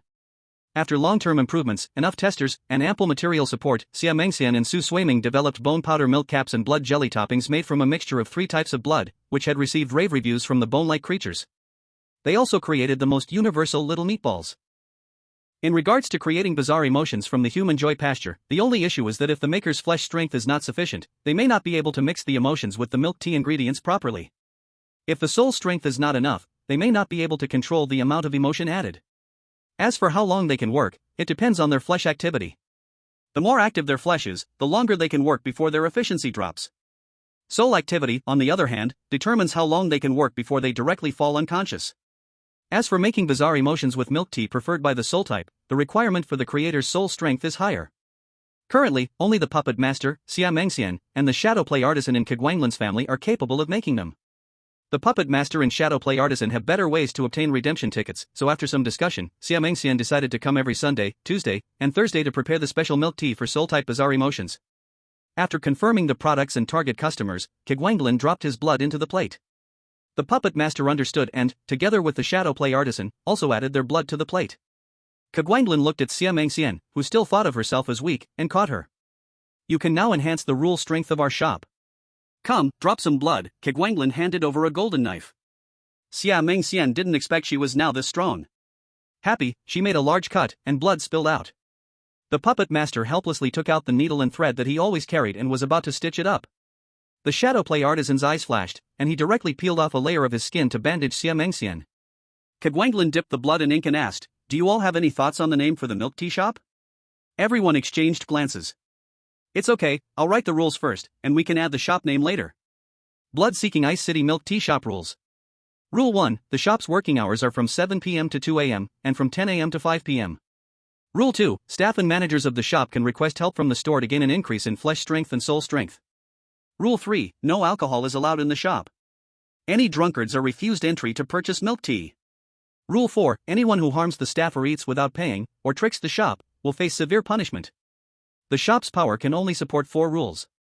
Maybe, as the business grows, the shop will become an old one and be able to support 7 rules like the return department store. Keguanglin remembered when he was in university, studying to become an art enthusiast, he visited the most luxurious commercial plaza near the university. 15 main rules, 72 subsidiary rules, and looking at it, everything seemed to fall apart. After the shop had a name and complete rules, 2 positions were provided, one for a shop assistant and one for a cashier. Since it was a family business, part-time work and nominal positions were allowed. Keguanglin assigned Xia Mengxian as a shop assistant and enhanced her flesh strength and flesh activity. She had a weird mix of strengths. Su Suiming would bring contraband back to Crab Boss soon, and she wouldn't be able to come often unless it was for life or death games and to use the teleportation opportunity. Since she couldn't even improve her own body, enhancing her flesh strength seemed like a waste. Keguanglin made her a cashier instead, enhancing her soul strength and soul activity. He was afraid that if she stayed away from flesh nourishment for too long, it would cause problems. She couldn't work, so other family members took turns working as temporary cashiers to help her out. She only needed to participate in the game's pre-teleportation to collect the dishes. However, the shadow play artisan suggested that she could cut out a cashier work for her, so the family wouldn't need to rotate as temporary workers. During this time, the special environmental background caused the desire for shadow-type bizarre emotions at Return Department Store to become quite abnormal, leading to the creation of 4 positions for the store. 2 shop assistants, 1 warehouse position, and 1 cashier. The puppet master couldn't become stronger, but the shadow play artisan, currently the second strongest in the family after Keguanglin, gave her a position as a shop assistant to enhance her flesh strength and flesh activity to make up for her weaknesses. The strength of the shadow puppet crafted by the shadow puppeteer is influenced by the strength of her soul, but the speed and total amount of leather she makes each day are affected by the strength and activity of her flesh. She stays at home all the time, and her leather outfits cannot pass job interviews, so she can only accumulate shadow puppets at home over time. This is the first time in the shadow puppeteer's life that she has gotten a job, and she feels this home is truly good. Most importantly, this home has the little puppets she regained after losing them. It is just a pity, not off by an ounce, only by a tiny bit. The shadow puppeteer quickly extinguished the slight melancholy in her heart and smiled at the little puppets. Ji Guanglin carefully scanned the store's layout, then drew a self-portrait on the spot and pasted it behind the counter. With a self-portrait, he also got the citizen ID of the city, so he could appear anywhere in Songhua City where his self-portrait existed without delay or cost. Even the great painter from the biology department could not teleport using a self-portrait, one must achieve something with landscapes too. This used to be his confidence to take 10 minutes against any strong enemy, and now that the biology department broke through to become a great painter first, he could spend a whole day elbowing anyone in this city. He might not beat them, but they could not kill him either. Qi Guanglin returned home with his family, and the shadow puppeteer went back with the puppet master to organize things for moving. Su Suiming carried a special large bag stuffed with storage scrolls, ready to jump twice in place to return to her flesh when the time was right. A deafening noise came from the building next door, and Qi Guanglin and his family stood by the window to look over. They saw a huge throne made of black leather, with the puppet master and a white-haired woman in white clothes with a somewhat sickly expression sitting on it, and behind them were countless shadow puppets blocking the sky. At this moment, the shadow puppets in the sky were being put onto the white-clothed woman one by one. Her aura became more terrifying and strange. When all the shadow puppets transformed into leather and were fully on her, Qi Guanglin was a little shocked. The strength of her soul gave him the same feeling as when a respected duck held 10 years of exhibitions as a great painter. Is this reasonable? The shadow puppeteer sat on the throne and, with the puppet master, flew to the window of Qi Guanglin's house next door, room 1802, and gently pushed the window open. They crowdfunded a name for a milk tea shop, chose the top 6 names with the most likes, rolled dice, and I will update tomorrow and change the milk tea shop name. Chapter 64 Unexpected Joy. At this moment, the 10 human chosen ones in room 1802 did not understand what was happening and were a little panicked. The owner of room 1802 looked at the strong shadow puppeteer listed in the Boneblade community rules with a slightly ugly expression, especially because on the shadow puppeteer's throne sat a girl in black, on equal footing with her. This outfit. The owner of 1802 looked at the few puppets in the arms of the girl beside the shadow puppeteer and recalled some rumors and the 9th edition of the community life rules. Oh no, the puppet master. The owner of 1802 laughed a little desperately, immediately knelt on the ground, and asked if he could spare his soul body.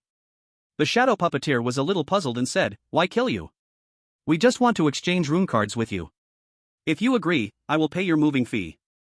The owner of 1802 had no reason to disagree, and did not dare to ask for any moving fee, directly taking a small box to the shadow puppeteer's former room.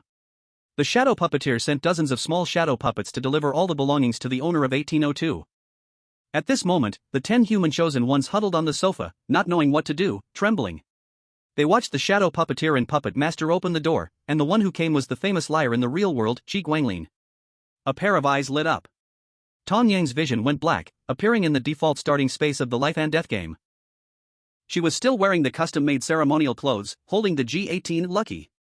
Wait, Lucky was brought in? Lucky was brought in. Alright, now she had no attachment to the real world. A few lines of familiar golden letters appeared in her vision.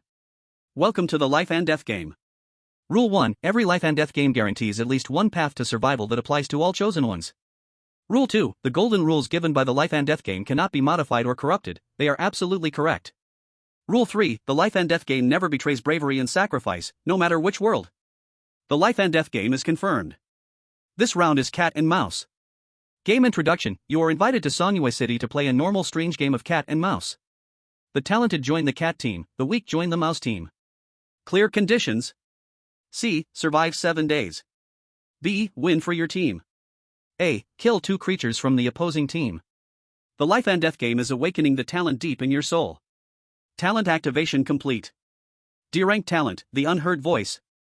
The unheard voice, when you stay in one place for a long time, your auditory hallucinations will worsen until you hear the whispered fragments of dead with grudges. Shoo, do not let them know you can hear. The life and death game is looking forward to your performance. Tong Yang looked at her talent rating helplessly. Indeed, she was just an ordinary person. Besides relying on a little luck to get an unawakened hero-level weapon, she had nothing. The owner of room 1802 envied her neighbor's story very much, knowing only partially. He thought the neighbor's family grew strong all the way because a chosen one with a sole talent defied fate. So he gritted his teeth and took out half his savings to request a life and death game. Because he had little money, he only opened one script. The life and death game randomly selected one chosen one from 10 countries to come. He planned to let them eliminate the 2 weakest by themselves. When the chosen ones arrived, the owner of 1802 asked eagerly, "Are there any SSS-level chosen ones or military leader-type talents among you? If so, let's talk. If you want to stay, I will directly take you to register as an owner in Boneblade District." Hearing this, the eyes of chosen ones from various countries lit up. Boneblade District, wasn't that where the hateful liars lived? Could they possibly meet Qi Guang and be taken home as family? After 3 consecutive losses, the Godwater Nation triggered the bottom line. SSS-level talent Great Hard Training owner Amor joined the game. Originally planning to gain benefits through talent, Amor gave up the idea of self-detonating talent upon hearing about Boneblade District, preparing to quietly slip into the hateful liar's side. The owner of 1802 helplessly announced the game rules: you will be divided into 2 teams. 5 talented ones join the cat team, 5 weak ones join the mouse team. I will register the last 8 survivors as owners. Rina Sato from Sakura Nation, owner of the SSS level limited omniscience talent, activated her talent to scan all nearby chosen ones. Except for the Hanbang Chosen One and the Ironwool Nation Chosen One, all were SSS level. Ironwool Nation had a military leader talent, Hanbang had D-rank talent. Seeing the Hanbang Chosen One's talent rating, Rina Sato wanted to laugh. Was the life and death game finally interfering with Hanbang after seeing its 14 consecutive wins? The ridiculous Hanbang Chosen One, relying only on luck to hold on to the Hateful Liar's favor, had no real skill. Once she reached the Hateful Liars, she would kill the Hanbang Chosen One using palace struggle methods learned from some legend. The traitor Hinata Natsuki would be turned into a human pig. She glanced at the Hanbang Chosen One in a magnificent dress, awkward to move, tightly holding an ornate laughing gun, and found it very funny. A clown stumbled into a high-level game. What else could she do except hold the self-comforting decorative pistol? Since the life and death game banned real guns, Hanbang lifted the gun ban, and pretty-looking pistols became accessories that girls could openly carry, not just secretly play with. Rina Sato, judging by the quality of the skirt, thought this Hanbang Chosen One must be some rich girl, so she had carried a gun since childhood and could bring a decorative pistol in after the ban was lifted. Rina Sato, who hated both the rich and Hanbang people, was waiting to see how she would be killed, but an unexpected thing happened. The original owner of 1802 got scared and ran away, and the shadow puppeteer took the room card and became the new owner. Then what should they do now? The Chosen Ones had never encountered such a situation where the game organizer had enriched themselves. While they and their country's commanders were confused, they saw the shadow puppeteer and the puppeteer open the door, and in walked the lie hater, whom they called master. What's going on? How did the lie hater's power suddenly grow so strong? Wasn't the shadow puppeteer as strong as the painter? How could he just submit? When Qi Guanglin got home, he found another surprise and went to check what was happening with the neighboring Chosen Ones. His family members who followed him also started to curiously watch. The shadow puppeteer handed this group to Qi Guanglin to handle, then gave him his room card, which Qi Guanglin took and placed with his own. Soon the wall separating 1801 and 1802 collapsed, merging the 2 living rooms, adding a symmetrical bathroom and a toilet. Qi Guanglin looked at these rookie Chosen Ones, closed his eyes, and sensed their soul potential, feeling somewhat surprised. Wow, none of them are simple. Sit here first. Family, follow me to the studio. Chapter 65, finally qualified to sit at the table and share food. When Qi Guanglin saw his family had all entered, he closed the studio door and wrote temporary rules. No sound here will pass through the studio. After writing the rules, he looked at Su Swaiming and asked, do you still have enough time? Su Swaiming nodded, I have nothing to do. Later I'll jump in place twice and throw the bag back to Boss Crab, then take Boss Crab's supplies to Sun City to give to the teammates, see if they can negotiate successfully, if not, treat it as buying life money and see if it works. Qi Guanglin nodded, then handed over a painting of his own likeness. Give this painting to your teammate. If negotiations fail and he still doesn't let them go after taking the life-buying money, it counts as deceiving me, and I will sentence the trickster to death as company for him. Xia Mengxian, knowing her family's past story, asked excitedly, are we going to attack the daydreamer? He likes dreaming, right? I can kill him instantly. Qi Guanglin laughed, the daydreamer is not worth worrying about. After I knew he used Mu Fengchen to betray my trust and broke the rules, he became just a corpse. Third sister, your elimination is too easy, I don't want him to die peacefully. When Wuqing didn't quite understand, why does the daydreamer dare to lie and deceive? Because overly honest people easily have no friends.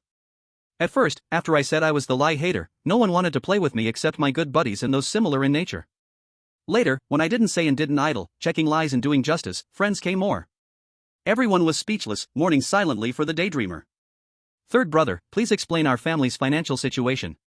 Qi Guanglin asked Wen Zhanqi. It was fine when there were few death redemption tickets, but now, running smuggling trade in 2 cities simultaneously, the finances became complicated. Previously, only Wen Wuqing, the only family member with some understanding of finances, was responsible. After Wen Zhanqi, the actuary, arrived, everything was immediately handed over to him. When Zhanqi knew all the data they had been handling inside and out, our family currently has 15 million in low-tier death redemption bonds. We still owe Shanghai City Fenggu Land resources worth 2 million. We received resources worth 1 million from Boss Crab and Eternal Night City, estimated to sell for 4 million. The last transaction has already been settled. This round, Big Sister is preparing to transport resources with a purchase price of 1 million to Eternal Night City, selling for 5 million. This money can only be recovered in the next cycle. Boss Crab is planning to cooperate with us to develop the Sun City market, providing 500,000 of Eternal Night City specialties, to be taken by Big Sister to Sun City, with half of any losses borne by us. According to the agreement, we need to host a life and death game next Monday and target participants. If luck is bad, we may need to hold the life and death game multiple times, costing 3 to 4 million death redemption bonds. Then Wen Jianqi provided a large amount of data and charts, making Qi Guanglin's head ache. He sniffed slightly and refused to look at them. I plan to spend 500,000 through 5 channels to send 5 paintings to Daydreamer. Will taking this money have any impact? Qi Guanglin asked directly. Wen Jianqi shook his head, no impact at all. You can still take 9,500,000. If you take more, sudden cash flow problems may occur. Qi Guanglin nodded, then said with some worry, then take 8 million, give you guys more strength. Soon it will be my turn to hold an art exhibition. Art exhibition? What risks are there in holding an exhibition? Qi Guanglin said, for me, there are some risks but not many. For you guys, it's hard to say. Qi Guanglin revealed part of his identity rights, and strange pigments and colors formed a line of words that appeared before everyone's eyes. Found an art exhibition, you have the right to found an art exhibition. All beings within 100 miles with aesthetics above 60 and below 90 must try their best to attend your exhibition. You can set the rules of your exhibition. There is a chance that the Life and Death Game and Hell Cinema will use your venue for activities during your exhibition. Fascination, any being attracted by any of your paintings, you can permanently gain 1 point of all attributes. The same being can only gain this from the same painting once within 3 months. The weakest, Wang Lingyue, had her eyes turn colorful, and painted patterns appeared on her arms. Such strong rules made her uncontrollably want to paint, and she increasingly wanted to abandon everything to follow the main character of The Moon and Sixpence to chase the beauty of skill. Seeing that everyone had almost finished looking, Qi Guanglin immediately stopped the display, and the pigments forming the subtitles were taken back into his body. The weaker family members shook for a while before coming to their senses. Qi Guanglin was a little worried. He hadn't even displayed his full identity yet, For those sensitive to combat strength, Wen Wuqing clearly understood the terrifying link between the right's fascination and found an art exhibition. Those famous old painters might truly judge by seniority. He immediately imagined many things and also understood the dilemma their family had faced. Family head, is it that those famous old people don't let you hold an art exhibition? Wen Wuqing thought of a way to break the deadlock, and soon came up with an idea. Family head, let's divide and attack. You endure for now, we forcibly show people your paintings. After seeing, we run. In a few years, when the value gap slightly catches up, you will have the ability to hold an exhibition in a remote place. Qi Guanglin's mouth twitched. It's actually not as dark as you think. I'm just waiting for the art center hall to cool down. Why wait for cooling? Qi Guanglin explained, all beings with aesthetics above 60 and below 90 are the basic audience for our art masters. They will inevitably use any means to attend art exhibitions or concerts to give us full attribute boosts. When I just showed my identity, you also felt the oppression on the soul, right? If exhibitions are held continuously, how much resource would die? The art center is located in the very center of the city, just covering the core area of the city. So we, the great artists, have a convention that we can only hold exhibitions or concerts at the city center art center, and there must be at least 2 days between the last exhibition or concert to prevent the souls of the resources from recovering, while also strictly limiting the number of paintings in exhibitions and the number of songs in concerts. Our city previously had 2 great painters, 1 great calligrapher, and 5 great musicians. For all top-level art professions, the last 2 identity rights are similar. Although the professional associations have a lot of dirty fights, every great artist still must have the right to hold an exhibition or concert once every 3 months in the art center. Otherwise, artists who can't get a turn would get angry, hold exhibitions or concerts on the spot, and set deadly rules to kill all the resources. What would happen then? Chapter 66 The Heart of a Strong Person in Wen Wuqing. Seeing that it was not the worst situation, everyone relaxed. Hinata Natsuki asked curiously, my aesthetic is so low, it didn't even exceed 60? Qi Guanglin shook his head, except for Wen Wuqing's aesthetic stuck at 50, stable, your aesthetics basically all exceed 60. Then why aren't we recruited by exhibitions and concerts? Su Suiming asked curiously. Qi Guanglin was a little speechless, pointing to the golden letters on the living room wall. Did you forget the rules of the family? Family growth. This rule can only be seen by family members. Welcome to become a family member, let's work together for family growth.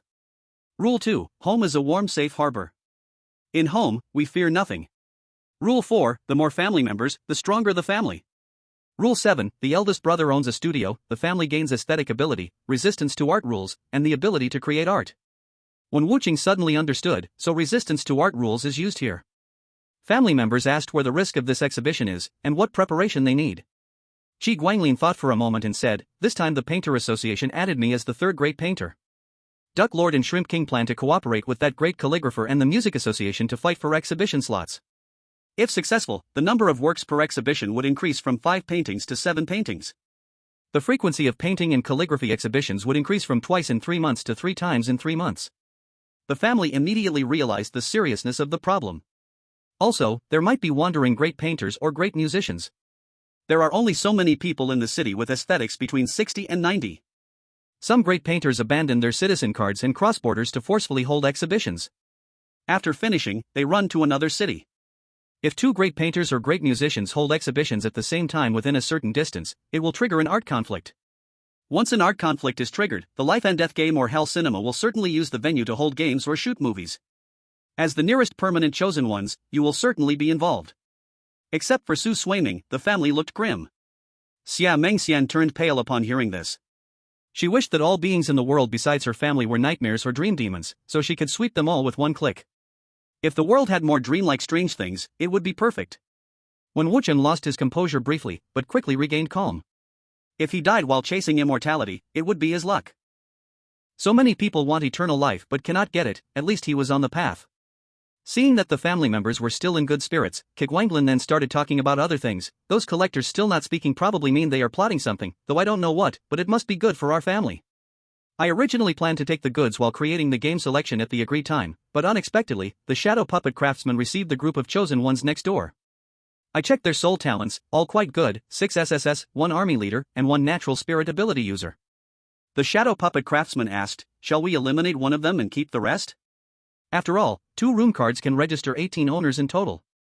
Su Swaiming knew how strong SSS level talent was. Her own B-level talent at second stage jump had such incredible effects. How much stronger could SSS be if well developed? She thought that since her soul state would not stay long in Boneblade community, she might as well give up her owner spot. She expressed her idea, only to be immediately and firmly rejected by Kigwanglin. We are family, and family must be treated equally. Whether used or not, it must exist, or else none exists. I will not sacrifice one family member's rights to satisfy another. At least 1 out of those 10 must be eliminated, it is decided. Her mother was about to say she had no bones, Boneblade meant nothing to her, she could cancel her owner status and live in the shop later, but hearing Kigwanglin, she felt a little moved. Seeing all was well, Kigwanglin signaled the family to go about their own business or, if idle, to go meet the new family members. When Wen Wucheng heard all was fine, he ran immediately to the TV. These days, whenever he was idle he watched TV. To ensure better emotional output for the TV and make the furniture stronger, he would inject himself with stimulants or aphrodisiacs and tie up his hands and feet while watching. And the result of Wen Wucheng doing this was that he became a strange, frantic, high-quality audience for the TV, producing stable, high-purity emotions in large amounts. Meng Jiqiu was an ambitious great musician. She was not satisfied with collecting little recognition every 3 months at the local art center, nor did she want to become an art robber hated everywhere, chased by all the famous artists in other regions. She could only use the internet to gather a few fans under regional lockdown. She got news that a 9257 TV had ultra-valuable viewers. Hearing this, she immediately entered the A9257 TV. Other strange presences waiting for the program sensed her aura and feared her, giving up their spots. Standing in the center of the TV screen, through the screen, she saw a handsome young man separate his ankles with chains, then drink coffee, inject himself with a stimulant and an aphrodisiac. After finishing, he pulled a rope hanging from the beam to his chin, then handcuffed his hands and signaled her to perform, guiding and absorbing his emotions. Meng Jiqiu was stunned, almost forgetting her words. She showed a look of respect and bowed. My name is Meng Jiqiu, a great musician from original Sin City next door. Human, what is your name? From saying great musician, a wave of high concentration shock, admiration, envy, and desire surged toward Meng Jiqiu. Wen Wucheng.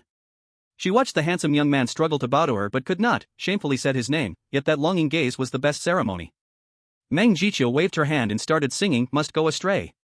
After finishing the song, she realized her life spirit 4 dimensions had not grown at all. This is impossible, how could someone who showed such pure emotion at first sight not be her fan? Meng Jiqiu adjusted the thickness and shape of her vocal organs, striving to produce the most beautiful singing voice, and finally sang her hit song In the Name of the Sword, Blood Rose. After finishing, Meng Jiqiu found that her life spirit dimensions had not increased at all. Oh no, has she encountered a purely looks-based fan? But wait, the emotion she absorbed had no hint of lust, only admiration and respect. Unable to understand, she started talking with Wen Wucheng. Do you not like my singing? Wen Wucheng maintained a respectful tone and said, how could that be? Meng Jiqiu was speechless. If you like it, then be obsessed enough to increase my life spirit dimensions. Chapter 67, Crystallized Fan. Meng Jiqiu felt the continuous obsession and longing, falling into confusion. What is wrong with this human?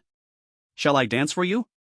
Meng Jiqiu, realizing she could not break the great musician level in a short time, chose to broaden her skills, and through diligent practice, she became a dancer. Then she discovered something strange: she could sing and dance at the same time, and those who were not attracted by her voice but obsessed with her dance would be judged as obsessed by the great musician power, making it effective. Meng Jiqiu was striving to become a great dancer. Then, at concerts, she could sing and dance, letting one audience member experience her twice. Would she still be far from being invincible in the city? Then she could take her hated rival as a subordinate, letting them touch her head every day. Meng Jiqiu sang and danced to the Koi story. At this moment, the emotion contributed by Wen Wucheng finally showed lust under the drug effect, which strangely made her feel some relief. Then she saw Wen Wucheng hold the key in his mouth, unlock her handcuffs, and clench his fist to strike his magic pill. The small bit of lust that had appeared disappeared, turning into clear admiration and longing. Meng Jiqiu stopped, suddenly feeling phantom limb pain. She covered her mouth, and after a moment, asked, "Wen Wucheng, what are you doing?" Wen Wucheng's face was pale, yet he remained respectful and gentle. "My lord, I had a wrongful thought under the drug effect just now. Next, I will continue to offer you pure emotions. I hope my lord forgives me, and if possible, give some more feedback to my family's TV." The TV's eyes lit up, seeing Wen Wucheng shed bloody tears. A good person, it decided to give Wen Wucheng some shows he liked for free. A rule effective only for Wen Wucheng started generating. Meng Jiqiu seemed to notice something and tentatively told the story of how she became a small musician from a music lover. Wen Wucheng got excited, sending even higher purity joy and excitement to Meng Jiqiu. Wen Wucheng shouted loudly, "Mom, Mom, come quickly." Meng Jiqiu was stunned. Faced with such pure emotion, she pinched her nose and wanted to respond. Then she saw a woman being called out from the kitchen, sitting on the sofa. "Great musician Meng, can you tell us again how you became a small musician from a music lover?" Meng Jiqiu received another big wave of excitement and expectation. She was already full, now letting part of her flesh seal the emotions into flesh paper to print death redemption tickets on site. She had already printed 3,000 low-level tickets. Meng Jiqiu smiled and said, "Why not?" She told her story, humming two small tunes in between. Mom instantly became obsessed, contributing 2 points to all attributes. Meng Jiqiu finally confirmed it was not her problem, this human was abnormal. Meng Jiqiu recalled Wen Wucheng's behavior and emotional fluctuations, thinking for a moment, then said, "Next, I will sing to you how I went from a confused dead person to a ghost story in the form of a song." Wen Wucheng straightened his back immediately, completely captivated the moment the singing began. Meng Jiqiu laughed, a truly unique human. As her singing echoed, Wen Wucheng grew even more excited, his gratitude and admiration deepening, and he did not stop even after Meng Jiqiu paused. She watched in surprise as Wen Wucheng repeatedly recalled and even nodded along, humming the song he had just heard. As if realizing something, she stayed silent. Wen Wucheng hummed the song as if intoxicated, imagining how wonderful it would be if he could replace the character in the song. But he soon realized he could not, and all his emotions turned into longing. He wanted to imitate her, to be more like her. Wen Wucheng hid his emotions in his burning eyes, looking at Meng Jiqiu, hoping to become someone like her. A crystal visible only to Meng Jiqiu floated from Wen Wucheng to her hand, and she became excited. This was a crystallization. It only appears for fans who resonate completely with a song, worship both the creator and performer, and revere her like a deity. It is a necessary item for identity elevation, and she had not had a single one until now. Her gaze at Wen Wucheng became even gentler, and she even started seeing his mother more favorably, sharing the pitfalls she had stepped over from being a music lover to a young musician. With a few key instructions, Wen Wucheng's mother, still stuck in her stubbornness, suddenly understood. The wind and swaying trees within a kilometer started to form rhythm, playing a song of nature. The blood-red sunlight congratulated her and summarized her career panel in front of her. Career identity, young musician. Conditions to hold, possess a certain level of musical knowledge. Identity rights, sound affinity/music force/listening. Sound affinity: by listening to music long-term, you become more sensitive to sound and melody. Over time, you gain the ability to distinguish notes and weave a melody. Music force: you can assemble musical notes into an army to launch attacks. Listening to music works of higher identity slowly improves the 4 attributes of life energy. Identity responsibility: you must listen to at least 15 hours of music each day. His mother gratefully bowed to Meng Jiqiu on the screen. Meng Jiqiu waved, then threw a wooden plaque engraved with Qianqiu off the screen. Wen Wucheng, if your family is chosen by the Life and Death game or taken by the Hell Cinema to the original Sin City Qianqiu venue to play a game or film, show this token and speak your name. They will return alive. Meng Jiqiu glanced at the still excited Wen Wucheng. His soul now bore her crystallization mark. Wen Wucheng, my honorific is Qianqiu C. I allow you to write my name and act in my name. Anyone who harms you will be my enemy. Remember, only be my fan, listen to my songs, praise my music, and rest well. I will come again tomorrow night. She snapped her fingers through the screen, and when Wuching fainted instantly, she then cut his vein with her fingernail, mixing blood with medicine, fed the first crystallization fan, hummed happily, and left, looking forward to purifying more crystallization fans tomorrow. After sensing the living room, Qi Guanglin did not interfere, but with the shadow puppet master, puppeteer, Xia Mengxian, and several family members, observed 10 chosen ones with different expressions. Qi Guanglin first invited the only military talent among them to the shadow puppet master's territory, the leather processing workshop. This territory had void production capacity. Peeling 1 meter of leather could possibly create 2 to 4 meters of leather from nothing, usable to make human skin paper, blood-faced emblems, and other cursed leather items.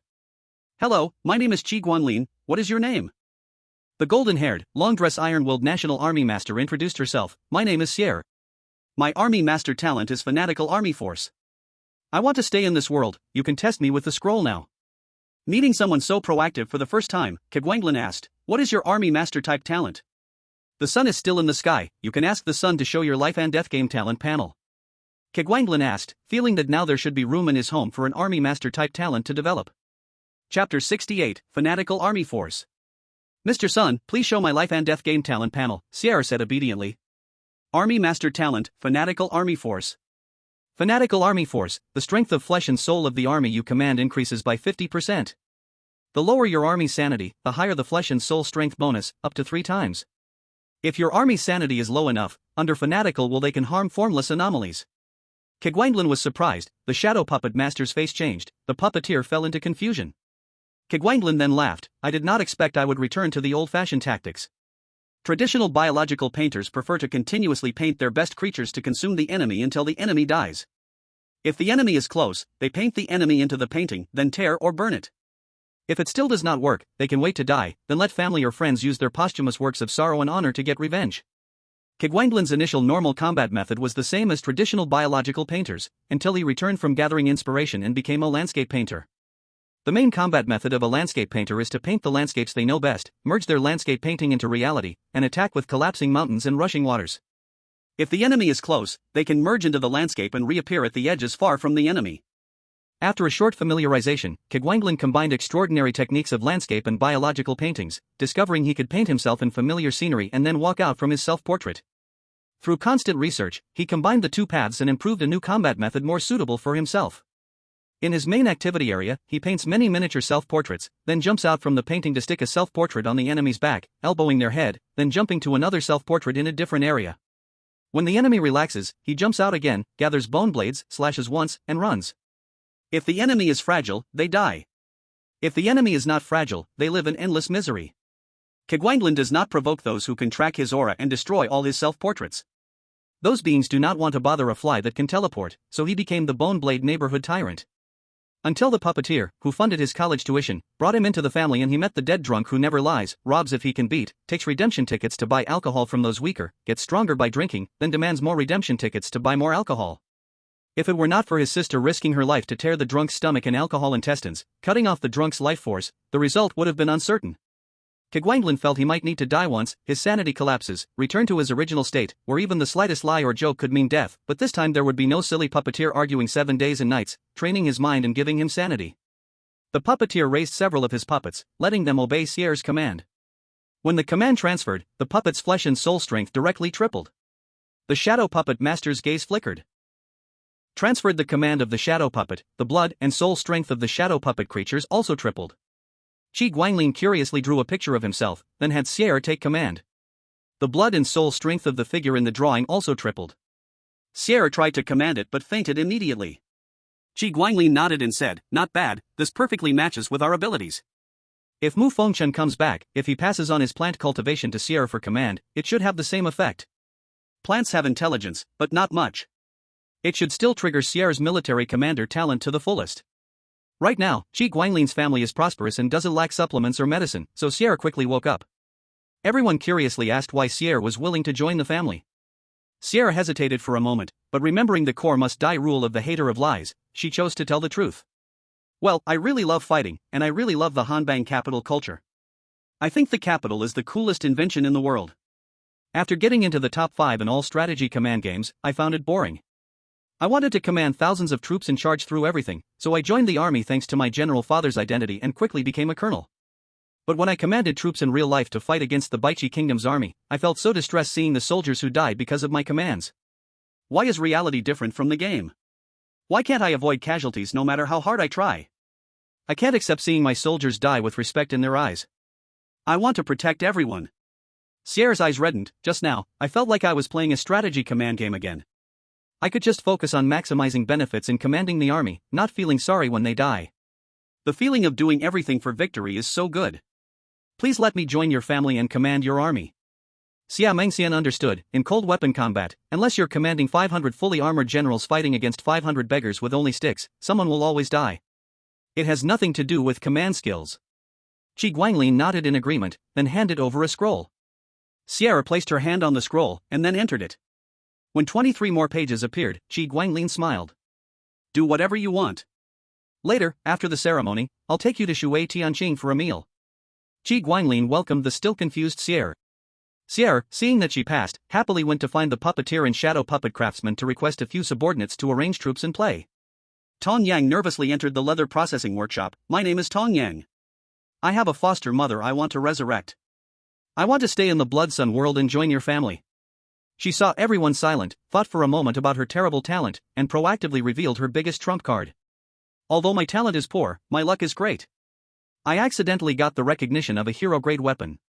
Tong Yang raised her G18 Lucky, which was covered in beautiful stickers. Qi Guanglin looked at the handgun. It was alive, but logically it shouldn't be, and her psychic energy was resonating with the girls continuously. Do you have a target or something to shoot? Tong Yang was ready to demonstrate the strength of her beloved gun in a real battle.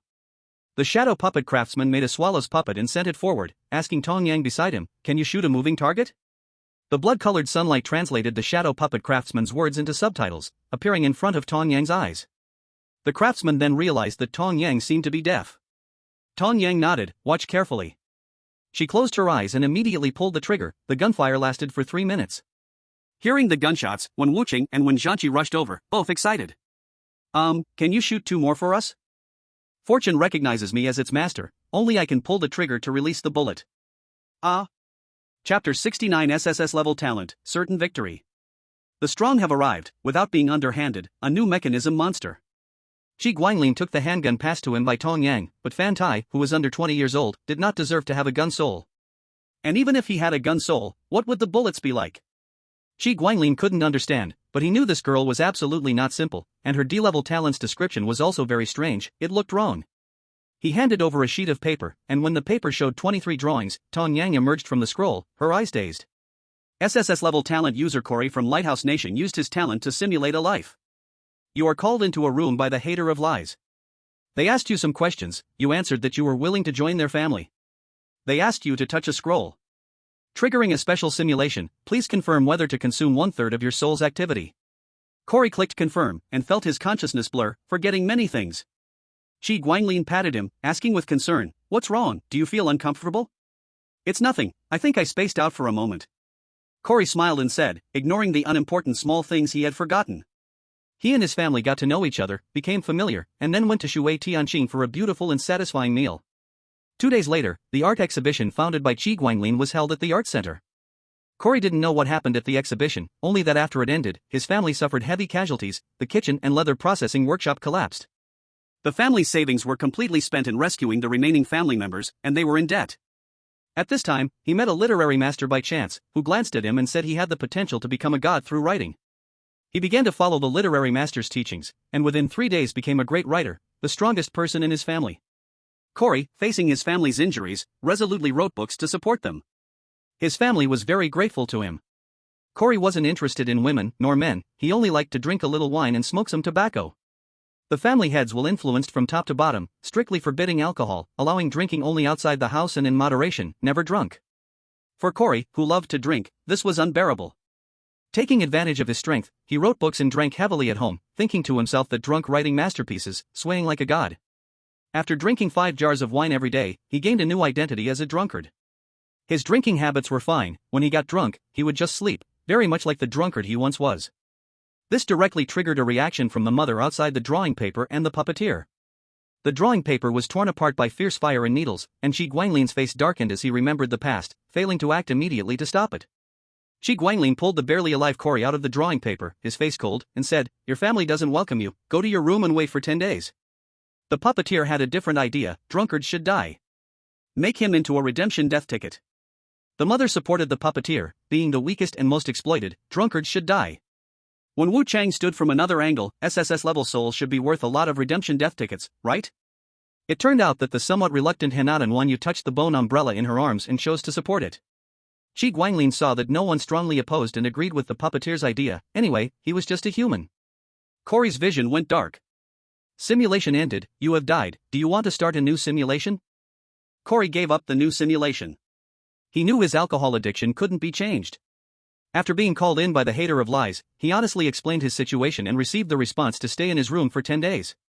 Cory was relieved, finally saving his miserable life. That was a close call. The chosen one from Pasta Nation, Leonardo, glanced at his SSS level talent Certain Victory, and couldn't suppress the smile on his face, but when he saw the detailed description of his talent, the smile disappeared. SSS level talent, Guaranteed Victory. Guaranteed victory. When your faction looks like it's losing, you can join the opposing faction and enjoy victory without any conditions. Note that this talent can only activate twice per faction, and the count resets after 28 years. Special comment for the death game, with this talent, you can't possibly lose, right? Leonardo, as a patriot, had a bit of a red temper. In the death game, what's this talent hinting at? Seeing the conditions for passing this game, a smile returned to his face. Heh, I'll definitely stand with the winners. Then, the game organizer was scared off by an unexpected shadow puppet master. Leonardo lost his smile. When he saw the liar hater, a smile reappeared on his face. But when he thought about his frustrating talent, he lost his smile again. Soon, it was his turn to be called into the small room by the liar hater. After a few questions, they asked him to demonstrate his talent. Everyone who saw his talent fell into silence. They had expected an SSS level talent to have a shocking effect, but this guaranteed victory just didn't seem that impressive, and they didn't know what to make of it. Chi Guanglin thought for a moment and said, "Would you be willing to join us?" Leonardo nodded, and his family fell silent, several of them hesitant to speak. Chi Guanglin waved his hand, "No need to say more, just vote." "I won't participate." Those who support him starting the test, raise your hand. Only half raised their hands. Chi Guanglin asked him to place his hand on the scroll, and Leonardo disappeared. Sierra from the Ironwool Kingdom hesitated before saying, "If he passes, please, Master, don't make me work with him. I have a feeling something strange will happen." When Wuching found the SSS level talent quite strange. Why was this talent SSS level? Could it be that it's strong in special circumstances, like with Sui Sui? He looked at Sierra, feeling positive about the new family member who seemed strong at first glance, and reassured, "Don't worry, talents come from deep within the soul. He might not pass the scroll test." Sierra thought about it and continued to study the army formations of the puppets and shadow puppets. To everyone's surprise, Leonardo from the Pasta Kingdom passed the scroll test, just like last time. When Wuching found it hard to believe, and Chi Guanglin, after hearing Wen Zhan speak about Pasta Kingdom's glorious history, also felt it was unbelievable. Facing the confused living person, Chi Guanglin thought for a moment and said, "Since you've passed, welcome to the family." Then, several rounds of tests followed, and a talent called Comeback was passed by a northerner. SSS level talent, Comeback. Comeback, after you die, if over 40% of your body is buried by the earth, you can come back to life. Chi Guanglin nodded after reading the talent. This new family member, Lovis, didn't look like someone who could die easily, but it seemed he would have to endure quite a bit. Then, they called on Satorina from Sakura Kingdom. She had answered the previous questions as perfectly as she could, believing them to be truthful, and deliberately appeared reserved and awkward. Then, she placed her hand on the scroll. She dared to enter the test because she was confident, for her country's commander had gambled the country's fate and gave her a cursed item worth half the national fortune, a human skin paper attached to her soul. With the hint from the human skin paper, Satorina realized she was in the scroll test, forcing herself to suppress her hatred for the Hanbang people and traitors, and behaved flawlessly. After being accepted as a disciple by the dance god, she begged her master to resurrect all her family members so they could reunite and celebrate by making dumplings. She planned to use her initial good impression to frame and eliminate this batch of other chosen ones, then begin to sow discord between Chi's family and the older generation of family members. Finally, she would use someone else's hand to kill. Once all the family members were gone, she could rise to power and receive the master's exclusive favor. Chapter 70, The Collectors Prepare to Strike. Her country could also become the world's strongest nation. A white light flashed, and Saturina returned to the real world. A swollen, grimacing face pressed against her, scaring her into a scream as she fell backward. She saw a twisted neck covered with dents marks, and an arm full of countless cuts reaching toward her, black blood dripping onto her forehead. Saturina's head was grabbed, and then a small round lid was opened on her skull. With the truth eating finished, Saturina fell to the ground, not a drop of brain matter spilled. How can there be so many liars? Qi Guanglin ate all the clumsy lies of a prospective family member who dared to lie to him, knowing all their dark and vicious emotions, and began to rage. The puppeteer who had been standing behind sensed danger and quickly began to calm him, persuading Qi Guanglin back to normal. The shadowplay craftsman, along with all the family except the puppeteer, hid in the leather workshop trembling. To gain the little puppet's attention and favor, she had told quite a few small lies, playing the victim. If the little puppet failed to calm the hater of lies, it would start judging indiscriminately, and that would be terrible. Qi Guanglin returned to normal, feeling something in his stomach. His fingers became claws as he pulled out a piece of human skin parchment from inside. Looking at the parchment, he sneered, grabbed Saturina's soul, and began to make a redemption certificate of death. The family did not know what Saturina had done, but to make the head of the family so angry that his face turned pale and revealed his true form, she must have told a huge lie, only saying, "Don't act, don't die." All the family and prospective family members gathered around, looking at the calm expression of the head. Those who had watched many live streams of their family knew what was coming next. Qi Guanglin said, "I have an idea. As our family grows, arranging by the 9th and 10th brothers can be absurd. New family members, do you accept arranging like grandchildren?" Tong Yang shook her head. "I don't want to be born short in generation, but if the head insists, I am willing to follow." Other prospective family members also had some objections. Qi Guanglin, prepared in advance, said, "Then there are two ways to divide.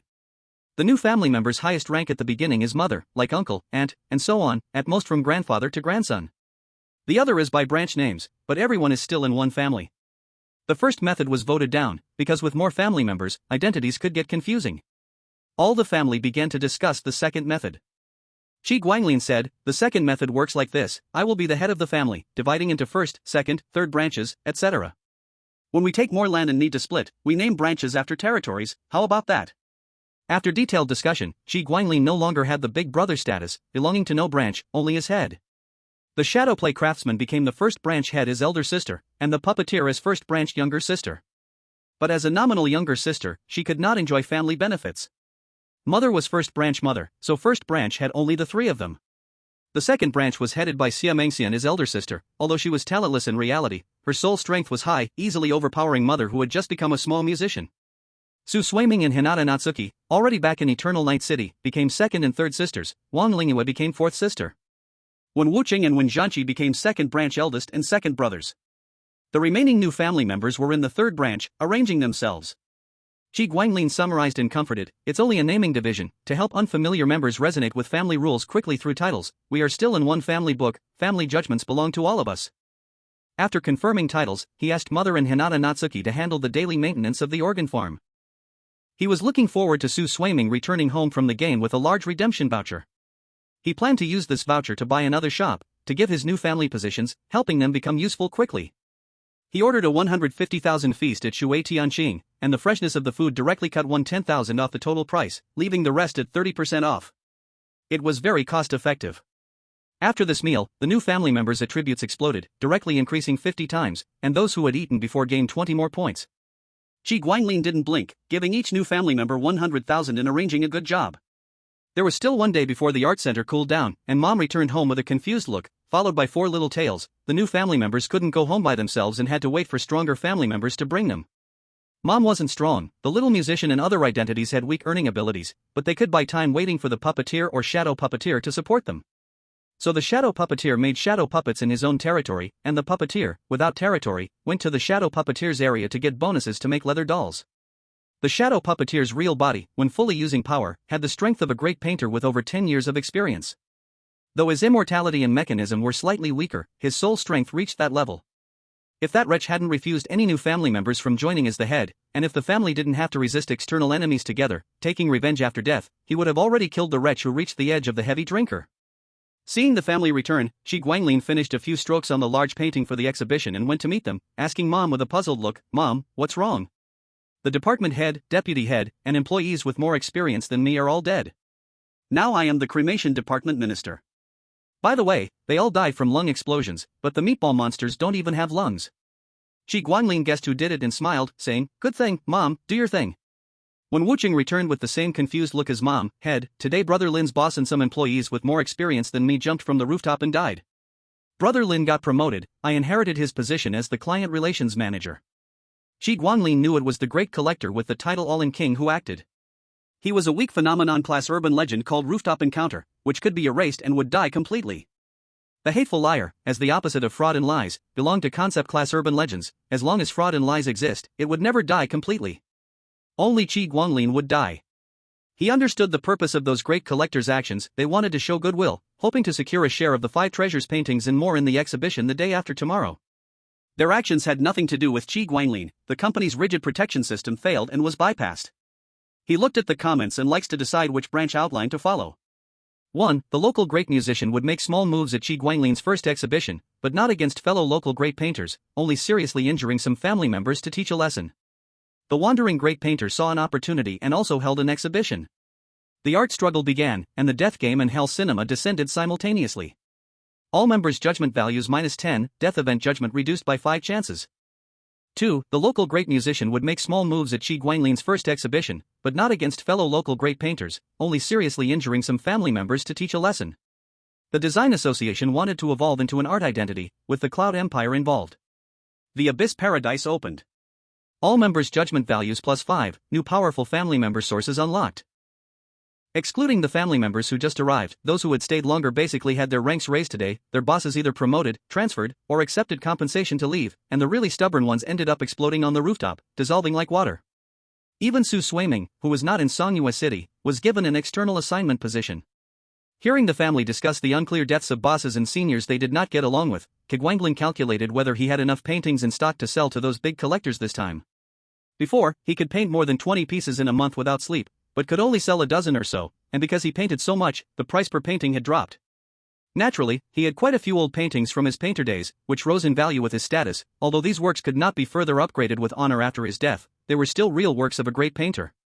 If everything went smoothly, this exhibition could capture everyone in Songhua City whose aesthetic was above 60 but below 90. According to Duxun, the last exhibition added 70,000 full attributes, and now it had been 15 days since, with all the great artists together forming the High Value Organism Protection Association, so the resources shouldn't die too much. As usual, new great artists could only apply to become one of the vice presidents of the High Value Organism Protection Association after hosting their own exhibitions, while sending their own forces to join the association. After the regional lockdown, the third master president of Songhua City explained the new rule: only by tasting sweetness first will one be willing to give, giving leads to effort, which leads to willingness. Only then will our resources flourish. If you eat the sweetness first, is it still sweet enough to die 1,000 deaths for? Currently, the position of president of the High Value Organism Protection Association in Songhua City is vacant, because without being a master, one cannot control disputes among the 3 paths of calligraphy, painting, and music. As for the path of chess, the strongest here is only a chess player, so they have no right to attend. Naturally, the art center is out of their reach, they only get to be notified. This is already considering the prestige of calligraphy, chess, painting, and music since ancient times. Although Songhua City currently has no masters, associations still have 5 or 6 master works in stock. The only problem is that artists can only use 40 to 50% of the master work's power without destructive use. But this is enough for the Art United Association to stand independently in the city, forcing all non-art identities to accept the High Value Organism Protection Association, usually without destructive use. The High Value Organism Protection Association mainly targets those with aesthetics above 60, as for below 60, they die however they like.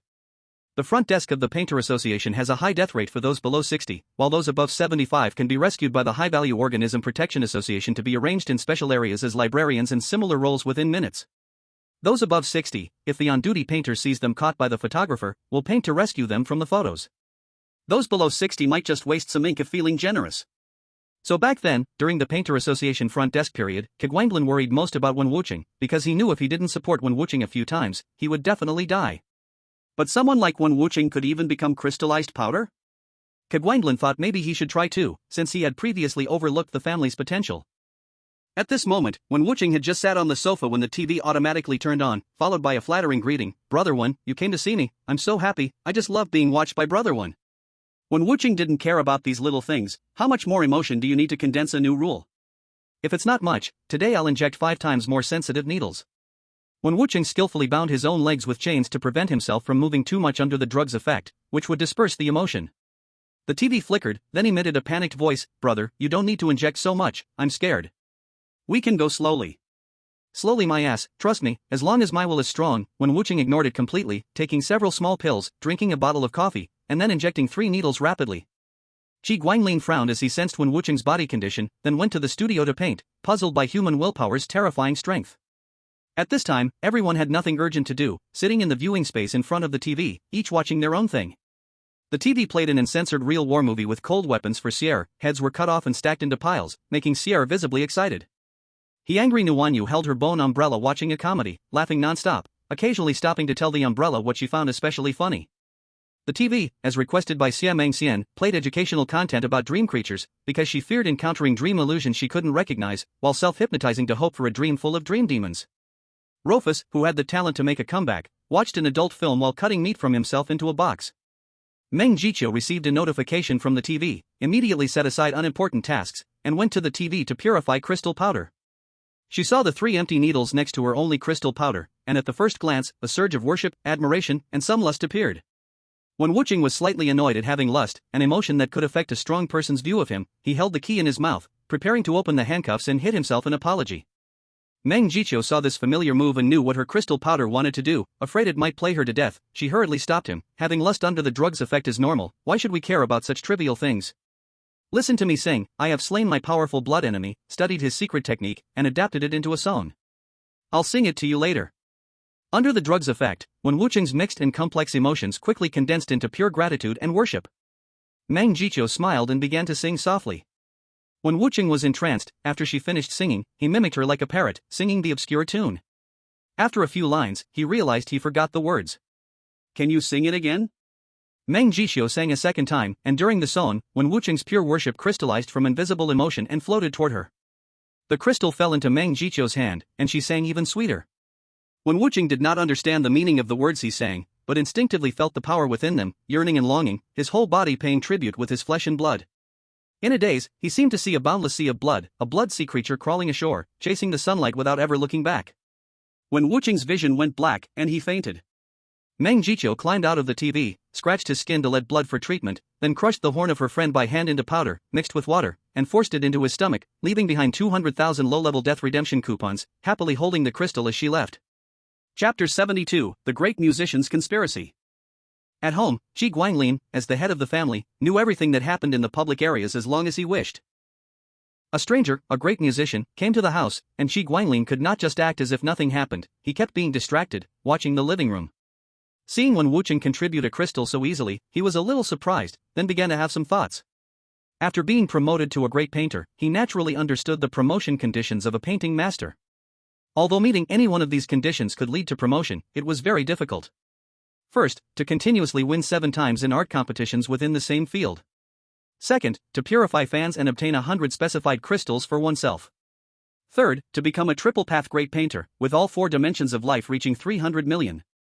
Qi Guanglin felt he could learn from Meng Jiqiu's method to purify Wen Wucheng, because becoming a great painter in architecture relied too much on luck.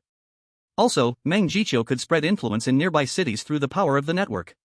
Qi Guanglin felt he should be able to do the same, because lies were most abundant online. As Qi Guanglin tried to figure out how to enter the network and spread like a virus, 5 great musicians were holding a small meeting. What do you think about Duck Zun and Shrimp King's ideas regarding the Painter Association? The eldest great musician, known by his famous song Sea Cry, first opened the meeting's topic.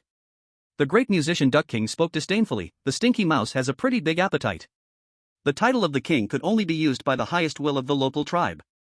The great painter Duck Zun was forced to accept the title due to strength, but had no leadership.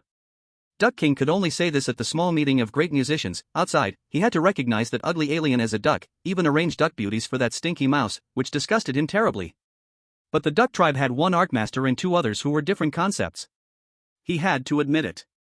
7 years ago, the newly promoted great musician, Love Song Princess, cared a lot about personal benefits.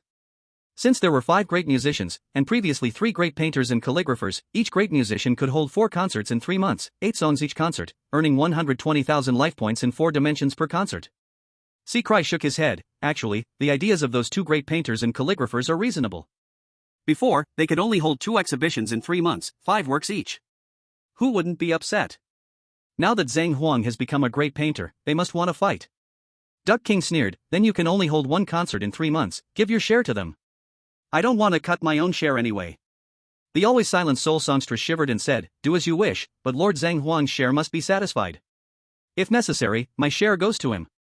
Duck King was confused, why so weak? I'll support Zhang Huang, why not give me your share? Cry ignored Duck King and chose to support Soul Songstress. Zhang Huang's share must be satisfied and be equal to ours. Duck Zun and Shrimp King can negotiate with them slowly. Duck King realized something was off and asked what happened. The other 4 great musicians asked, puzzled, you don't know? I thought you had some confidence. I only came with my tribe to settle in Songyue City 9 years ago. How could I know? I'll give 10,000 top-quality death redemption tickets. Explain to me what happened with Zhang Huang. Cry said, forget the redemption tickets. Everyone is a great musician. You should have heard of the clearing event in North City back then. Duck King nodded, seems like some irrational monsters passed by, the weak all died. Cry calmly said, what if those who died included the city management system, the chairman's whole family, 4 apprentices, 3 great painters, and 2 great calligraphers? The chairman died at Zhang Huang's hands? Yes, but remember to say he went missing to the outside world. It will be better for everyone. Isn't his priority this high? He's the president who has been hosting the calligraphy and painting exhibition for 40 years. He's not a phenomenon-type ghost story, he's a concept. The Duck King felt envious and simultaneously understood why no one had gone after the troublesome person all these years. A concept can't die, and that person must have cleared out the northern district thoroughly back then. All the related interests in that district were completely wiped out. Then, he realized something and sneered in disdain. That cowardly rat really has no guts. The Ballad Princess was confused. You've satisfied that person, but what about Duck Sovereign and Shrimp King? Let them fight among themselves. In human terms, this is like one peach killing 3 warriors. The Death Rock, who had been silent, finally spoke up. The Soul Singer denied Death Rock's naive idea. They can't fight among themselves. The hater of lies never betrays. He will definitely stick with them, no matter what. And those 2 great artists will believe that the hater of lies would never betray them. There's no way to shake the foundation of trust, so your plan is useless. The sea crying sound and Ballad Princess agreed. They didn't need to think about what kind of decisions the city's highest reputation would make. The Duck King, after hearing the story of the hater of lies and understanding his concept, had another idea. The unity of the Artist Association is because they have a person they can trust absolutely, whereas we are just scattered sand.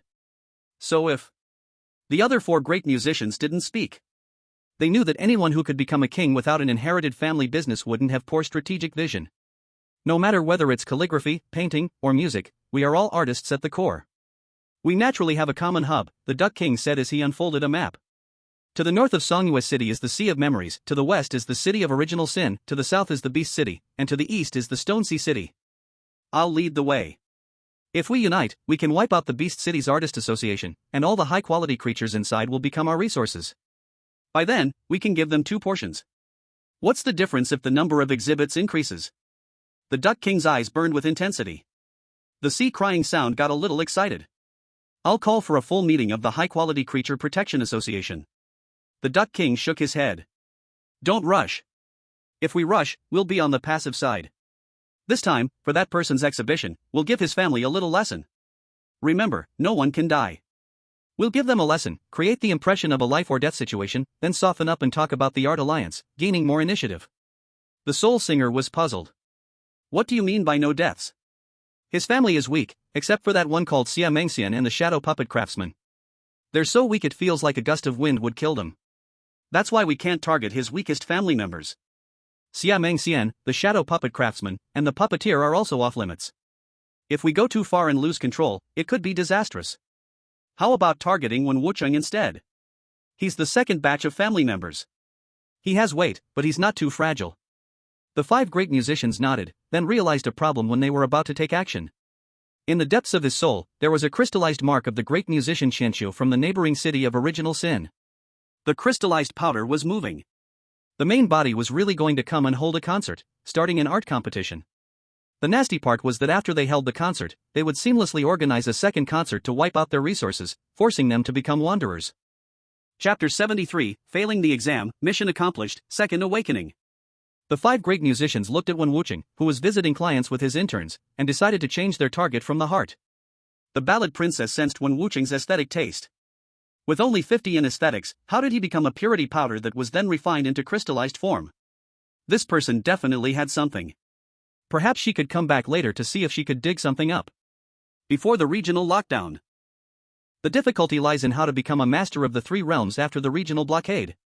It is hard to harvest 300 million life essence and 4-dimensional power through obsession.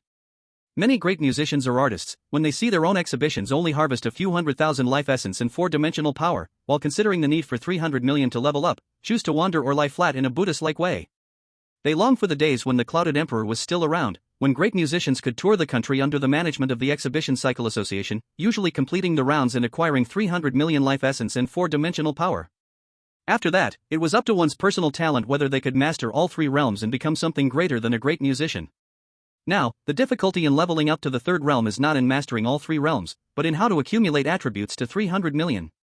The 5 great musicians do not want to take the risk of competing in art with other strong figures in the same field. If they were willing, they would have already left this small piece of land and become wandering singers. Under the threat and encirclement of great artists from other places, they would rob fans, fend off pursuers, and leave once the job was done. The 5 great musicians set their sights on Su Swaiming, but yesterday he was still around, and today no one knows which city he has run off to. In the end, they decided to target Hinata Natsuki, who was at a milk tea shop in Bloodsearch Ice City. Deathrock glanced at the bone umbrella on Hinata Natsuki's back. This umbrella seems to be of good quality. Soul Singer looked at it for a moment and said, "It only looks good when it's in the hands of her daughter. If you get it, the curse will surely backfire on you." Before making a move, Soul Singer hesitated when she saw the sign of the soul-type strange milk tea that she couldn't bear to let go of, and called out to them, ordering a cup first. The other 4 musicians exchanged glances. "Fine, it's come to this, let's have some milk tea first." After finishing the milk tea, Soul Singer couldn't resist and ordered another cup, chewing away. As Soul Singer finished drinking and prepared to order another cup, Cry asked, "What are we here for? Aren't we here to drink milk tea? Move out of the way, I have to try all 28 flavors.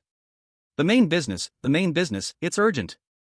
Oh, Soul Singer remembered why she came and said, "No, you guys do it, I still need to come back for more milk tea.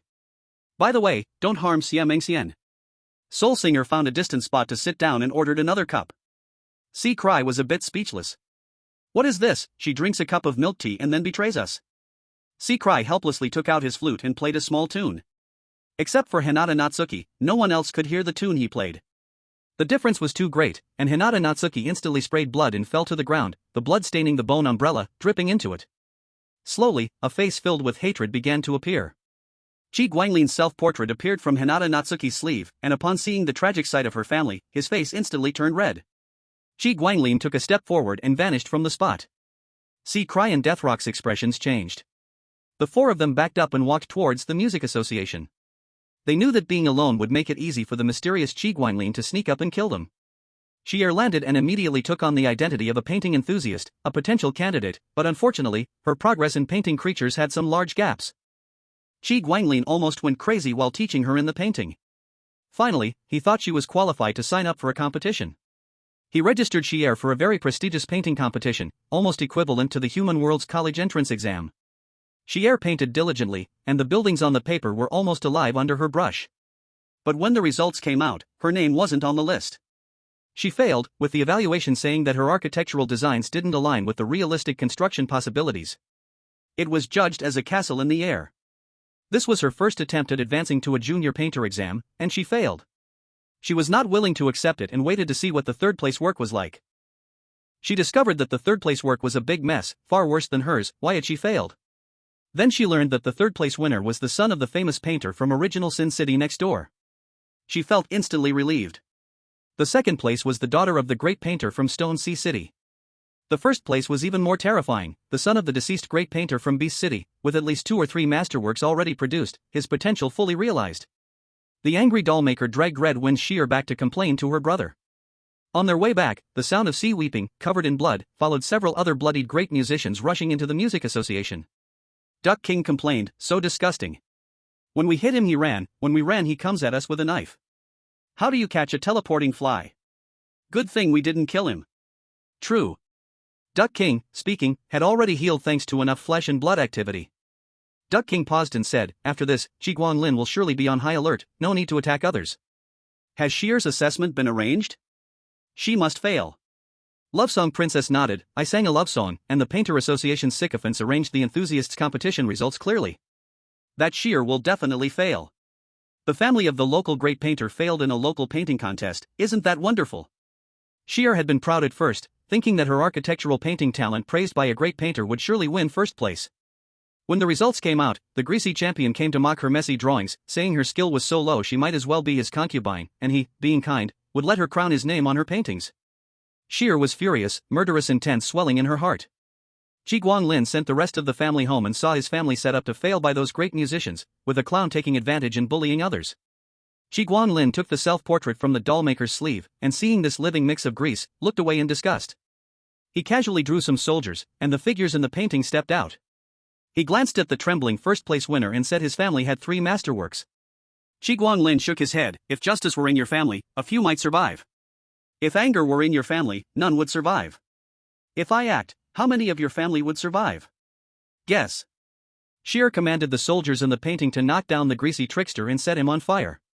Before the Human Torch, Sheer pointed to the judges and swore, I will not be a painter. I will be a civil engineer, building my drawings in reality.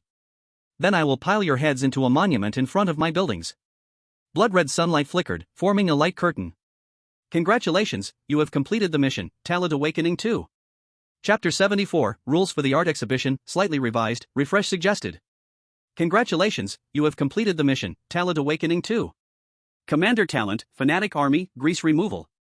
Fanatic Army, your commanded army's flesh strength and soul strength increase by 50%, the lower their sanity, the higher the bonus, up to 3 times.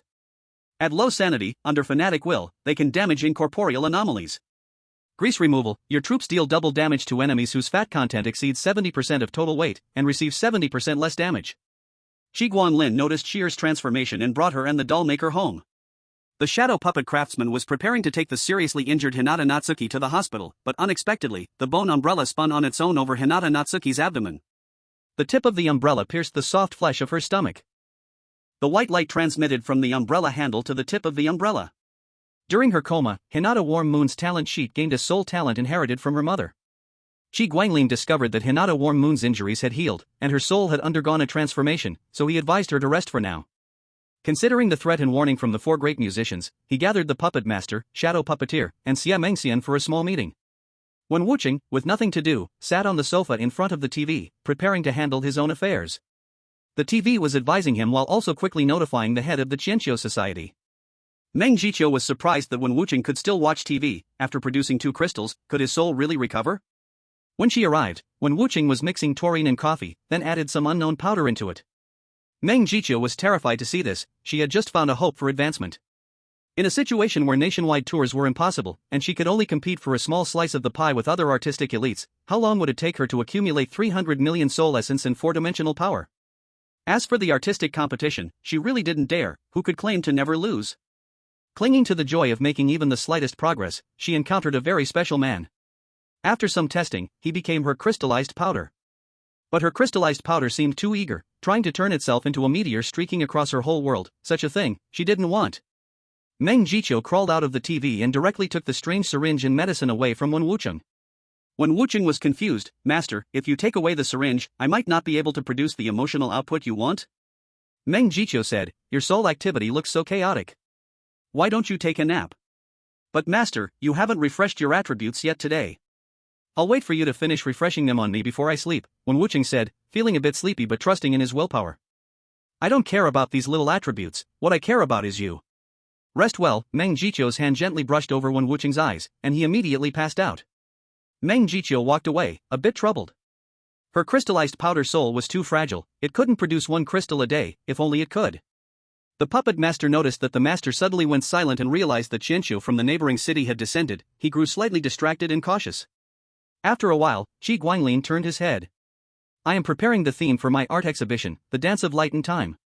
At the exhibition, I will confirm my title, Master of Time. The puppet master asked in confusion, but brother, how does your power relate to light and time? I like it, so it's fine. Besides, I want it to be unrelated. I saw in a novel where the protagonist was a shadow ability user and simply gave himself the title Shadow. The protagonist's enemy didn't even prepare something to counter shadows. How laughable. Our enemies in the real world won't make such a low-level mistake. They will definitely come prepared with things that counter light and time. Heh. The shadow puppeteer asked with envy, you can have such a borderline idea that defies the logic of birth, you're progressing at an insane rate. Ji Guanglin rubbed the puppet master's head and smiled. When I was debating with my sister about whether people who tell white lies should die, I was eventually convinced. Later, I realized that, with rationality, I shouldn't condemn people who tell white lies to death because I recognize that a white lie isn't truly a lie, it's love. Of course, those who tell me white lies should still die immediately. The puppet master chuckled with pride, feeling that someone in Songhua City still owed her a certificate for the best debater.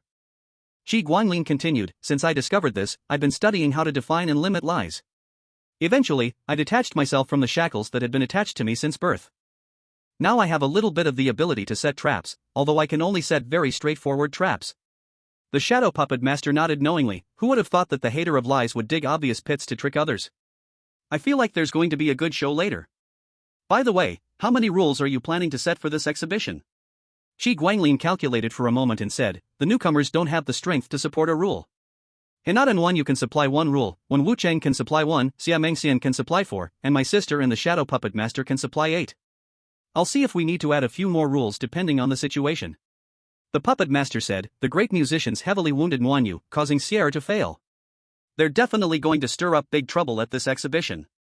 Shi Guanglin agreed, I think so too.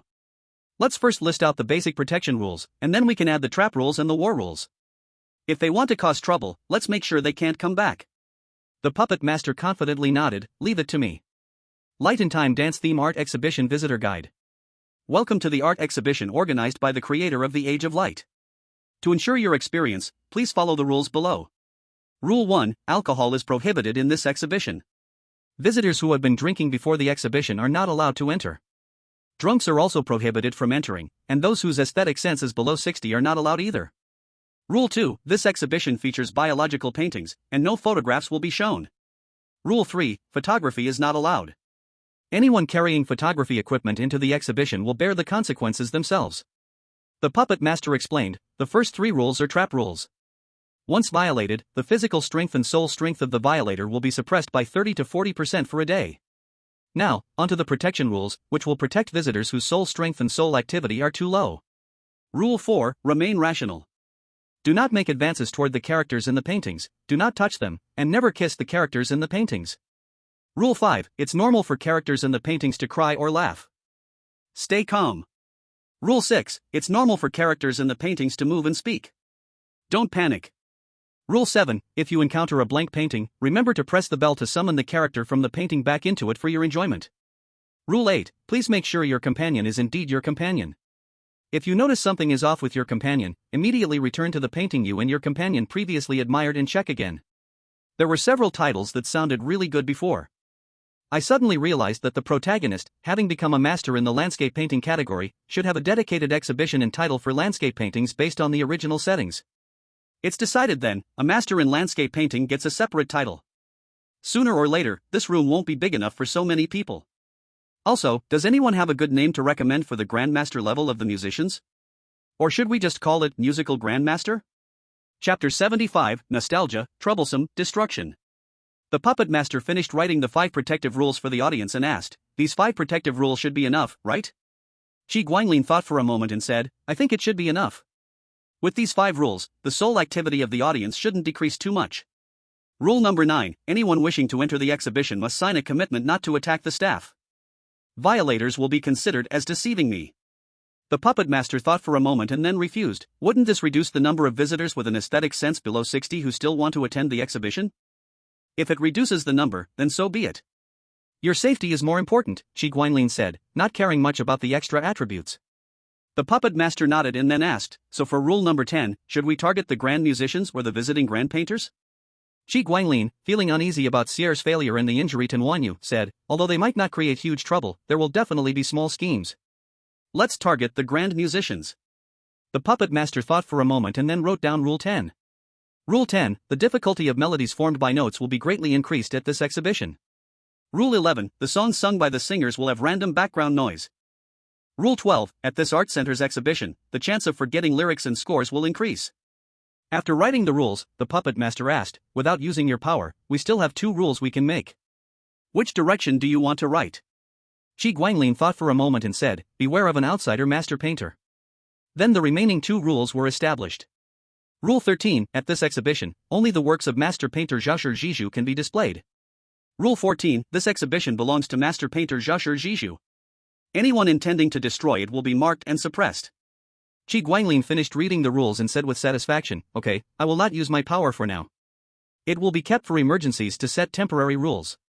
Little sister, copy these 14 rules onto one paper. I will submit it to Duck Lord, and it will be sent to the Art Center for record." The puppet master quickly copied the rules onto a paper. Qi Guanglin looked at it and said happily, "Good, I plan to start the exhibition at 10 in the morning the day after tomorrow, lasting until 5 in the afternoon. Then, for dark attribute creatures, an exhibition from 11 at night to 2 in the morning." The shadow puppet craftsman nodded and said, "During the day, the puppet master and I will work at the exhibition. Xia Mengxian and Sheer will guard the house. The puppet master and I will leave half of the puppets and dolls for Sheer as her troops. At night, there may be dream creatures at the exhibition.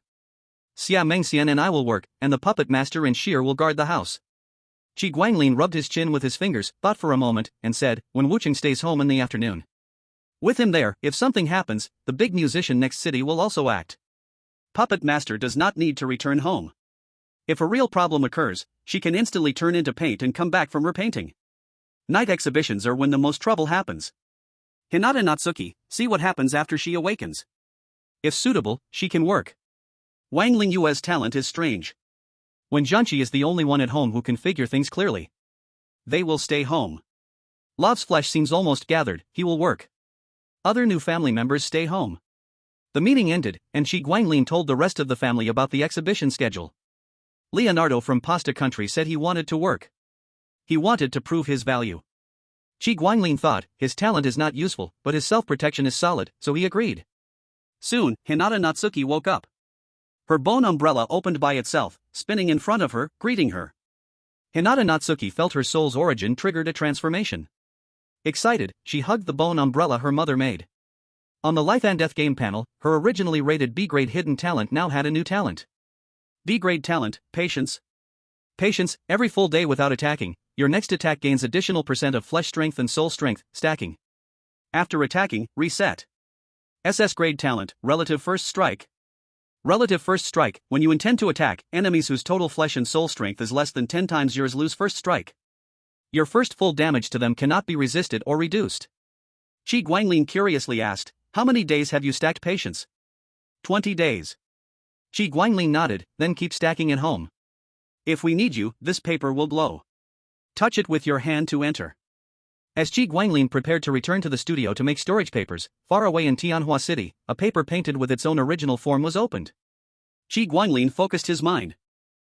On that painstakingly crafted piece of paper, his will arrived. "I really miss you, Daydreamer. We finally meet," Qi Guanglin said with a nostalgic tone. The Daydreamer received a package from Dream Express, unwrapped it, and found a strange painting. He thought maybe a younger generation wanted his feedback and guidance, but to his surprise, it was from an old friend.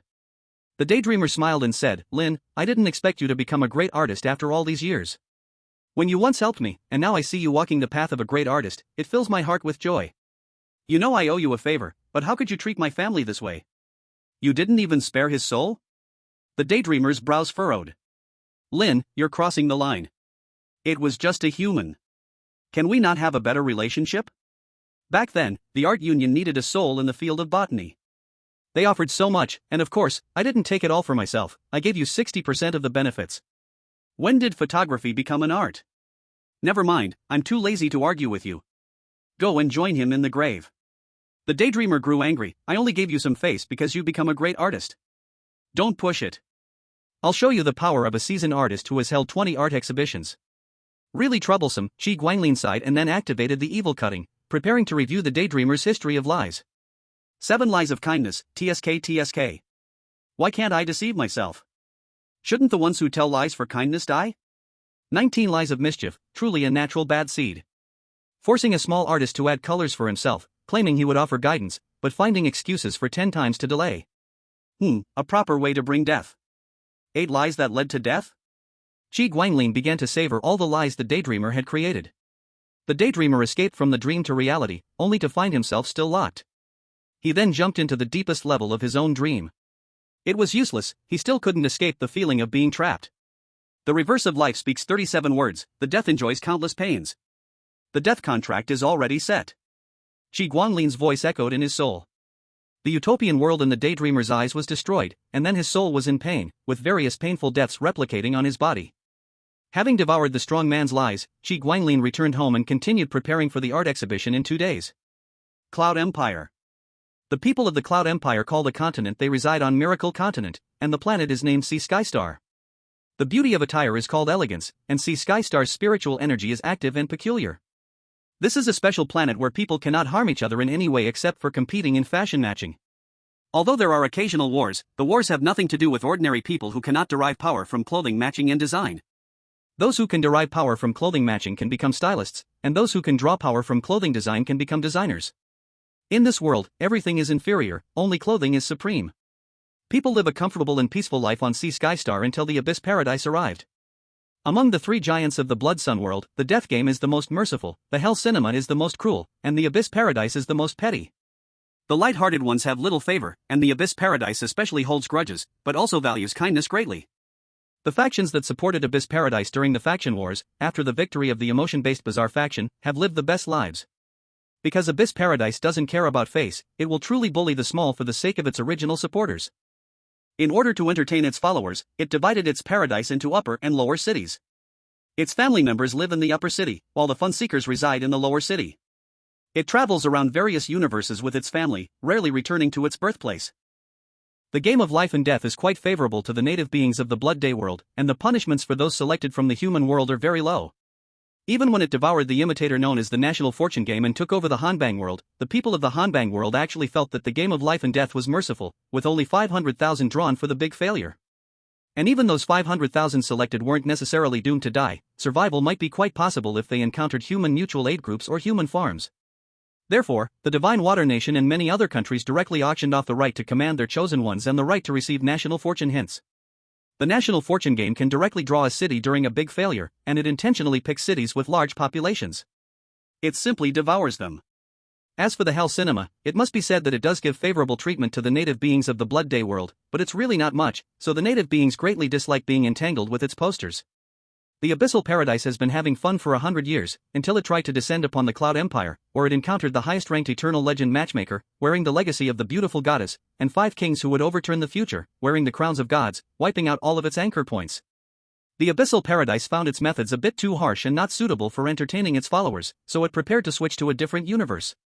But its followers, never having seen such a novel power system, persuaded the Abyssal Paradise to stay and play a little longer. Seeing its followers eager to have fun, the Abyssal Paradise stayed behind, letting them fight. If they died, it would revive them and let them play as they pleased. Who knew that, as the land became soaked with enough Cloud Empire people's blood, the Miracle Continent's landmasses began to glow, each piece of land sparkling with light. The people of the Cloud Empire named their landmass the Shining Continent. For some reason, their clothes looked even better under the shining light. For the people of the Cloud Empire, looking better meant becoming stronger, and the matchmakers and designers of the Cloud Empire began to experience a massive outburst of inspiration. Seeing its followers getting excited, the Abyssal Paradise stopped paying attention, standing in the void, watching its followers wage war against enemies dressed in flashy outfits. If its followers were killed, it would fetch their souls and revive them, allowing them to keep fighting and having fun. The game of life and death and the Hell Cinema sensed the situation after half a year, and after some negotiations and communication, the intensity of the war was significantly reduced. A new professional identity of matchmaker and clothing designer appeared in the Blood Day world. An eternal legend, along with a set of divine crowns and 3 million Cloud Empire immigrants, brought the Design Association to life. The Design Association was controlled and established by the Cloud Empire and is considered a purely human force, with a few odd beings like scissors ghosts and seamstress ghosts at the outskirts, who are suited to the design system. The corpse seamstress once tried to join the Design Association but was rejected for being too shabby. The original career system of the Cloud Empire was free matchmaker, memory creator, inspiration reconstructor, king who overthrows the future, eternal legend, gods, beautiful goddess. However, to blend in, they came up with new career system names: matchmaking enthusiast, small matchmaker, matchmaker, big matchmaker, king of matchmaking, god of matchmaking, beautiful goddess. The clothing designer system, like the matchmaker system, was just renamed. Matchmakers and clothing designers are technical identities, but not artistic ones. They neither possess the characteristics of posthumous glory nor have the qualifications to hold exhibitions or exhibit obsessive qualities. The Cloud Empire's people, who integrated into the Blood Day world, were unwilling to accept this. They kept trying to find a way to make matchmakers and clothing designers into artistic identities, as their ice and snow goddess was already 19,000 years old and nearing the end of her life due to the strain from early years of labor. If they could obtain artistic identities, the Cloud Empire would gain at least one more set of the beautiful goddess legacy. In the Blood Sun world, the artistic identity is very narrow, with only novels and performance art transitioning from technical identities to artistic identities in the past 50 years, besides the traditional music, chess, calligraphy, and painting. In Songhua City, there hasn't been a great storyteller, so no great storyteller has risen to the Arts Center. How to turn a technical identity into an artistic identity is a secret that 99% of the creatures in the Blood Sun world don't know, and people from the Cloud world actively inquire, but it's mostly in vain. This is because people from the Cloud world belong to the extraordinary species, with extremely high dimensional consciousness, and by adulthood, they usually hold at least the position of a junior designer, which makes it easy for them to blend in and become the leader of the local human forces. Songhua City used to have a design association, but the members of the design association didn't choose the location well and picked the northern district. Recently, the headquarters of the Design Association has basically investigated the situation of the Northern District Design Association's annihilation and is preparing to restart the Design Association branch, just as the buildings are already there, so they can move in as soon as they pack their bags. At this moment, a group of people moved into the old site of the Songhua City Design Association. Nuan Nuan, it's your first time being sent out and you're already the president of the Design Association. Aren't you nervous, said a woman with purple hair, looking at a particularly cute girl with pink hair next to her. Nuan Nuan smiled and said, it's fine, Songhua City is quite livable. There's only one conceptual urban legend, and it's already completed self-restraint. As long as it's not about losing control and indiscriminately judging, it's much safer than when we were in school. Ziyuan nodded. Indeed, Professor Justice is getting more and more obsessed. He keeps agonizing over what is justice. Yesterday, he said that equality between the rich and poor is justice, and today, he said that the winner takes all is justice. He changes his orders all the time. It's not easy for us to survive and graduate, Lilith chimed in. Nuan Nuan sighed. Professor Justice is just a bit confused, but what exactly justice is really hard to figure out. Anyway, forget it. Remember, once you enter this city, you must never lie to others, understood? In this city, being honest and having high aesthetics, there is a very high probability that you'll be saved if you meet that person when your time comes. But if you meet that person when they're in a bad mood and have poor emotional control, even deceiving a little girl with candied haws could get you sentenced to death. Should the identity system of the Cloud Empire follow the local customs of the Cloud world, or should it follow the local traditions? Chapter 77. Someone really searched for Mom's big worker number. Nuan Nuan's classmates nodded, promising to always speak the truth once they entered the city. They didn't want to end up like the predecessors who were inexplicably sentenced to death. They didn't know the predecessors personally, but because they belonged to the same faction, they had some opinions about that person. Putting themselves in others' shoes, they couldn't help but develop a sense of respect for the Duck Lord of the Painters Association. Hiding the truth about the death sentence issued by the Lord of the Lies Hater, the president of the Calligraphy and Painting Association, and the three great painters, they took the initiative to advertise around that person, exaggerating how profitable a biological artist could be. Then they appeared in luxurious attire, with 100 servants responding, creating a lavish scene to guide that person onto the painter's path. One could say it was a very daring gamble. However, the background information also mentioned that this tactic helped the struggling Painters Association avoid being squeezed by the Music Association, and it sustained the association until the Shrimp King became a great painter, while the Calligraphy Association declined to only have one great calligrapher and 4 calligraphers. The data reminded them that in order to establish themselves in Songhua City, they needed to meet the Lies Hater in a public setting as soon as possible. At the very least, they shouldn't be disliked or overly curious. Only those who could meet the Lies Hater without being immediately erased would gain the basic trust of the leaders of all the major forces in Songhua City. This showed that they were at least not spouting nonsense. Those who do not dare to meet the hater of lies, do not even talk about cooperation. Even if they come to the door, no one will pour them a cup of tea. The only problem is that the materials mention that the hater of lies seems a bit of a homebody, and under normal situations, he cannot be seen appearing in public places. How to quickly be seen together with the hater of lies in public and have it witnessed that they have met? Nuan is worrying about this problem. If this is not solved, no association will deal with them, and no decent merchants or companies will do business with them. Nuan let her classmates go out to play by themselves for a while. Not long after, Ziyuan rushed back with an excited face. Nuan, that lord will hold an art exhibition at the art center the morning after tomorrow. This is his first time holding an exhibition, he will definitely appear. Nuan relaxed. Great, let's go. We go to Crazy Laugh City to stroll shopping, and wait until the morning after tomorrow to see the exhibition. By the way, are there any harsh requirements in the public rules of the exhibition? Ziyuan said relaxedly. No, but you have to sign a promise not to harm the staff. Violators will be seen as deceiving that lord. Small matter, everyone is not planning to cause destruction, so they relaxed and went to Crazy Laugh City to stroll shopping. The next day, the blood sun rose, shining over the world. Pure soul stones, soul crystals, and soul-devouring flower pieces were force-fed to Sierra, until Sierra confirmed that she could stably control the 3 ordinary people in paintings left by Qi Guanglin and the mixed army of 7,000 shadow puppets. If a situation is encountered, Sierra commands the army to consume. If it is tricky, after almost consuming, let Riang Nwanya / once, if not killed, all family members at home enter the blank paintings in the studio. Although Qi Guanglin felt that the great musicians in this city would not go mad, he still went to the Painters Association to ask Yazu to help watch the house. Yazu shook his tail and said, I believe Duck King and Son of Sea Cry will not lose their minds, but since you say so, tomorrow I will go to the shop near Boneblade Community. Just right, I have not inspected the storefront for a long time.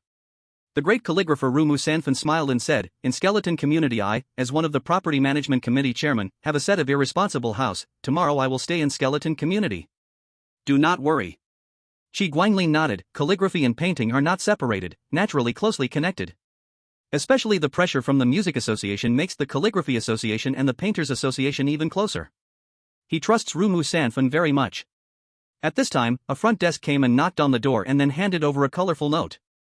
We hope after the art exhibition to start a full high-level meeting of the High-Value Biological Protection Association. Before this we will go to the Calligraphy Association as guests to visit calligraphy until the exhibition ends. We hope the High-Value Biological Protection Association later can reach a pleasant result.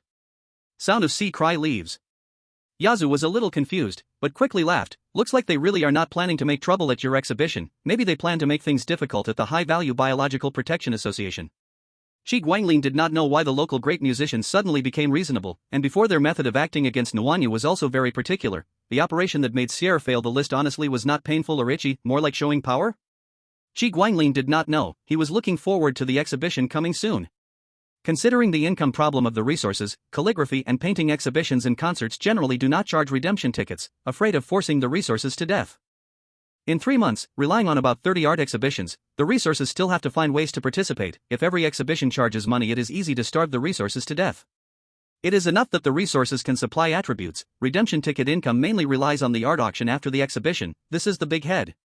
Qi Guanglin thinks if all stored paintings are sold, then take back the income of these batches of smuggling. He should be able to gather enough money to redeem Mu Fengchun from death. The organ farm currently produces about 1.5 million worth of organs each month. If Mu Fengchun manages the organ farm, as an apprentice botanist, the output could increase by at least 20%, and the quality would improve by 10%, bringing an estimated income boost of 300,000 to 400,000. If Mu Fengchun advances to become a botanist, the total estimated income could increase by at least 800,000. Qi Guanglin sighed. Perhaps this was also the reason Mu Fengchun met his tragic end. Botanists and zoologists rely too much on talent. Training them depends on both personal ability and luck, but he suspected there must be some dark magic from Tianhua City, or else Mu Fengchun, a mere plant apprentice, wouldn't have had his soul scattered. He made a note of this and, when he becomes a grand landscape painter, he would definitely visit that city to uncover its darker secrets. Meanwhile, when Wuqing was getting ready to watch TV, and Meng Jiqiu had already arrived. She stood beside her TV, composing music, waiting for the signal to come through. This time, she wore a starry blue gown dotted with constellations, and a large moon hung behind her like a decoration, exuding a noble and refined aura. Meng Jiqiu casually confiscated the medication from Wen Wuqing's desk and said, "Don't use these drugs, they harm both your body and your soul." "Without the drugs, can I still satisfy you?" Wen Wuqing asked with some concern. Meng Jiqiu smiled and replied, "You can, so there's no need for them. Your soul's vitality hasn't recovered yet, so I won't sing for you today." Wen Wuqing let out a soft sigh of disappointment and then said, "Okay, I bid you farewell, Lord Qianqiu." Meng Jiqiu didn't immediately understand. Wasn't she just arriving to be sent away so soon? She glanced at Wen Wuqing's crystallization mark. There was no powder falling off, so why didn't the crystallized powder want to chat with her a little longer? Someone really searched for Mom's big work number and showed up, leaving other readers stunned. Chapter 78, Successfully Bewitched by Group Friends, Voting has ended. Meng Jiqiu curiously asked Wen Wuqing why he was so eager to send her away. Wen Wuqing replied in confusion, "I am of no value to you now, so I am useless." "Why waste your time on me?" Meng Jiqiu became curious. "Why do you think like that?" "Because it's not worth spending time on useless things. Dream Master, I am not worth your time. Come back when I can provide you with what you need." Meng Jiqiu shook her head. "Well, I have nothing to do right now. Why don't you tell me your story?" Wen Wuqing thought for a moment before replying, "There's nothing exciting to say. My parents died in a car accident, and my relatives tried to starve me to death. I escaped to an orphanage. Luckily, Hanban's welfare system is good, so I survived until adulthood. Because the school's program was terrible, I hope to make a living by writing novels. Later, I met a pretty good girl, but freelancing was unstable and not profitable, so we broke up. Nothing special, weakness leads to suffering. Later, I got lucky and followed a big shot who seemed prosperous, gambled on the stock market, and became financially free. Enjoyed 3 years of freedom before coming here. Meng Jiqiu understood and then asked, do you hate those relatives of yours? I used to hate them, but when I grew up and became more mature, I understood. The weak are just food, and I was weak, so I deserved to be eaten. So, when I became strong, I spent most of my money to turn those relatives into starving heirs and ate them back. That was only fair. Wen Wucheng calmly spoke about his story. Meng Jiqiu touched Wen Wucheng's head and then asked, do you like this home? Wen Wucheng, somewhat confused, replied, this home doesn't align with my philosophy. Death means weakness, so if you're weak, just give up. Why bother making money to bring the dead back to life? But the head of the family insisted, and the strong person's idea was not wrong, so I followed. Meng Jiqiu asked in confusion, you think this way while alive, but if you were dead, would you still think the same? Wen Wucheng nodded, full of insistence on his own belief, I am so useless, not worthy of being revived. I like all the living family members who make me feel warmth, but if they are completely dead, I will never glance at them again. Meng Jiqiu looked at him as if looking at a reflection of his own past, then why do you give yourself medicine to provide more emotion to the TV? To make myself more useful, just as you, a great musician, let me stand and talk to you, it is because I am useful. You are so strong and still working hard, how can I not fight with all I have? Meng Jiqiu was somewhat speechless, sang him a lullaby without extraordinary power, and after Wen Wucheng fell asleep, Meng Jiqiu thought while returning to her own home and sat quietly all night. When the blood-colored sunlight entered the window of a house in the Bone Blade community, a sheep-headed person, obviously a high-quality individual, forcibly woke up his child. The little lamb asked in confusion, Daddy, where are we going? To visit an adult's art exhibition. The little lamb was even more puzzled, why do we have to go? Our aesthetic is not higher than 60. Precisely because our aesthetic is not higher than 60, we must go. Think about it, if you were a great painter, and two people stood before you, one with aesthetic below 60 who never visits your exhibitions, and one with aesthetic above 60 who is naturally drawn to your exhibitions. Who would you save if they were in danger? The one with aesthetic above 60. But if a true fan stands before you, whose aesthetic is below 60 but attends only your exhibitions, never missing any, and spends a lot to buy your paintings, while another person with aesthetic above 60 is naturally drawn to your exhibition. If they are in danger and you can save only one, who do you save? Save only my true fan. The little lamb understood his father's intention and quickly tidied his wool. We are in the Bone Blade community, and he also lives here, so we can choose to visit other painters' exhibitions as we like. But this time, it is his first exhibition, we must go. In Laughing Madness City, a person with aesthetic above 75 dreamed of a pair of wings that blocked the sky, embedded with clocks, whose hands began to spin. A name faintly engraved in his heart, Master of Time. This high aesthetic person, helplessly jumping from buildings, ran toward the art center, afraid he might not get in due to various conditions. Visiting the exhibition, although seeing more works temporarily lowers the soul's vitality, if one resonates with the scenes in the paintings, it can increase soul strength. Some works even raised the upper limit of soul vitality when aesthetically resonated.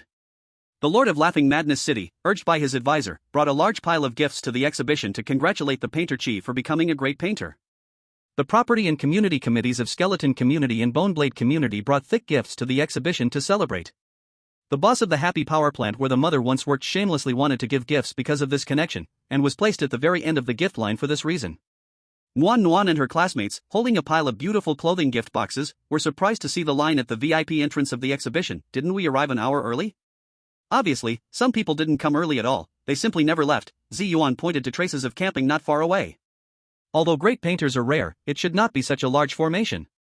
Putting aside that person's conceptual strange tale identity, he is the only one in this city who practices both paths simultaneously. His talent for both landscapes and biological art far surpasses that of others. It's very likely that he will receive a second honorary title. Nuan Nuan was somewhat surprised, and her surprise was understandable. She had never been beaten by both biological and landscape art combined. Anyone who had been beaten would understand how this approach would cause a mess after both paths become great artists. The Lord of Mad Laughter City gifted 3 jars of high-concentration joyful emotions to Qi Guanglin and presented him with 50,000 high-level redemption death vouchers. After thanking him, Qi Guanglin sealed these 3 jars of emotions into his painting. The property of the Skeleton District did not come together with the Bone Blade neighborhood, but the property of the Bone Frame neighborhood offered a no-liability house card and an additional 10 years of outstanding homeowner fees, along with 720,000 low-level redemption death vouchers. Qi Guanglin's face remained calm, but his heart was deeply shocked, because receiving the homeowner status from both the Bone Frame and Bone Blade neighborhoods was not much different from the rights he had as a former Bone Nest homeowner. This was truly a great gift, and the signal behind it was also very significant. Next came the property of the Boneblade neighborhood, who gifted a human skin mask in purple community worker clothes, followed by 500,000 low-level redemption death vouchers. The doll master who was registering nearby felt a little soft in his hands. At this moment, a group of girls arrived, and the leader, with pink long hair, smiled gently and said, "Hello, Lord of the Hour, we are from the Songyu City Design Association, and we congratulate you on becoming a great artist." Eh? Shi Guanglin, who had always been in the habit of thanking people, showed some unexpected change, and everyone in the room turned to look at him. After discussing with the book friends who entered with the big number from Somam, they gave me new options. Originally, I was planning for Meng Jiqiu to enter this family as the second wife's elder brother's wife, but they told me about a television? And it sounded pretty good. So let's start the vote. Meng Jiqiu becomes Wen Wuqing's wife. The television becomes Wen Wuqing's wife. Rabbit Head doesn't deserve a wife, let's arrange a sunflower manual for him. Chapter 79, the daytime art exhibition ends successfully. Shi Guanglin gave a review, not bad, very honest. Nuan Nuan was stunned for a moment, then happily thanked him. She knew that with the endorsement of the liar-hating Design Association, there would be no more problems dealing with other forces in Songyu City. Now, the Design Association had truly integrated into Songyu City. Soon, the gift-giving teams were all done, and the doll master calculated that just counting the redemption death vouchers, they had gathered a tenth of Mu Fengchuan's down payment. The illiquid and high-value items weren't even counted yet. Shi Guanglin gathered his family, who were also his core staff.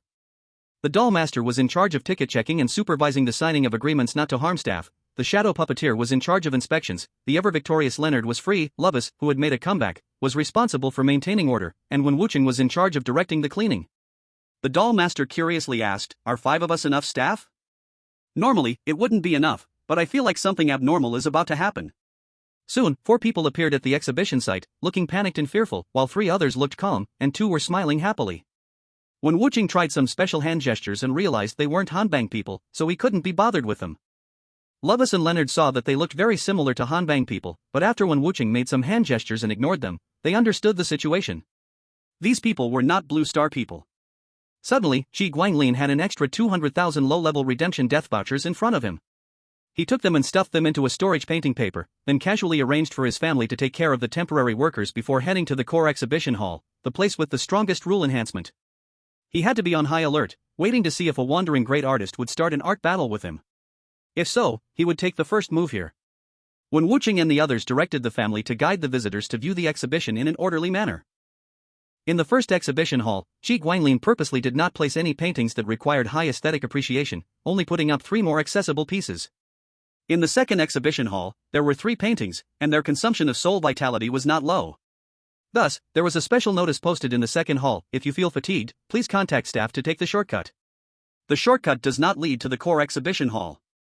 The core exhibition hall only has 1 painting, which is the piece Shi Guanglin has most recently poured his heart into, naturally requiring high soul vitality consumption and aesthetic demands from the audience. However, if there is a sufficiently compatible viewer who can appreciate the mood of the painting, they can gain 10 or more points of soul strength. Those with high enough aesthetic taste, from the first exhibition hall to the core hall, walked out of the art exhibition with pale faces and joyful expressions. A strange being, with 7 or 8 clocks embedded into its head, stood in front of a painting in the second hall, depicting an angel with light wings covered in a myriad of clocks. The clock demon stood there in a daze, completely immersed in this painting. It resonated with the painting and stood there until the end of the daytime session. The clock demon knew it wasn't yet qualified to attend the auction after the exhibition, but it sensed an explosive increase of over 1,000 points in its soul strength and quietly vowed to save up enough money to buy this painting from the collector who won it.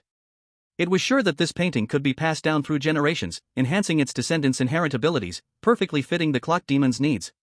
A photographer, who had deliberately not brought a camera, snuck into the exhibition, eyeing the subject of the painting. Upon seeing the title given by the newly crowned big artist, it showed a smile of success, feeling the plot had succeeded. It was well known that the hater of lies despises falsehoods, and the title it had given itself was certainly in line with its biological painter power attributes. The photographer wasn't prepared to kill the hater of lies, for they could not be killed, but they planned to bring some secret treasures targeting its attributes to hold it off for a day. One day was enough to do many things. Several top photographers were gathering in Songyu City from across the borders, as there were few great artists in Songyu City. If everything went well, the photographer could devour at least half of the city's painting rights, which would grant them artistic status in Songyu City. The photographer's line had never been without the possibility of successfully emulating the path of the moon. The moon had been driven out of its birthplace, Eternal Night City, by the sun, and eventually forced to the northernmost part of the underworld, where it stole half of Bone City's time and renamed it Songyue City, from where it continued to spy from all directions. Nuan Nuan and her classmates wandered around the exhibition, and as they walked, Nuan Nuan had an inspiration. I planned to design a set of clothes, called the Dance of Light and Time. Nuan Nuan pulled her classmates along. After the daytime session ended, Shi Guanglin told Wen Wuqing to go home and watch TV, and also asked Xia Mengxian to come over, as the night session had the most creatures, with a significant proportion being dream creatures among them. With Xia Mengxian present, Shi Guanglin didn't need to personally deal with the dream creatures. After the daytime session, 9 humans were sent by some giant, 7 of whom died. Shi Guanglin gave the remaining humans a painting that didn't rise with their identity upgrade, from an unknown artist. 2 humans from unknown origins, holding the scroll, happily walked away. Looking at the color of the teleportation light pillar, Shi Guanglin recognized it as the light from the lower zone of Abyss Paradise. The joys of those in the lower zone of Abyss Paradise were even worse than those of the human actors from the Hell Cinema, but the human followers in the upper zone lived much better than the chosen ones from the Death Game. The humans in the upper zone of Abyss Paradise seemed to distinguish themselves from mortals by calling themselves demons, and Abyss Paradise even issued rules to establish the status and racial rules of demons, truly pampered. When Wu Cheng returned home, the television turned on by itself, and Meng Jiqiu had already calculated the time when Wu Cheng would be free to watch TV, so she waited in the television in advance. When Wu Cheng saw the great musician and immediately lowered his head to greet. Meng Jiqiu returned the greeting and then asked, "When Wu Cheng, what do you want the most?" "I want immortality," Wen Wuqing said naturally. "Then why do you seek immortality?" Meng Jiqiu asked, puzzled. "As long as I keep living, without worrying about life and death, I will eventually find out why I want to be immortal," Wen Wuqing replied without hesitation. Meng Jiqiu frowned, and after a moment she said, "Wen Wuqing, do you know how I died?" When Wuqing heard this and cold sweat ran down immediately. He had seen horror movies, and discussing the way of death with the dead was a taboo. Was she going to die now? Meng Jiqiu spoke to herself, "Before I died, I was a genius girl who wrote my own music and lyrics.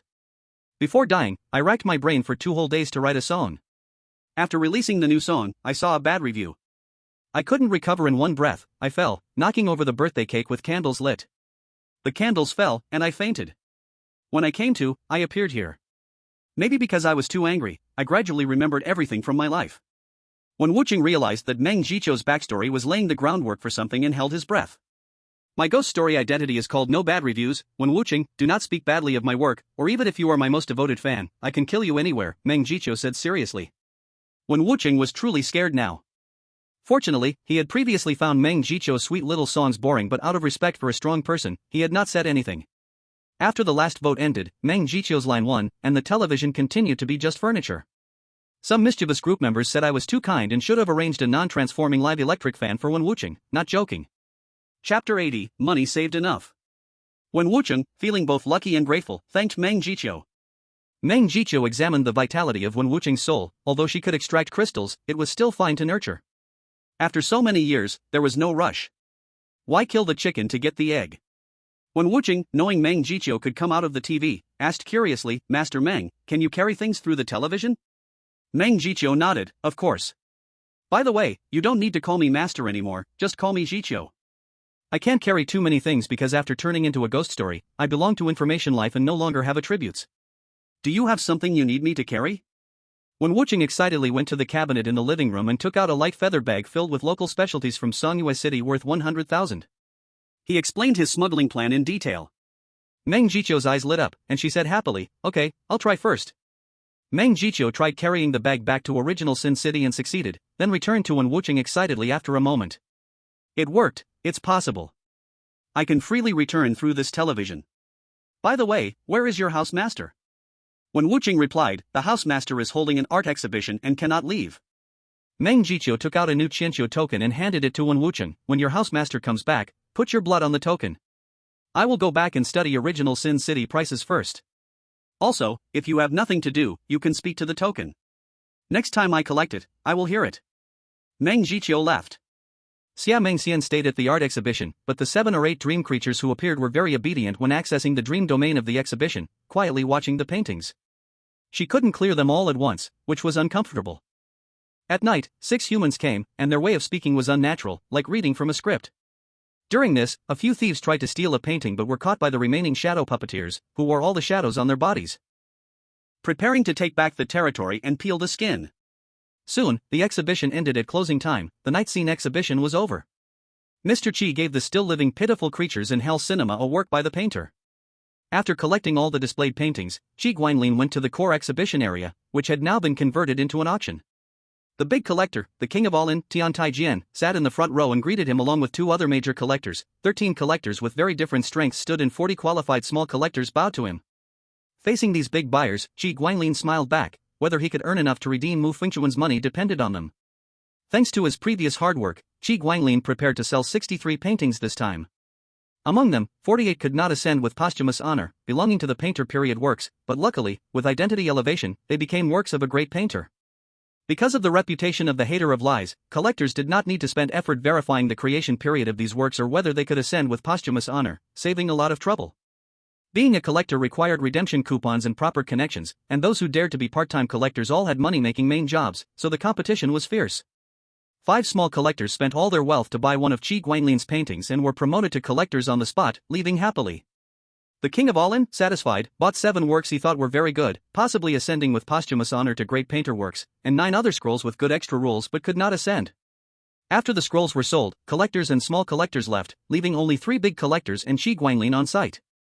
The king of all in bought the most works from Chi Guanglin's painter period, naturally having a good relationship, and asked openly, "Mr. Chi, you are about to become a great landscape painter, right?" I once thought you would be the first to become a great landscape painter.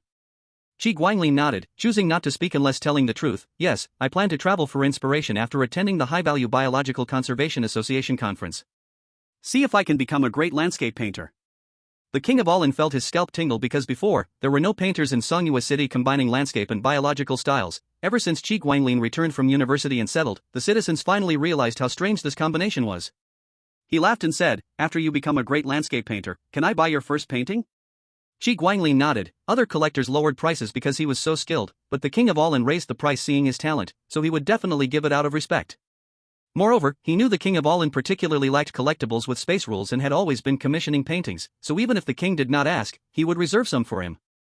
The other 2 big collectors, seeing the king of all in leave, placed orders with Chi Guanglin for several biological paintings with special rule requirements. After confirming orders and delivery times, Chi Guanglin opened the scroll over his family's heads and, under the moonlight, led them home. He went to visit Duxun and the great calligrapher Romusanfen to express gratitude. Duxun and Romusanfen had been discussing for a while, not knowing what the great musicians silently preparing. They darkly imagined the musicians colluding with foreign painters for an art attack. Unexpectedly, after the exhibition ended, the great musicians did nothing. So strange, what did they want to do?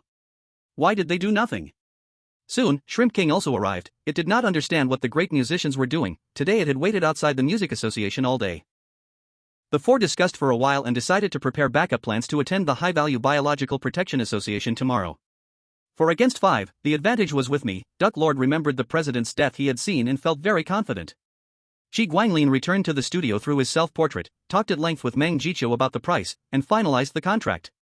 By now, the smuggling route between Songhua City and the most difficult Yuanzhou city was open, and due to demand and market issues, each smuggling run was expected to net 4 to 5 million low-grade redemption vouchers. At this moment, the family members had not slept, their faces full of excitement. Chi Guanglin happily announced, "Family, guess how many redemption vouchers we have now?" The family started guessing all at once. Chi Guanglin laughed wildly, "Haha, all wrong, we now have 85 million low-grade redemption vouchers. Enough to redeem 1 family member from death." Because of the special nature of the Dao-proof painting as an anchor, the puppeteer's redemption price from death dropped significantly, now only 1.2 million high-grade redemption vouchers. The family became excited, knowing exactly what this number of vouchers meant. The shadow puppet master happily hugged the puppeteer, and Mom was also very happy. She had once been closest to the puppeteer because she loved dolls and saved almost all her wages to buy dolls. Over time, the puppeteer and this longtime customer grew closer. Amidst the lively scene, the puppeteer remained the calmest. Noticing Chi Guanglin's gaze, she said, "No, now is not the time to redeem me, the cost performance is too low." They realized they had forgotten the territory that Xia Mengxian should have. They would patch it after the results came out in the group. Chapter 81, Mu Fengchun Revival.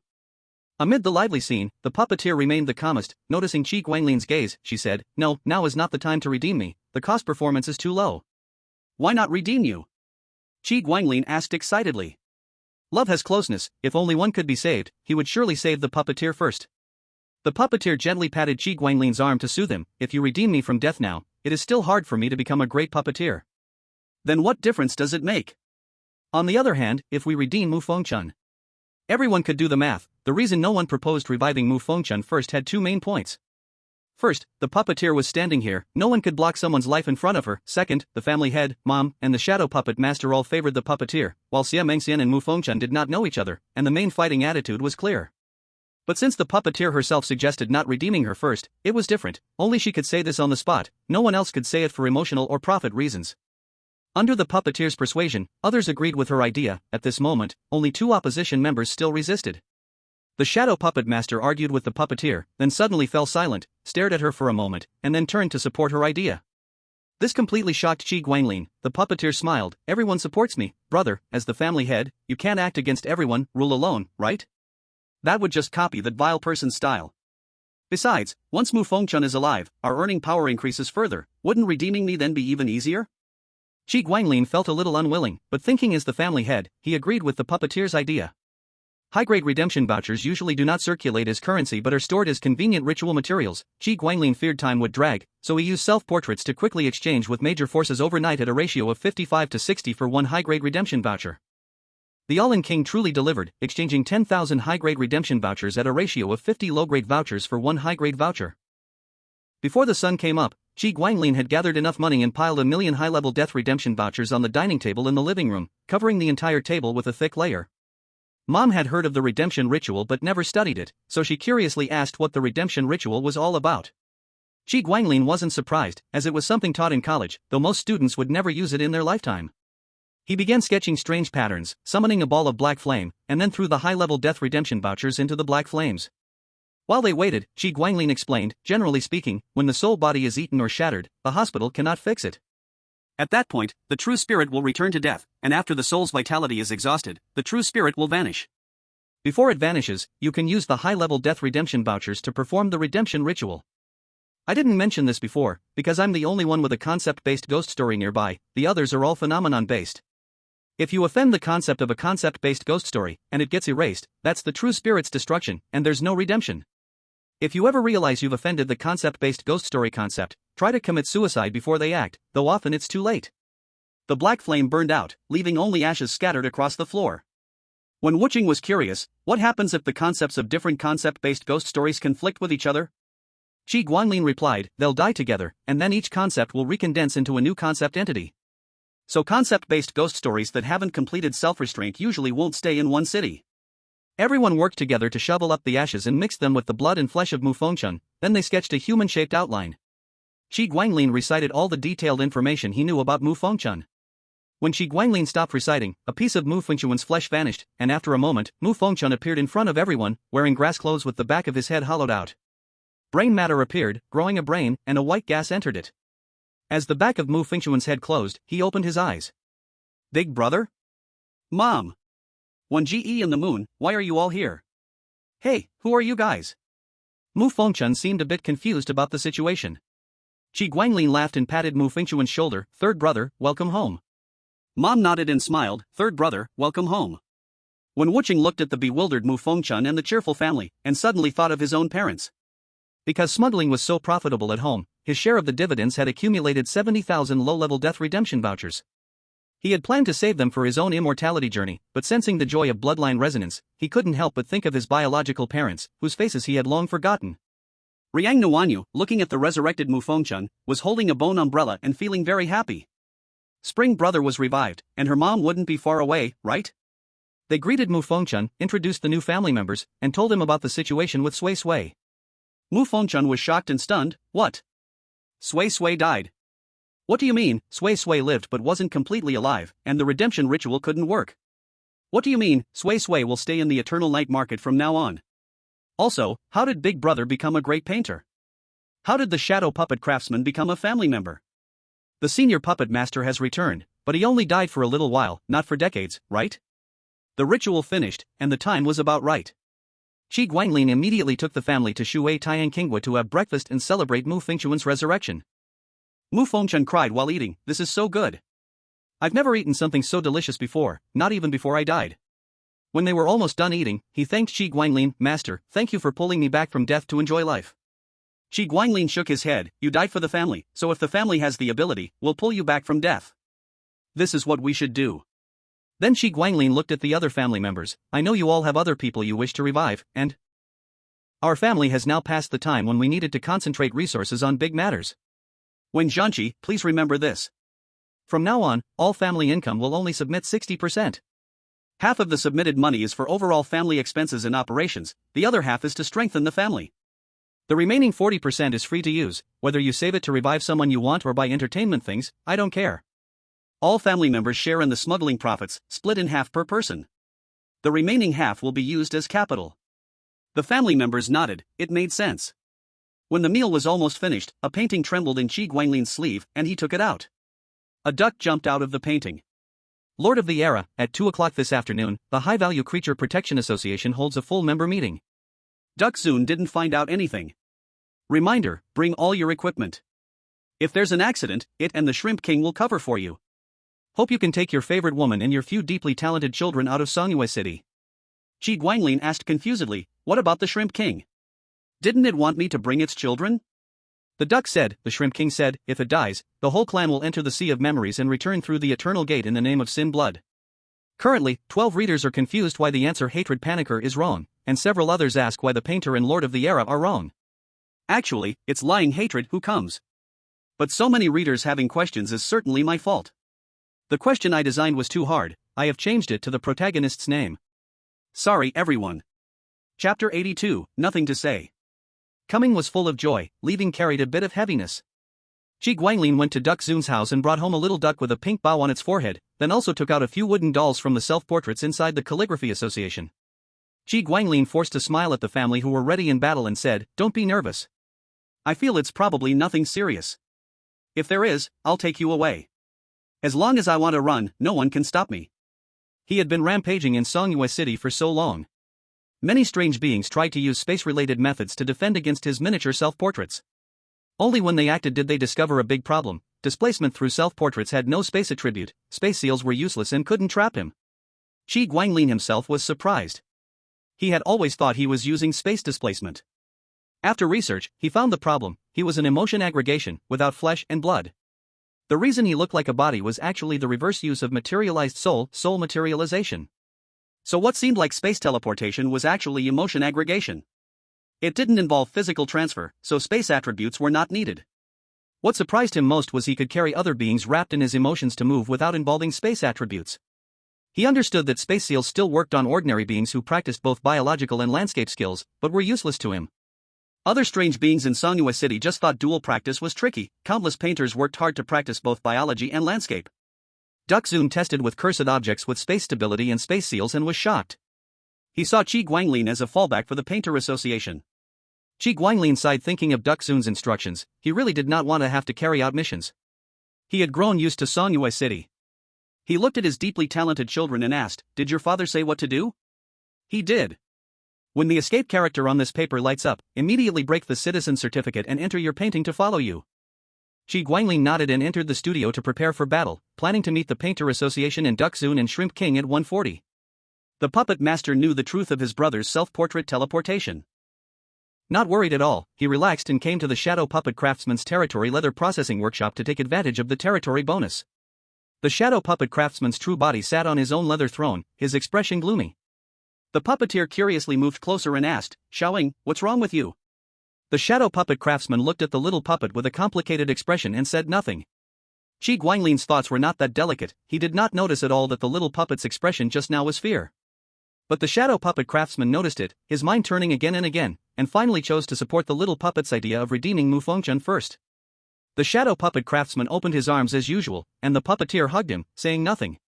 The puppeteer sat quietly in the Shadow Puppet Craftsman's arms like a doll.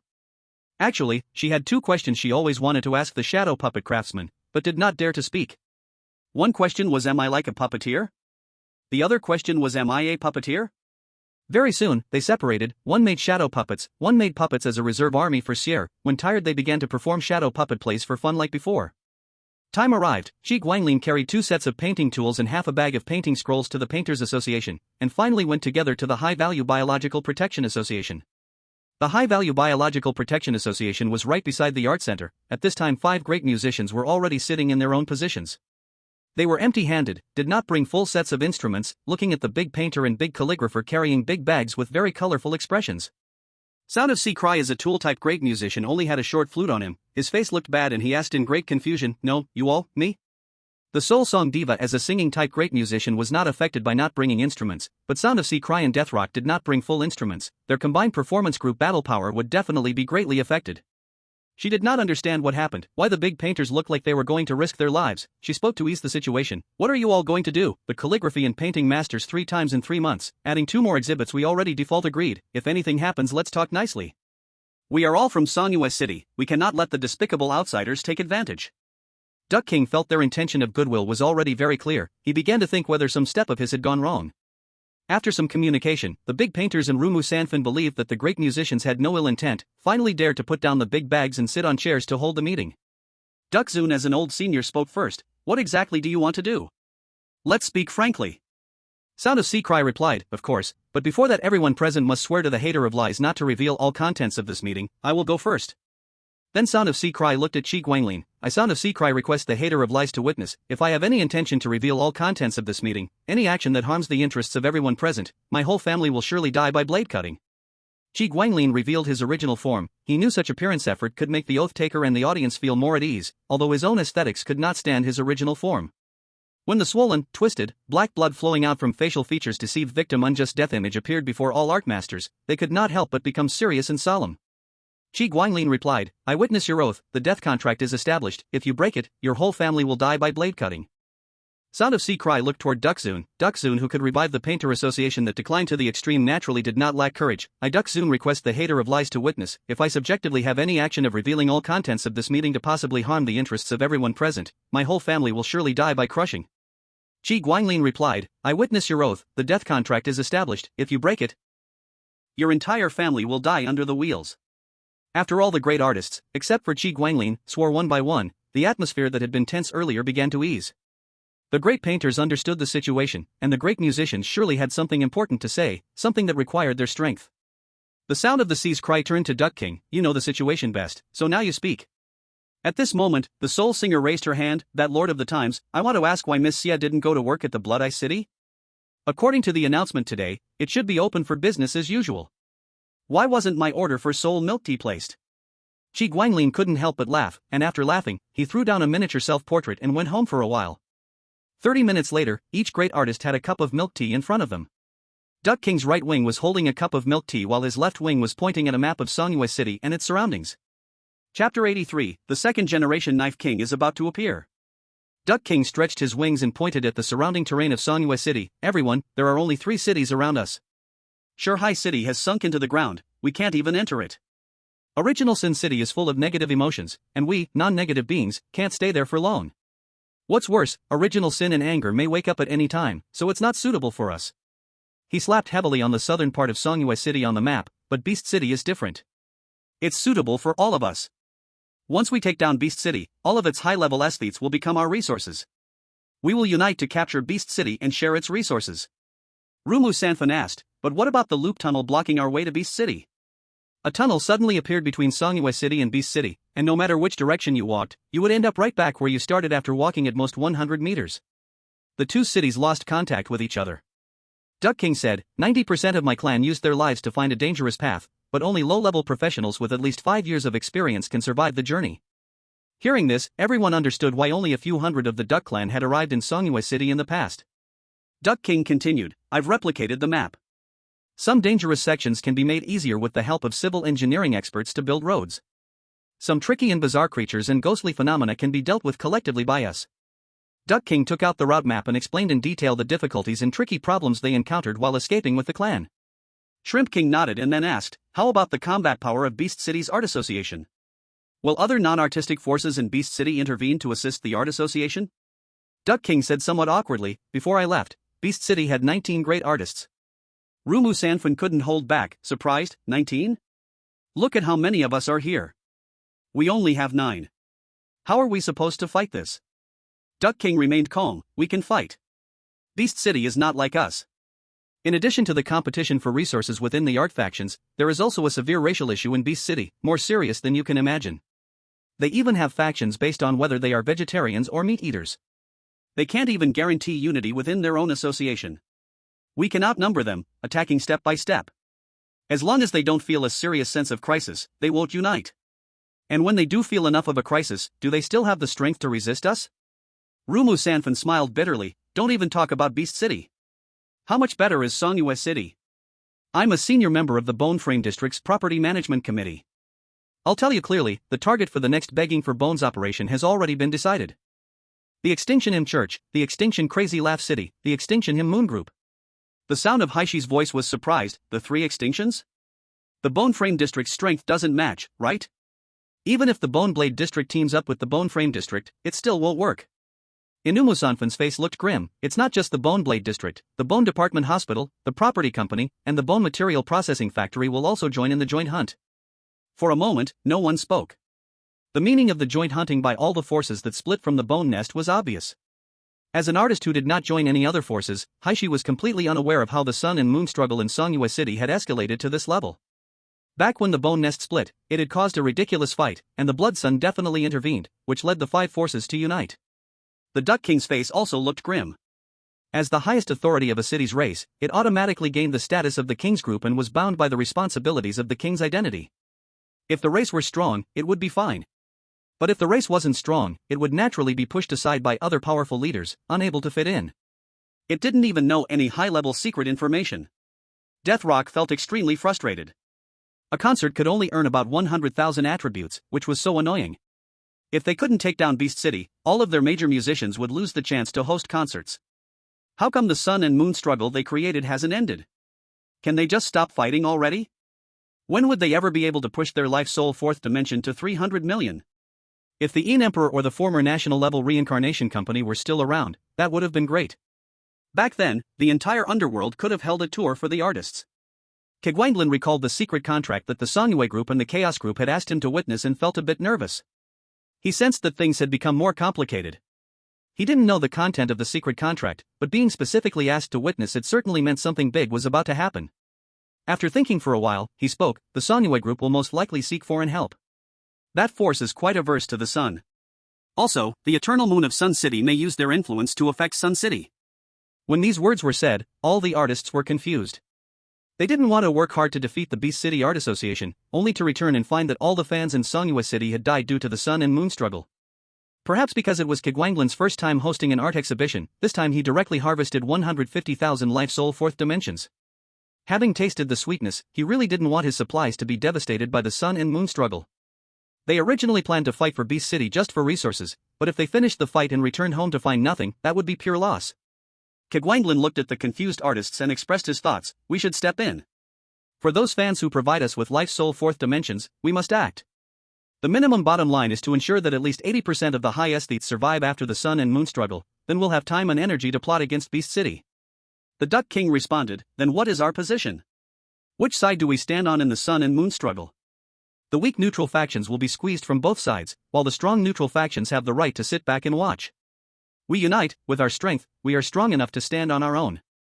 The Soul Songstress was somewhat torn, as she was a high-ranking member of the Songyue Church, responsible for organizing the choir as the Purple Bishop. But after a moment's hesitation, she quickly made up her mind. Since her surname was not Moon, she could never become the Pope of Songyue, so it was better to choose the path of a musician, where progress depended on ability, not bloodline.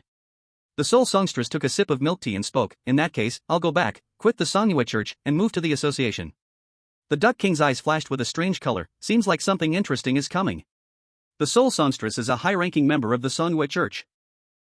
The Bone Frame is a high-rise in the Bone Frame neighborhood, while Deathrock is a main collaborator of Crazy Laugh City. Hating liars can be sent the purple robes, which seems to be accepted, and they can rise to the upper ranks of the Bone Blade neighborhood. Chapter 84, The Knife King's character card contributor is too unlucky. Those who become great artists may not be the smartest, but they are definitely not foolish. Listening to the Duck King speak, they all understood what he was planning to do. The Duck King said with a deep tone, with our strength as great artists, it's easy to become middle to upper level figures in major factions, so I hope that both See Crying Sound and Ducksoon will find a faction to join. Everything for the future of artists. See Crying Sound immediately nodded and asked, which faction should I join? The Soul Singer and Deathrock are both from the Moon faction, so it makes sense for you to join the Moon faction too. After all, music is seen as a branch of the same tree to outsiders. You should join the Eternal Moon's branch in Seoul Moon City. Eternal Moon is a faction directly under the Moon's command, so you need to be careful and hide yourself well. See, Crying Sound nodded. I will attach part of my soul and cut away memories to leave in this meeting room. When I enter here, I will remember everything. Princess of Love Songs spoke up voluntarily, but I am the director of psychological treatment at the Life and Death Hospital. Since the Life and Death Hospital is a neutral faction, they shouldn't get involved in the Sun and Moon conflict, right? Do I need to step down and join the Moon faction? The Duck King shook his head. It would be strange if there were neutral factions among artists. Stay where you are. He looked at Duckzoon, who nodded. I entered the bone material processing factory through my fans and became the head of the art department. With this arrangement, all the major factions in Song Moon City had great artists in them. Duckzoon had other thoughts in his mind but didn't speak them. He quietly listened to the Duck King's plan and prepared to hold a small meeting after returning. The Duck King was surprised that the smelly old rat who had relied on strength to forcefully join his clan didn't speak up. Reluctantly, he gestured to Deathrock to step forward and oppose him. Deathrock received the signal, slammed the table and said, "The plan sounds beautiful, but how can you guarantee that no one will have selfish intentions or cause problems?" It sounds risky. How about we choose the safest option? We, the 9 of us, can speak together, form our own faction, and protect high aesthetes. The Duck King was prepared and replied, "Identity and responsibility constraints. It's not like we can protect them from death just because we want to, and aesthetics can be cultivated. Right now, there are about 15,000 people in the city with an aesthetic score above 60. If we gain control over Song Moon City, establish city-level rules, and force all beings in the city to cultivate and improve their aesthetic sense, what do you think?" As soon as these words were spoken, everyone except the artists who knew the inside story changed their expressions, and then their eyes began to burn with desire. The Duck King knew that only heavy profits could remove the barriers and achieve true integration, and only by rewarding the 3 armies could they attract divine soldiers.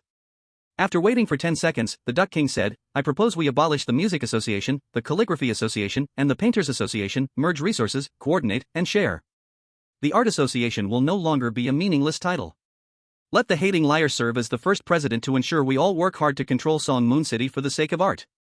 Maybe one day, Song Moon City will no longer be called Song Moon, but will instead be called the Art City?" Silence. Extreme silence. Obscure thoughts emerged in everyone's mind. The Duck King raised his wings. "Anyone who disagrees with my idea, swear to the hating liar that you will not leak or sabotage, and you can walk out of this meeting room alive. Otherwise, go die." As soon as the Duck King raised his wings, Deathrock immediately raised his hand. Then the other 3 big musicians also raised their hands, and Duckzoon followed by raising his front paw. Soon, all the great artists reached this agreement, and then potential calligraphers, musicians, and painters were called over. After learning about the secret agreement, they swore in front of the hating liar. After completing the vow, the artists began auditing, and then the Masters of Art started the next discussion. Which play should we focus on next? The Duck King said, "The Lord of Wild Laughter is a grand performance artist. The 5 of us grand musicians will bring our instruments and form an ensemble to talk to him, to see if that clown wants to work for the birth of the Art City. If he refuses, remove him from Wild Laughter. Chairman, please come with us to see if he is sincere." Chi Guanglin nodded, then thought for a moment and said, "Many forces will want me to witness things I shouldn't see, but I can't tell you a single word." "That is my principle. Do you have any jewelry that can record sounds? I need some." Wow, the Masters of Art who understood Chi Guanglin's meaning felt their scalps tingle. "No, you are too flexible. Is this even legal?" The Sound of the Sea wept and thought, "I have a memory conch that can store sounds. I will put it on my desk in the Music Association office and send it to you later as a pendant." Chi Guanglin shook his head. "Outside, before our plan succeeds, the grand musicians and grand painters should not be too familiar." "Your office, right? I will get it myself." His figure disappeared, and after a while, he appeared with a conch in hand. The Sound of the Sea quietly instructed him on how to use it. After talking a bit more, the Sound of the Sea got a self-portrait of Chi Guanglin, and the grand musicians returned to their homes, secretly gathering all instruments to head to Wild Laughter City. At least one instrument-type grand musician and one singing-type grand musician can form an ensemble, amplifying each other's life dimensions and rule priorities. The more grand musicians, the stronger the ensemble. Soon, the ensemble of 5 grand musicians trapped the Lord of Wild Laughter inside the core castle. He lost his smile. When he lost his smile, his life dimensions fell by 70% for a whole day, but his intelligence returned to normal. 5 masters visit, I am humbled. Whatever you need, just tell me, the Lord of Wild Laughter said humbly. The Sound of the Sea and the other 4 grand musicians isolated the space, then took out a self-portrait and shook it, and the portrait spoke. "The Design Association is looking for me. You may talk, I will listen." "Lord of Wild Laughter, call your strategist, he is smart. After you finish, remember to swear to my portrait." Without his superpower, wisdom connected to the Lord of Wild Laughter's brain. He quickly realized that 5 grand musicians were blocking him and needed a truth-hater witness. They were planning something big, and he was clearly unfit for it. The Lord of Wild Laughter had a detailed talk with the 5 grand musicians. His eyes shone brighter. Forget the sun and moon rivalry, this city should only honor art. This is so artistic. After the strategist came, he discussed concrete action plans with the 5 grand musicians. Meanwhile, Qi Guanglin received a very special order. You mean you want the characters in my next wildlife painting exhibition to wear clothes designed by you? Qi received such a strange order for the first time. Nuan Nuan nodded, 5 million low-level death redemption coupons. Is that acceptable? Qi Guanglin nodded, an easy task. Nuan Nuan happily left 7 sets of clothes as samples and gifts. Qi Guanglin examined 1 set of men's clothes. The fabric felt very comfortable, and when he wore it, the blood-colored sun summarized the additional rules of this outfit for him. Is there a good flashy warm man-style suit name? I can't afford Nuan Nuan, who has been away from the game for a long time. Chapter 85 Qi Guanglin keeps eating big meals. The cape in this outfit was especially beautiful, white as a base, gold edges, embroidered with silver stars. Qi Guanglin took the cloak out on its own and looked at the tag on it. Song of Eternal Passing Cloak. Designer, Nuan Nuan. General rules, unbreakable, fixed, anti-gravity. Exclusive rules, tail rebound. Tail rebound, every 15 seconds, the cloak can automatically rebound once against an energy attack that is below 90% of the wearer's soul strength. To activate it manually, the action, flick the cloak, must be completed. The rules for the other accessories of this outfit were too bad, and Qi Guanglin didn't like their design, so he only took the cloak and put it on immediately. After putting it on, he looked at himself and, satisfied, went off to the banquet. The first banquet was organized by the senior management of the Boneblade Community's Property Management Committee to congratulate Qi Guanglin for becoming a great artist. A man with bone swords in both hands walked towards Qi Guanglin, smiling, and told him that from now on, his name and existence would disappear from the next edition of the Boneblade Community Ordinary Owner Life Rules. This meant that Qi Guanglin could treat the ordinary owners who were not on the list in the community as food and resources, but there were certain quotas, and he couldn't exceed too many each month. Qi Guanglin smiled and thanked the senior management of the Property Management Committee, the leader of the Bone Dao and Sword Dao of Songyue City, the Sword Sect. When the Sword Sect was alive, it was the number 1 in a certain martial world, just like the Knife King. However, after the Sword Sect's death, it grasped the sword intent from its previous life, while the Knife King didn't, so the Sword Sect could be called a sect while the Knife King could not. Last time should have been a test, none of the senior management of the 2 community property management committees appeared, and even the Bone Nest battle vehicles weren't put into the battlefield. Soon, the senior management of the Bone Frame Community's Property Management Committee arrived, followed by representatives from the Bone Hospital and the Dog Property Management. When the representatives from the Bone Material Processing Factory arrived, the banquet officially began. A group of people gathered around the round table, chatting and laughing, raising their juice glasses in a cheerful toast. The representative from the Bone Material Processing Factory, drinking juice, felt it wasn't refreshing enough. However, recalling the rules set by the Lord of the Loathing Liars later, which always included a ban on alcohol, he gave up the idea of drinking. In fact, in order to ensure the Lord of the Loathing Liars' happiness, he hadn't drunk alcohol for 2 days in advance, just in case there was a lingering smell of alcohol on him. After 3 rounds of juice and nearly finishing the food, the atmosphere became more serious. Qi Guanglin realized something and absent-mindedly opened the conch-shaped ornament on his neck. Master Qi, today we would like to invite you to become the 3rd rank of the Boneblade Community's Property Management Committee. From tonight onwards, you and the Boneblade community will become partners. You and the 8 owners under your name will no longer be forced to execute the Bone Request events. What do you think? What was there to say? Just a nod would do. The Sword Sect handed Qi Guanglin a white bone blade with the number 3 engraved on it. As he received the bone blade, he knew that the responsibilities tied to his homeowner status were now gone. Now, Qi Guanglin was one of their own, and the smile on the Sword Sect's face became even more genuine.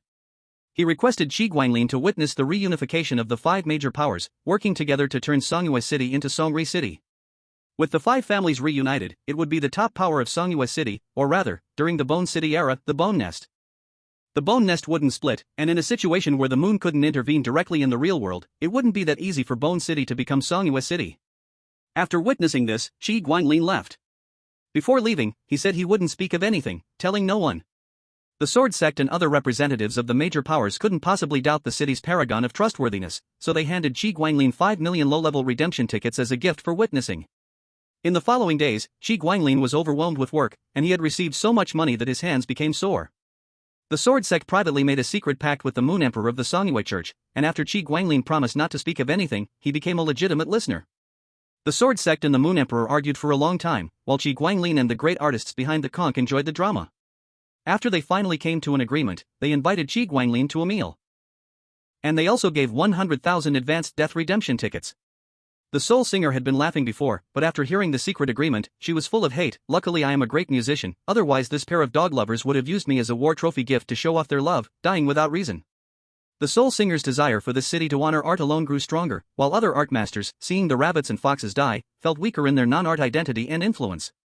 Then the management committee of the Skeleton District, led by the skeleton dog, invited Qi Guanglin to witness its secret agreement with the Moon Emperor, and after hearing the content, Qi Guanglin and the artists behind the conch almost could not hold themselves. Later at night, the sword sect invited Qi Guanglin to a late-night meal, and also had him witness his secret agreement with the mad-laughing city lord. In this way, over 3 days, 21 big meals were eaten, and Qi Guanglin was too busy to go home. He and the artists were well fed with gossip, and the whole Songyue city became a chaotic mess. And not only that, in the Sun City, the branch of the Eternal Moon began to exert its influence. In the Evernight Market, the moon was so lazy that it did nothing, even going months without hanging in the sky to provide energy and light, until 9/10 of the major forces jointly called the sun to drive the moon away. After being driven away, the moon reflected and became a bit more diligent, at least starting to provide translation functions and panel displays at night to worshippers, just like the sun. This small change deeply moved the members of the Moon Tribe who witnessed the moon's birth, and 2 great writers, along with 5 riders, went from Songyue City to Shuhai City, heading south to Evernight Market, preaching along the way. The moon is very beautiful, everyone should see the moon in Songyue City. Whether they returned alive to Evernight Market was unknown, but many dark attribute strangeness began coming from farther and farther away. For example, a group of little witches, laughing and chatting around a pale-faced girl in a black dress. The girl adjusted her pointed witch hat, her face showing a gentle smile. The girl in black was named Winfred Gregory. Her father had given her the Hanbang name Winnie. In her life, her mother was a purple-robed bishop of the moon worship, and her father was a traveling Hanbang merchant. Later, due to power struggles, the white-robed bishop ordered her mother to give birth to a heterotype that required holy judgment. Under the temptation of power, her mother's subordinates betrayed her, and the white-robed bishop blocked them with people. The believers set their home on fire, singing hymns, watching them burn to death in the flames. She wandered in the Blood Sun world for a long time, later meeting a group of girls who were to be burned alive due to purification lies. The slanders they suffered in life and hatred for religion transformed them after death into a special anti-religion race, witches. The slanders of life came true, and they hunted religious people everywhere using their racial advantage of extra flesh and blood activity judgment and soul activity judgment over religious rules. Winnie remembered her parents' tragic death, requested to join, and because her death matched, she was smoothly transformed into a witch. As a great writer, Winnie participated in intercepting the Songyue City missionary group. After gathering news, a group of witches quietly went to Songyue City. Thus, at 4 a.m, Qi Guanglin had his 5th breakfast of the day. Chapter 86 Who is hitting whom? Winnie and the witches heard that a Songyue church had instantly angered them. After some investigation, they chose to buy intelligence from a citywide reputation exemplar, asking Qi Guanglin to keep their purpose secret. Qi Guanglin never leaked behind the back. He opened the conch and never closed it, and with gossip to eat, the artists all became excited. Honestly, they never imagined that the power relationships in this city were so complicated. Every faction is in you and me, and I am in you and them. Of course, the most outrageous is still the Moon Emperor of the Moon Worship Church. Besides being the Pope, she is also the acting vacant deputy city lord of Crazy Laugh City, the 5th seat of the Skeleton District who never shows up, and Dr. Wang of the Orthopedic Hospital. As the leader of the strongest force in the Southern District after that incident in Moon Worship City, she really lives a cramped life. The art masters asked themselves, if they were the Moon Emperor of the Moon Worship Church, they would have started attacking the whole district long ago. All they can say is coward dog. Qi Guanglin listened to Winnie and her good friend Yu Yu's words, felt it was very exploitable, and tentatively asked, what do you think of the forces belonging to the sun? Yu Yu is a black cat who was burned after being falsely accused as a witch apostle, and after meeting the witch clan, she hunted religious people together with the gentle and kind witches. After hearing Qi Guanglin's question, she made a clear and tender voice, whoever stops us from hunting religious people, we will kill one by one. Winnie held the black cat and nodded, yes, anyone who acts in the name of faith is an enemy of witches. Qi Guanglin signaled the witches to wait a moment. He disappeared and came back after a while, then issued an invitation. Ms. Winnie, would you like to join the art association? After joining, next time when the art center's cooldown ends, you will host the story meeting. Winnie's eyes lit up, holding the black cat and nodding, then realizing something, she asked, but our clan hunts religious people, won't this affect you? Qi Guanglin smiled and waved, handing a map he drew, tonight at 11. The High Value Creature Protection Association's full art masters meeting. Don't rush yet. Shi Guanglin returned home. Wen Wuchang had taken sleeping pills and was quickly recovering from fatigue while watching TV. He counted the invitations collected by his family and found there were still 8 left. He resigned himself and started managing time, first going to the first place. The first place was a small tea house near Worry-Free Mountain, where 2 strange beings had cut off their heads, wrapped their bodies in black robes. Shi Guanglin was used to it, and as usual said, "I promise I won't tell anyone unaware about your conversation." Now, let's begin.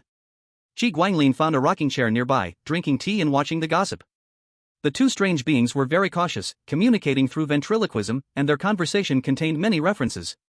Shi Guanglin was confused, but he trusted Duck King and Shrimp King. They were all old 6, they surely could understand.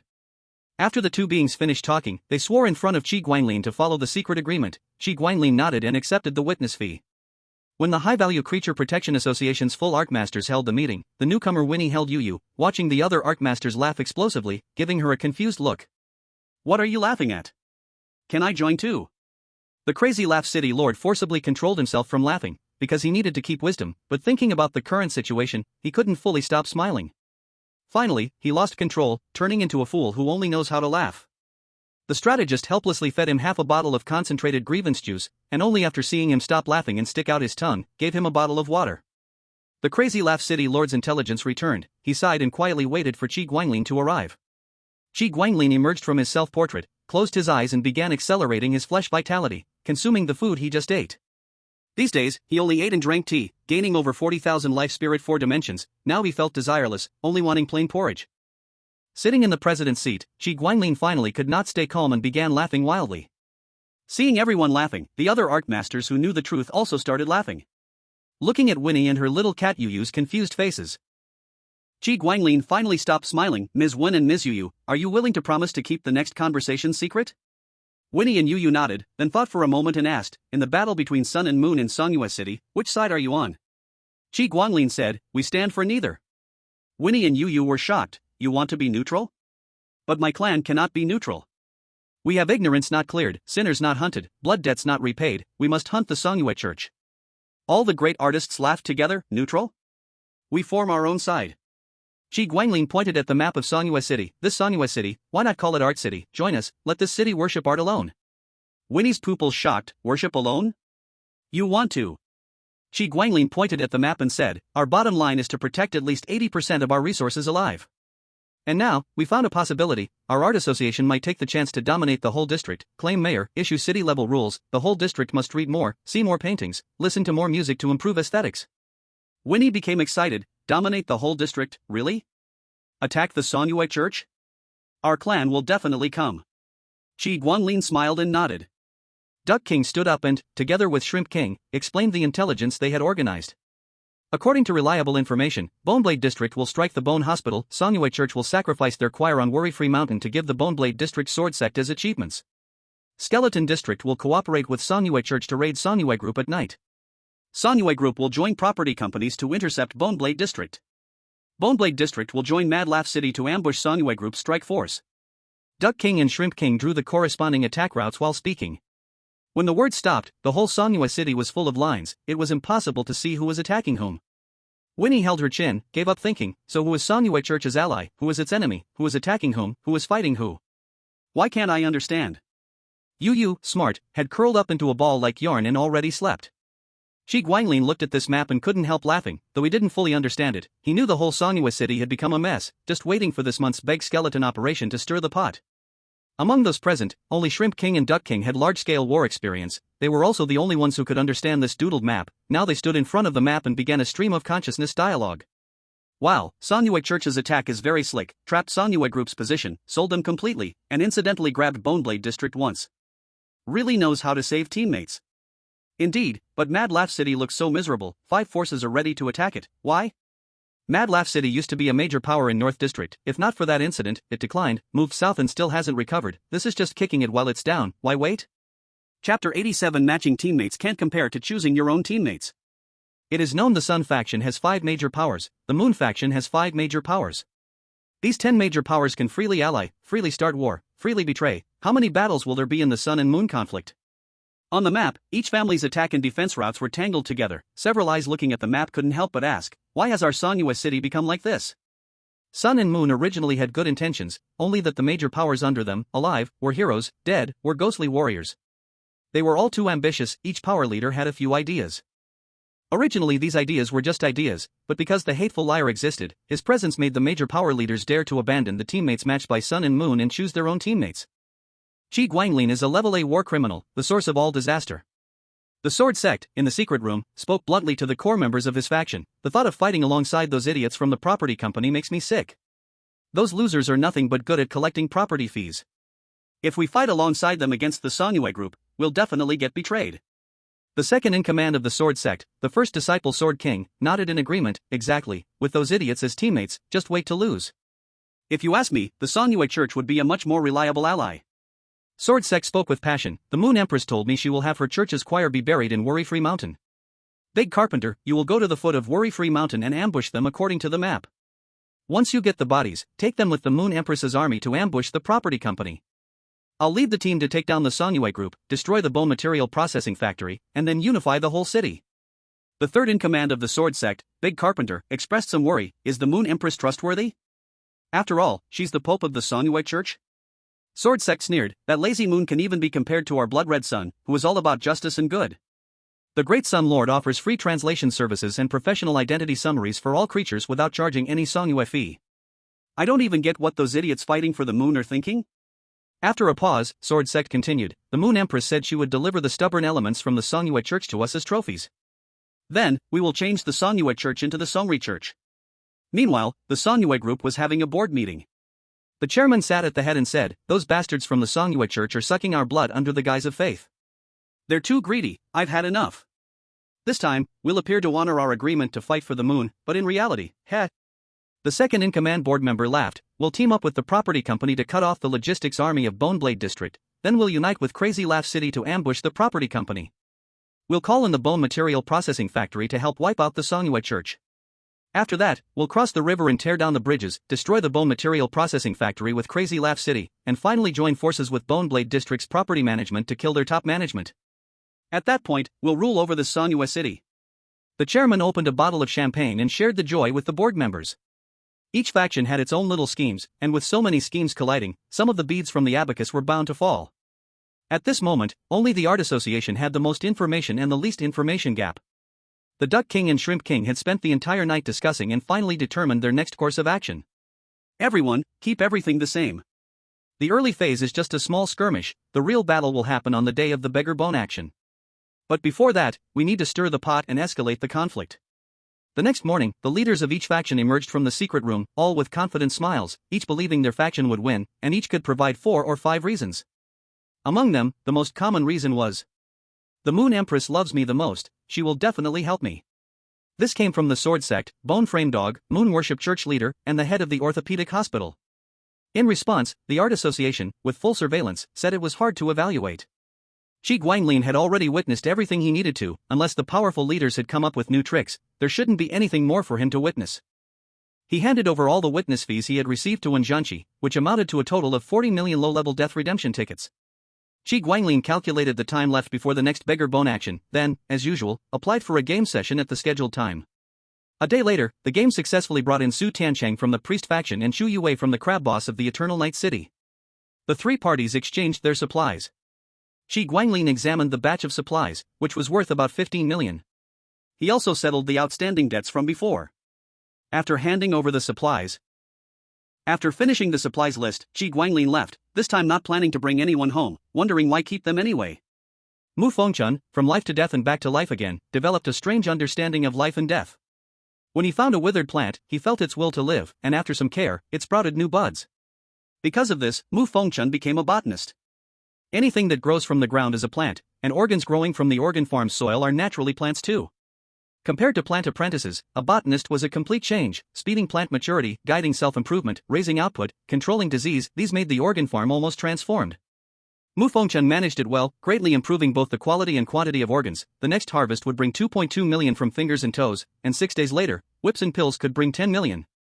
Then, 10 days later, the ordinary organ harvest would come, except for hearts and livers and kidneys. The rest weren't worth much, but the three giants required minimum planting area and output for each type, banning full planting of high-value crops.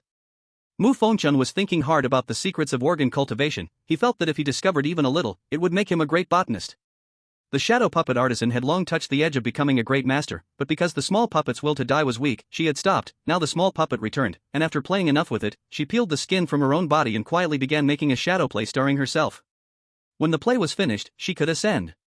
Through one Wucheng, mother got close to Meng Jiqiu. With selfless guidance from a great singing musician, she grew quickly. Meng Jiqiu even gave her the original record of the Dao Song Qianxiu, letting mother listen to improve her soul strength and soul activity. Meng Jiqiu had a small selfish wish. Original Sin City was full of heavy negative emotions and strangeness, and she didn't get along with several great musicians from its music association, but after experiencing the intensity of the orchestra, she could not refuse. She wanted to train a great instrumental musician to form an orchestra with her, and her crystallized mother was a good candidate. Chapter 88, Architectural Painter. The family was working hard, and Qi Guanglin felt he couldn't fall behind. Seeing no one looking for him for now, Qi Guanglin packed his painting tools and went near Wanyu Mountain. During university, his landscape painting talent had been famous, architectural painting slightly weaker, and biological painting the worst. Unexpectedly, now he became a great painter in biology first.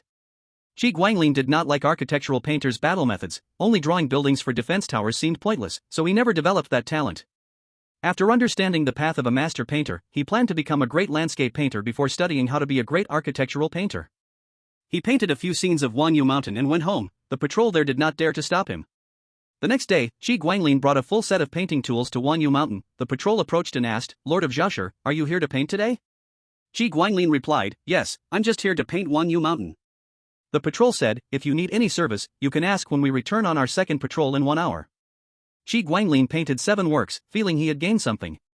He didn't go home, instead going to order some desserts and sweet soups from Shui Tianqing through the patrol, then began painting the mountain at night. The leadership at Wanyu Mountain, having confirmed Qi Guanglin only intended to paint, left him alone. There was not even a single watcher. This was the whole city's reputation sealing in display. The next morning, after drawing all night, Qi Guanglin heard a clear chirp and looked at the distant sky. Another phoenix, a rare existence that could not be reborn through fire and yet refused death, extremely rare in the world. On a whim, Qi Guanglin decided to draw the nether phoenix flying in the sky. A small sparrow stiffly fell toward him. Qi Guanglin sensed the flesh strength of the little sparrow. Because its bones were shattered in life, the flesh strength was extremely low. He threw the half-finished paper onto the ground, spread his left hand that had no paint on it, and tried his best to suppress his aura. The little sparrow landed on his hand flapping its wings desperately, but the nether phoenix's lingering pressure left it powerless, so anxious that tears flowed. Qi Guanglin touched the little sparrow's head and comforted, "Don't be afraid, the world has changed, one day even sparrows can become phoenixes." After the nether phoenix pressure dissipated, Qi Guanglin raised his hand and sent it off. The little sparrow circled 3 times and flew away. Qi Guanglin changed to a new piece of paper and started to draw Forget Worry Mountain again. Nothing much gained, he packed up the painting tools and went back to see his lovely family. During this time, Meng Jiqiu, because she did not need to diligently grind attributes, suddenly had free time. Staying in Original Sin City bored her because of her rival's sharp mouth, so most of the time she stayed at Qi Guanglin's home. At this moment, she sat on the table waiting to eat her mother's specialty. Qi Guanglin returned home, saw Meng Jiqiu smiling and greeted, then thought of something and calmly asked about the Original Sin City Art Association situation. Mentioning this made Meng Jiqiu angry. She rattled off from 5 great musicians to the big calligrapher and great painter, then started pointing at the wiped out chess association. While talking, strong resentment and hatred spread from Meng Jiqiu. Qi Guanglin chose to change the topic, meanwhile gaining more certainty about that idea, just waiting to discuss with the art association members. After eating, Qi Guanglin picked up his painting tools and came out from the Forget Worry Mountain self-portrait. A patrolling person asked briefly, placed a pile of desserts and drinks at his old spot, and ignored him. Qi Guanglin seemed to have made some gains. He carried the painting bag, did not go straight home from the self-portrait, but walked back slowly. Passing a second-hand furniture shop, he unexpectedly found a picture frame with a faint spiritual energy response. This silver-white frame had carved rings like eyes surrounding it. Qi Guanglin felt curious, a living piece of furniture. He picked up the frame to ask the owner for the price. The owner sold it as a weak-level cursed item. Qi Guanglin bought it home for 50,000 standard market price, low-level redemption voucher. Back in the studio, he thought the frame looked good, so he put the Enlightenment painting of his sister inside the frame. The leather processing workshop let out a scream, "Little puppet, little puppet." Qi Guanglin opened the studio door and rushed out, asking, "Shadow puppet craftsman, what happened to my sister?" The shadow puppet craftsman's face turned pale. The shadow puppet transformed into leather clothes one by one covering her body. "I don't know, the little puppet was just in front of me, it suddenly disappeared." Qi Guanglin frowned and immediately took the shadow puppet craftsman back to the studio to check the Enlightenment painting. Seeing the puppeteer was fine inside the painting, the two of them breathed a sigh of relief. Kegwanglin asked the puppeteer questions, but the puppeteer did not answer a single word, eyes wide open. Realizing the problem, Kegwanglin thought for a moment, found the variable, and directly took the painting off the frame. The puppeteer exclaimed, coming out of the painting, "Phew, scared me to death, just now I suddenly returned into the painting, could not speak or move. I thought I was dead and would have to wait for my brother to fix the colors." The dollmaker saw this picture frame, and the faint spiritual energy response on it surprised her. Why would a weak cursed object be able to trap me? Qi Guanglin pondered for a moment, then reached out to sense it, retracting her hand after a brief moment.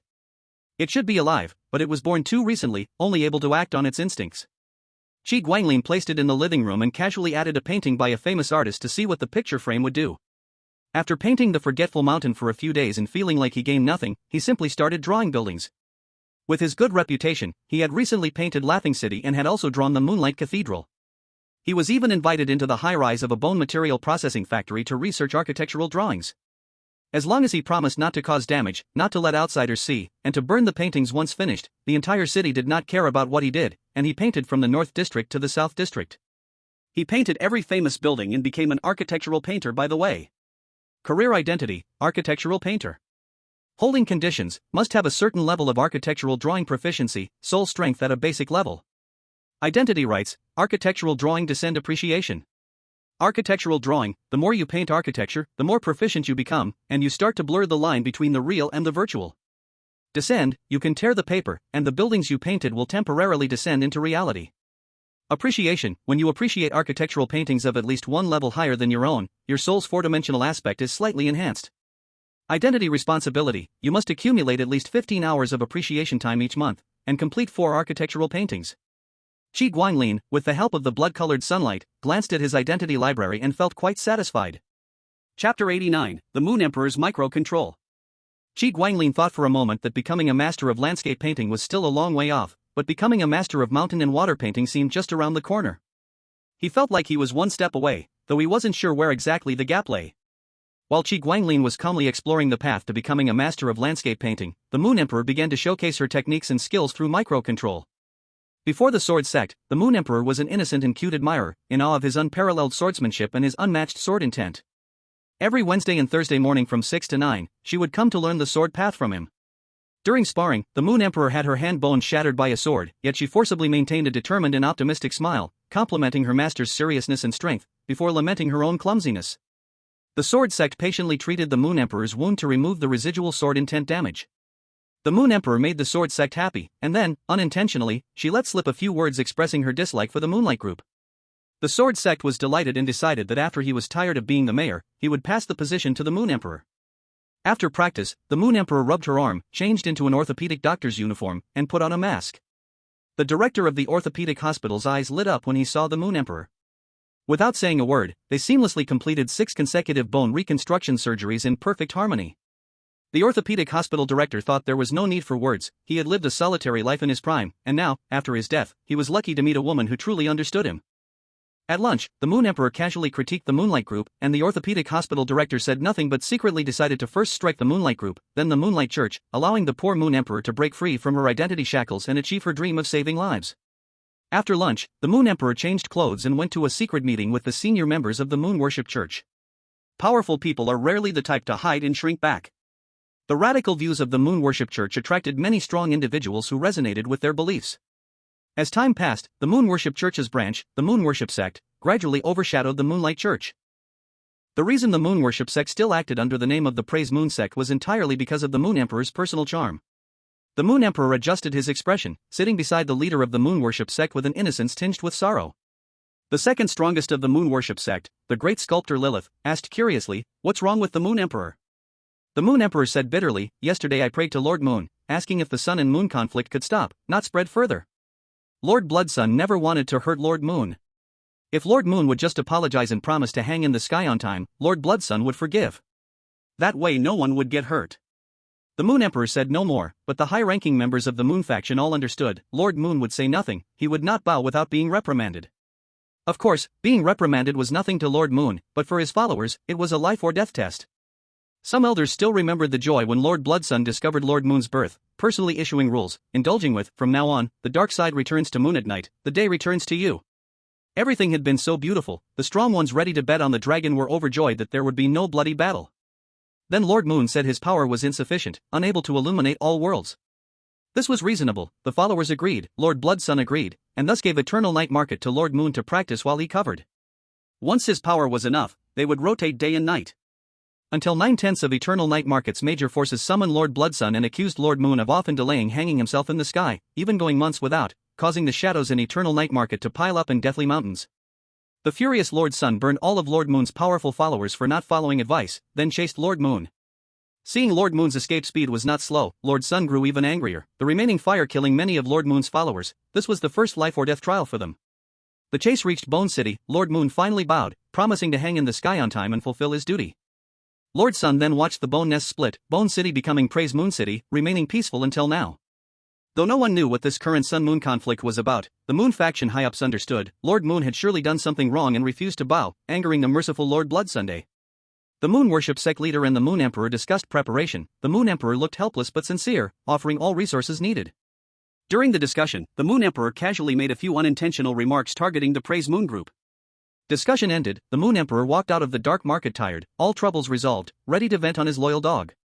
The skeleton dog, full of spirit, pointed at the map to his core faction members, saying, "Next, we march north, conquer south, advance west, campaign east, take the whole district, become mayor. Take the whole district, become mayor." The skeleton dog floated back to his house, seeing the Moon Emperor's cold expression, said nothing, and obediently knelt.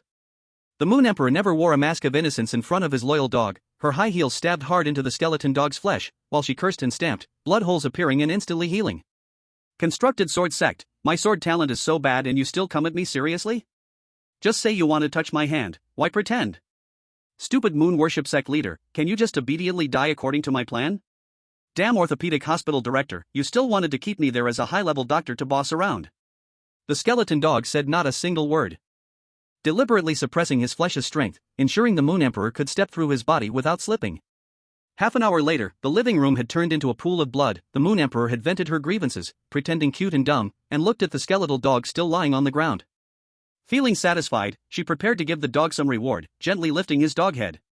The skeletal dog raised his head following the strength of the crystal tip, looking at the Moon Emperor whose expression had finally calmed, a flash of sympathy in his eyes. "You suffered injustice. After I conquer the whole district for you, you will be mayor, and no one in this city will make you wrong yourself again." The Moon Emperor was stunned for a moment, then said, "You survived the Sun-Moon contest first, then we will talk. If I fall on the way, you can take my token to inherit my remaining forces as a secret agent. You will surely have the chance to get my flesh. If it is you or the person you designate who consumes my flesh and blood will not retaliate or awaken." The skeletal dog knelt in the blood pool formed by his own blood, looking at the Moon Emperor with full determination. The Moon Emperor said nothing, called the skeletal dog over, and pressed down his dog head with her hand. Chapter 90, The Prelude to the Battle of Worryless Mountain. Talented people are rarely tempted by women. Trivial things do not matter much. They were indeed influenced by the Moon Emperor, but in major matters, every talented person had their own plan, except the skeletal dog. He was the only one acting entirely according to the Moon Emperor's plan. At this moment, he was squatting with his faction in a valley 20 miles west of Worryless Mountain, wearing orthopedic hospital clothes as instructed by the Moon Emperor, ready to kill half and spare half. And in a valley 15 miles north of Worryless Mountain, 3 departments of the orthopedic hospital were lying in wait, preparing to raid Worryless Mountain at night. The third figure of the sword sect in Boneblade district, the Great Carpenter, led 300 strange people squatting at the foot of the eastern slope of Worryless Mountain, preparing to ambush the choir betrayed by the moon-worshipping pope. This time, they would surely remove the choir from existence. At this moment, the 8 leaders of the moon-worshipping church's choir, the purple-robed Bishop Soul Singer, along with 7 prominent artists available from the Art Association, were preparing. Not far from them lay a purple-robed bishop who would not rest in death. Earlier, he had just tried to speak a few words, only to have his throat slashed by the great hunter Black Catfish, and then the 8 great artists finished him instantly. The choir leaders of the moon-worshipping church were musicians independent of the music association system. The 8 choirs together formed a performance group like a great musician, with the Soul Singer as lead. Their combat strength could reach that of 3 great musicians. The 8 choir leaders did not understand what had happened. 3 of them had been personally brought up by the Soul Singer, and they asked her what was going on. The Soul Singer had consumed the purple-robed bishop's soul and then began singing. As she sang, the Moon Emperor's orders and instructions to the purple-robed bishop transformed into a light screen in front of all choir members. The pain and anger of being betrayed by the Pope showed on all choir members' faces. They looked toward the Soul Singer. The Soul Singer said, "Faith is dirty, power is foul, only art is pure and holy. Witnessed by the despised liars, all of us artists together will make the city belong to the artists. The 8 great musicians, and 64 small musicians, bowed to the soul singer and the other great artists. As the great battle was about to begin, Kegwanglan thought of a possibility and spent most of her family wealth to redeem the puppet master. The puppet master and the puppet master in the painting faced each other. As their skin touched, information and memories began to flow. For the first time, the puppet master experienced 2 perspectives in one soul. She looked at her brother and asked if she could make her other body into a puppet. After getting consent, the puppet master gently lifted her finger, and stitch marks appeared on the puppet master in the painting. The puppet master in the painting also picked up the needle and thread, speeding up. When the puppet master made herself in the painting into a puppet, she became a puppet master. Artistic identities and non-artistic identities have roughly the same power at the same stage, only artistic identities have the traits of honor and death and special resonance when joining forces. Currently, the Art Association has 13 master-level powers, and Yu, this great hunter, with the advantage of the witch-kin and death method, can count as 2 masters against the Moon Worship Church, and the choir joining added another 2 master-level powers to the Art Association. Kegwanglan and Duck Lord Shrimp King handed their painted creatures to Commander Sierre, and the Puppet Master and Shadow Puppeteer also handed all their puppets and shadows to Sierre. Then everyone was surprised to find a problem. Commander Sierre's army seemed able to wear down 10 masters, and when the Laughing City Lord said to let Sierre command his troops, everyone was shocked to find that this little nobody suddenly became so strong, able to withstand 3 masters. The Duck King and Shrimp King calculated their side's power, and with the abhorrent liar, this overpowered thing, they had even more confidence in fighting the whole region. We endure a little, wait for the battle of sun and moon to have a winner, then watch quietly. If nothing big happens, then we, the hidden birds, take action. The group that had abandoned their brains couldn't understand the war map at all, and the soul singer asked, "Don't explain, just tell us where to go, who to kill." "Go to the east of Forget Worries Mountain, kill all the ambushers in the Boneblade district, and leave the bodies. We will hide nearby and see who kills whom." Duck King said the next action plan. Then Duck King looked at Kegwanglan and said, "Please let the abhorrent liar judge and witness, this is the best plan Shrimp King and I discussed, no selfish interests against anyone, all for maximizing Art Association's benefit." Kegwanglan nodded in agreement, and the group, without hesitation, followed the plan directly to the foot of the east side of Forget Worries Mountain. See cry sound where the purple clothes taken from the corpse and, following the Pope's plan, raised a torch to light the yellow smoke. Singing began, the big carpenter was ready, with a 2-on-1 advantage, so he rushed forward directly. However, the purple-robed bishop did not follow the plan to backstab the soul singer, but joined the performance group with her. The big carpenter thought this was bad, but he was not panicking, because the sword sect had foreseen this and given him a sword talisman.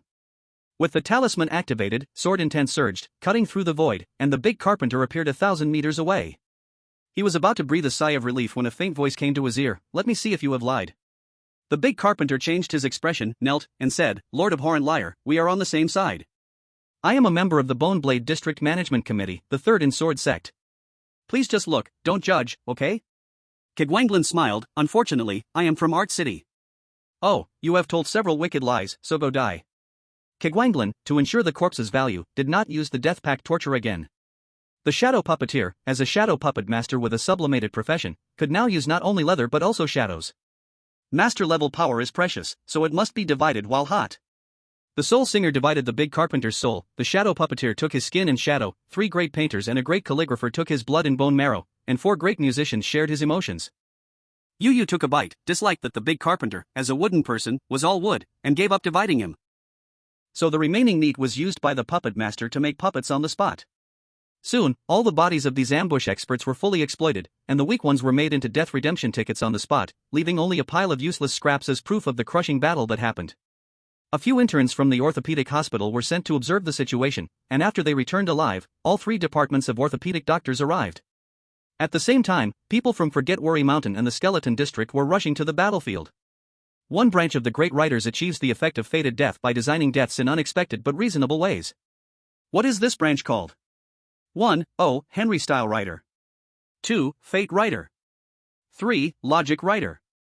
Chapter 91, Moon Emperor's microcontrol causes Forget Worry Mountain to fail. The troops of Forget Worry Mountain first discovered the orthopedic hospital doctors, who looked confused. They did not know what happened, but they were clear that doctors from the orthopedic hospital appearing here had no good intentions. At the order of the new master of Forget Worry Mountain started resonating with its people, pressing down on the orthopedic doctors in battle. The skeleton dog squatted for a long time but did not find the expected person, and in the east, killing sounds roared. He led his team over to check the situation. The people of Forget Worry Mountain saw another group of white coats coming and split their forces to fight them. With this split, the orthopedic doctors felt less pressure. They began building war territories and rules on the spot, fighting a positional war of attrition. Just when they were preparing to retreat after fighting for a while, and the Art Association, who had been watching, was ready to collect the results. The property company people, dressed in moon worship cult clothes, joined the battlefield and fought the orthopedic doctors. 20 minutes later, people of the first director of the Moon Praise Group, dressed in property company uniforms, joined the battlefield, breaking through those in moon worship clothes, but the true moon worship believers had not arrived. Not long after, people of the second director of the Moon Praise Group, dressed in Moon Praise robes, joined the battlefield. A quarter of an hour later, Blood Cry from Skeleton Blade District, opposing Sword Sex Sequence 2, led his subordinates in Clown City costumes onto the battlefield. Seeing that more and more people were joining, the art masters, already hidden in the picture world, began to think about life. The Soul Songstress gave up thinking and directly asked, Duck King and Shrimp King, what do you think? Duck King and Shrimp King fell into indecision, and at that moment, the Soul Songstress's moonlight stone shone with moonlight. After a moment of shock, the Soul Songstress said, I am going to start lying. The version of the lie is the 4th edition. Her eyes turned to the hater of lies, and the meaning was clear. She wanted Qi Guanglin to go away so that she wouldn't be judged to death for lying in person. Qi Guanglin said, Don't worry, I can consider this a well-intentioned lie. Winnie was surprised. You can think such an evil lie said in person is well-intentioned? Are you about to reach the next stage of self-restraint? Qi Guanglin nodded, yes, from the confusion at birth, to the confusion of rational birth, to the initial understanding of the world, the unity of knowledge and action and self-restraint, I am finally approaching the stage that can be called the master of concepts for self-interpretation. Winnie was shocked for a moment, then began to reflect on whether she had been honest with herself, unsure if she could obtain the derived profession of a concept master. The more experienced Si Cry Sound had realized long ago, when seeing Qi Guanglin so skilled at crossing lines, that his survival until now was mostly luck, recalling his past visits to friends. When the hater of lies returned, he had already carried out strict self-restraint, otherwise, he would surely have been judged to death. Si Cry Sound felt he had no chance to obtain the derived profession of this concept master, Qi Guanglin, because he was honest and spoke little. Knowing that the concept-based horror stories would eventually become the dominant force of concepts, the great masters of art suppressed the chaotic thoughts in their minds and prepared to go back and carefully read through their souls when they had time, to see if there was a possibility of taking up a profession related to concepts. After meeting the basic requirements, with their connection to the hate-lie believers, they could surely secure an official position. The Soul Songstress heard the words of the hate-lie believer and relaxed as she picked up the moonlight stone to play with it. The Moon Empress's voice was sweet and clear, making listeners involuntarily want to keep every word she spoke in their minds, replaying them over and over again. Little soul, what's going on over there? I'll bring the troops to rescue you immediately. Hang in there, don't die. If things get too bad, just run on your own. The choir can be replaced, but as long as you're alive, that's what matters. Hearing this, the Soul Songstress' face twisted for a moment. She thought she had a good relationship with the Moon Empress, though they held different views. But she never expected that the Moon Empress actually wanted to get her killed. Forget about that for now, but now that something unexpected had happened, the Moon Empress still had the audacity to come and inquire about the situation. Though furious, the Soul Songstress thought of the beautiful future after the Art City became a reality, and sobbed as she said, Moon, a group of masked people ambushed Archbishop White, and my choir was attacked and suffered heavy losses. Fortunately, the people from Forgetful Mountain fought them off. Then the doctors from the Bone Hospital arrived, and in the chaos, I managed to escape with the remaining members of the choir. The Moon Empress changed her expression immediately upon hearing this. What was going on? She felt that something wasn't quite right. The Moon Empress asked, which other forces were involved? Did the Bone Edge District and Bone Frame District's property management experts show up? What about the property staff? The Soul Songstress' voice was full of sorrow and despair, I don't know. So many people came. Now, outside, it's a mess. Moon, all the disciples I raised to be musicians, they're all dead. They died trying to save me. Then came the soft, tearful sobs that made one's heart ache. The 3 choir leaders, who had already died, felt a bit helpless. The clever members of the choir began to sob in anguish. Sister Ming, hold on, don't close your eyes. Can you hear me? We have reinforcements. Nian, don't die. The Moon Empress felt relieved upon hearing this. Though it was a pity that the Soul Songstress hadn't died, her 3 disciples were dead, which made the Soul Songstress' influence in the choir much weaker. It didn't matter if the Soul Songstress didn't die. The Moon Empress knew she wasn't power-hungry, so she thought it would be easy to take advantage of this gap, train the Soul Songstress, who had some goodwill towards her but differed in doctrine, and break her spirit. The Moon Empress asked, what's your situation now? Are you safe? How long can you hold on? If it's too dangerous, let me know. I'll have the deputy sect leader assemble the main force and come to rescue you. King Shrimp and King Duck both shook their heads at the soul songstress, who was looking at them. Then, the soul songstress pretended to be deeply moved. No need, Moon. I'm very safe hiding in King Shrimp's world of paintings. Take your time, wait for the main force to gather and come. Don't be impulsive. The soul songstress tone held 7 parts gratitude and 3 parts shyness.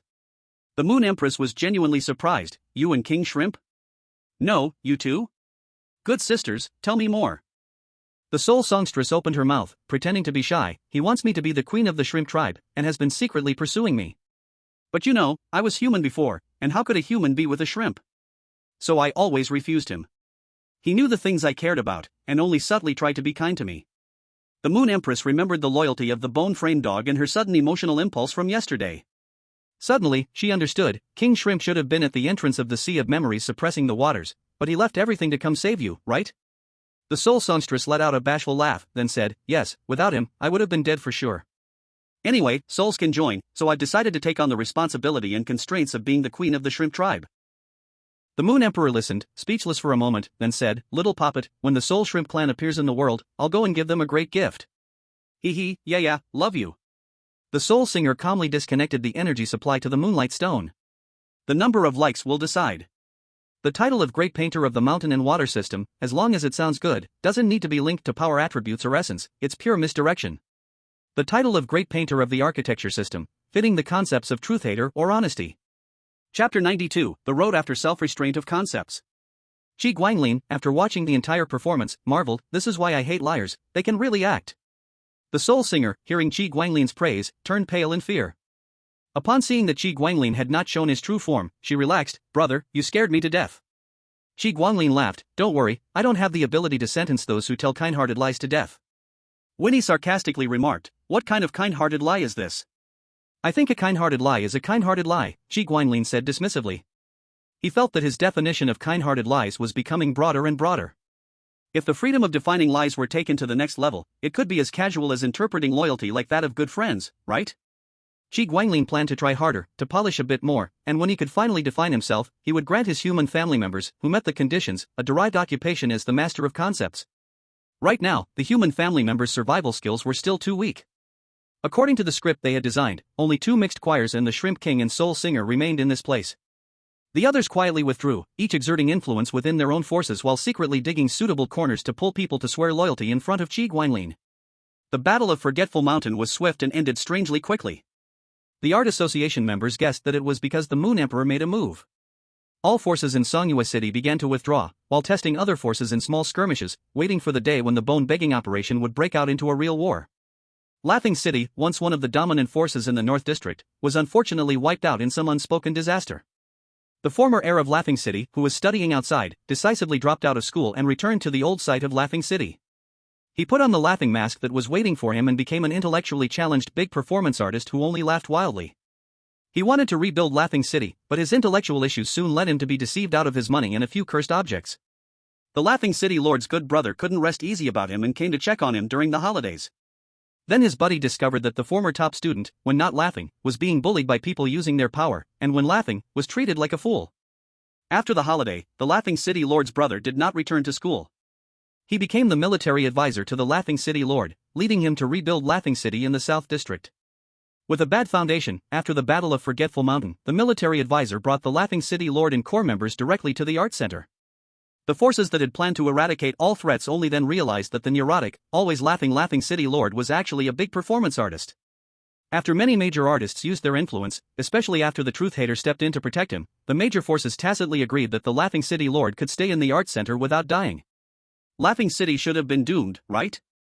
Who would have known that even though the Laughing City Lord was holed up in the art center, Laughing City produced 10 or so major-level combatants. The big shots, all dressed in clown costumes, claimed to be from Laughing City, and then started fighting for resources and active buildings. At first, the forces maintained a tacit understanding, with Laughing City's strong ones taking turns to appear and divide the resources of small forces and weaklings. As the easier-to-possess resources dwindled, the situation began to change. The tacit understanding shattered. The citizens of Songhua City could even see 20 high-ranking individuals dressed in the clown costumes of Mad Laugh City, claiming to be the vice-mayor of Mad Laugh City, asking, "Who are you?" and then turning on each other in a deadly fight. The people from the Art Association saw an opportunity and, after stopping to watch, quietly joined in. Qi Guanglin thought of Xiaomeishian's talent and took her to search the city for strange dreams. In the face of possible annihilation if they didn't play the part of a dog, they swore never to betray in front of Qi Guanglin, then connected a small part of their dream forever to Xiaomeishian's dream. Some of the restless dreams wondered which fool had brought the living father back to life. The comeback talent of Lofus turned out to be unexpectedly useful. Lofus used the cursed blood agent sponsored by Meng Jiqiu to hide his connection to Qi Guanglin, and then, using his weak strength as a cover, took Qi Guanglin's self-portrait to scout the area. Lofus died, and the guards buried his blood and flesh in the ground. Lofus rose from the earth, calculating the explosion points, guard positions, clothing, and approximate battle strength. Since only a human had died, and based on the strength of the flesh, they assumed it was a selected one from a death game or hell game, or perhaps an ordinary person randomly chosen after the failure of a martial world chosen one, so no one was on guard. Then, after gathering intelligence, Qi Guanglin stepped out of the self-portrait and used images of strong members from the art association to attract people. He gathered 7 or 8 powerful individuals from major forces who were ready for battle, then launched a surprise attack, overwhelming the few, dividing the spoils, and marking them with the insignia of Mad Laugh City or other factions. In this way, for 7 days, they killed dozens of small faction leaders and several elite teams from large factions. The art association members made a fortune, flesh exploded, emotions exploded, souls exploded, and now they were lacking nothing. Even Meng Jiqiu, who only sponsored local specialties, took a big cut. Once, the shadow puppetry craftsmen and puppet masters only saw the impression of ordinary people as overly diligent and ambitious. But after the shadow puppetry craftsmen became shadow puppetry masters and the puppet masters became puppet grandmasters, their impression of Wen Wuqing changed. They discovered that after hearing of their promotion, Wen Wuqing exploded with a bunch of emotions. After briefly discussing their abilities and mechanisms with him, he exploded with a whole lot of pure emotions. The puppet master, after collecting the emotions, proudly explained to Wen Wuqing how turning her brother's path into a puppet was a reverse-engineered, godly mechanism, and Wen Wuqing actually exploded a crystal pointing towards his sister. This directly stunned both the puppet master and the shadow puppetry master. How could this even happen? The shadow puppetry master, itching to tell her story, was ready to explain how she made shadow puppets from her own human skin, and perform a shadow play starring herself, showing how superior her mechanism was. The puppet master, after checking Wen Wuqing's soul activity, helplessly stopped her and went to ask her brother for money and resources to significantly improve Wen Wuqing's soul activity. Qi Guanglin, upon seeing this, found it a bit absurd, and directly told Wen Wuqing not to leave the house, to just stay and take supplements. As the time for the begging for bones operation grew closer, everyone with abilities in Songyue City became busier, and the death toll grew higher. The great artists struggled to survive in this messy situation by exchanging resources.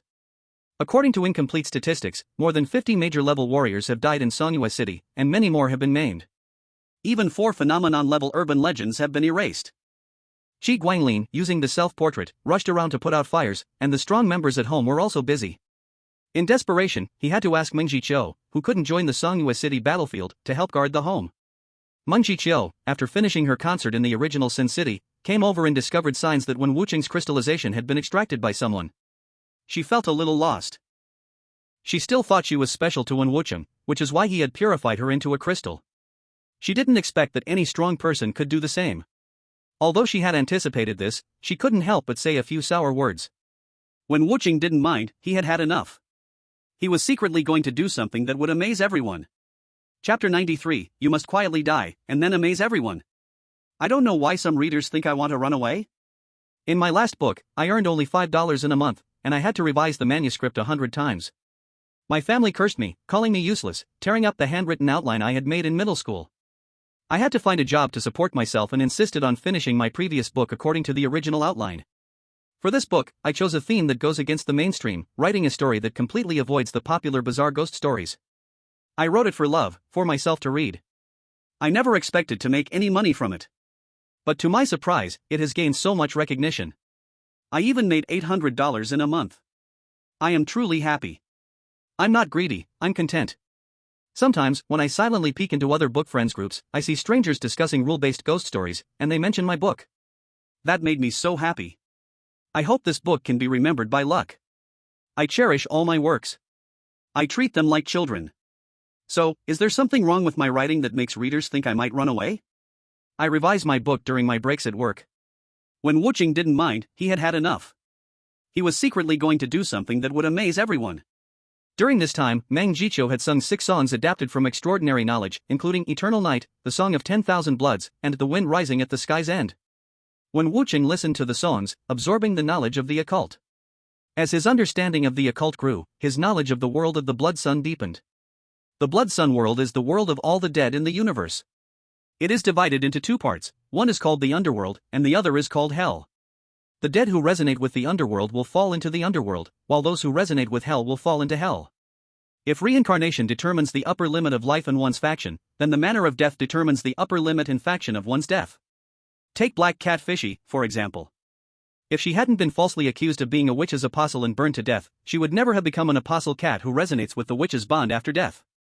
If there are enough similar deaths, these odd deaths can, under the guidance of a common will, forcibly alter the environment. In the last decade, in Shanghai City, a powerful drowned person gathered water ghosts and forcibly turned a flat land into a vast ocean. Wen Wucheng studied the deaths of Mu Fengchun, Andrew, and Su Shuiming and discovered a problem. In theory, every human being, once dead, has the potential to transform into a strange entity. However, Mu Fengchun and Andrew were devoured before they could rise as a strange entity, and Su Shuiming would have had his soul eaten too if not for being saved by Xia Bumian, who snatched him away from the jaws of death. In other words, if you don't design your death in a safe place, don't expect to become a strange entity. You would have been eaten clean by then. After realizing this, Wen Wucheng had an idea, but the soft-hearted head of the family spent too much time as a recluse in the art studio, and sometimes, when the head of the family left, there were still kind-hearted puppet masters and introverted shadow puppeteers at home, making it difficult for him to find a space to carry out his plan. In Wen Wucheng's view, if he were the head of the family, he would be annoyed by the useless relatives at home and might even manually remove unnecessary family members from the household register. There are too many family members, he can't keep track. Maybe he'd kill off two useless ones. When Jianqi, who could manage the accounts, was safe from being killed. Wang Lingyue and Su Shuiming, who went to the eternal night market as travel frogs, didn't need to be killed. Xia Mengxian, with his dream strategy card, was also off limits for killing. So, who should he kill? Tong Yang, who was listening, her descriptions seemed to have something very special. Moreover, that gun that absolutely shouldn't exist in the Blood Day world, how did he even bring it in? Is the life and death game blind or what? Coming back as a carrier of the dead language is too useful. The Sherwin feeling is kind of interesting. Now Sierra is the top of the art association, commanding the 5 derivatives of the masters to unleash the power of 10 masters. Wen Wucheng thought back and realized if he were the family head, even if he didn't manually clear the house, he would definitely let Wen Wucheng without combat talent roam free, then put resources on more useful family members. So, does he still deserve to eat resources to grow stronger? Can he still live forever? When this thought appeared, a sense of crisis surged. Even knowing the family head was soft-hearted and would try to help all family members grow together, he still felt panic. If the family head is fine, he can stay in Utopia, but what if the family head falls? After dealing with Meng Jiqiu, Wen Wucheng returned to the room, his hand passing over many torture tools and a box of concentrated adrenaline injections, his eyes showing some hesitation, which after a moment turned into a dead-still determination. The family is a small matter, but the organizers of the life and death game aren't always easy to deal with. He didn't want to regret this and that before dying. He wanted his state before death to be helpless, then raise his middle finger and go to death. After understanding most of the strange causes, Wen Wucheng liked the Blood Day world, because the pain and hatred before death in the Blood Day world really could exchange for power. He tortured himself silently, using pre-prepared devices to assist where he felt powerless. Relying on adrenaline and willpower, Wen Wucheng persisted, "No, not enough, my pain and hatred are still not enough, I will never stop here." Wen Wucheng injected himself with 5 times the sensitivity needle, then the devices set to activate automatically tortured him until he screamed.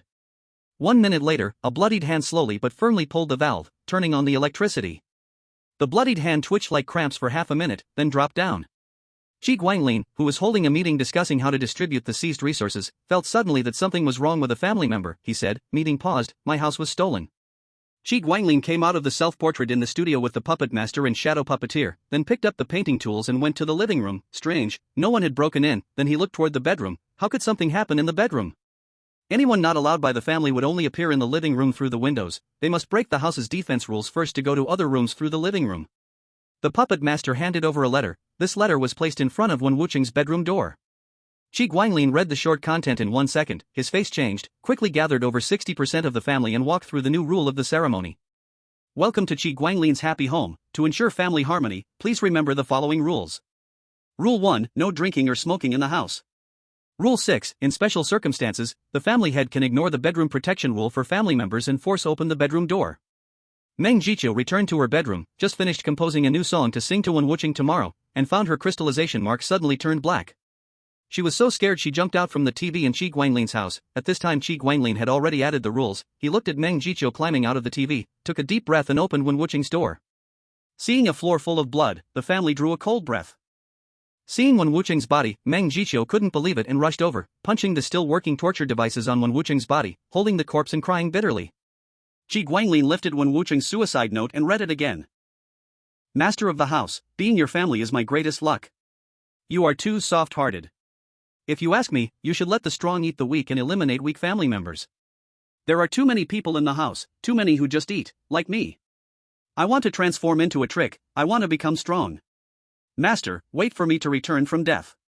Qi Guanglin looked at the amount of blood on the ground and felt that the possibility of Wen Wucheng becoming a trick was at least 99%, but he didn't know the strength. He didn't know what to say, he could only start praying that Wen Wucheng would be lucky and really complete his dream of immortality and strength. Qi Guanglin carried Wen Wucheng out of the gradually collapsing bedroom, calling his sister and the shadow puppeteer to help watch Wen Wucheng's body. If Wen Wucheng could not transform into a trick in half an hour, they should immediately contact him to perform soul calling and soul mourning. Qi Guanglin, with a face full of worry, returned alone to the art association. Other senior members of the art association saw Qi Guanglin come back alone and asked with concern, "President, is it troublesome? Do you need us to act?" Chapter 94 Wen Wucheng prepares his own ritual.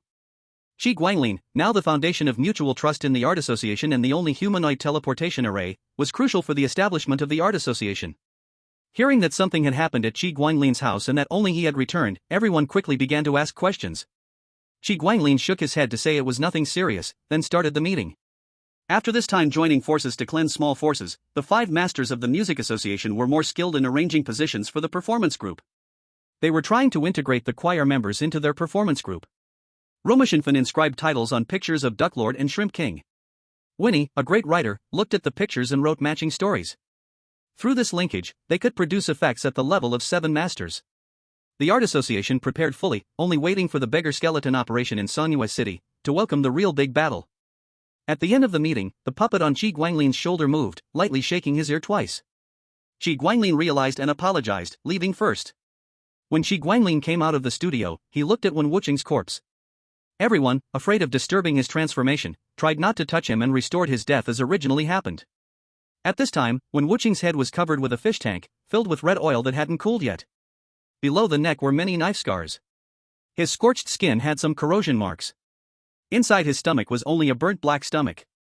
All other organs had been pulled out and eaten by Wen Wucheng, probably in the stomach or on the way there. Starting from the toes, each inch of bone was smashed, partially matching the death appearance of the jumping-off building trick when the feet hit the ground. Beside him, a record player was still playing. Kind people could not bear to hear a single word of it. If this death does not transform into a trick, then who could transform into a trick? Qi Guanglin sat beside Wen Wucheng's body, sighed deeply, and asked, "Am I too weak, not giving you enough sense of security, letting you pursue power this way?" No one answered Qi Guanglin's question. Everyone waited for the final deadline of the transformation. If it failed, they would try soul calling and soul mourning. The family only worried that if the soul mourning succeeded, Wen Wucheng would do this to himself again. Those instruments already looked painful. If pierced with the already empty 5-fold sensitivity needles, wouldn't it be even more painful? Wen Wucheng's arm suddenly twitched. Sharp-eyed Tong Yang was happy and said, "Great. The master of life and death games must bless Brother Wen. Brother Wen will succeed." Wen Wucheng's calf also began to twitch. Then, it seemed to trigger some mechanism in the modified fish tank, and Wen Wucheng's head fell off. Then Wen Wucheng's arms and calves stopped twitching. Meng Jiqiu felt very confused, everyone looked at each other in deep confusion. Qi Guanglin said decisively, "Not good, prepare to call the soul, then cry for the soul." Wen Wucheng, in a daze, recalled his first half of life. He was a born psychic, since childhood he relied on smelling others' shallow emotions and was very liked. Wen Wucheng had a perfect childhood. Then at the age of 9, the big fate came, his father actively turned direction, trying to let the wife in the passenger seat and the son behind the wife survive. He underestimated the big fate, his wife also did not survive, but his son Wen Wucheng survived. All kinds of relatives rushed in. Wen Wucheng carefully smelled the emotions of each relative who used to pile up smiles, he could not smell even a bit of kindness. He was eaten up completely by 3 families of relatives under the good name of taking turns to take care of him. The uncle and aunt mainly responsible for taking care of him discussed whether to let the child naturally die of illness. Wen Wucheng overheard it, and for the first time smelled killing intent. Wen Wucheng smelled the people who released greedy emotion toward him, decisively followed them, used the trafficker's van to run out of the city, then relied on smelling emotions to find the contradiction point of the traffickers group, successfully stirred trouble, and took the chance to escape to the orphanage.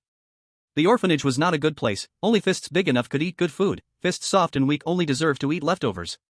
After that, the law of the jungle ran through Wen Wucheng's whole orphanage life. After constant fighting, he became the strongest in the orphanage. As the king of children, the managers gave him special treatment. Other children crazily flattered him for his resources. This was the first time he tasted the power and beauty of the strong.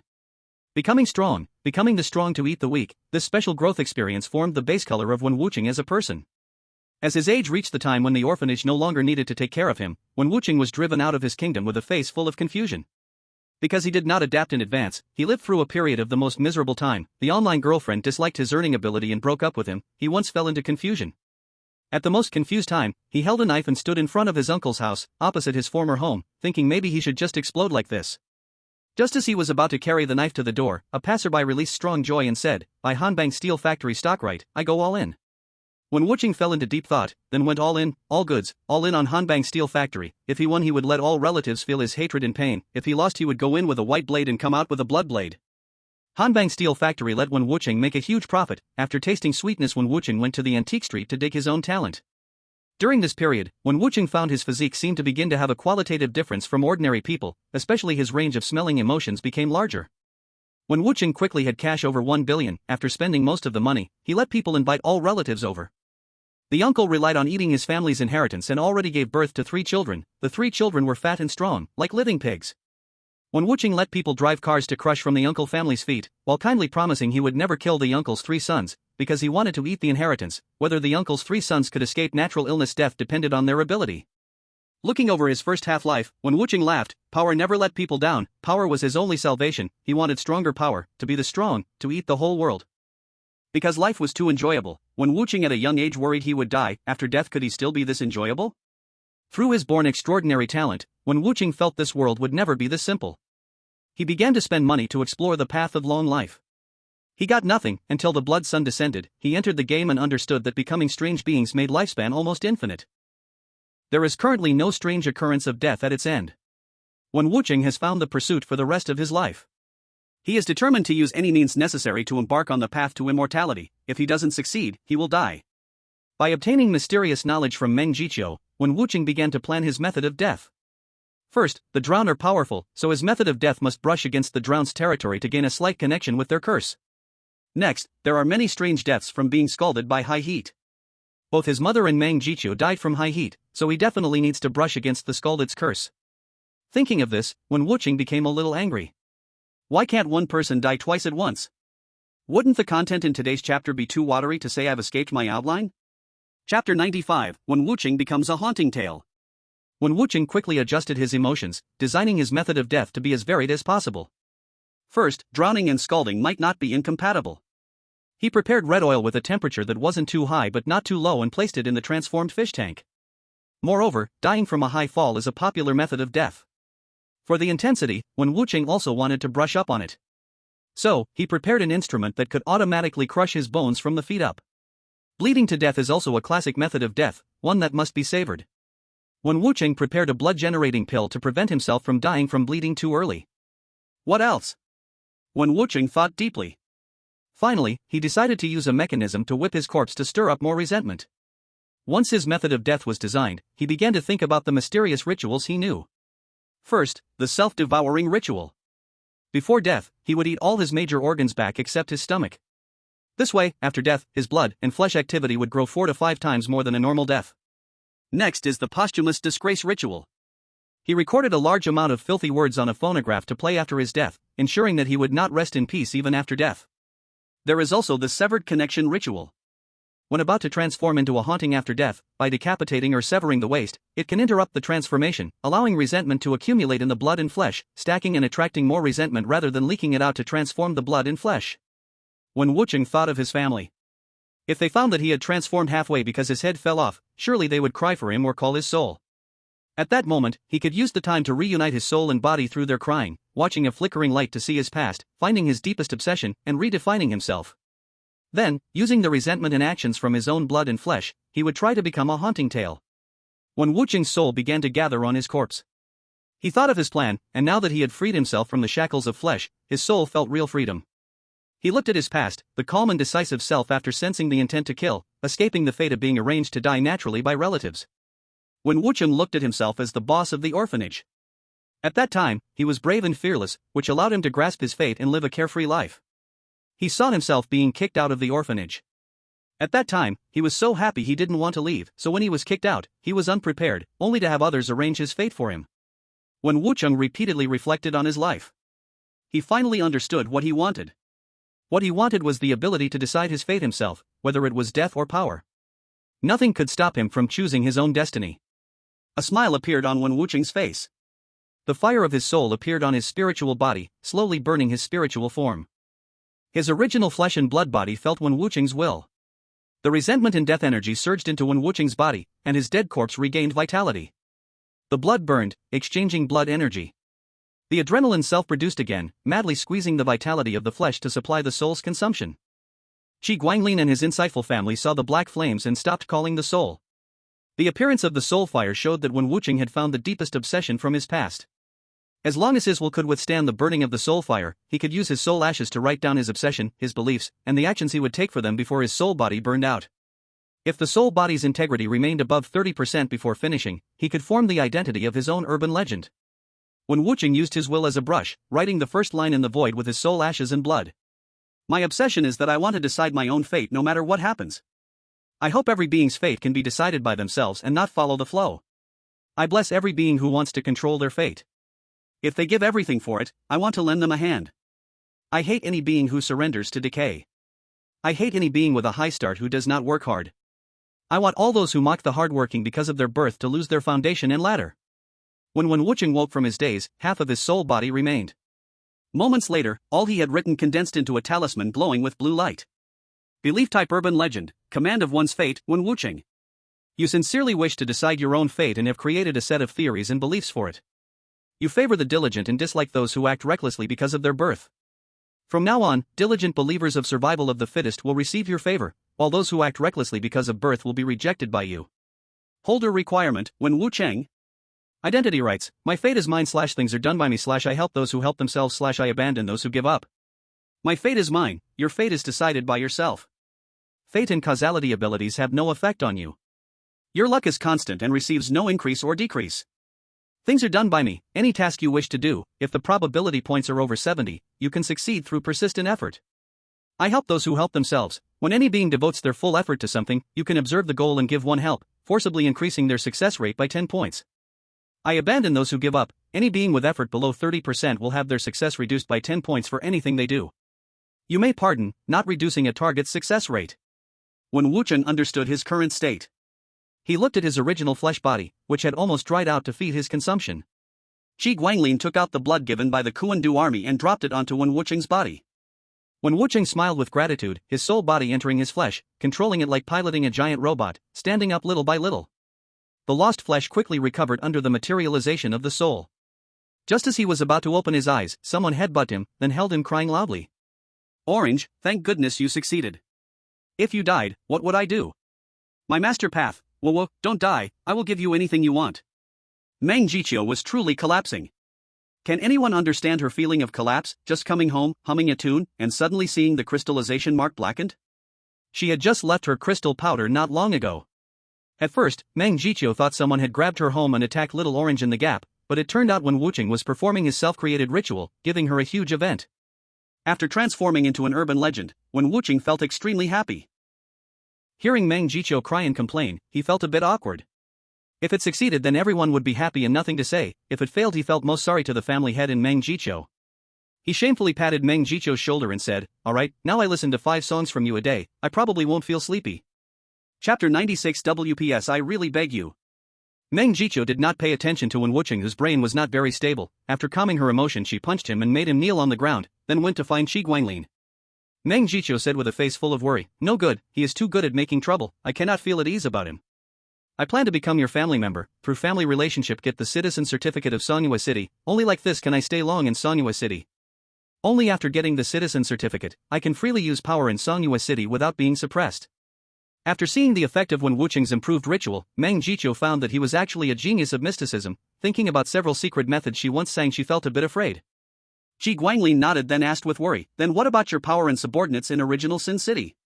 What about the trade channel between US The power is not important, anyway I can use the power of network and information to appear in my base at any time. As for the trade channel, Meng Jicho said with a face full of disgust, I lost the citizen certificate of original Sin City, seems I am not enough to hold the ground anymore, no way, can only let my mortal enemy take the cheap, before I leave I will make it clear with that idiot about the share.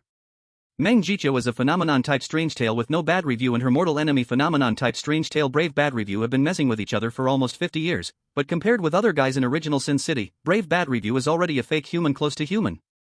Meng Jicho planned to find Brave Bad Review, to discuss clearly the matter of channel share with her. Seeing Meng Jicho already had a plan, Qi Guanglin nodded and said, Alright, Meng Jicho, our family welcomes your arrival, what family identity do you want to choose? Meng Jicho lowered her head, after a moment squeezed out a sentence from between her teeth, his wife, I want to see if after he has his own small family he will still seek death. Qi Guanglin nodded, called all family members to hold the bloodline transfer ritual. Meng Jicho dropped her blue-purple blood, looked at Wen Wucheng with hatred and said, My name is Meng Jicho, I am the wife of second branch eldest brother Wen Wucheng. Wen Wucheng looked at Meng Jicho's expression and felt his future might not be very good. As Meng Jicho's joining succeeded, Wen Wucheng's bedroom doubled, the bed also became a double bed. Then in the northwest corner of the house, on the right side of the garden that was about to evolve successfully, a new territory appeared, Thousand Autumn Recording Studio. Thousand Autumn Recording Studio increased the family members' resistance to sound type rules and the ability to resist sound wave damage. For Meng Jicho, Thousand Autumn Recording Studio could record her singing voice into records, then improve the quality of the records, greatly helping her in making works. Meng Jicho had always been alone before, this was the first time she experienced the function of a strange tale aggregation family.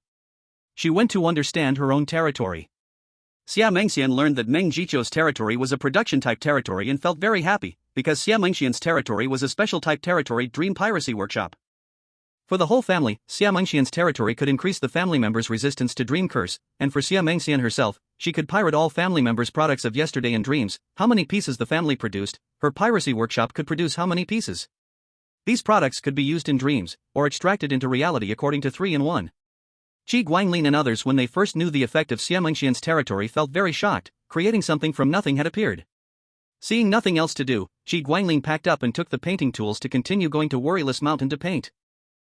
After the Great Battle of Wangyou Mountain, all the major powers simultaneously cleaned up the minor forces, the strong among the small forces either died or submitted, and once the minor forces were basically cleared, all the major powers settled down quietly, everything hidden beneath the undercurrents. All of this had nothing to do with Qi Guanglin. After losing the responsibility restraint of the Boneblade district owner, his current strength and status allowed him to completely choose not to participate. As long as he did not step in, no force would waste their resources to cause him trouble or deal with him. The responsibility of the owner of room 1802 was also easy to solve. Send Palawafusi with a painting showing a starving ghost eating flesh until reaching the limit and self-destructing, dying directly on the battlefield with no remains, then come back through revival. Qi Guanglin felt a real ease in having the responsibility of handling the revival of the begging skeleton action. The burden of the begging skeleton action that once pressed on their family like a mountain was finally no longer a problem. Qi Guanglin thought about the future direction of the family while painting. In this division, Qi Guanglin took 4 permanent shops. It was not that he did not want more, but shops needed people to run them, and if a shop did not operate for a long time, it would lose vitality. Seeing the great success of Blood-Seeking Ice City and the booming Soul Milk Tea, Qi Guanglin decided Blood-Seeking Ice City should stay high-end, and then he could open another milk tea shop targeting the low-end, called Dice Milk Tea Shop.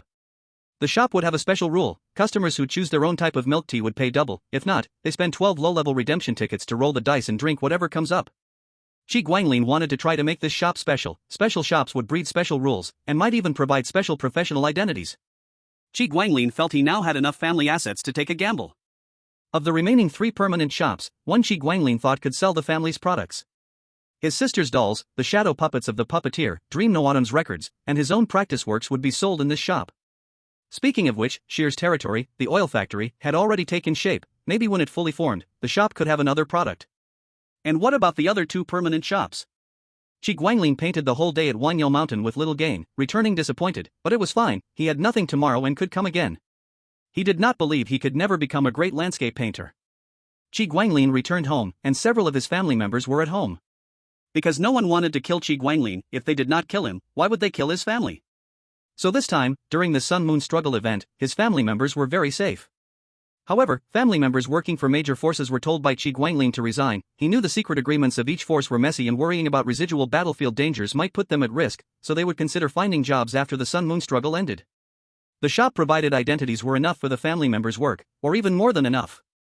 It is worth mentioning, Mother was also forced unemployed because the crematorium boss where she worked and most executives were taken out by 3 masked strong men acting under the name of the Vice Lord of Crazy Laughter City, and the valuable parts of the bodies were taken away. In the entire crematorium, only Mother and the Shrimp King's Chancellor were alive. Mother had nothing to do and, along with other family members without production ability, rotated work at the shops. After when Wuching became a ghost story, his territory finally took shape, a special type of territory, the training ground. It had no production ability, only assistance in combat skills comprehension and practical combat improvement. Qi Guanglin tested the effect and found when Wuching's territory was of no help for his status elevation. But how he could better use the self-portrait displacement to develop a finishing move was very useful.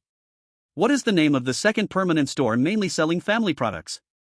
And what should the other 2 permanent stores do respectively? Chapter 97, Certain Victory Always Wins.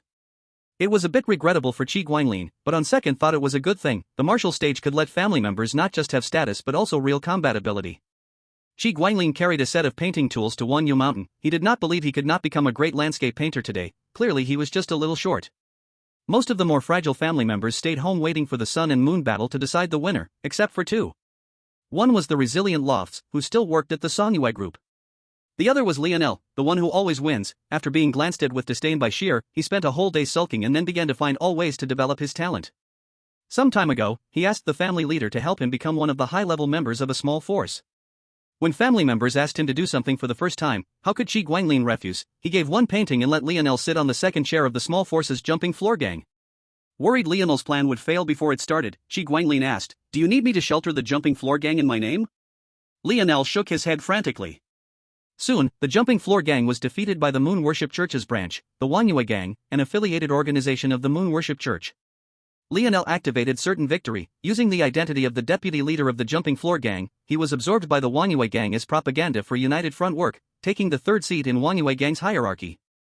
When the leader of the Jumping Floor Gang saw the deputy leader sitting in Wanyue Gang's 3rd seat, he was so angry he almost exploded. Lionel did not panic but rejoiced, kneeling on the spot. The team originally planned to kill everyone to avoid exposing secrets, but seeing Lionel, they found him pleasing to the eye and thought adding another branch was not bad. So they accepted Lionel's surrender, then looked at his strength and felt he was not yet capable of guarding the place, so they took him to the branch, the bone material processing subfactory, and tailored a set of bone armor and bone blade for him. Because they found Lionel's combat awareness ridiculously weak, the team leader was forced to install spirit tools in the bone armor and bone blade to help Lionel empty his mind during battle. Raising the spirit tools was simple. Casually catch one ordinary owner from the bone blade area and one from the skeleton area, one relying only on bone blade for killing and one only on skeleton for defense, purifying their souls. When only combat awareness remained, it became a qualified spirit tool. Soon, Lionel transformed, becoming an auxiliary supplier of the bone material processing subfactory. He stood as the small factory director within the power range of the bone material processing factory. Unfortunately, the good times did not last. People from Songyue Group came. Would Lionel win? The answer was guaranteed victory. Lionel knelt on the spot, bringing the small factory to become a member of the Songyue Group board, though just a minor director who could vote but not speak. Wasn't that a qualitative change too? Fresh from the board, Lionel was full of spirit. He waved his robe, and 32 black-clad Songyue Group guards spread out, forming an open and hidden protection circle. He knew the next few days would be calm. Sheer would not need to command the army, and now he should work as a store clerk with Xia Mengxian in the blood-seeking Ice City.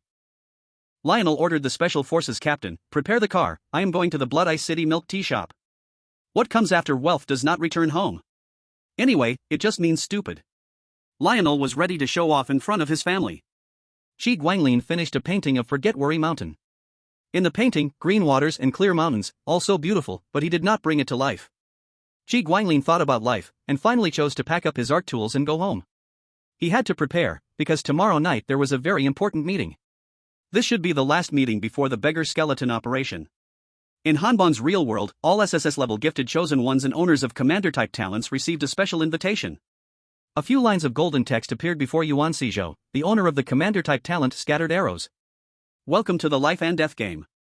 Rule 1, all Life and Death games guarantee at least one way to survive that applies to all chosen ones. Rule 2, the golden rules given by the Life and Death game will not be modified or polluted, absolutely correct. Rule 3, the Life and Death game never betrays courage and sacrifice, no matter which world. You received a special invitation, named Strong Battlefield. Game Introduction, the great battle on Beggar Skeleton Operation Day in Songyue City will decide the victory of Sun and Moon. This is the battlefield for the strong. The strong die, stronger survive, survivors gain everything. Clear conditions, survive until the end of the beggar skeleton operation. Clear rewards, clues for the second awakening of commander-type talent scattered arrows are paid in advance, clues for the third awakening can be received after the operation ends. This invitation is purely personal. Failure has no penalty for the country. You may freely choose your faction. You can refuse, refusal has no cost. Yuan Sijao frowned, ready to discuss with Jun Gu. This invitation needed a commander to lead, otherwise he worried about Hanbang's chosen one's safety. Now it was just a question of who would go. Wu Anjuan, family name Wu, given name Anjuan. Before Yuan Sijao awakened, he was Hanbang's only commander. He also received this message. After discussions among the top leaders, both Wu Anjuan and Yuan Sijao refused the invitation. Because several chosen ones of Hanbang were at Shi Guanlin's home, and Shi Guanlin's home had the commander from Iron Will country. They did not need to compete for command. If any Hanbang chosen ones wanted to take risks, they could temporarily join Shi Guanlin's home. When Shi Guanlin arrived home, Wen Wucheng was giving himself medicine, preparing to watch TV. When Wen Wucheng realized he was a belief-type monster tail, he completely let go. As long as someone existed who recognized his belief, death was just a beautiful dream. When the dream ended, he could return from death. So he started inserting needles and taking potions by the bucket. As a phenomenon-type monster tail that could be erased, Meng Jiqiu was very envious. The TV suddenly started flickering. When Wucheng worriedly went closer, and Meng Jiqiu, caring about the bridge between the two, carefully took out a bunch of electronic devices. The TV said, I received an inquiry from a powerful similar being, asking for a family recommendation that is friendly in atmosphere and does not break furniture. Can I recommend our home? When Wucheng, hearing powerful, stopped listening further and nodded repeatedly. Meng Jiqiu was calm and asked the TV carefully what kind of situation this powerful similar being was. The TV explained, he is a game console. His previous owner was a thrill-loving game expert and designer, who did many modifications, installed advanced functions, and finally played his own design games on him until his soul activity was exhausted. Damn this broken dice, I really did not prepare to bet on power, but what terrible luck. Forget it, I will not act anymore, just cause first, effect later. Chapter 98, What broken dice, I just will not roll it. On the side, Shi Guanglin almost couldn't hold back a smile, then composed himself and said seriously, if he is willing to show us the rules, our family is happy to welcome him. A circle appeared on the TV screen, and after a moment the TV said, the game machine says he is willing. His name is Shi Yong, and he is currently heading to the community. You need to meet him at the community gate. Shi Guanglin said, no problem, just tell me where. 7 out of 10 places in this city have my self-portrait. After a moment, a circle appeared on the TV screen and then showed the scenery around the game machine. Shi Guanglin nodded, stepped out from the self-portrait near the game machine, and then led the game machine out from the studio's self-portrait. Shi Guanglin asked the game machine where it wanted to settle, and the game machine jumped next to the TV and said, I can project the game onto the TV screen, I'll stay here. You must play with me every day. If you often don't play, I will run away myself. When Wucheng asked curiously, can playing your game give us attributes? Of course. Look at my rules yourselves. By the way, call me Shi Yong from now on. Words appeared in gold. Shi Guanglin's home furniture, game machine Shi Yong's rules. Rule 1, there can only be one game machine in the home. Rule 2, every day at least one family member must play the game machine for a total of 1 hour. Rule 3, players gain one of the 4 life dimensions based on game type. Each achievement gives 10 life dimension points, and completing the full collection gives 100,000 life dimension points. Rule 4, if a player's life dimension is lower than Shi Yong's, the chance to learn the game protagonist's skills increases, if higher, the chance decreases. Rule 5, when there is an external enemy, Shi Yong can pull the enemy into a game unlocked by family members. The enemy must win the game to exit. If the enemy dies in the game, there is a chance to become a new game protagonist. Seeing the chance to gain attributes, when Wucheng's eyes changed. Mr. Shi Yong, can I play the game now? Play with me. Dying in the game consumes some spiritual energy. Are you sure you want to start now? When Wucheng said firmly, of course. Meng Jiqiu laughed helplessly, is there a 2-player game? Shi Yong thought for a moment and said, first row, second column, breaking up in the kitchen, but. When Wucheng sighed, so troublesome, don't slow down my full collection speed. Meng Jiqiu sneered, if you die more than me, just wait. Shi Guanglin watched them bicker and go play, then fell into thought. At that moment, the door card beeped. Xie, Xia Mengxian, Mom, and Lionel returned. Lionel came in front of Shi Guanglin, shook his silver-edged black coat, and spun once without a word. Compared to the unappreciative Xie, Shi Guanglin was polite and asked in surprise, this is the board director's coat from Songyue Group. How did you become a director? Lionel laughed confidently, of course, I won from the second in command of gangs since childhood. I kept winning until I reached the board seat of Sonyue Group. I just need the next shareholders meeting to officially become a board member. Qi Guanglin praised, good, you are excellent. After dinner, the Boneblade Community Committee came for a big investigation. Seeing Qi Guanglin's family, the committee members smiled politely, then gave 3 action locations for this skeleton-seeking operation, asking if Qi Guanglin's family was interested. The committee was once strong but was tricked by the property company and rejected by most owners in Boneblade community. The more rejected, the more the committee relied on the property, until it became the property's lackey. Now the committee had been hollowed out by the Property Management Association. If it weren't for the property backing, with the special nature of the property management company, the neighborhood committee would have been gone a long time ago. Qi Guanglin glanced at the action locations. The 3 actions were Crazy Laugh City, Sonyue Group, and Sonyue Church. This made Qi Guanglin laugh. The sword sect was planning to secretly execute a scheme.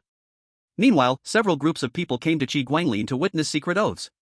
Qi Guanglin ate 12 meals in one night, and the Moon Emperor appeared 5 times. Qi Guanglin truly had to admire it. The most outrageous time was when the Moon Emperor held hands with both the director of the orthopedic hospital and the leader of the Moon Worship sect, placing all 3 hands together and asking Qi Guanglin to witness their secret oath. Qi Guanglin was panicked, unable to believe what he was seeing. The great artists behind the conch were also deep in thought. After dawn, Qi Guanglin finally found time to go to Worry-Free Mountain. He couldn't believe he would fail again this time.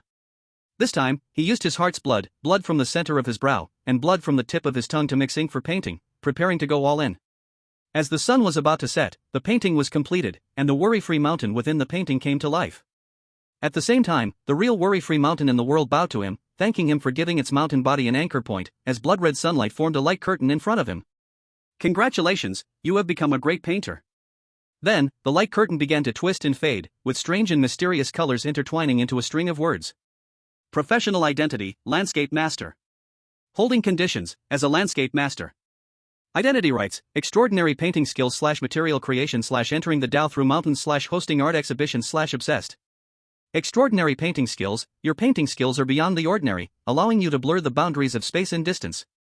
Material creation, you can skillfully use various materials to create painting paper, brushes, and paints. Entering the Tao through mountains, your mountain paintings are particularly outstanding. The more you understand the mountains you create, the stronger their essence becomes, and your paintings grow stronger. Hosting art exhibitions, you have the right to host art exhibitions, and all beings within a 100-mile radius with an aesthetic value between 60 and 90 must find a way to attend, sacrificing everything to be a part of your exhibition. You may set your own rules for the exhibition, with a chance that Life and Death Games or Hellish Cinemas will use your venue during the exhibition period.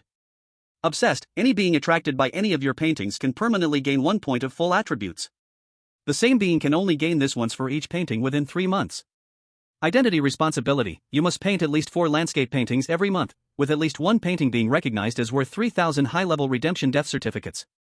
Qi Guanglin looked at the painting on the canvas and laughed, then carefully put away the painting of his proof. He wanted to test whether he could use the technique he had envisioned, and he threw out 5 self-portraits. From these self-portraits, 5 versions of Qi Guanglin, both real and fake, jumped out. They formed bone blades and combined their strength to strike forward, then threw out new self-portraits. The new Qi Guanglin jumped out from the self-portrait and joined the battlefield, slashing at the air, then threw out a new self-portrait. Meanwhile, the real Qi Guanglin had already stepped out of the painting studio's self-portrait and was preparing to have something light to eat. Chapter 99, Wow, the first great god certification of my life. Thanks to Lin Yishuan, who loves stir-fried meatballs, for my first great god certification. I'm so happy, there will be 3 updates today. Seeing Qi Guanglin return earlier than expected, his family was surprised. During this period, Qi Guanglin had been going to Worry-Free Mountain every day, returning with a confused look on his face. Now seeing the smile on his face, Wen Wuqing asked curiously, Master, what's going on? Qi Guanglin smiled and replied, From now on, please address me as the Master of Biological Painting, the Lord of the Waterfall Oaths, the eternal opponent of lies and deceit, the witness of oaths and promises, the President of the Art Association, and the first mayor of the future art city. Wen Wuqing became frustrated, thinking he shouldn't have responded to that statement. Alright, Master of the House, we can't fit so many people in this house. By the way, just now a duck from the Art Association brought over an invitation, and then the Boneblade Community's Sequence 1, the Sword Sect, sent a bone sword. Sequence 2, Blood Cry, sent a blood letter. Qi Guanglin opened the blood letter from the Boneblade Community's Sequence 2, Blood Cry. After dropping his 3-colored blood onto it, the blood words twisted rapidly upon contact with his own blood, forming completely new content. Qi Guanglin glanced at the content, and felt a headache starting to form. Then, he dropped blood onto the bone sword from the Sword Sect, causing a series of characters formed from sword intent to appear on the sword. Ji Guanglin felt that he recognized every word, but when put together, it was still hard to understand. He kept both letters with him and then told the family still at home, "Sheer, don't move around casually. Wait for me at the art association. As soon as the results of the sun and moon dispute are out, we'll be fighting across the entire district." Then, he looked at Leonard. Well, forget it, I can't be bothered with you. Pay attention to the usage limits of guaranteed wins for single factions. If you cause trouble and can't handle it, don't leave the house. I want to see which fool dares to come to my house and die now that the whole family is here. Loves, you should focus on nurturing your flesh for now. Don't watch movies while slicing off meat, that will cause a slight drain on your soul activity. Ji Guanglin instructed his sister and the shadow puppet master to stay at home and protect the weaker members of the family. He was going to take Meng Jiqiu to the art association to show their faces. When Wuqing, after turning into a monster, was expanding in power. "Master, the art association, take me with you. I wonder if there are any strong enemies that could let me experience even a small defeat?" Ji Guanglin furrowed his brows in thought, when Meng Jiqiu directly elbowed him, knocking him down. When Wuqing awkwardly explained, "I was ambushed, I haven't fought with all my strength yet." Ji Guanglin couldn't help but laugh. "Alright, you and Meng Jiqiu have a fight. As long as you don't lose too badly, I'll take you with me." The two of them went to the practice field. When Wuqing loudly proclaimed, "The affairs of the world are mine. Today, I act for it, who dares to disobey?" Two 10-sided dice appeared in front of Wen Wuqing, and when the dice stopped spinning, the possible result was 61. When Wuqing was not discouraged, "I will devote myself to the battle with strong enemies. I will slay the strong, crush the armored ones, and anyone who blocks my path will be forced to abandon their armor." Self-help, I help, was successfully activated. The possibility score reached 71. When Wuqing did not waste time using, "I abandon those who abandon me," on Meng Jiqiu because he knew Meng Jiqiu's efforts were no less than his own. Meng Jiqiu waited for Wen Wuqing to be ready and then began singing his attack-type song, White Bone Lament. Wen Wuqing's flesh gradually decayed and detached from his body. As Wen Wuqing gathered the bone blade and charged towards Meng Jiqiu, he did not hesitate to strike at his head. Meng Jiqiu danced to the rhythm of the song, and with each turn, he dodged the strike at the perfect moment. Soon, Wen Wuqing's flesh completely detached from his body, and his internal organs fell to the ground. Meng Jiqiu stopped singing and prepared to help Wen Wuqing pick up his internal organs. When Wuqing refused, "I haven't lost yet. Losing this easily? You underestimate the composite ritual I designed for myself." He ate his fallen organs, and his flesh regenerated, returning him to his peak state. Meng Jiqiu let out a silent laugh. When Wuqing recalled the painful memory of being drowned in high-temperature red oil, possibly scalded to death. As his resentment grew, a layer of high-temperature red oil coating slowly appeared on the bone blade, which then began to flicker with electric sparks, and black toxic mist slowly rose from the bone blade. Meng Jiqiu gasped, looking astonished, "When Wuqing, you are truly amazing. So full of ideas." When Wuqing laughed, "How could I stop here? I want to decide my own destiny. What I want I must get, what I don't want I can refuse." The bone blade twisted, when Wuqing chopped off his own head, then threw his head out, a black long tongue stabbed at Meng Jiqiu, but she bent backward and dodged, leaving behind traces corroded by chronic poison. When Wuqing's body took the chance to swing the bone blade at Meng Jiqiu, his head sprayed the poisonous tongue from behind her. Meng Jiqiu was not concerned. When transforming into the ghost tail, she gave up flesh and blood. Now she was an information and emotion being. Kinetic slashes were meaningless to her. A casual wave of resentment shook when Wuqing back several steps. She thought for a moment and prepared to get serious, a secret technique meant to give a low rating to the brave, unexpectedly used first on her most important fan. "This move is both cool and strong. Will Orange explode a crystal for himself?" Meng Jiqiu's shadow detached from her body, standing like a person in front of her, elegantly extending its hand to her true self. Meng Jiqiu and her shadow held hands and together danced and sang the master's lost work, All Things Die. Then all things died. The aura of universal death covered the entire martial stage. Even the incomplete All Things Die gave Wen Wuqing a lifelock effect on the stage. Watching Meng Jiqiu still singing and dancing, his eyes were full of admiration. So powerful. Could such a powerful person really be his wife? Meng Jiqiu pinched the crystal drifting toward her, feeling happy. It was the 12th, with a big pile of pure love. Love is a high-level emotion. The purer the love, the tastier, and she loved eating it. Chewing the love aimed at her, she looked at Wen Wuqing more gently, reaching out to help him up. After watching, Keguanglin acknowledged Wen Wuqing's current combat strength. Meng Jiqiu had accumulated too much. Wen Wuqing still could not defeat her, but against his sister, the two could fight at least 2 or 3 days. Keguanglin took Meng Jiqiu, Wen Wuqing, and Sierra through a self-portrait to the art association. At this moment, the art association meeting room was almost fully gathered. Keguanglin arranged seats for Meng Jiqiu and Wen Wuqing. Sierra, as the military head, already had her fixed seat. As the saying goes, rivals in the same field, all the great musicians present knew Meng Jiqiu from the nearby original Sin City. Would the neighboring original Sin City join in? They planned to discuss that later, now more important matters awaited discussion. Chapter 100, finally 100 chapters, 100-chapter celebration. Kegwanglan sat in the president's seat and smiled. Everyone, today I have already received the survey plan for the begging skeleton operation zone. As I know, Sequence 1 Sword Sect and Sequence 2 Blood Cry in the Boneblade Zone each have ideas. What do Shrimp King and Duck King think? Meanwhile, the Moon Emperor sat on the dog cushion, lost in thought. After the last worry-free mountain battle, the Moon Emperor's pride and self-assumed flawless strategy were finally slapped by reality. Originally, the worry-free mountain battle was just a small matter. She planned to sell off the soul singers who disagreed with her in their choir, giving the achievements to the Sword Sect. Then the Sword Sect would use the achievements to fully take leadership of the begging skeleton operation, cooperating with her to destroy the Song Yu group.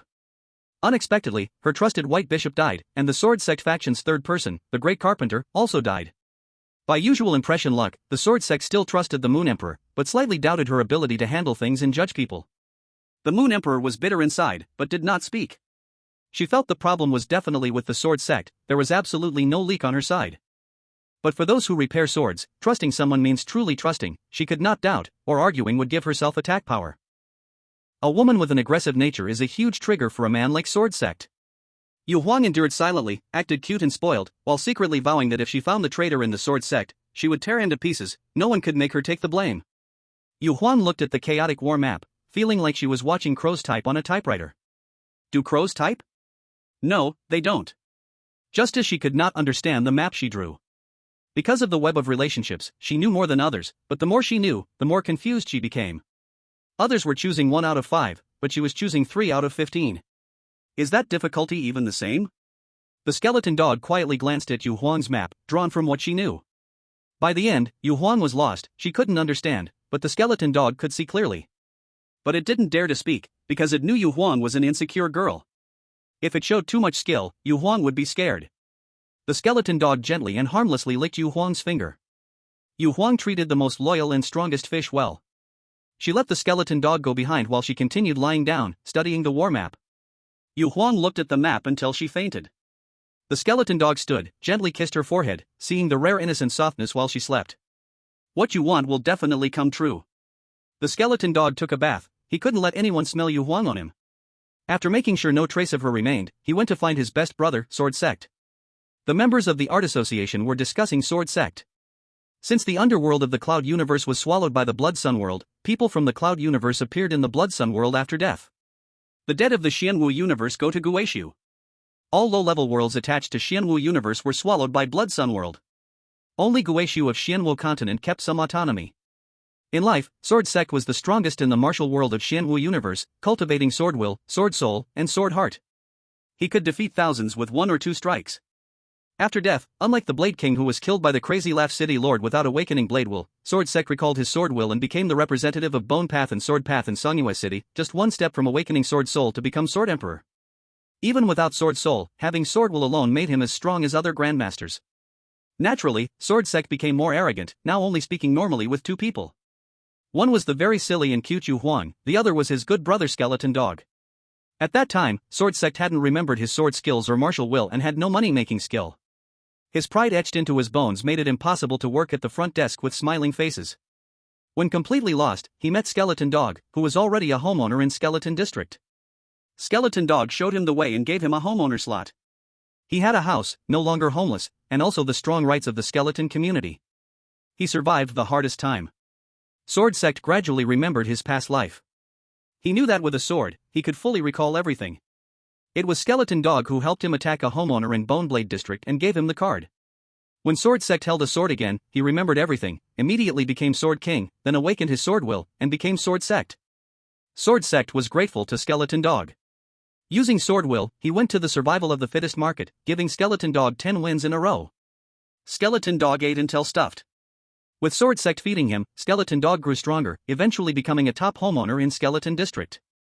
As the original Bone Nest members died or let go, the old Bone Nest faction gaps were no longer so serious. The Skeleton Dog and the Sword Sect worked together, sending each other into the top 3 positions of the administration committee sequence. The Skeleton Dog and the Sword Sect had an agreement: when all obstacles were dead, the Boneblade District would merge with the Skeleton District.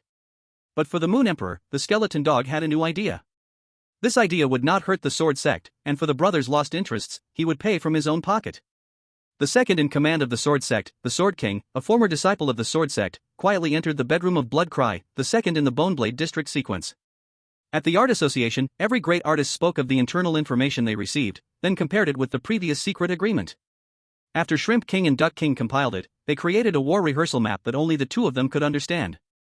When the map was completed, Shrimp King and Duck King together swore to the hateful liar, "We guarantee that the content we will simulate next has no selfishness, everything is for the maximum benefit of the Art Association, minimizing losses." Prey Light nodded. Then the opening thunder struck, and everyone understood why Shrimp King and Duck King had to swear. Shrimp King said, "Deathrock will certainly die." According to comprehensive analysis, Deathrock will die at the western fortresses of the Moon Worship sect. All internal mechanisms and layouts are exposed, dying under the siege of strong ones from the Song Moon Group and the property company. Deathrock frowned. Deathrock's philosophy perfectly matched the radical claims of the Moon Worship sect, so besides being a key partner of Mad Laugh City, he was also the leader of the Moon Worship Choir. But because of the Moon Emperor's existence, the previously established choir system was cancelled, and the original funds were sent to the choir of the Song Moon sect. Deathrock felt bad, so his relationship with the Soul Songstress worsened, and his attitude toward the sect also declined a lot. Later, when they checked accounts, the Soul Songstress found that she indeed received this subsidy, 80 per person. 80 each sounded like quite a bit, didn't it? The two of them became even more disgusted with the church. Winnie listened for a while and finally understood a bit, saying with disgust, "Dirty church." Yu echoed, "Dirty church, they must all be killed." Later there would be another chapter, specially added for the great Lin Ishuan who loves fried meatballs. Chapter 101, Who will cast the net, extra for the great Lin Ishuan who loves fried meatballs. Deathrock looked at Duck King and Shrimp King, who didn't look good, and asked what happened. Duck King thought, "In wartime, how will you naturally get rid of the responsibility of defending the western fortresses? Can't I just move my base?" Deathrock asked a low-intelligence question. Duck King shook his head, "Their target is not the western fortresses, but you. Not only people from the property company and Song Moon Group want you dead, higher-ups in the Moon Worship sect also want you dead." Deathrock asked, "Can I resign?" Shrimp King sneered, "If you dare resign, you die immediately." Deathrock widened his eyes, "I am a great musician, don't they fear shame after my death?" "My family can take my works to seek revenge." Duck King said, "In the end, it's just a work, not a living master. Besides the creator himself, others can hardly fully bring out all the power of the work." The Soul Songstress understood and asked, "Do you doubt there are still masters in Song Moon City?" But the three masters were already dead in the North District, weren't they? Duck King pointed at the sword sect, "He already has master-level attack power through sword intent. Before the skeleton operation, in any case, Bone Nest would merge for appearances, the sword sect could also use skeletons to make up its weaknesses. Then the sword sect, except for a little less immortality, can fully be seen as a master." The head of the Bone Hospital never acted, hard to say. Property Bone Nest split and got the biggest benefits, also hard to say. Shrimp King frowned, "The three of our master-level foundations have put out all our works. Even a pile can crush 2 or 3 masters to death. For now, let's not think about that. How do we save Deathrock?" Everyone fell into deep thought. When Wuchen quietly manipulated his powers. The city had many struggling existences.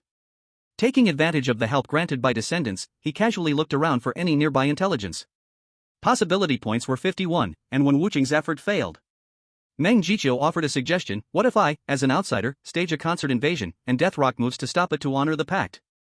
Can Deathrock fake death? Shrimp King and Duck King pondered the feasibility of this idea. The idea was highly doable, but whether it would succeed involved many factors. Shrimp King nodded, "I think it's possible, but the process needs some adjustments.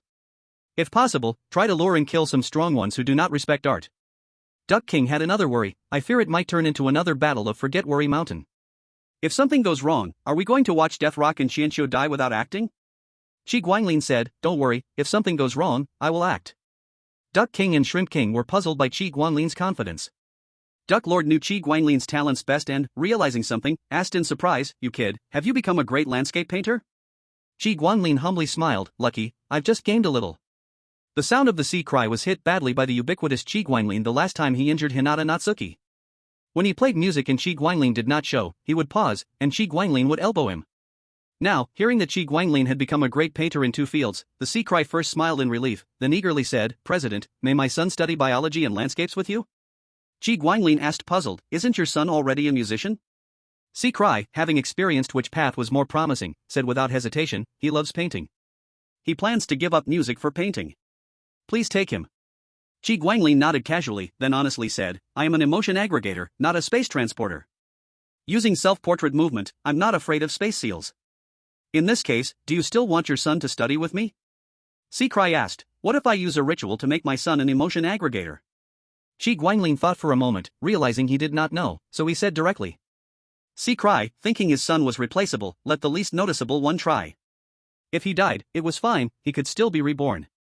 After the fake death plan was set, they moved to the next topic. Discussion about the secrets of the sun and moon struggle. The others knew nothing, but the soul singer knew a big secret. The Moon Emperor told me the sun and moon each have 5 major forces. After the begging skeleton operation ends, whichever side has more major forces wins. Shrimp King and Duck King got excited, knowing that this secret directly decided how the Art Association would treat the winner of the sun-moon struggle. If the moon side wins, no worry, just kill the Moon Worship Church and the Moon Emperor. As long as the offerings continue, the moon does nothing. If the sun side wins, things become more complicated. Everyone urged the soul singer to explain what happens if the moon side wins. The soul singer's face was strange, same as now. In Songhua City, day belongs to the sun, night belongs to the moon. Everyone was confused. How is winning the same as losing? Then the soul singer said, if the sun wins, the moon must illuminate the entire night of the underworld. Everyone was confused again. How is it still like winning the same as losing? Because the result of the sun-moon struggle was too absurd, everyone decided to wait until it ended to see the sun and moon stance before holding another meeting. After discussion, the Arts Center officially scheduled a slot for Death Rock. It was a big deal when great artists hosted exhibitions at the Arts Center, and no non-artist was allowed to stop it. Death Rock is now preparing the program at home, and when the time comes, Mang Jiqiu will take the lead and host the concert first. Death Rock, as a local and a stakeholder, tried to stop it but was instantly defeated. Other great artists, after Mang Jiqiu announced her willingness to swear to hold the Songhua City Citizen Certificate long-term, tacitly accepted that the Arts Center's usage rights belong to her. If the plan succeeds, Death Rock's death trial would be over. Other major artists who joined various factions haven't been framed yet, but seeing how the big powers handle their own people, all the artists are terrified. Even the Princess of Love songs from the neutral camp, the Death and Life Hospital, started to panic. Qi Guanglin understood the atmosphere and took the opportunity to swear, I, the hater of lies, the president of the Art Association, promise that I will never abandon any member of the Art Association, I will never sell out any member, and I will never collude with outsiders to harm any member. Duck King and Shrimp King understood Qi Guanglin's intention and swore in turn, I promise to the hater of lies that I will never abandon any member of the Art Association, I will never sell out any member, and I will never collude with outsiders to harm any member. As each person followed with their oath to the hater of lies, everyone dared to face the enemy together without worrying about a knife coming from behind. Compared to the United Art Association, centered around the same dream, the other factions are filled with betrayal, suspicion, fear, and greed, and they are easily crushed. In the quiet night, a series of unspeakable schemes, both covert and overt, quietly wove a huge net that covered the entire city. But no one knew, in the end, who would collect the net and who would tie themselves up in it. Chapter 102, The Conspiracy of the Collectors Association. Once the plan was decided, they all left. Immediately, an announcement was made, Death Rock will hold a concert tomorrow morning, performing 7 songs. When this announcement was made, everyone in the city's core district with an aesthetic score between 60 and 90 seemed to have been cursed. Those who could take leave did so, and those who couldn't, resigned. Death Rock enjoyed excitement and mental stimulation, so he included his requirement for mental excitement in the announcement. As a result, high aesthetic individuals who had money bought stimulants, and those who didn't bought cheap alcohol, to prevent being turned away from the concert. The property company that originally planned to raid the Moon Worship Church's war complex, upon discovering that the rotating defender was their high-level mole, was forced to abandon the attack plan. The 2 branches of the Songhua group suffered heavy losses in their attack on the Moon Worship Church's war complex, leading to a poor opinion of the property company. The property company couldn't reveal that their new defender was their high-level mole, so tension arose. Before Death Rock took the stage, Qi Guanglin began his planned actions as agreed. The main action was to brutally beat Hai Qi Zhiyin's son near the Arts Center. This way, Qi Guanglin's appearance near the Arts Center became justified, and it made sense for him to stand by while Death Rock lost the opportunity to exhibit at the Arts Center. Hai Qi Zhiyin's most capable son, with his exceptional strength, fought with 52 brothers for the chance to be beaten. He went to the newly opened Dice Milk Tea Shop at the Arts Center, spent 12 low-level redemption death tokens, and bought a chance to roll the dice. This was a 10-sided die, with 10 types of milk tea carved on it, worth between 8 and 27 low-level redemption death tokens. Hai Qi Zhiyin's outstanding son, Hai 21, rolled the milk tea worth 18 low-level redemption death tokens. Seeing the result, he inexplicably felt happy. High 21 happily drank the milk tea. On reaching the main street, he was sliced in half at the waist by a fleeting bone sight under the eyes of everyone. High 21 let out an earth-shaking wail, spilling his undigested milk tea all over the ground. Though he had anticipated it, High 21 instinctively called for his mother while struggling to piece his two halves together. At the Eternal Moon branch in Songyue City, the voice of the sea felt its bloodline in danger, stopped recording, and let out a thunderous roar, "Who dares kill my heir?" He picked up a set of instruments, ignoring the advice of those around, and left the Eternal Moon base. Death Rock, dressed in heavy metal, carrying a full set of instruments, walked into the art center. Unfortunately, the stage that belonged to him was already occupied by a girl wearing an ocean dress. Seeing him arrive, the girl in the ocean dress smiled and said, "I, Xianxiu the Stream, am holding a concert here." Death Rock's face turned red with anger as he shouted, "Bastard! I spent more than 10 days arranging for this concert opportunity, how dare you steal it from me?" Meng Jiqiu smiled, "Either step down and be an audience to listen to me, or come for an art duel." Death Rock, after turning red, laughed instead, "If you survive the time of one of my songs, we'll skip the art duel. Survive this chance and I'll let you have it." Death Rock played Memory of Thebes, Meng Jiqiu sang Lament of Bones a cappella. The two great musicians deliberately controlled the power waves and range, exciting the surrounding audience, whose eyes glowed red. A viewer with a 90-level aesthetic got closest, watching with a wild face, then happily got ground into meat by the sound waves. Meng Jiqiu and Death Rock silently cursed the fools, wondering who still actively sought death. Death Rock felt pain for the deaths of the resources, signaling Meng Jiqiu. Together they unleashed their full power, sound waves and notes filling the entire venue. Death Rock left through the self-portrait of Qiguan Lin. Meng Jiqiu took out a Death Rock puppet made by the puppet master. When the notes dispersed, the audience saw Meng Jiqiu processing the essence of top-tier dead bodies while mockingly saying, "It's brave to challenge me, but that's all I can praise you for." The bloodthirsty audience cheered, and Meng Jiqiu, after controlling the scene, started singing the non-violent song 3-inch Heaven. Qiguan Lin cut the son of Voice of the Sea in half on the street, then went to the self-portrait left with the King of All-In. Outside the arts profession, the group most connected to the Art Association would be the Collectors. Unlike the scheming Art Association, the Collector Association stayed secluded with the Design Association and Life and Death Hospital, not taking part in the Sun-Moon struggle. For people in the Art Association, except the Love Song Princess and Special Liars, they all joined the Sun-Moon struggle. The Collectors had complicated feelings. On one hand, they hoped their old clients and big resource providers would not die. On the other hand, they also hoped if they died, it would be okay, so they wouldn't have to wait for the posthumous glory after complete death. Qiguan Lin rang the doorbell at the King of All-In's house, found no one home, then went into the Collector Association via self-portrait. Sure enough, the King of All-In was giving a big class on strange collection knowledge in the Collector Association's conference room. Qiguan Lin quietly appeared in the last row. The King of All-In saw him, wrapped up a few words, and left the room. Qiguan Lin appeared in the Collector Association's reception room through the self-portrait, seeing the King of All-In entering. The King of All-In took the tea handed by Qiguan Lin, thinking of the newly promoted landscape grand painter's work in the collection room, smiling with satisfaction. "Times are sensitive, I haven't even brought gifts to congratulate you yet." Qiguan Lin waved his hand. A storage painting was handed over. "You need space rules, but I don't know exactly what you need space rules for, so I made a half-finished piece to bring to you. You can tell me the purpose, and I'll see how to guide it from here."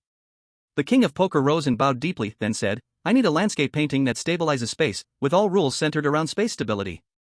Qiguan Lin nodded, "I'll bring the painting to you once it's finished. By the way, how does your Collectors Association view the current conflict between the Sun and the Moon?" Though it was phrased as a question to the Collectors Association, what was really being asked was the opinion of the King of Poker and two other major collectors. The King of Poker's expression grew serious. He activated his 7 or 8 prized collections and then swore to Qiguan Lin, "The content I'm about to share with you will remain between us. I won't tell anyone you've heard this from me." Qiguan Lin revealed his true self and assured the King of Poker, "Of course, this will only be known by you and me." The King of Poker instinctively whispered, "The Sword Sect has given us their personal sword as a collectible." Qiguan Lin didn't immediately understand. "Wait, what did you say? What's wrong with a sword nurtured by one's own blood and bones?" "The Sword Sect's personal sword is already in our collection room," the King of Poker said, his expression fierce and menacing. Qiguan Lin furrowed his brow and asked, "What do they want you to do?" Meng Jiqiu's performance costume was inspired by the shining warm sea god set, with a fluctuating sea god skirt. Chapter 103, The Skeleton Dog in Action. The King of Poker hesitated for a moment. He had stood outside the city management bureau, watching as the mayor who had greeted him inside was immediately sentenced to death. The godlike power of that moment made him resolve to find that being and follow them. After learning of their name, he was overwhelmed with joy, for the King of Poker wasn't one to shy away from speaking the truth, and he had confidence in his honesty. The King of Poker decided to take a gamble. He bet that this being could become him, then once again become that being, and thereby acquire their derived occupation and identity. At this moment, the king of poker looked at Qi Guanglin, who appeared confused, and made the decision to gamble. When the oath was broken, he immediately spat out all his internal organs, leaving the ground clean. He then gestured for Qi Guanglin to take him to his home. Qi Guanglin led the king of poker out of the self-portrait, and the king of poker said, "Go around back. If possible, don't kill the Moon Emperor. If we can't avoid it, then kill him without holding back. We need to take advantage of the chaos and work with his sword sect to dismantle the Moonlight Church." As the words fell, the king of poker's regenerated internal organs spilled out once again, and his soul began to scatter. He picked up a golden dagger hidden in a secret compartment, made 3 strikes, 6 holes, and the golden dagger shattered. The king of poker looked at his most treasured collectible, the blade of cleansing sin, with regret. This blade could erase one violation of an oath and the corresponding punishment through 3 strikes and 6 holes. Soon, his internal organs regenerated, and his soul began to condense again. Everyone knows that the Moon Emperor admired the sword sect. Qi Guanglin really didn't expect the sword sect to be so generous, so determined. They were actually preparing to take severe action against their admirer. Qi Guanglin thought back to the previous plans with the Shrimp King and Duck King and asked, "King of Poker, would you agree to my request to never intentionally leak what we talk about next?" Qi Guanglin began to paint a picture for the King of Poker, and the King of Poker grew even more excited. Since the regional lockdown, the third path to becoming an art master had become increasingly difficult, and the collectors, tightly bound to their artist identities, were also struggling. At present, the King of Poker saw no possibility of promotion. If what Qi Guanglin spoke of became a reality, with the population of Songhua City, the Art City, there would certainly be enough to nurture a few art masters. By then, the Collectors Association would definitely be able to produce a few master-level collectors. The King of Poker's gaze flickered for a moment before he said, "I'll find you later to witness it." Qi Guanglin glanced at the time, nodded, then appeared near the son of the /C crying sound, speaking in a cold tone. "Isn't it a bit too cruel for the killer to return to the scene of the crime and watch the victim suffering?" C crying sound aligned the top and bottom halves of his son. C21's flesh vitality was good, already rising from 2.5 to 1. He looked at Qi Guanglin, who was mocking him, and said, "What do you want?" "We purposely spared your family." Qi Guanglin responded in confusion, "I'm just seeking equal revenge, I didn't use deadly force." "I haven't even looked at his history of lies." C crying sound motioned for C21 to leave. "I know I'm no match for you, but I must get an explanation for my son's injuries." C crying sound began playing his famous song, The Sound of C Crying. Qi Guanglin wasn't bothered, his figure flickered and had already become slick, while C crying sound struck at the air in place. He knew he was hitting air, but dared not stop. If he stopped, he would be stabbed. The onlookers found it reasonable, so they quietly watched, hoping to gain some insight through inspiration. Suddenly, C crying sound's expression changed, and he loudly shouted, "Master of the Times, I know you can hear me, our city's great musician, Deathrock, is dead." C crying sound was calling out Qi Guanglin's title as the Grand Painter of the biological system. Qi Guanglin, hearing it, stopped outside the range of C crying sound waves. Qi Guanglin calmly said, "Call someone, let's go have a look." Soon, 4 great musicians and 4 great calligraphers and painters blocked the door of the art center, cutting off the curious gazes from the outside. Moon Emperor was busy and overwhelmed, about to call upon the soul singer, who had been recently trained to be more useful, but found no one. The deputy leader of the Song Moon Church, the talented and beautiful Moon Lady, who was slightly less skilled than the skeleton dog in licking, lightly placed her hand on the Moon Emperor's temple. Moon power surged, and she massaged while gently speaking. Deathrock was killed by an outside artist and took the art center's spot. All local art masters are blocking the art center's doors. The soul singer should be unable to lend a hand. Moon Emperor knew that the Art Association appeared to be a loose organization, with many conflicts between painters and musicians, but when it came to this crucial issue of promotion at the art center, all the artists would surely unite. No one could change that. Moon Emperor thought for a moment about whom to send for a surprise attack on the Bone Processing Factory's Bone Nest War vehicle production site. The Moon Lady saw what Moon Emperor was thinking and softly said, "Let me lead the team." Moon Emperor shook his head and said, "No, you'll definitely die if you go, I can't bear it." "I'll let." The Moon Lady gently pinched Moon Emperor's lips and said, "I don't trust anyone else. They definitely won't be as willing to fight for you as I am. I'll go." The Moon Lady lightly kissed the crown of Moon Emperor's head, and without hesitation, left. At the same time, the skeleton dog was on the move. He realized that Moon Emperor didn't understand war, he only knew power struggles. Unfortunately, there were some battlefields that even power couldn't touch.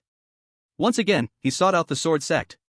When he opened the door to the sword sect, they were busy sharpening their swords, the sword intent slowly sinking into the blade. Skeleton dog, carrying 2 roasted chickens and 2 bottles of untainted wine, called out, "Hey buddy, let's drink a couple of glasses."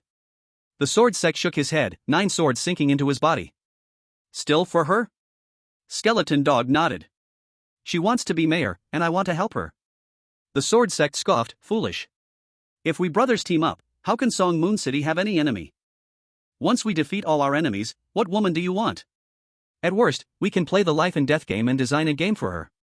Skeleton Dog smiled bitterly. I understand all that, but I hope she's happy. I want her to be loved in this life, to be arranged as she wishes, to have everything she desires, to have all her wishes come true. I want to be her heaven. The Sword Sect coldly asked, even if it means going against me? The Sword Sect sighed, Dog brother, do you remember when I first woke up after death? In life, I slaughtered 1,000,000 to forge the sword soul of slaughter. After death, I was overwhelmed by lingering resentment and anger, unable to feel my true nature. Back then, I had nothing, and you were just an ordinary landlord. We relied on each other, enduring every bone-asking mission together. The Skeleton Dog replied with emotion, indeed, back then, we were so happy just finding a bone in that brutal market of the strong devouring the weak. The Sword Sect, with frustration, said, I thought you'd forgotten after living the good life for so long? Do you remember the humiliation when you acted cute for a bone and let people rub your belly? Without strength, you're nothing. The Moon Empress is toying with you, can't you see it? The Skeleton Dog, confused, said, the Moon Empress is not toying with me. She promised me that after this battle, she would openly be with me. The Sword Sect was stunned for a moment, then flushed completely with embarrassment. Witnessing the world-shaking battle, I forgot to update, my fault. Chapter 104, The Friendship of Peeling Garlic. Thanks to Alice Liddell for the God-level certification. 3 updates today, might be a bit late. The Sword Sect was stunned for a moment, then completely flushed red. Fool, dog brother, you really have the fate of a dog. Do you believe she will marry a dog openly? The Sword Sect looked at the Skeleton Dog as if looking at his past self. Back then, there was a sect in the martial world called the Decisive Sword Academy. This sect would select the most beautiful and strongest disciple from hundreds of students to go out and train, conveniently tying them to the mortal world. Of course, to put it bluntly, they could also be called picking up dogs. Before the Sword Sect earned the title of Sword Saint, he was already number 1 on the Young Hero rankings, naturally qualified to be tied to the current Saintess of the Decisive Sword Academy. Then he and the current number 2 on the Young Hero rankings, the Blade King, were both captivated by the Saintess. The small head controlled the big head, and the Saintess used them as tools. 3 years later, the Blade King had found what he wanted. He ignored the Saintess's pleas and married the woman who had always loved him but whom he had not cared for before. After marriage, they lived in bliss, never again concerned with the matters of the martial world. With no strong competitors left, the Sword Sect felt that the Saintess of the Decisive Sword Academy seemed uninteresting. He liked the kind of competition where strong people chased each other, like the Blade King. That was thrilling. Facing the Saintess and another low-level competitor much weaker than him, he found no excitement. After a moment of silence, he drew his sword. When the sword hung over his neck, the Saintess didn't speak of tests anymore. Instead, she started undressing. The Sword Sect suddenly realized that wealth, power, and women were nothing compared to the sword in his hand. Brilliant blood spurted from the delicate white neck. Watching the beauty wither before death, it was so beautiful. Stepping on the ground full of fresh blood, the Sword Sect comprehended the second sword intent. He told this story to the Skeleton Dog, explaining that the dog needed strength to put a blade on the Moon Empress's neck. Otherwise, everything she said to him was hollow, just keeping him hanging. The Sword Sect, in order to help his good brother, was ruthless, using his own experience as an example. Haven't you noticed how good the Moon Empress is at toying with people? You look at her soft, innocent appearance, have you ever touched anywhere other than her arm? I want to hug her, but she won't let me. The Sword Sect continued, I can guarantee that besides me, the director of the orthopedic hospital and the leader of the Moon Worship sect have at most touched her hand. She's playing us 5 at the same time, and until we figure out who the strongest one is, she won't give any of us special treatment. The Sword Sect even added some techniques he knew about how the Moon Empress trained dogs. He didn't know that the more he spoke, the emptier the Skeleton Dog became, even losing its smile. Because the Skeleton Dog's heart was full of happiness. He was filled with happiness, master, master. So only he could sleep with the master in his arms? So the master would only let him touch places other than her hands? So the master only gave him master. The Skeleton Dog remembered the first time he met the Moon Empress. Back then, he and the Sword Sect had no money, and their aesthetic was so bad that they couldn't even get the free living subsidy from the Art Association. They could only go to the weak eat strong marketplace. It wasn't for fighting in the arena, they weren't qualified nor dared to go up, they were on the edge, watching for any blood and flesh fragments. The Sword Sect had a cold face, completely expressionless, neither willing nor suitable to beg for food. The Skeleton Dog made the Sword Sect turn his head away, as he went to show cuteness in belly, while Sword Sect's gaze affected his ability to act cute. If the arena champion won, in a good mood, they would pat his belly and dog head, giving him the fragments of the defeated champion. The skeleton dog gave the meat to the sword sect and chewed on the bones himself. After 2 weeks of this, the woman who seemed like the moon on earth sat with her guards in the spectator seats. Seeing the skeleton dog, she let out a small exclamation, "Hey, puppy, quickly change back to your original form and let me pet you." The skeleton dog was used to it by now, no longer shy, acting coquettish and cute, making this woman happy. "I am the Moon Queen, and today I am very happy, puppy, what do you want?" The Moon Queen was graceful and gentle, radiating joy from being pleased. The skeleton dog asked for some nutritious food, and they both shared the high-quality blood food, increasing their vitality and attributes by thousands. Then, with the explosive increase in their vitality, they killed the owner of the Bone Blade neighborhood, and when the bone sword broke through the body, with fierce sword intent, the sword sect established its dominance with the sword. Sword sect and knife king, these types had no productive ability, all their abilities were in combat. In times of peace, there were only 3 paths: to be a security guard, do dirty work, or be an arena champion at the Weak Eat Strong marketplace. Sword sect liked freedom, so he took the skeleton dog to the Weak Eat Strong marketplace to pick their own ingredients. With sword intent, sword sect captured a large amount of high-level ingredients, forcing the skeleton dog's stats to the point of being able to make it onto the leaderboard. When they sat at the property management committee's position and met the Moon Queen again, she was very surprised. Then, after sensing the strength of the sword intent, she climbed up through their past relationships. Sword sect remained indifferent, but the skeleton dog was an excellent breakthrough point, with the Moon Queen being very enthusiastic towards him. The skeleton dog knew he was just a bridge, but he was willing. Now, hearing sword sect's words, he realized he was not just an accessory, but... The skeleton dog dared not think he was the only one. He thought if he could be the main course, that would be enough. Sword sect babbled for a long time. Seeing the skeleton dog in a trance, he couldn't help but wonder if what he said earlier was too harsh. The skeleton dog heard sword sect fall silent, got up, and patted sword sect's shoulder with his paw. "Bro, it's the first time I've heard you talk so much. I understand your reasoning, I just don't want to see through it yet. I probably won't survive this round, but if I die, and something happens to the Moon Queen, can you help protect her life?" Sword sect's face darkened, and after a moment, he smiled. "If someone wants to kill the Moon Queen, I would definitely save her for your sake." The skeleton dog got the answer he wanted, happily walking away. After the skeleton dog left, sword sect broke the sword sheath the Moon Queen gave him, for the first time harboring murderous intent, not related to struggles for power or influence, but towards the seemingly innocent Moon Queen. Sword sect held his initial, broken sword, remembering how he and the skeleton dog relied on each other in the beggar's bone action. Back then, he only expressed his feelings for the Moon Queen when he saw her growing closer to the skeleton dog, entering her fish pond because the skeleton dog was weak, unable to compete with the Moon sect's leader and the Bone Hospital's director. He feared the skeleton dog would be bullied by his rival using strength. Of course, sword sect admitted the Moon Queen was indeed worthy of love, with many excellent qualities, which was also why he was willing to enter her fish pond. But it was different from those who had been trained into dogs. He was only pretending to be enchanted, actually having little desire for the second holy maiden of the merciful Sky Sword Academy. The Moon Queen, although sensing sword sect was not as obedient as the other fishes, accepted his advances because he was strong. After studying sword sect's preferences carefully, she... Surprisingly, the most unobtrusive point in the sword sect was chosen, the innocent and delicate worshipper. For years, Moon Emperor has been acting as the worshipper, unwavering, relying on time to wear down, and in the end, he managed to develop some feelings for the sword sect. But unfortunately, for the sword sect, it's rare to have true brothers, the kind of bond that can be compared to peeling garlic. Chapter 105, The Ambush of an Ambush. This was not a peaceful night. The next morning, the Art Association announced the death of the legendary musician, Rock Death. At the same time, the bone material processing factory's bone nest tank production area was irreparably destroyed by a group of mysterious individuals who had scraped off their own faces.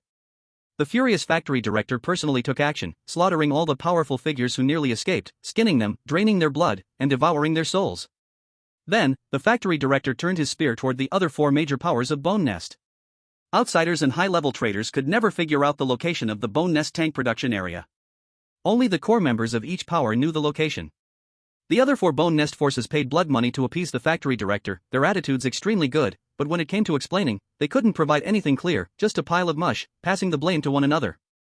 The factory director had no idea who had betrayed him.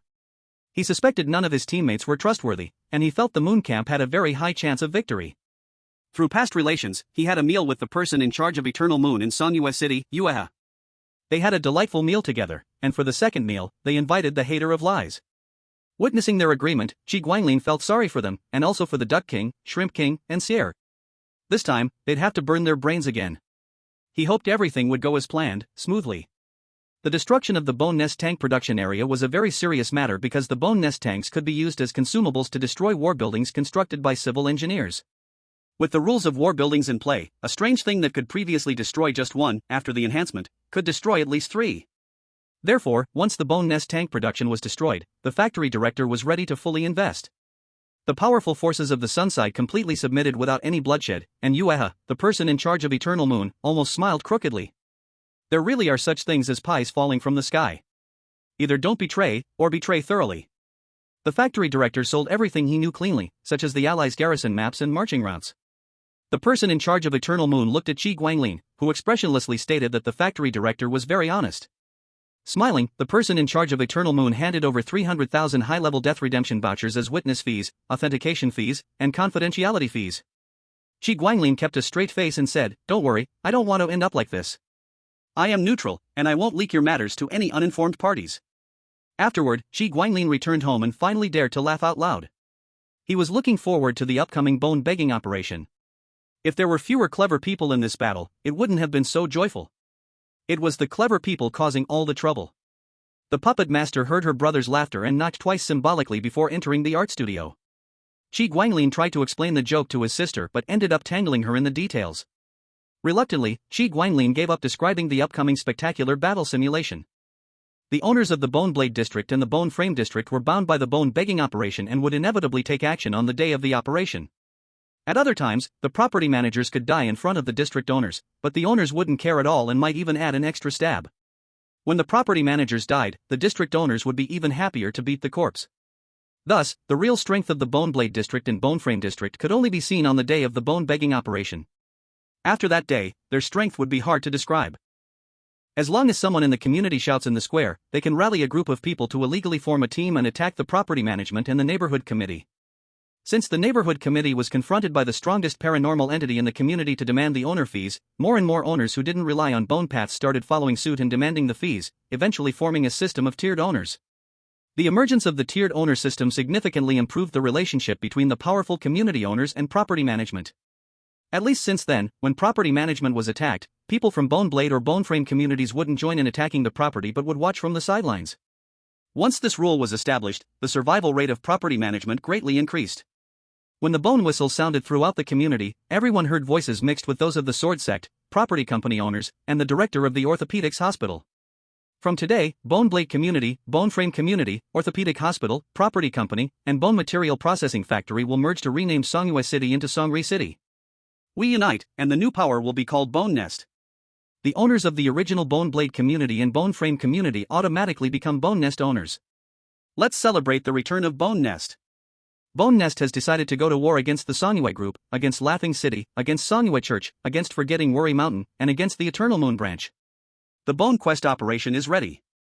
All owners, please enter the corresponding Bone Nest battle vehicle. When Wu Chang immediately looked at his community identity after hearing it. Community identity, owner of room 1801 in the southern section of Bone Nest residential area. Holding conditions, become the owner listed under the housecard name. Identity rights, bone path / bone hiding / calcium deficiency. Bone path, Bone Nest worships bones, believing bones as the foundation of life have infinite possibilities.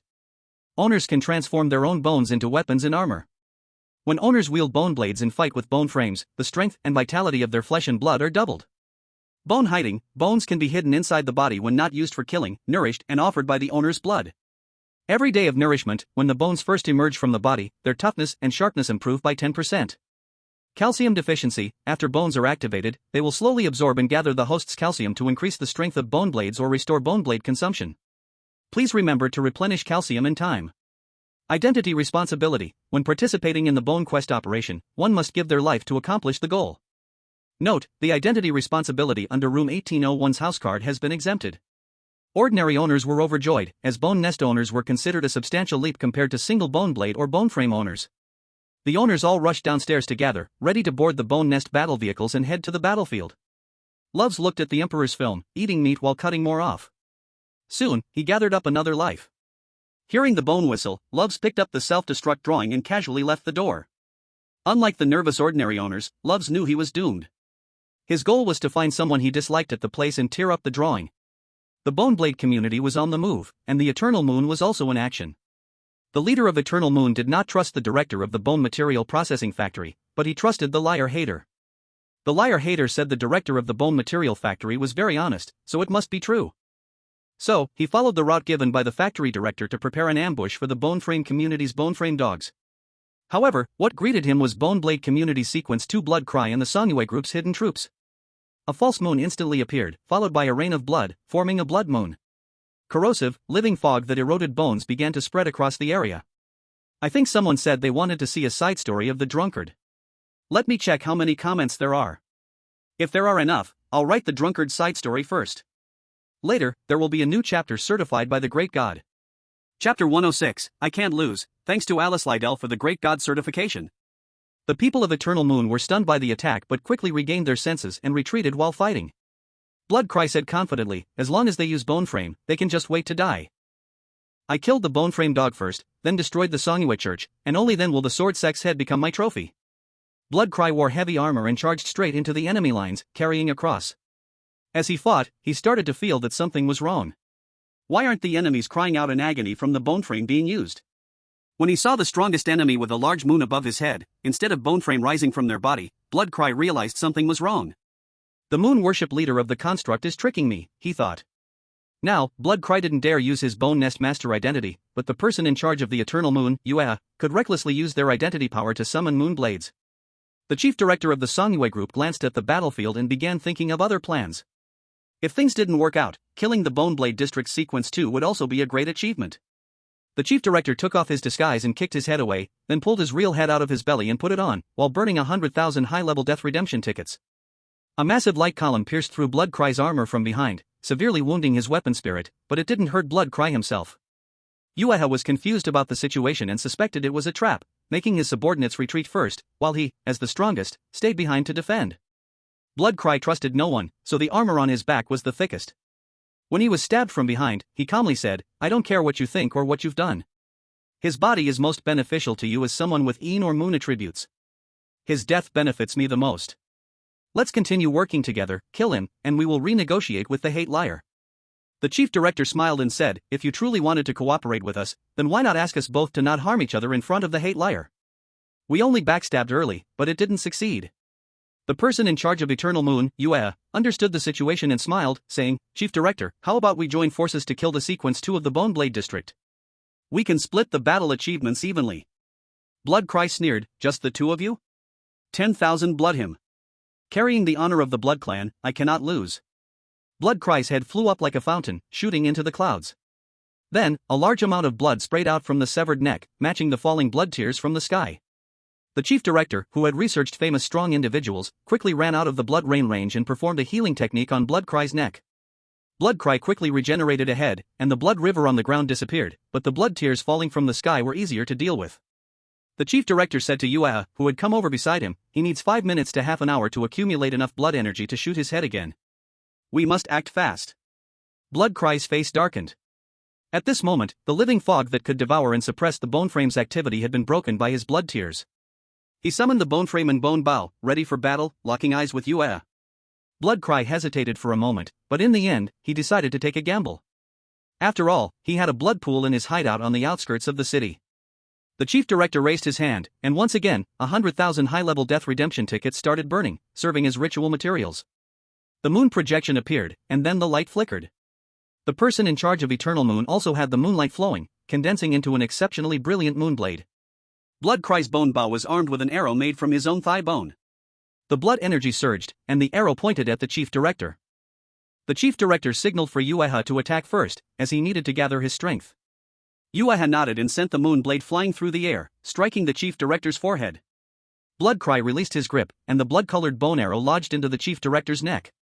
The chief director didn't understand what had happened. Why was he being attacked from all sides? He suffered a heavy blow, but no one dared to approach, fearing he might make a desperate final strike. Instead, they kept their distance, but made sure not to let him escape, clearly intending to wear him down here. At this moment, the great director had a doubt. The target that was supposed to be ambushed, where was the skeleton dog? The skeleton dog had given one version of the marching plan at the Bone Nest United Conference, another version to his subordinates, the true marching route to the Sword Sect, and the real marching route to the Moon Emperor, but simplified and modified extensively to cater to the Moon Emperor's knowledge of warfare.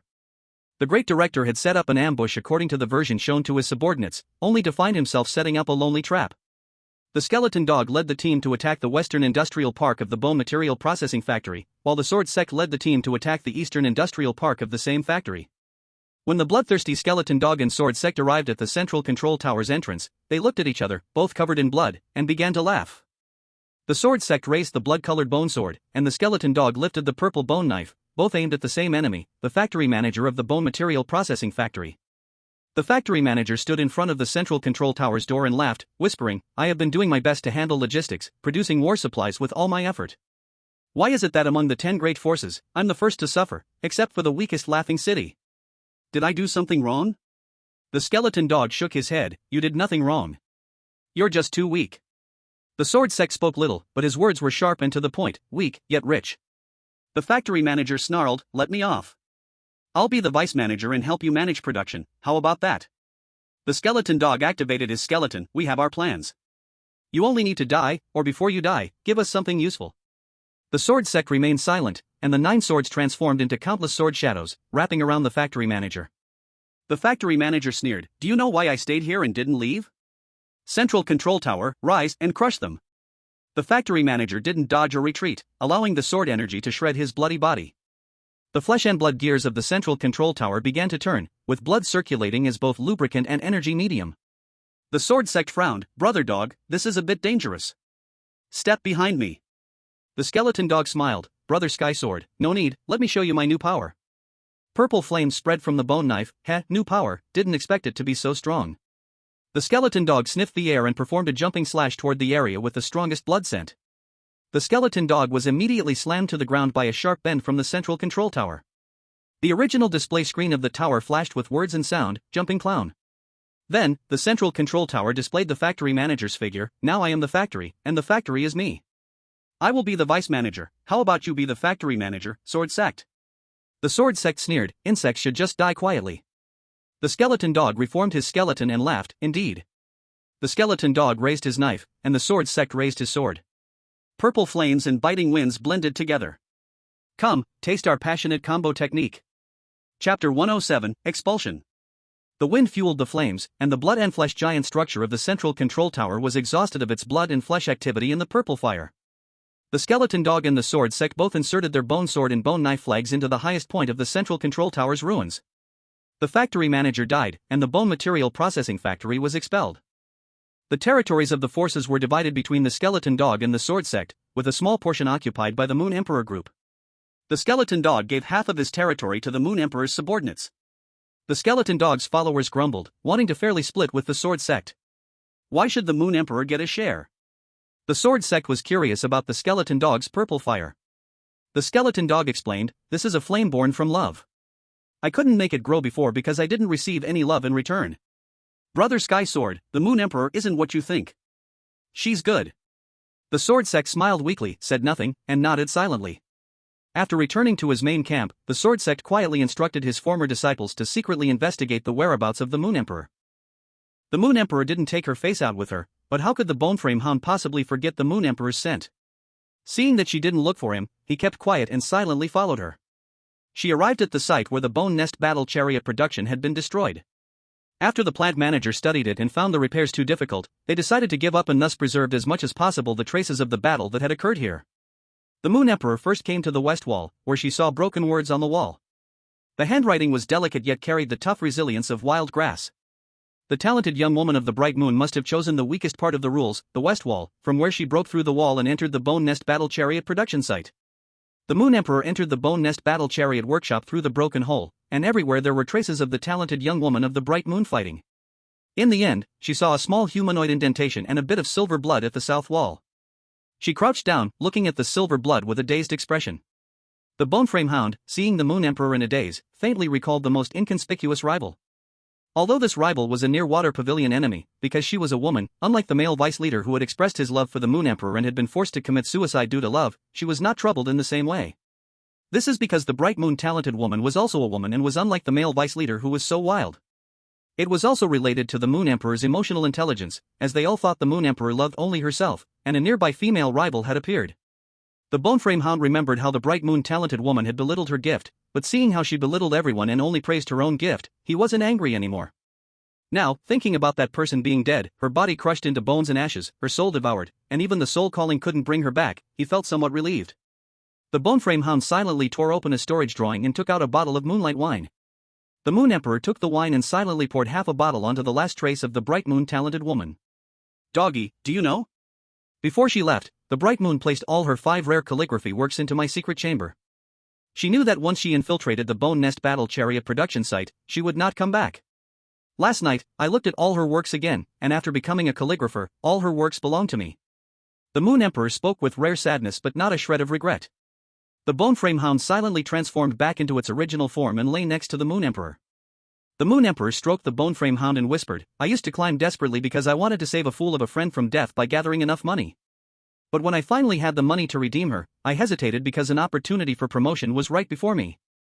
I used that money to keep climbing. I kept climbing, and when I finally climbed as high as I could, I wanted to redeem that foolish friend. But then I realized her true soul had already perished. It had already been so long. So, doggy, live well. If you die, just wait for me, this bad woman, to slowly gather the money." But can I gather enough to redeem you? Clearly not, because there are too many places where I need to spend money. The Moon Emperor's voice turned cold as she finished the remaining half bottle of moonlight wine in one gulp and walked away slowly without looking back. The Boneframe Hound could hear what he wanted to hear and automatically arranged it. He heard the Moon Emperor was willing to gather money for his resurrection, and that brought great joy. His love for the Moon Emperor kindled an even stronger flame of power. The battle at the bone material processing factory had come to an end, and at the same time, the head of the great director of the Song Moon Group was chopped off. Bloodcry and the person in charge of Eternal Moon surrounded the head of the great director of the Song Moon Group and discussed for a long time. In the end, they came up with a solution they could both accept, and then went together to find the hate liar. Shi Guanglin didn't paint, he was in the front line watching the drama.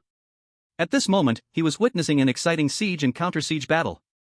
There are currently 4 circles. The core surrounded circle is the second director of the Song Moon Group and his subordinates. Then the outer circle was the director of the orthopedic hospital. He surrounded the second director of Songyue Group but was surrounded by the leader of the Moon Worship sect.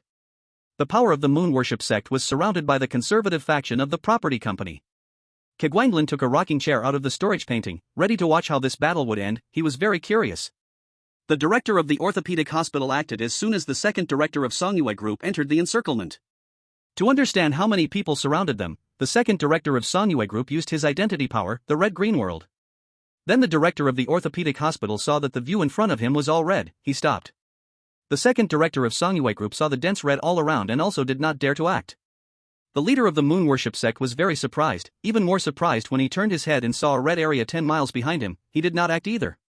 The 3 forces in the encirclement did not act, and the conservative faction of the property company did not dare to act first, so the 4 forces were stuck here.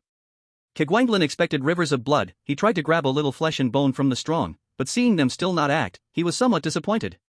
He prepared to wait 3 more minutes. If they still did not act, he would go home and see, as if some guest urgently needed him to witness. The leaders of these 4 forces faced a situation completely different from their boss's plan. For a while, neither to fight nor not to fight, and the masters behind them were also very conflicted. Seeing that they would not fight, Keguanglin returned home and saw the leaders of Bloodcry and Eternal Moon, who held the inactive head of the Grand Director of Songyue Group. Keguanglin understood and, according to custom, said, "I promise not to leak any news to anyone unaware. Discuss and agree among yourselves, and call me to witness after you decide." Bloodcry smiled. "How dare we waste your time, sir, please witness.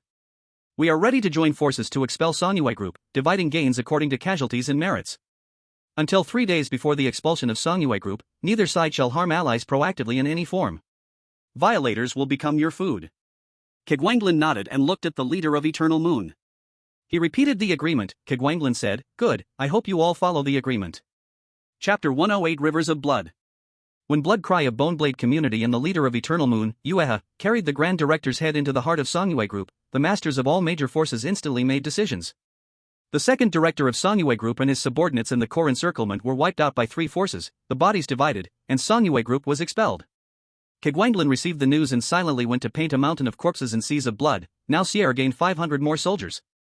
Ueha of Eternal Moon immediately recognized Lionel's extraordinary intelligence, able to help achieve his plan, so the undefeated Lionel, relying on certain victory, became an affiliated factory head of Eternal Moon, then happily watched his former colleagues being hunted. Sword Sect received secret news obtained by the Sword King, nodded, returned to his room, threw a sword token toward the Collector Association, then began sharpening swords. Dark night, high wind, beautiful women with short life, killed in the orthopedic hospital in a crime of passion, this seemed reasonable. Sword Sect did not say it aloud, still cared about Dog Brother who traded cuteness for resources, he planned to make it very clean. After leaving Sword Sect, the Sword King quietly went to Blood Cry's old house, leaving some intelligence. The All-In King, using the Sin Cleansing Dagger, sold the sword token passed from Sword Sect without hesitation. In the shadows, members of the Art Association circulated the sword token, obscurity and fanaticism flashing in their eyes. Kegwanglin, sitting in the chairman's seat, tapped on the table.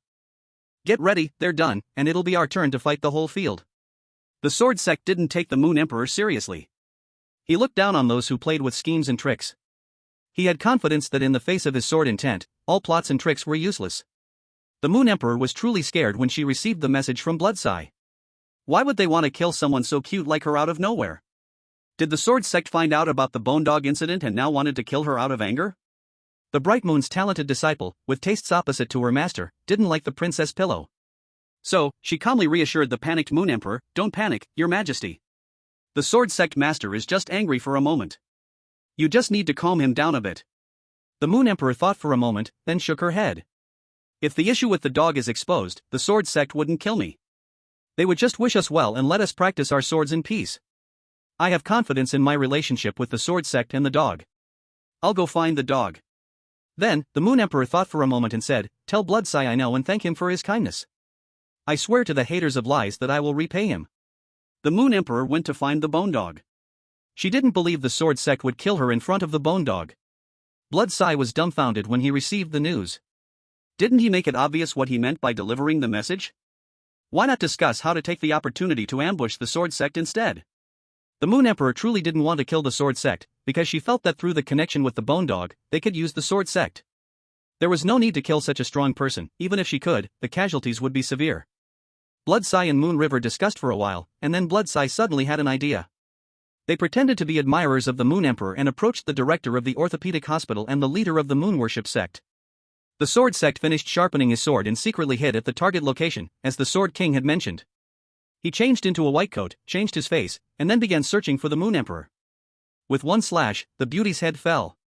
The Sword Sect had killed so many that the sensation of slashing didn't feel quite right. Frowning, he started delivering a few more slashes. The Moon Emperor's corpse turned into a moonlight that dissipated. From the shadows, a few claps of applause sounded. As expected of the person who had the title of Sky Sword in life, even after death, they can still grasp sword intent. A beauty like this, and you can still strike with such ruthlessness. Bloodseye walked out with a smile. The Sword Sect frowned and said, "Damn Collectors Association, was it them who leaked the secret to you?" Bloodseye secretly felt a chill. Damn Sword Sect, why did they still have dealings with the neutral force, the Collectors Association? The director of the orthopedic hospital was furious when he saw the Sword Sect's white coat. If it weren't for Bloodseye, the Moon Emperor, such a gentle and kind girl, who even loved helping others after death, would have been killed by the Sword Sect. Why hurt the gentle and kind Moon Emperor? She knew you were going to kill her, but didn't prepare to kill you. Instead, she went to find the Bone Dog to plead. Why do you want to kill her? The director of the orthopedic hospital's eyes turned red. The Sword Sect didn't care and didn't take the four powerful figures of his level seriously. Moon Emperor has escaped, and Brother Dog knows now? This is getting difficult to handle, the Sword Sect said, sheathing his sword and walking away on his own. The director of the orthopedic hospital blocked his way. Aren't you going to give the Moon Emperor an explanation? A fool like her deserves an explanation? The Sword Sect said with great disdain. The leader of the Moon Worship sect couldn't tolerate the insult to his beloved white moonlight and immediately transformed into the moon to crash toward him. You idiot, are you looking for death? The Sword Sect unsheathed his sword, cutting through the flesh and slashing the soul. The leader of the Moon Worship sect fell to the ground immediately. Do you know you're weak? You're just a fool. As soon as his voice fell, the Sword Sect held the sword by the hilt and directly pierced the leader of the Moon Worship sect's skull and soul. Bloodseye, Moon River, and the director of the orthopedic hospital's expressions grew serious. They exchanged glances, and then Bloodseye's 7 orifices began to bleed. The blood flow rate skyrocketed, and soon his head shot up like a fountain of blood.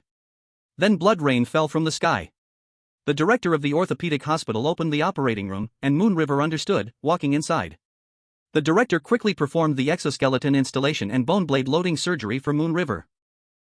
Yui came out of the operating room, wearing a skeleton frame and holding a bone blade, carrying the sword sect on his back.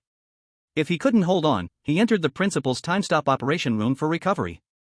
An ordinary follower, kneeling to worship the moon, noticed someone in the moon she was visualizing. She widened her eyes and focused on the person to see what was going on. As she stared, she clearly saw the person's face, and it was the leader of the moon worship sect. She received the leader's inheritance and power, and the price was just a new memory. The leader of the moon worship sect stood up from the ground, secretly shocked. The sword intent that defied the heavens, the combined damage of flesh and soul, who could withstand this? Fortunately, he had his own means. The powerful soul began to interfere with the body's hormones and organs, and soon, the girl's face and body transformed to resemble the leader of the moon worship sect, as if the leader had never died. The leader of the moon worship sect made preparations just in case he was struck down by the sword sect again and went to the battlefield. He hoped his teammates could be of some help. If they were too weak, he would have to wander the world with the Moon Emperor. The CEO of the property company saw the special beam of light marking the arrival of the second awakening of the military leader chosen by fate and was thrilled. Without saying a word, he walked up to the light column, kneeling directly, and paid the highest respects to the military leader chosen by fate who participated in the special invitation to the Battle of Strong Warriors. The military leader chosen by fate of Tianyun Star showed a satisfied expression, stepping out of the light column and saying, "Speak. Your goals, your forces, your enemies. As long as you don't make a mess, I, the master of micro-operations, have never lost." The second awakening military leader, the master of micro-operations, took over the property company's army, looking at the strategic map with a satisfied expression. "After my research, it's completely possible to launch a full-line offensive. The enemy is just a pile of sand, easy to scatter with a clever strategy." Chapter 109, Crying for the Sword Sect in Advance. Meanwhile, the Eternal Moon, a direct force of the moon, paid a great price to summon a designated military leader chosen by fate. The military leader of Shui Mingxing, who had the talent for the northern expedition, Jiang Tianshui, descended on the Eternal Moon's base. Military leader talent, Northern Expedition. Northern Expedition: when you command an army to attack enemies in the north, the army gains a special boost. The morale and sanity of the entire army are locked, and when facing enemies in the north, the strength of their flesh and soul is doubled. Damage from enemies in the north is halved, and control effects are reduced by half. Following the orders left by Yuhi before departure, all those willing to fight for the moon were placed under the command of Jiang Tianshui, the military leader of Shui Mingxing. Though the property company had always smeared the blood sun, when the crucial moment arrived, it was truly willing to pour resources into it. At this moment, the main combat forces of both the sun and moon were engaged in a counterattack around the commercial street where the return department store was located. Shops that could be activated ran, but the ones that couldn't were completely wiped out by the aftermath. It was a pity that a few were so close to surviving and receiving the rules. On the sword sect side, the leader of the moon worship sect had already granted the inheritance for the fourth time to the worshipper who visualized and bowed to the moon. Granting the inheritance multiple times in a short period comes with a cost, and the leader of the moon worship sect was a little tempted to run, but then he thought about what to do if he ran away with the Moon Emperor. This was already the best chance to solve the sword sect. The leader of the moon worship sect gritted his teeth and returned to the battlefield. The sword sect made it easy to open Yui's heavenly eye with a single strike, and just as he was about to strike again, the director of the orthopedic hospital pulled Yuhi into the operating room and released the blood cry. He quickly performed a brain hole repair surgery on Yuhi, then replenished Yui's flesh and blood, and fed him some soul energy. When the blood cry could no longer hold on, he pulled it inside and released Yuhi. The sword sect felt a little irritated. Any one of these individuals, if facing him alone, would be easy to kill. But when they teamed up, they became extremely annoying. He swung his sword, nailing the new body of the leader of the moon worship sect to the wall. This gap allowed the blood cry to spray its head to the sky again, crying out loud. The bloody rain tugged at the sword sect's arm, blocking his ability to unleash his power, and the sword intent of the sword sect shook the surrounding blood rain, making him feel a bit irritable. The sword formation unfolded, and blood weeping was forced into its original form, just about to be completely slain, when the head of the orthopedic hospital opened the operating room slit and pulled blood weeping inside. The sword sect smirked, seizing the opportunity to directly shatter the 3 swords he had nurtured for 15 years, the sword aura smashing open the door. Then, the sword in his hand turned into a flying rainbow, piercing back and forth, turning the head of the orthopedic hospital into mush. The head of the orthopedic hospital died suddenly, and both Blood Weeping and Moon River were thrown out of the operating room. The sword sect laughed. "Isn't this will battle fun?" Still laughing? He slashed out a sword aura, severing Moon River at the waist, and was about to step forward to collect materials from the strong when sword marks started emerging from the sword sect's body. The sword sect couldn't understand what was happening, and the answer might only be explained by the head of the orthopedic hospital, who was dead but not yet fully dead. Before his death, the head of the orthopedic hospital was an outstanding doctor. His teacher died due to a medical dispute, his friends died due to medical disputes, and his students died due to medical disputes. In the end, he died because of it too. When the head of the orthopedic hospital recalled everything from his life, his obsession and hatred ignited the fire of his soul. He had no personal ideology or supporters, and thus, he became a phenomenon like Ghost Story, the anti-medical dispute. As long as there was someone who caused harm to a doctor in their working state and he witnessed this phenomenon, it would trigger his rule to execute a punishment. The harm caused by the perpetrator to the doctor would be returned double. If the perpetrator's flesh and soul strength were strong enough to survive the execution, they would definitely be heavily injured. At this time, the head of the hospital could use his own flesh and soul strength to seek justice. Although the head of the orthopedic hospital was dead, his final words activated, and this was the last time this phenomenon like Ghost Story, the anti-medical dispute, exercised its power. The sword sect was severely injured, barely holding on to deliver the final blow to the dying blood weeping, then finished off Moon River, his face cold as he looked at the moon worship leader, who was filled with fear. He had just arrived and saw all 3 allies slaughtered by the sword sect. The moon worship leader, terrified, abandoned this body and returned to the visualization image he had secretly changed. The sword sect dared not stay long, quickly collecting the head of the orthopedic hospital's bones, Blood Weeping's blood essence, and Moon River's skull before heading to his secret base. Blood Weeping woke up from the blood pool outside his city, knowing he was now weak and couldn't meet anyone. He took out his spare blood bag and began drinking the blood. The sword sect delightedly admired the skull of Moon River, using it as a wine jug to purify the wine's contamination. A good item. The Sword King was most concerned about whether his master was dead or not, so he placed a blood eye in each of the 3 secret bases of the sword sect. He didn't believe that his master could remain unharmed when ambushed by 4 similarly powerful beings, but unfortunately, mastering the sword intent and obtaining skeletal reinforcements made him this powerful. If the head of the orthopedic hospital wasn't a phenomenon like Ghost Story, the sword sect could have killed him with minimal injuries.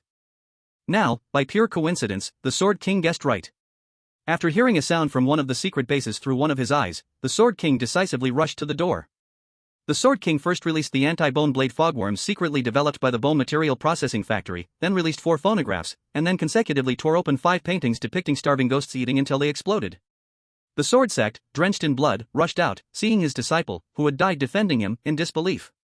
"Why you?" the sword sect said, somewhat surprised. The Sword King calmly replied, "I want to improve. Blood Weeping, representing the Blood Clan, gave me the path to progress. I want to become part of the Blood Clan." The sword sect became enraged. "The Blood Clan? That scum of a Blood Clan, they can only take 2 extra blows from me compared to other races." The Sword King remained calm. "See, isn't this a strength?" The sword sect sneered, "Not thinking of practicing swordsmanship properly, just letting your mind wander. No wonder you didn't understand the sword meaning while alive, and even after death, you still don't." The Sword King's teeth grew longer, deformed blood wings burst from his bones, and the bone sword tore through his flesh. He raised the sword and said to his master, both alive and dead, "I know I'm naturally slow, but if I install my master's heart and bones, it should increase my chance to understand the sword meaning." "Master, you are too stubborn. Humans have limits. If you accepted the ritual of non-human transformation, how could you be seriously hurt? The dead need no hesitation."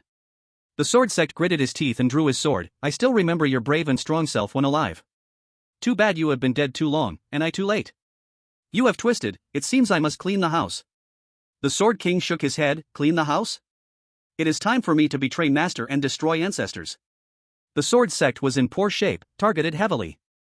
After a bitter fight, their swords clashed. A broken bone sword stuck in the ruins. The piercing wind blew, and the bone sword turned to dust. Chapter 110, The End of the Sun and Moon Struggle. The Sword King replaced all of his master's organs, sword heart, sword gall, sword liver, sword intestines, and then briefly attained enlightenment on the spot, feeling some understanding of the sword meaning, no longer like fishing for the moon in the sea. He finally smiled, packed all the spoils his master left in the secret base, and escaped quickly. He knew the master's relationship with the skeleton dog. The skeleton dog would surely seek revenge. At this time, the skeleton dog was leading his troops to secretly take a part of the Eternal Moon according to the Moon Emperor's plan. After a round of free teaming, the commercial street where the Return department store was formed became a battlefield with property forces and the Moon Worship Church opposing the Eternal Moon and the Praise Moon Church. During the fight, the Eternal Moon suddenly turned against them, attacking the Praise Moon Church. Then the Moon Worship Church suddenly split. The Hate Moon faction and Love Moon faction fought each other. But because of the Moon style, the Love Moon faction was few, yet still managed to disrupt formations. The Love Moon faction of the Praise Moon Church was wiped out. The Ambition group led by the Moon Emperor took control, renaming themselves the Sun Praise Church. The strong fighters of the Art Association also joined the fight, but those on the front lines had sworn before the Hate Liars. Those who were not their people had already died, so the battle records looked good. The front line pushed alternately, and battle reports filled in. Since there must be some immortal-level fighters, they symbolically reported the deaths of Sea Cry Sound and Penetrating Wood. Because the Collector Association joined the Art Association's camp, the prophets who could expose tricks stayed silent and illegally teamed with wolves, making the west line of the Sun and Moon struggle ridiculous. At this moment, on the west line battlefield of the Sun and Moon struggle, everyone took turns using effects and then went to the underground fortress to chat. They discussed what was happening with the Eternal Moon and the Moon Worship Church. "Why did the Eternal Moon suddenly turn?" asked the Soul Singer curiously. Everyone was middle to high level in their factions, enough to gather some information. Sea Cry Sound said, "It's simple, because the Eternal Moon's Eternal Night faction really loves the moon." Qi Guanglin, curious and just chatting, felt he had a scoop. Sea Cry Sound explained, "The Eternal Moon, as a Moon Direct faction, mostly has high-level members from Eternal Night City. They witnessed the moon's birth and rise, sincerely wishing the moon to grow better. Usually, strong is good." Hearing this, everyone understood. Obviously, if the moon lost, it would go to shine in the underworld. Its growth rate is much stronger than ruling a city alone. The Eternal Moon not wanting the Moon faction to win is normal. "Then what about the Moon Worship Church?" asked Duck King. Deathrock knew the inside story clearly. After all, he was a high-ranking member of the Moon Worship sect. Well, a high-ranking member in name but without real power was still a high-ranking member. Because the people of the Moon Worship sect discovered that the moon was not worthy of worship, after they interacted with the moon and saw its nature, losing their common faith, their interpretation of the doctrines began to be confused. The sect leader thought, "If the moon is like this, I can go for it too. Worshipping the moon is not as good as worshipping me." Another part believed that blood is supreme and kindness is supreme. Worshipping the moon is not as good as worshipping the sun. Only a very small part, who cared about appearance, thought the moon was beautiful and still insisted on the original doctrine. Deathrock thought for a moment and spoke his mind. "I only became the purple-clothed bishop for high status and power. As for the moon, I don't want to comment." Everyone understood. Usually when someone does not want to comment, it means there are negative opinions they cannot speak. When the wall falls, everyone pushes. After the director of the orthopedic hospital died, the doctors lost their protector, were hunted everywhere, and then forced to sign one contract after another. The orthopedic hospital was removed from the list. After Skeleton Dog stole the Eternal Moon's home, he met the hurriedly arriving Moon Emperor. The Moon Emperor's worried and fearful look scared Skeleton Dog, so he comforted him, "It's okay, just hide behind me. If Tianjin brother has the ability, he can even cut me too." While the two were affectionate, the sword talisman on Skeleton Dog lit up. Seeing the words "Sword King harmed me" written on it, his face turned pale. He left the Moon Emperor and transformed into his true form, running toward the Sword Sect's secret base. The Moon Emperor also saw the sword talisman, extremely shocked. "Just the Sword King?" She followed Skeleton Dog together. At a ruin, they saw the broken bodies of the Sword Sect and shattered bone swords.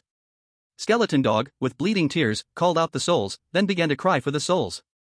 The Moon Emperor knelt beside Skeleton Dog, calling and crying for the souls together. Blood Cry did not appear. Blood Cry's faction gradually collapsed. Only a few loyal to Blood Cry and his clan lay low. The Property Management Committee of Boneblade District had a Sequence 4 that was barely competent. Sequence 3 remained neutral and did not intervene. People who wanted battle achievements and contributions tried to find Skeleton Dog in the neighboring Property Committee, but Skeleton Dog could not find anyone either. A group of low sequence members of the Property Committee became confused. Entry into the Property Committee had quotas. Minimum requirements were 10 years of mid-level technical status, willing to contribute to protect owner's power. Non-technical status required being in position and at least regional manager level, at least 20 years.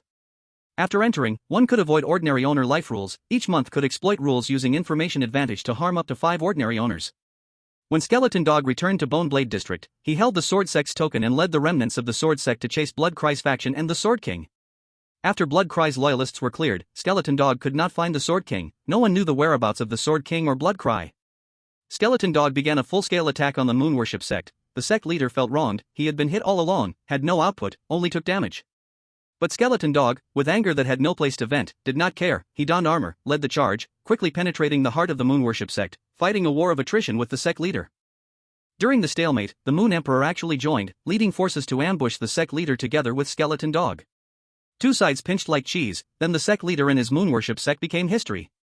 After a series of free team battles, the orthopedic hospital was removed, the bone material processing factory removed, the Moon Worship sect removed, the Song Moon group removed, the Boneblade District Property Committee sequences 1 and 2 were dead and missing, the Eternal Moon principal died.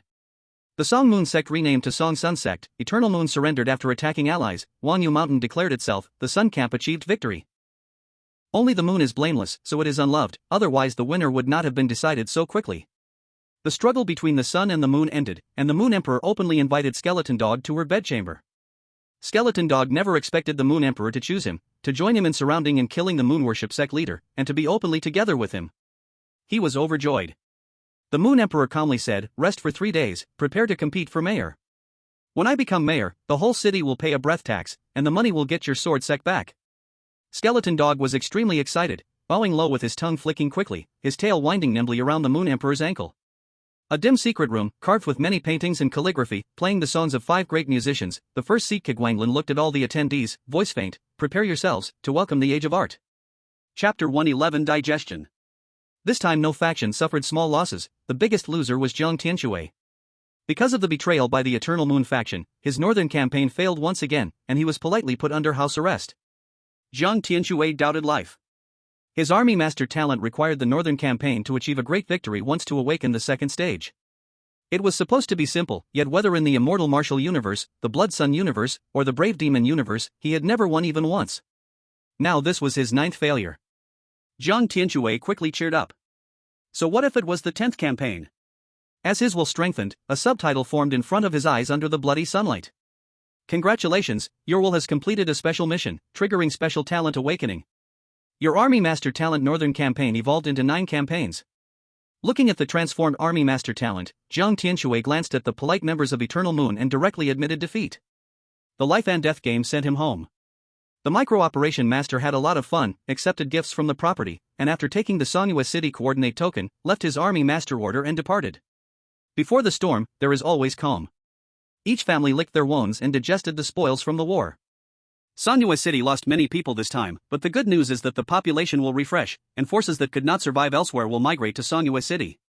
All dead in the universe appear in the Blood Sun world after death. This explains the heavy casualties but also why Sonyue City's population will return close to the original number after some time. Each city has a fixed minimum of 2 million anomalies. If below this number, it will be prioritized to be filled, if above, no supplement will be made. After the immortal martial universe was taken over by the life and death game, its dead also appeared in the Blood Sun world. For unknown reasons, the dead from the immortal martial universe matched the underworld so well that 90% were sent there. After the life and death game occupied the immortal martial universe, it gave benefits to its fellow townsmen. Dead people from non-immortal martial universes, who could not originally comprehend sword or blade intent, could now grasp it through insight. Some clever dead from the immortal martial universe followed the version's rhythm, evolving originally unproductive sword and blade professions into education professions. Sword and blade temples began to appear. The embryonic Sword and Blade Association was born, just like the early Design Association. An ordinary soldier named Zhao pulled out a long spear that pierced his own heart, opened his eyes, looked at the strange sun in the sky, ready to fight again. After this battle, Kegwanglin gained quite a lot. He currently had 10 active shops under his name. Returning Department Store, Seek Blood Eye City Milk Tea Shop, Dice Milk Tea Shop, Jiaoshire Home mainly selling family products, Jiaoshire Exhibition Hall mainly upgrading attributes for doll masters and shadow puppeteers. Of these 5 shops, except for Jiaoshire Exhibition Hall which needed extra investment, the other shops were little gold mines earning big money daily. Of course, the income from death redemption coupons was only a small matter for Kegwanglin, who was now a dealer. The focus is on the occupational identities that these 5 shops can offer. Just these 5 shops alone provide 14 occupational identities, not to mention the 5 newly acquired shops. Thinking of these 5 new shops, Kegwanglin felt a bit troubled, as he hadn't figured out what to do with them yet, but he couldn't just leave them idle, as that would definitely kill the shops. When Wuching suggested, "How about we open a casino where cheating is prohibited, entirely based on luck? We could just take a commission?" Kegwanglin nodded, leaving 4 shops still to be decided. His sister thought for a moment and said, "I hope one of the shops can be a restaurant." Kegwanglin was confused. A restaurant? But none of us are extraordinary chefs, and rich people won't come to eat there. His sister explained, "At your art exhibition last time, I saw so many people coming. After looking at a few paintings, they went to the restroom and drank water like crazy. I saw a little girl drinking non-stop at the sink, so I went over and asked her.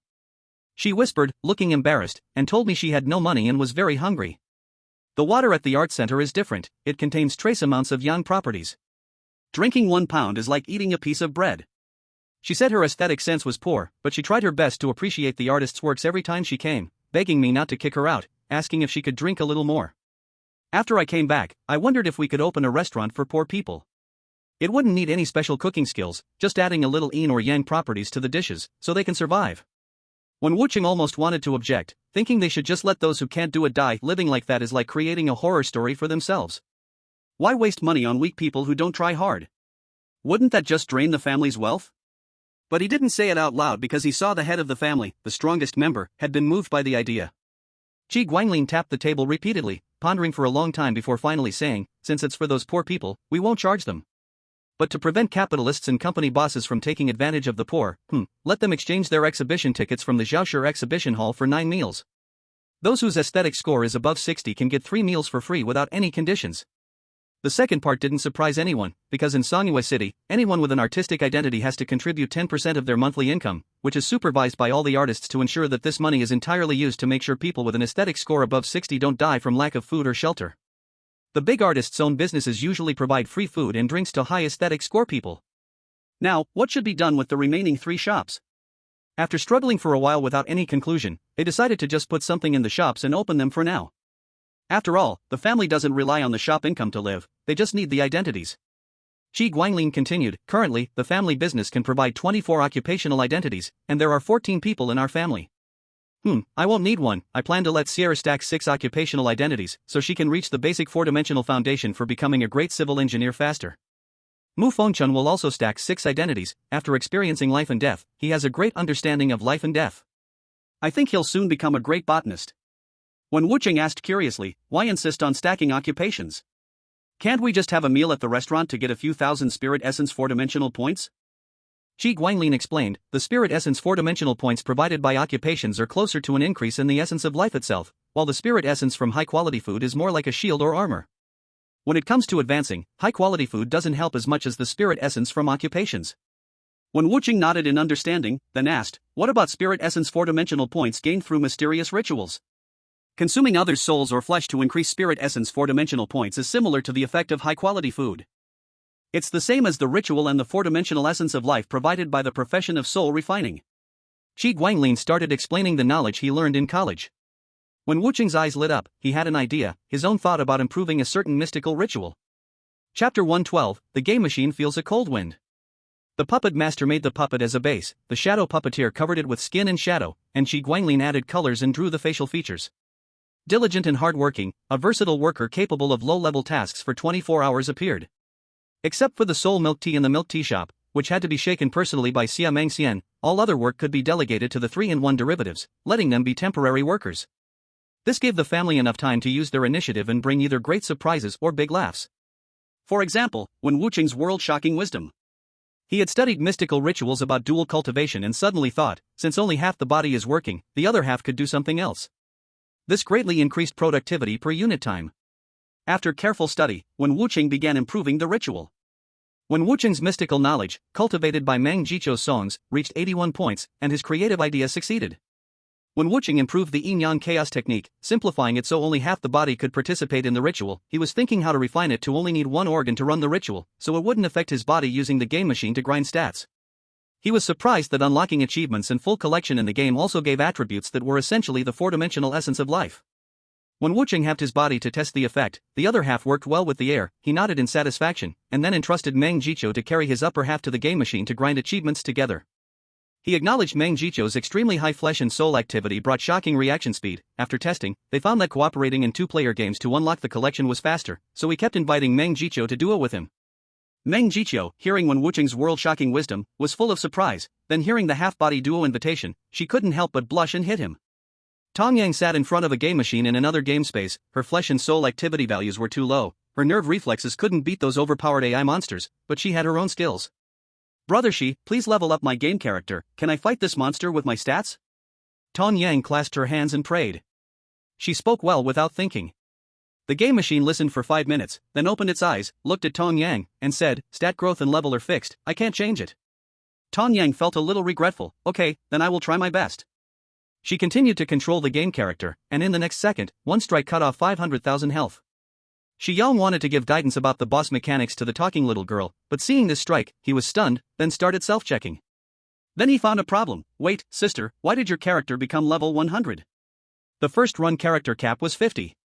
Tong Yang was surprised, I was just level 10, didn't brother Shi add a 0 for me? Shi Yang shut down, data detection told him everything was normal, but what is normal? The game's underlying system had been broken. Seeing the little girl play the soul-type game like a god of war, he was very confused inside, but she produced a lot of happy emotions, so he let it be. Leonard wanted to play some games and went to the Eternal Moon base to get a mission, but the clumsy player was constantly tortured. In anger, he accidentally triggered the guaranteed win. Then he realized that the monster chasing him had turned its health bar from red to green. Shi Yong was surprised. He was controlling the game character to torment Leonard, but suddenly, he noticed that Leonard's health bar turned green. Leonard's main quest in the game was to find a key by solving a puzzle while being interfered with and hunted by monsters. Now that the interference was gone, the terrifying escape game turned into a warm puzzle-solving game. The monsters even helped him find puzzle pieces. Leonard discovered the door to a new world. Xia Mengxian discovered a high-risk game called Desperate Dreamland. She tried to stop the game with the mechanism before playing. This is a real game. Inside, there are dreams that can pull you into dreamland. No matter how you play in the dream, you can't win against them. If you don't want to die, don't touch this. Xia Mengxian's eyes lit up, and within 5 minutes, she speedran and completed the entire game collection. After watching the whole process, the game machine fell into deep thought. On the other side, when Wuqing was fully immersed, triggering I help myself, I help others, and Meng Jicha was also fully invested, triggering I help myself, I help others. The progress bar visibly moved backwards. The game machine was deep in thought. His new home, the family members inside, were all so eerie. The 3 great artists who were nominally dead couldn't suddenly come back to life. They quietly stayed in the Art Association's secret room, playing cards. On the other side, the Moon Emperor and Skeleton Dog started preparing for the early stage. There were many neutral forces who had not intervened in the Sun-Moon conflict. If they wanted to become mayor, these neutral forces would no longer stay neutral. Over the years, the number of forces wanting to become mayor's rulers had never been small. They and their forces had become history. Skeleton Dog's face turned heavy. Master, I found out that the president of the Design Association is a rare 3-element designer and a 3-element great designer. He even brought 3 sets of designs from the King of Design as the foundation of the sub-association. The Painter Association has 9 Grandmaster relics, the Music Association has 4, the Calligraphy Association has 8, and the Chess Association's Grandmaster heritage is exhausted. I don't know about the Collector Association.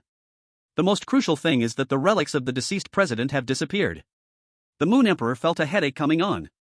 After the Sun-Moon conflict was over, the Moon Church's Grandmaster heritage was now down to only 10 items. She said irritably, the posthumous glory of art identity is so disgusting. I'm really about to go crazy. If only the Sword Sect was still alive. Skeleton Dog nodded. If my brother Tianjian was alive, it would be much easier for us to conquer the entire region. The Moon Emperor said, I don't care anymore. The day after tomorrow, I will have a tentative confrontation with the property. Let's see how the various factions react. If the reaction is intense, it's a small conflict. If they ignore it, we will try to severely damage the property. Skeleton Dog said, please don't make a move yourself. I'll bring people over. If the property is not doing its job, it's completely reasonable for us to take action. The Moon Emperor shook her head. That's too reasonable, so we can't see the attitudes of each family. The result doesn't matter, the process is what's important. I need to see who the enemies I have to face as mayor are, and who will be my friends as mayor. Skeleton Dog bowed and retreated. The calm day passed, the blood sun shone on hell, and the moon rose, illuminating the entire underworld. The eerie scene in Eternal Night City saw the moonlight shining upon them, and their emotions were complicated as they looked at the blood sun flames that blocked the northward path of the city, not knowing what to say. The obstacle between Eternal Night City and the deathly silent city to the north was the lingering fire from the blood sun's fury, which had not yet dissipated. The deathly silent city was completely silent, and the merchant convoy from Eternal Night City could only be forced to take the ancient blood curse road with a high mortality rate to interact with the outside world.